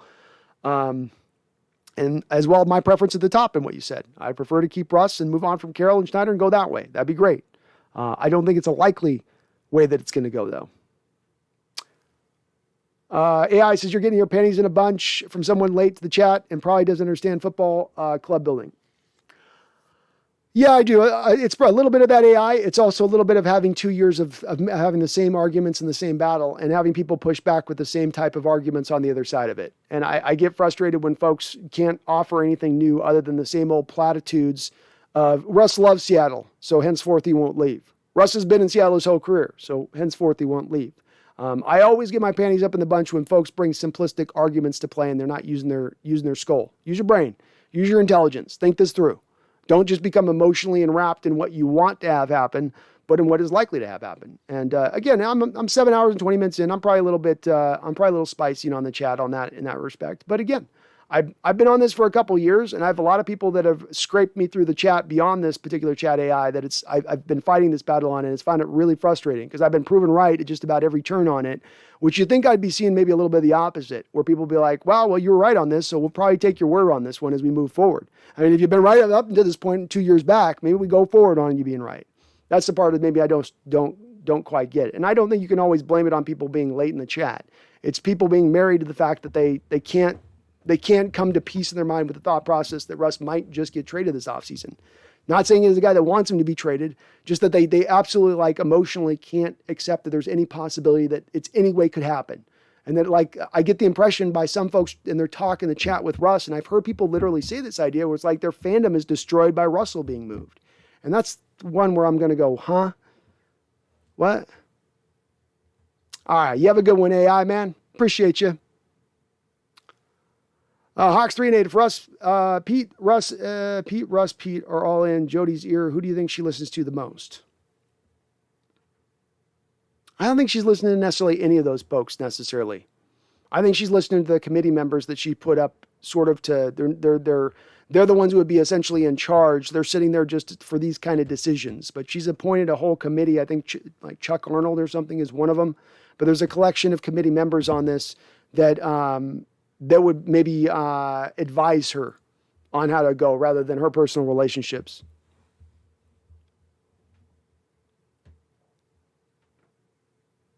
Sean Proper says the Browns and Broncos seem like teams desperate to make a splash, get picks, players back, and find a bridge quarterback like Bridgewater, Trubisky, and Mariota. Yep.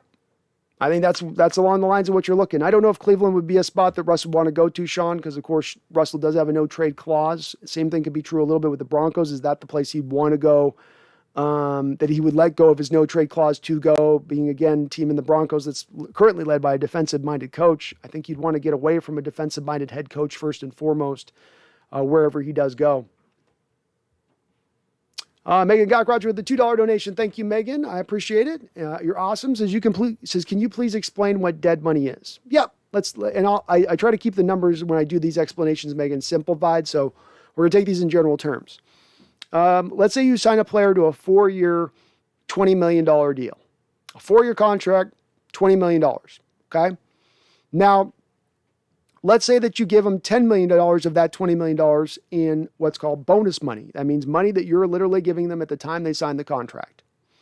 Now, what happens then is that you have $10 million of base money that now splits up over 4 years, right? Approximately $2.5 million per year at that point in base money. But then you also have the $10 million split up over 4 years as well. Okay, so $2.5 million to base, $2.5 million essentially to bonus, meaning that player costs essentially on the 4-year contract, right, Megan? $5 million a year at that point, by my example. So let's say you get past year 2 and you release said player. So he's not playing up to performance level anymore. We don't like that. We're going to move on from him. So prior to that, you've had half of the bonus money bleed off of the contract.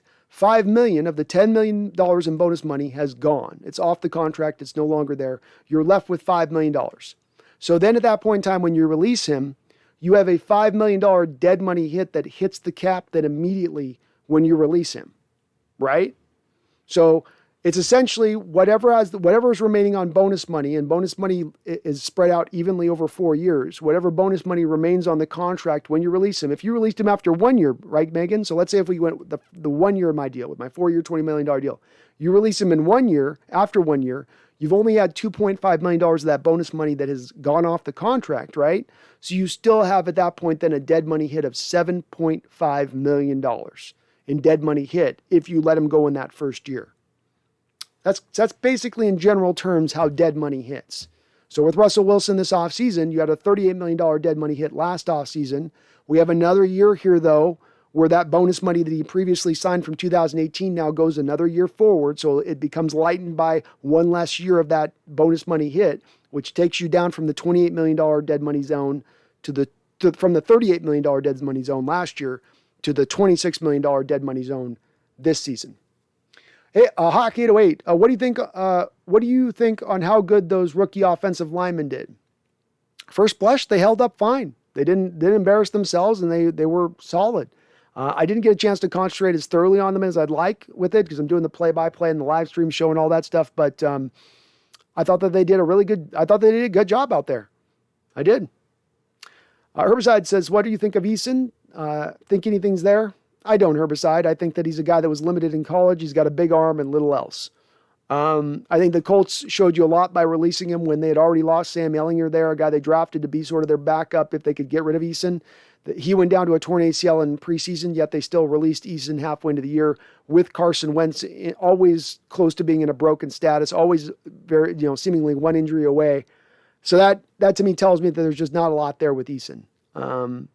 I think they took him as a flyer. They took him because they looked at him as better than Jake Luton that they had at the time. So he was an improvement over Jake Luton, but I don't think he's going to be here in the long term.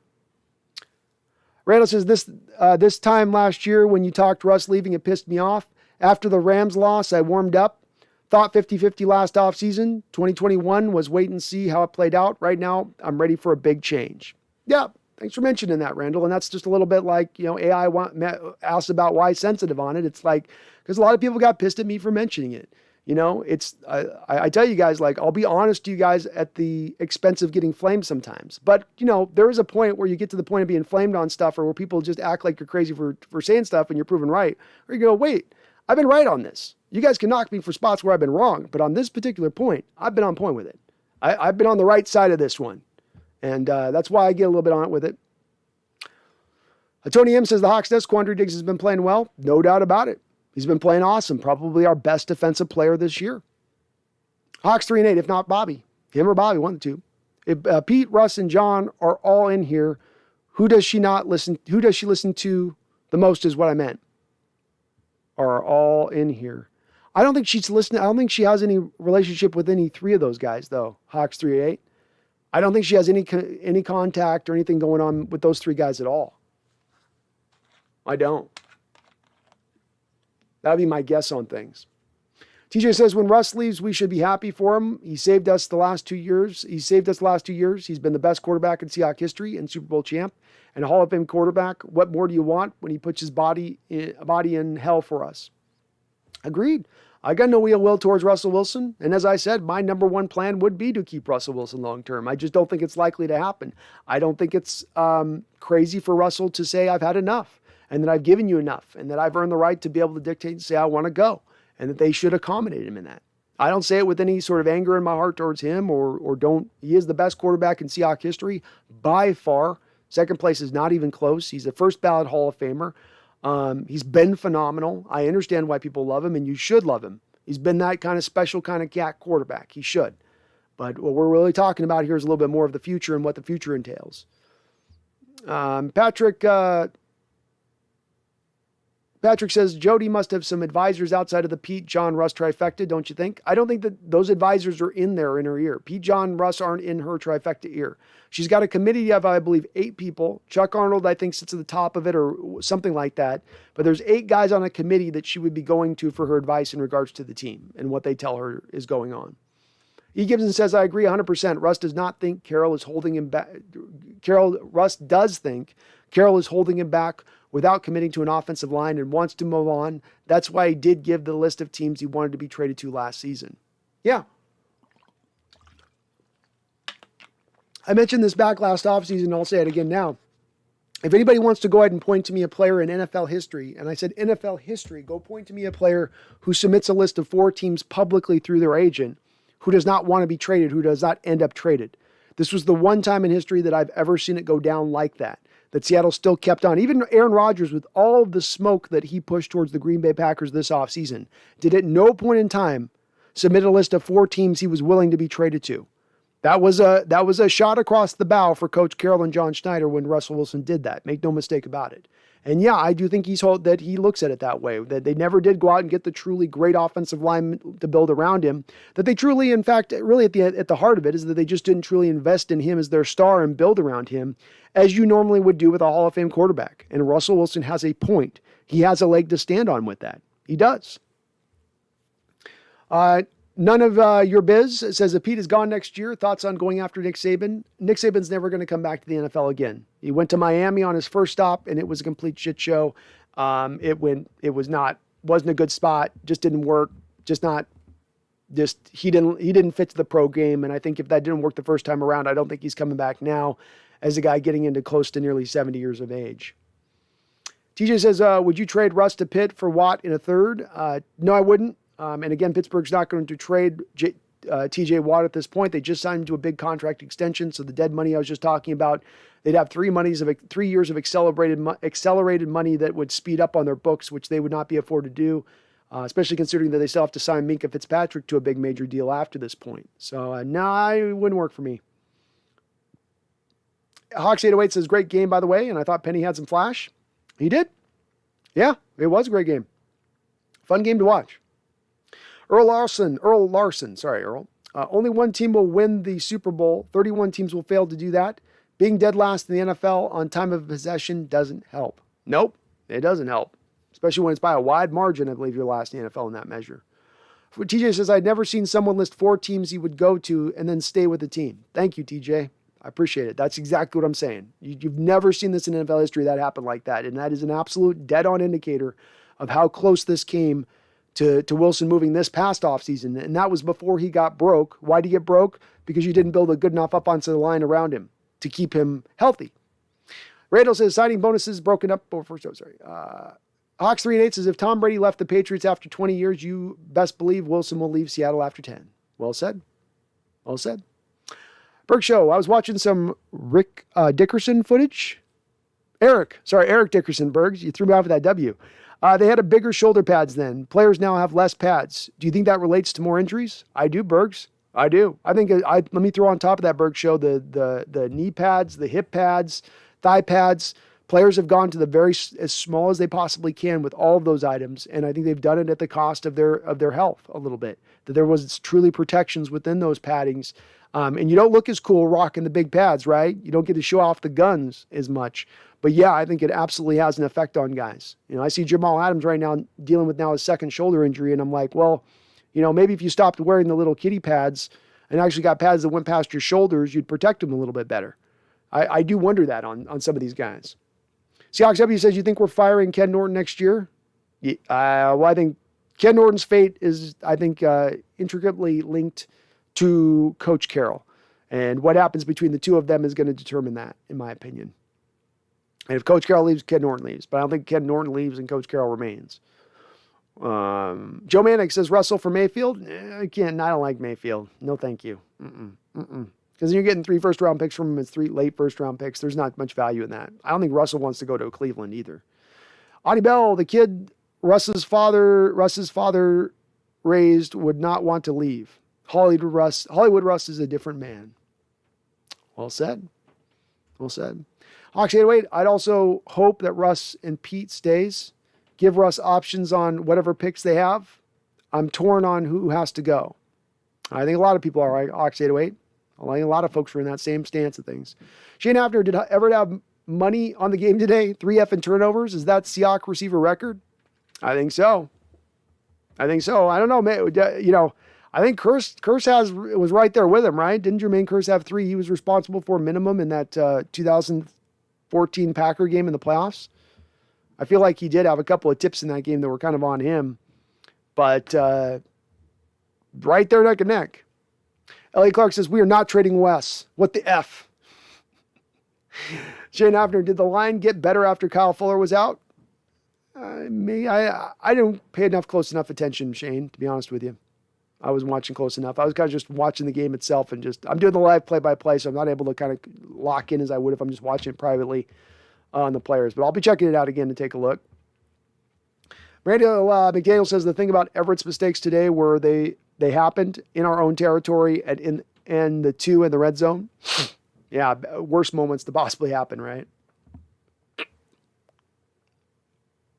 Tyugo, Koopas, would you trade Russ for Jalen Hurts and 2 to 3 first-round picks? I would trade for 3 first-round picks and Jalen Hurts if what Russell wants to be moved. If he has to be traded, that would be the team that would be the ideal team to trade for from the draft capital return. So I think the Giants and them are the 1-2 teams is the likely teams he would go to.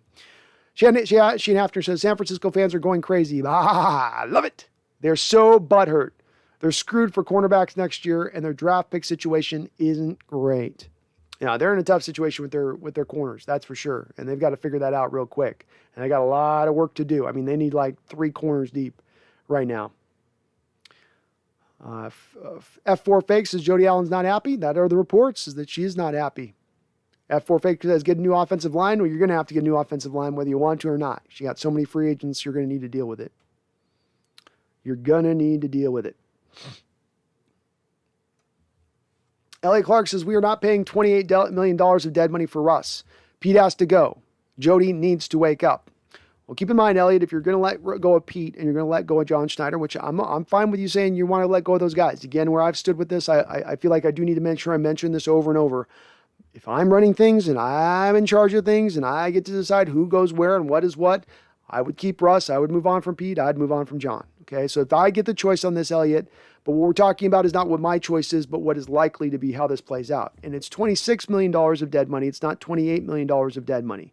The thing that we can understand about this, Elliot, is that this front office has put themselves in a position to be able to eat that dead money.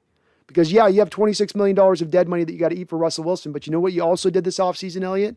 You rolled over $13.5 million of money from this year's cap into next year's cap. So in actuality, that dead money goes from $26 million down to $13 million. $13 million. And the thing I'd say to you, Elliot, is do you honestly believe that if Russ comes to Pete and John and he says, you guys, I'm done. I gave you another year. I wanted out last year. You didn't accommodate me last year. You better accommodate me this offseason. Do we really believe with all that Russell Wilson has done for this team, this organization, and this city, that our front office and our coach are going to hold his feet to the fire and say, club control, club control, club control, nana, nana, nana, nana? I don't think that they're going to take that trek. I don't. Randall says, here's an analogy for Russ. I come home late and my wife threatens to leave me. We make up, and a month later, I don't come home and she finds out I knocked up a stripper. This year went bad to worse. I love it, man. I love metaphors. That is a perfect metaphor. Yeah. Very apropos. Love it, Randall. Yes. TJ says there are 2 types of fans. There are team fans and player fans. I think people who hate the Russ trade talk are Russ fans more than Seahawks fans. Maybe a little bit on that, TJ, and I, as I always like to say, I never like to tell somebody how they have to be a fan. If you're more of a fan of players than you are of a team, or if it's a player that you fell in love with and got you into football over it being the team game or the team sport nature of it, so be it. I'm not going to deride you from that. The only place I'll deride you from that is when you're showing a blind spot intellectually to a reality that's facing you. That's where I'll go, well, wait, no, this is really something you should look at because this is the reality. And that's more of where I'm trying to take the track on when we're talking about Russell Wilson and the potential of him moving on. It's just it's about just kind of seeing the forest despite the trees here. I love Russell. I'd love for him to maintain here for the next 10 years. I'd love for him to retire as a Seattle Seahawk. I truly would. But a little bit of what I do on this channel is telling you guys about how I see it will play out in actuality. And it's hard to see that right now as we stand. F4 Fake says Bobby's always the best player. He's right there, man. He's having a great year. Probably best game of the year this year, too, by him. JJ says this year was Pete's last chance to fix any issues with Russ. It has failed massively. The divorce is here and both are gone. The warning signs have been here. Even if Russ stays, we have major issues. Well said. Very well said. I have nothing more to add. Perfect. Herbicide, hate to say it, but I think we screwed up picking up Jackson. Think Lewis is better right guard who regressed when we moved him over to the left side. Agreed. And quite honestly, I made the prediction of this at the time that you took Lewis off of a spot where you were getting the best out of his strengths and you were minimizing his weaknesses. Now you're flipping him to left guard where you're doing somewhat of the opposite in your approach to it. Not hard to see why this did fail. I didn't quite understand why they didn't just attack the left guard situation, didn't just go after a guy like Joe Thuney in free agency, a guy who would have been a fit as a mobile offensive lineman into this offensive line, but they just decided to not go that route of things. for whatever reason on that. $2 donation from Megan. Thank you, Megan. You put like 60, 70, 80 on this donor. I don't know how much you put on this show, but I appreciate all of it. You know it. It says, cricket is on, and my favorite team is playing. I'm out. Have a good one, Megan. You're awesome for donating the channel. I appreciate it. Elliot says, Brendo, Russ is not leaving. Pete is. It's possible, Elliot. I hope that is the case. I hope you're right. I hope you're right, Elliot. That's all I'll say on that. I hope you're right. Randall, I say we blow it up. Trade Russ and DK, build up the line, get a stopgap quarterback, and when time is right, draft a young quarterback. You have assets to move up if necessary. Between Russ and DK, it's five first-round picks. Could be that. You might be able to pull all that from those two guys. That's the way to go. I mean, that's taking it down to the studs, man. That's taking it down to the base. Berg Show says, how can Russ dictate anything when he's under contract for 2 more years? Again, and I'm posting this to you, Bergs. Do you really think that a guy that has done all that Russell's done for this team, won you a Super Bowl, been the good soldier for 10 years, been the good leader for 10 years, done all the off-the-field work that he's done in the local Seattle area to the point where he gets declared as the Walter Payton Man of the Year last year? Do you think after all he's done for you in that respect, Berg Show, that you're now going to reach the point where he says, okay, I gave you a warning last year. You didn't listen to my warning. Now I'm telling you, let me go. Do you really think that this front office, if he comes to them like that, with all that I just said, is really going to say, no, we got 2 more club year control on you? Berg Show, do you think that that's the way that that's going to play out? In fact, I'm going right to the bottom of the chat. Please respond to me, Berg Show. Do you think that that's the trek that the team would take? Do you honestly believe that's, with all he's done in 10 years, that they'd say, they'd stick up a big middle finger to Russ and they say, we got 2 years of club control. Deal with it. Let me see what you got to say here. Let's see. What do we got? Nothing yet as a response. We'll check back on you, Bergs, on that one. F4 should have never flexed the Hawks game out on Sunday night. Now, they should have looked at our recent history. No, it was going to be a barn burner, right? F4. When these two teams get together, the electricity sparks, fires happen. None of your biz says how much dead money does it cost if we got rid of Jamal Adams? It would cost you $16 million in dead money. And not likely to happen because of that, almost that reason alone. Brian Robbins says, later y'all, night. Y'all night, y'all, I'm crazy, tired. Well, have a good night, Brian. Thank you for jumping on in. If you do like what you're listening to, please do as well. I know I'm a bristly one, but if you like what you're hearing, please do hit that like button for me. Small little thing, but it does help out this channel considerably in the growth of this channel. William Leonard with a $2 donation. Thank you, William. You are awesome as well. Says, how come we've had O-line problems for years? There's a lot to unpack with that particular question, William. The problem started out initially with this. When Russell Wilson was going to get paid top of the market as a quarterback goes, the coaching staff and front office had a decision to make. They could either build around that most vital, important asset, that asset you're paying the most to. You could build around him, or you could try to then say, hey, we're paying you $30 million, $35, $40 million a year, Russell, so you need to overcome a lack of talent in other places on the offensive side of the ball so that we can build up our defense appropriately like we'd like to. You sort of wanted to have your cake and eat it too a little bit. Now, this worked for a few years because Russell Wilson was able to scramble and get out of pressure and get away from bad O-line play, especially in pass protection, when he was a little more nimbly-pimbly. He's not quite as nimbly-pimbly as he once was. And this has opened more of the door for him to get caught, where those offensive linemen are no better in pass protection than they were 5 years ago, but Russ is not as fleet of foot, and so he's taken down to the ground more often. So once again, the coaching staff front office had a chance over these last couple of years to realize Russ isn't as quick and to make a little bit of a change and to understand that maybe we should build again around our most vital asset, that we should protect our most vital asset. But instead, they leaned back on his scramblability. They leaned back on his ability to take all these hits and come back from it and never get injured again. They played with fire, and they eventually got burned by it this year, William. But that's the reason it hasn't been dealt. Is it right that they've not dealt with the O-line? Is it right that you've always given Russell secondhand parts and dollar store items on his offensive line? No, it ain't right. It's all kinds of wrong. And I think if you took most Hall of Fame coaches and they realize they've got a Hall of Fame quarterback in their midst who's heading into their prime, as Russell was in 2018, they would have built that offense, and more specifically that offensive line, around Russell. Carroll didn't take that trek, though, and it was silly, William. It was silly. Hawks88, did you stream when you were watching the game on that TV in the back? If so, I'm watching it with you next game with some Blanton's bourbon. Let's go. Aloha. Aloha, Soda 808. No, unfortunately, I can't put the game on behind me because if I do that, I'll get a copyright strike here by YouTube and then they'll take my channel down. So I would love to be able to stream the game behind me over my shoulder for you guys, slash even just have it on talking over the background of it. But no, they are very, very touchy about that type of thing on YouTube. Very touchy. TJ says another 2 a.m. stream. No, we're not going 2 a.m. I'm sour at 7 hours and 45 minutes in. So we go hard, but you know. Ellie Clark says, Brendo, I agree with you, but reckon Jody will intervene when push comes to shove. Hopefully so, Elliot. I'd love it if that was the case. If that plays out that way, that would be awesome to see. It would be awesome to see. So don't get me wrong. I would love it. TJ says the easiest analogy is having a 99-year-old person on their deathbed. It's going to happen. And Russ is that 99-year-old. We have to accept it.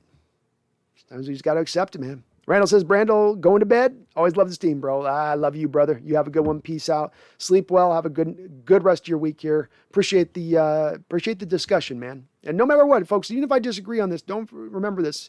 We get bristly. Things get a little back and forth in the chat at times. At the end of the day, we welcome argument. We welcome disagreement. I don't need everybody to agree with what I'm thinking. I might get frustrated because people aren't, loving what I'm saying on something or whatever else. But at the end of the day, it's okay if we disagree. It's all right if we are on the same track. Sean E.B. says, how long have you been streaming? I have been streaming for 7 hours, 44 minutes, and 57 seconds. GoX05 says, man, Homer is kind of becoming a boss on special teams. You think he wins special teams player of the week? 73-yard score and a fumble recovery? Might just, man. Certainly those are the things that usually would get you special team player of the week. Elliot says, do not listen to people trading Russ. Seahawks 76, bam, bam, Cam, yo ass. Great play by Carlos Dunlap to knock down that last pass. Might not look flashy, but that was the play of the game. Number 81 for the 49ers was open and would have had a touchdown. Carlos saved the game. Vintage Carlos from last year. Remember, he had a couple of sacks in a couple of games last year against the Cardinals and Washington football team to close those games out as well. And you're right. He closed the game out there with that tip in this game. As of, well, you could say this might have been the second most important defensive play in this game was getting that safety when you did. And he was also the guy to get the sack on that safety in addition to that. So 2 big plays by Los. Love to see it. Love to see it out of the guy. And God, did we need it. F4 says, why is Waldron having problems scheming our wide receivers open?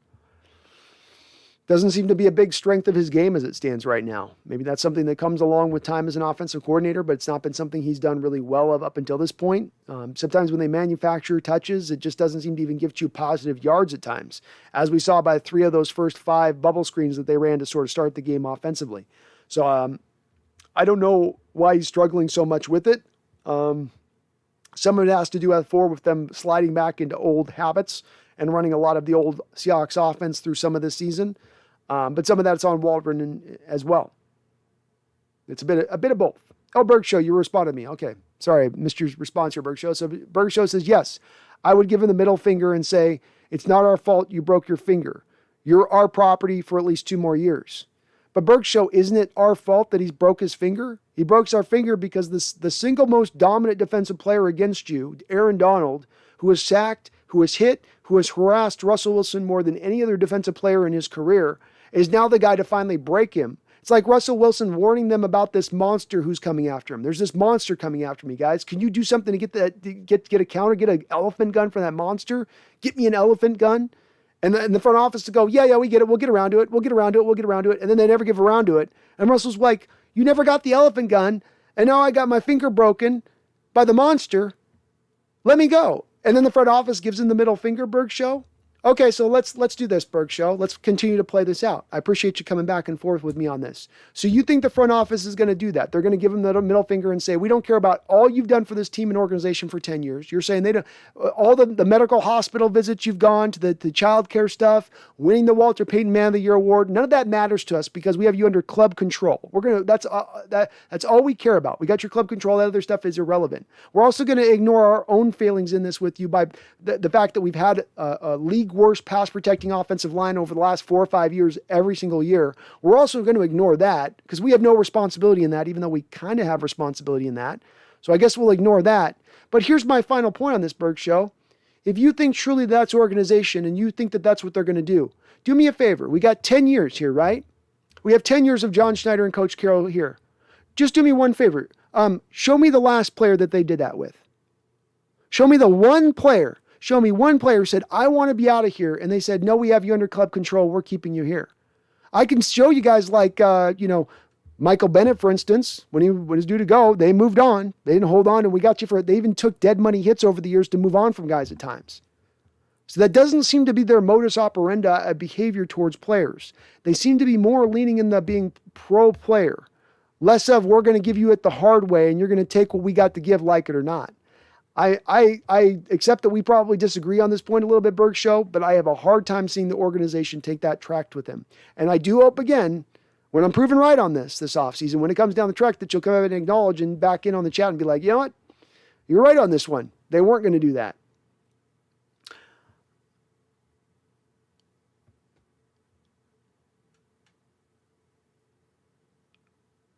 Go Hawks 05 says property. That's not a great word to use referring to a person. Yes, that's probably not the best way to refer to your players. You're our property. TJ says it's not our fault he broke his finger, but it is our fault for getting him sacked 40 plus times a year. Bingo. Bingo. And, look, it is our fault a little bit that he gets his finger broken. You have your finger broken because you're trying to single block Aaron Donald, because you've not schematically ever truly double-teamed Aaron Donald from the inside on a consistent basis. You've also messed it up by never actually getting a pass-protecting guard to deal with Aaron Donald. The majority of the guys that he's gone across from him against in the Seattle Seahawks have been guys that have suffered and suck in pass protection. So you've allowed basically Aaron Donald's most dominant factor to shine at its brightest while never finding a counter in 10 years. 10 years. So to me, that does go back to that being on their fault. But no matter what, it's on them to agree. JJ says that has almost never happened to a player. The caliber of Russ Berg, stop living in a fantasy land. That's what I'm saying. I don't think they're going to do that. But I appreciate Berg I appreciate perspective on it, man. We just disagree, I think, a little bit with it. Seahawks 76, offensive line went downhill when we traded Max Unger, a key piece we should ever have traded for. Jimmy Graham, who never was utilized correctly in our scheme, in our offense. Agreed. It started going downhill right about that time. They never replaced Unger when he left. They never found a center who could fill his shoes. Say nothing of a variety of different other offensive line. I mean, Breno Giacomini wasn't great, but you've never probably found even a guy that was at Breno Giacomini's level of play at right tackle. It's been bad. It's been bad for years, that offensive line.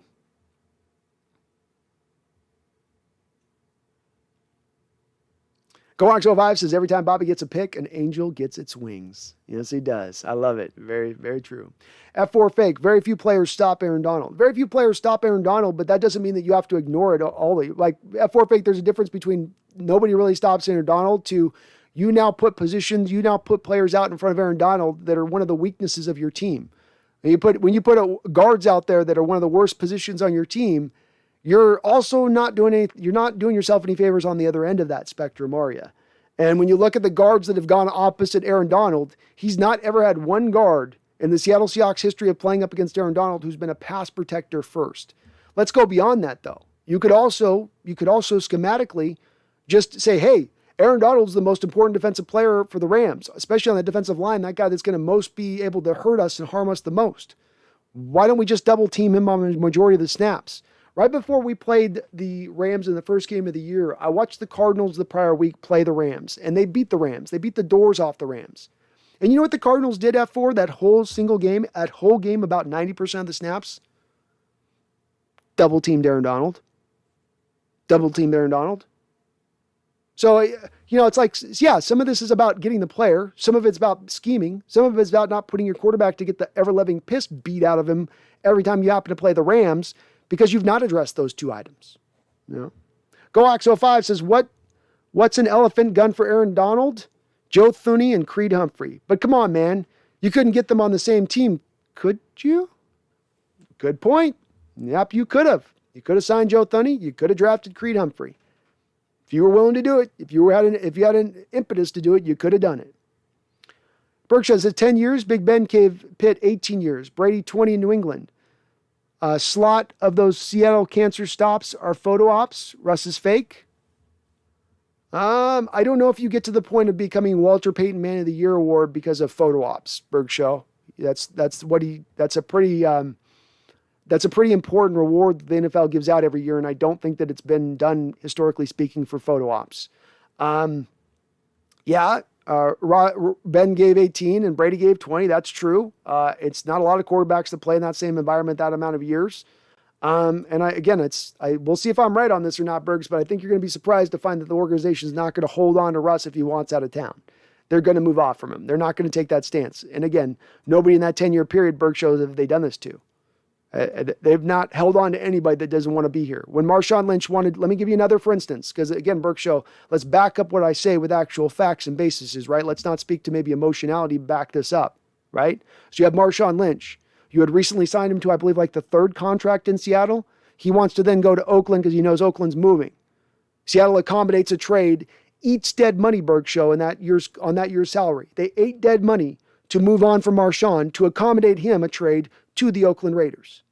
So this is more proof of what I'm saying and less proof to what you're saying. If you're going to take that track to say that they're going to do that, we're going to hold your feet to the fire, Russ, and we're not trading you, you need to come up with me, Berg Show, an example of them doing that in the last 10 years, as opposed to them at every turn appearing more they're more player friendly than they are anti-player, right?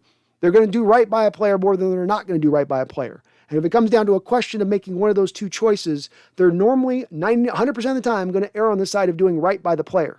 Look at how right they did Berg Show by Malik McDowell. They kept him on the roster for a couple of years. They could have released him the second they realized what was going on in that situation. But they didn't. They don't go in that direction of things and how they view treating the players of we're going to do what we're going to do and you deal with it. That's not been the way that they've gone about it.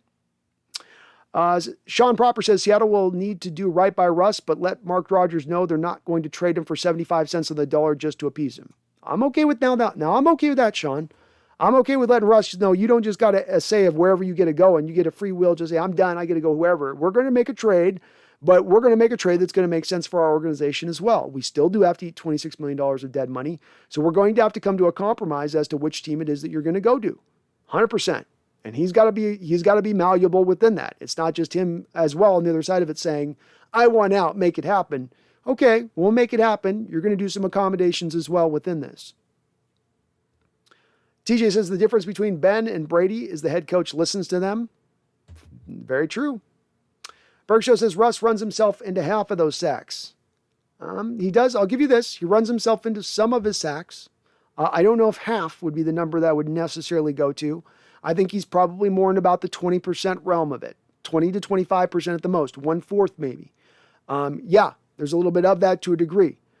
Some of that has to do with a little bit, though, Bergshow, of when you're playing behind an offensive line that's not good and doesn't tend to get you protection and you get the hell beat out of you over a couple-year period, there's a little of a PTSD that sets in where you start to see ghosts that aren't there. This is the reason why you never let the offensive line get to that state in the first place. TJ says Lewis could be the next best offensive line for us until we moved him to the left guard. Yep. Very true. Very true, TJ. Hawks wait 08. We all know Pete wants to run the ball. Yeah. Audie Bell, you want to stop Aaron Donald? Run right at him. You do. But you do eventually have to throw in one point or another. That is the way to attack him, though. Herbicide says Adam's shoulder might be worse than anticipated. That sucks. Sucks to hear. She just says smaller pads help you lighter so you can run faster, or tighter pads because it's harder to grab you. It's understandable, but boy, when it comes to taking these big impacts like they take and players getting faster and players getting bigger, a shoulder, a bone, you can only take so much as far as that impact goes. And there's a place where it's going to get broken when there's no in-between lining there to sort of protect you, and they've made that choice, the players have. I think that's a little bit why you see injuries go up a bit, though, as well. Dr. XP says, I want to know why no one signed Geno Atkins. He came in for a workout for us, and the guess I would make on this Dr. XP is that he's done. He did not get over that surgery from this offseason and look like him same self. Maybe he's just taking a year off from football to get his body right before he tries to make a comeback next year. Whatever the case is, Seattle didn't see enough in him when they brought him in here, and they brought him in for a workout. Just didn't see enough in here. Bergshow says Marshawn was on the downside of his career. He was on the downside of his career. Potentially a little bit, but the other side of that was that he wasn't ancient. And the other side of that too is that you also knew what you had at running back was pretty deficient in Turbin and Christian Michael, and those weren't the greatest of guys that you had behind them. I mean, hell, you were at a point, Berg Show, in that Viking game in the year that you traded him after that Viking playoff game. You were down to DeJuan Harris as a starting running back in a playoff game.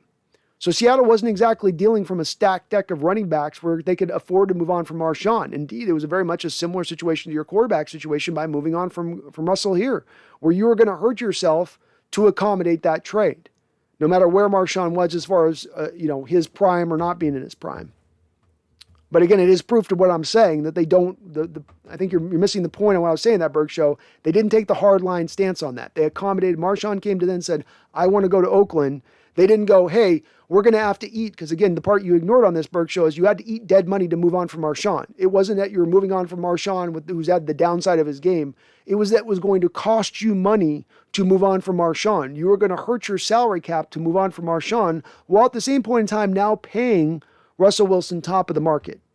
That if they were going to take the Trekliff like you're talking about, if they were going to have the mentality that you're speaking to them having, that they take a hardline stance with players, that they do a Bill Belichick like we're going to do, you're going to have to just take it, you're under contract. They would have done that in the past. We would have seen proof of that in the past, which would have given us indications that it would have continued into the future, i.e. with Russ. But you don't have any example to give me on that because they've never done that in the past 10 years with the front office or Coach Carroll. Herbicide says, "You're a beast, Brandon. Been with you since 1:30. Ah, you're a beast for hanging on that long, Herbicide. So I love you, man. Appreciate you. King Bloop says, 123 says, "What are the chances of beating the Rams?" 35, 40%. I mean, they've had our number, man. They've had our number. There's no doubt about it. I don't think Stafford's playing anywhere near full health, which is hurting them quite a bit. But look, they're going to be tough. They're a tough matchup, and they've added Odell and Von Miller since we last played them, and they beat us last time pretty easily. So not good.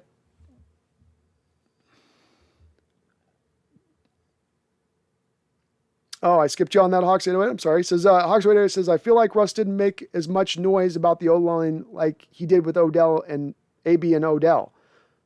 Plus, I feel Pete gave the ball to Russ when he got rid of Max Unger, since Mac was a great run blocking center." All right, let me cover a couple of these points on this Hawks 808. You don't feel like Russ made as much noise about the offensive line like he did about Odell, AB and Odell? I got to say, I disagree with you. Russell went on a media tour this offseason from hell. He went to everywhere he could go. He had his agents leaking stuff through Colin Cowherd. I'm getting hit too much. I'd like to have some say over the next offensive coordinator. I'd like to have some say over the offense and personnel. I've gotten, here's a list of 4 teams that I'm willing to be traded to. That's way more noise. That's way more noise than what we heard about AB and Odell. He said he was open about wanting those 2 guys, but it wasn't like to the same degree of like that media tour was. I don't know if Max Unger was as great a run blocking center as he was a pass blocking center. That's one of the reasons Hawks 808 that the Saints made the trade for him like they did, was he was a purified fit for the more of the pass happy approach that the Saints wanted to take.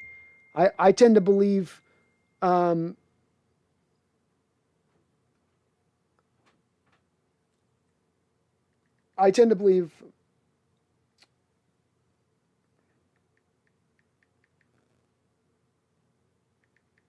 sorry, just doing a little quick thing here, morning time. I tend to believe that that he's more of he was a good all around center. Unger was, but if you're talking about more of his benefit was as a pass blocker, I think that was where he was better at.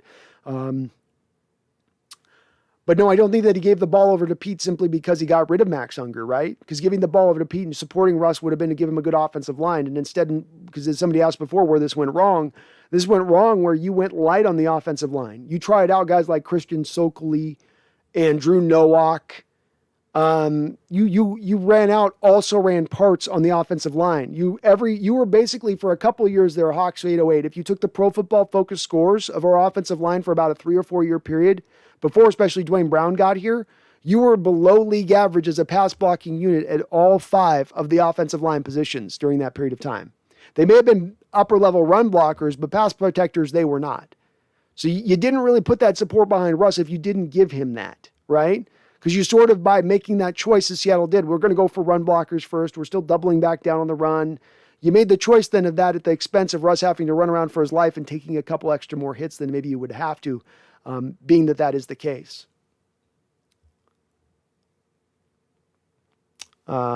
He skipped part of the last week. Graham, this is the first time I come after the game. Mala, aloha, Hawks 808.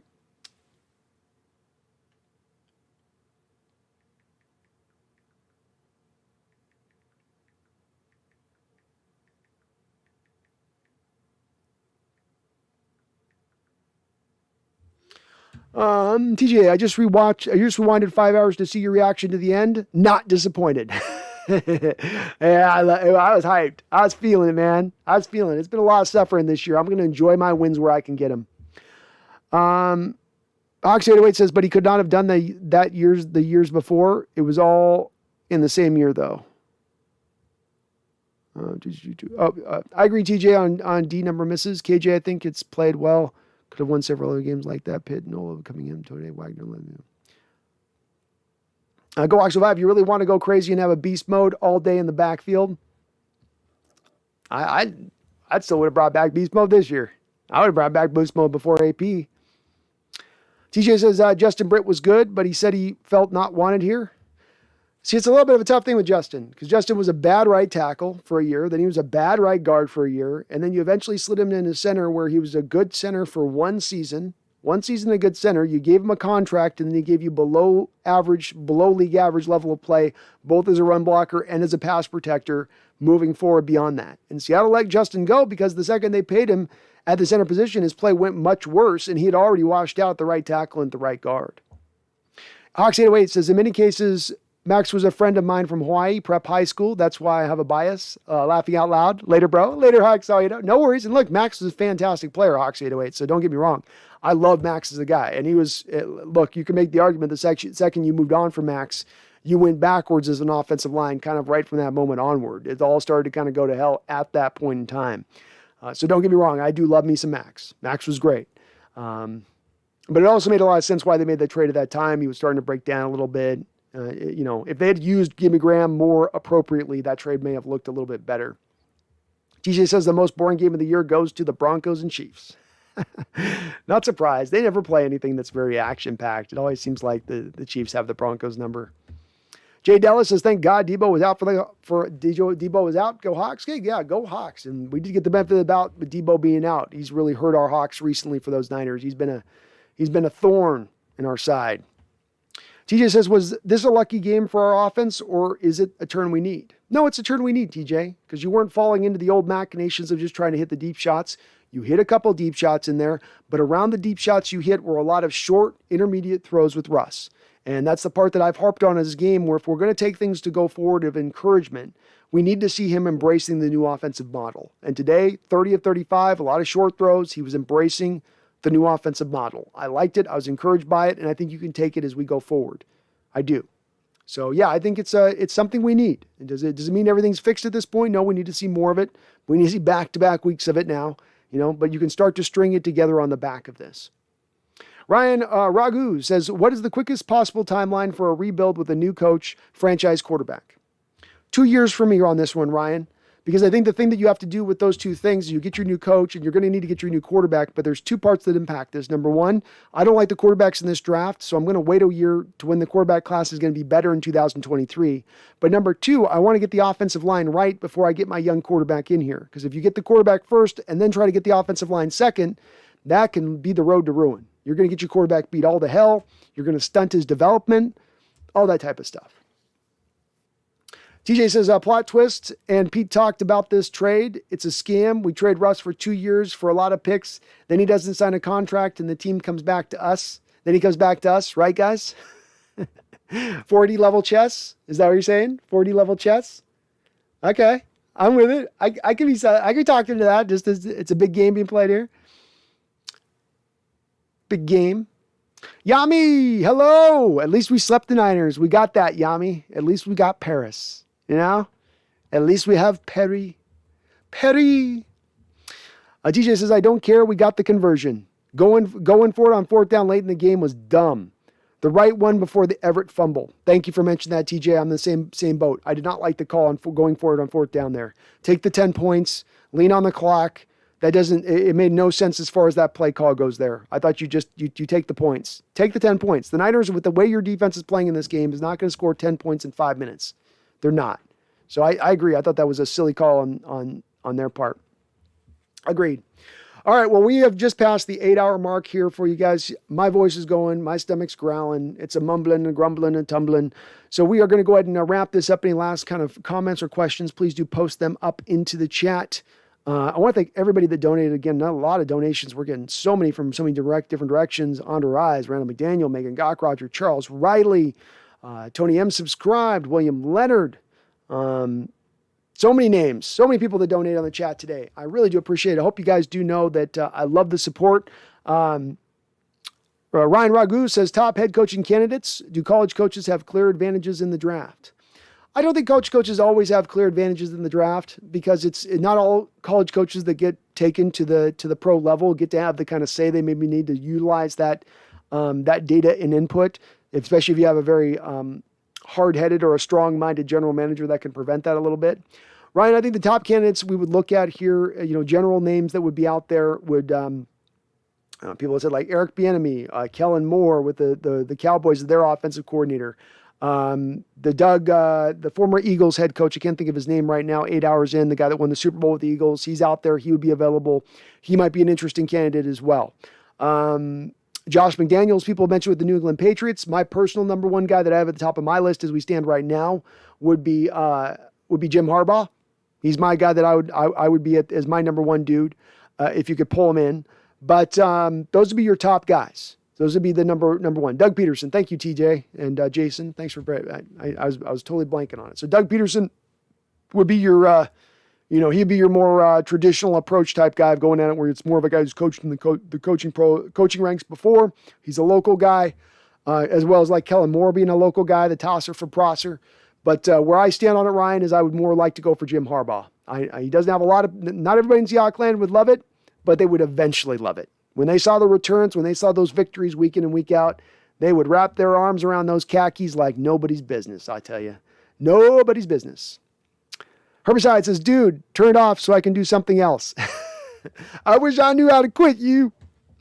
Ryan, Doug Peterson. Have a good night, brother. Oh, that's right. Doug Peterson. Yeah. I keep forgetting his name on live stream. I've done it the last couple of weeks and I don't know why, but I always just blank it. Jason Tudor says, yes, bring me some Harbaugh. He's hilarious. I mean, he'd be awesome. His sideline faces alone, the faces he pulled on the sideline when the calls went wrong. I'd love it. He's more fan-like in his reaction to calls than any other coach. He loses his stuff every time. Every single time. Hawk 808 says, I thought Jim Harbaugh myself. That's who I'm riding with.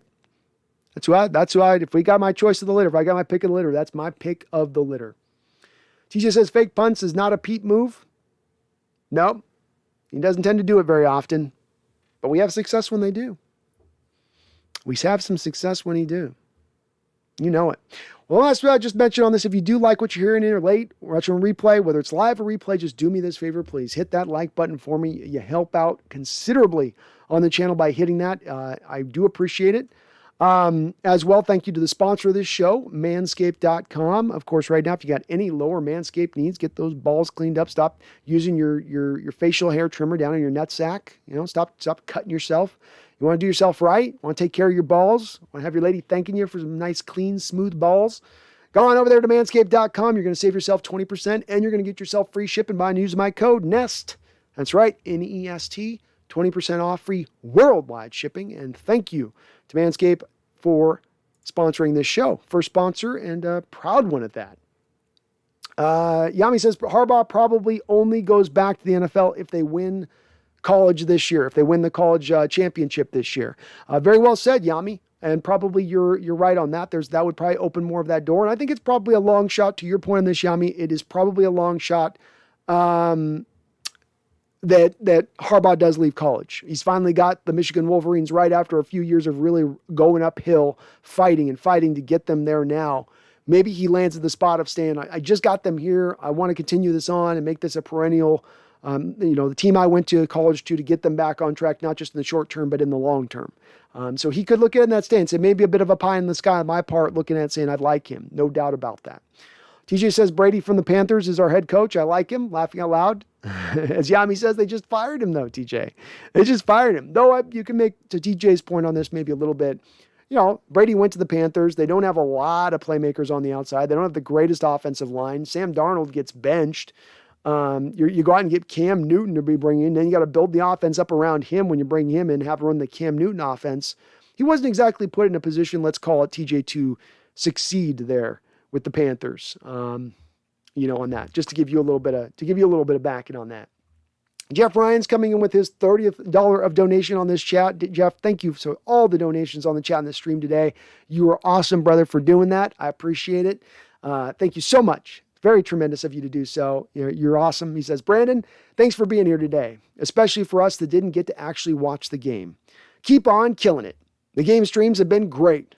Let's go Hawks, even when they're not playing great. Let's go Hawks. Doesn't matter where they're playing great. Doesn't matter if we're the dregs. Doesn't matter if we're the bottom cellar dwellers. It don't matter.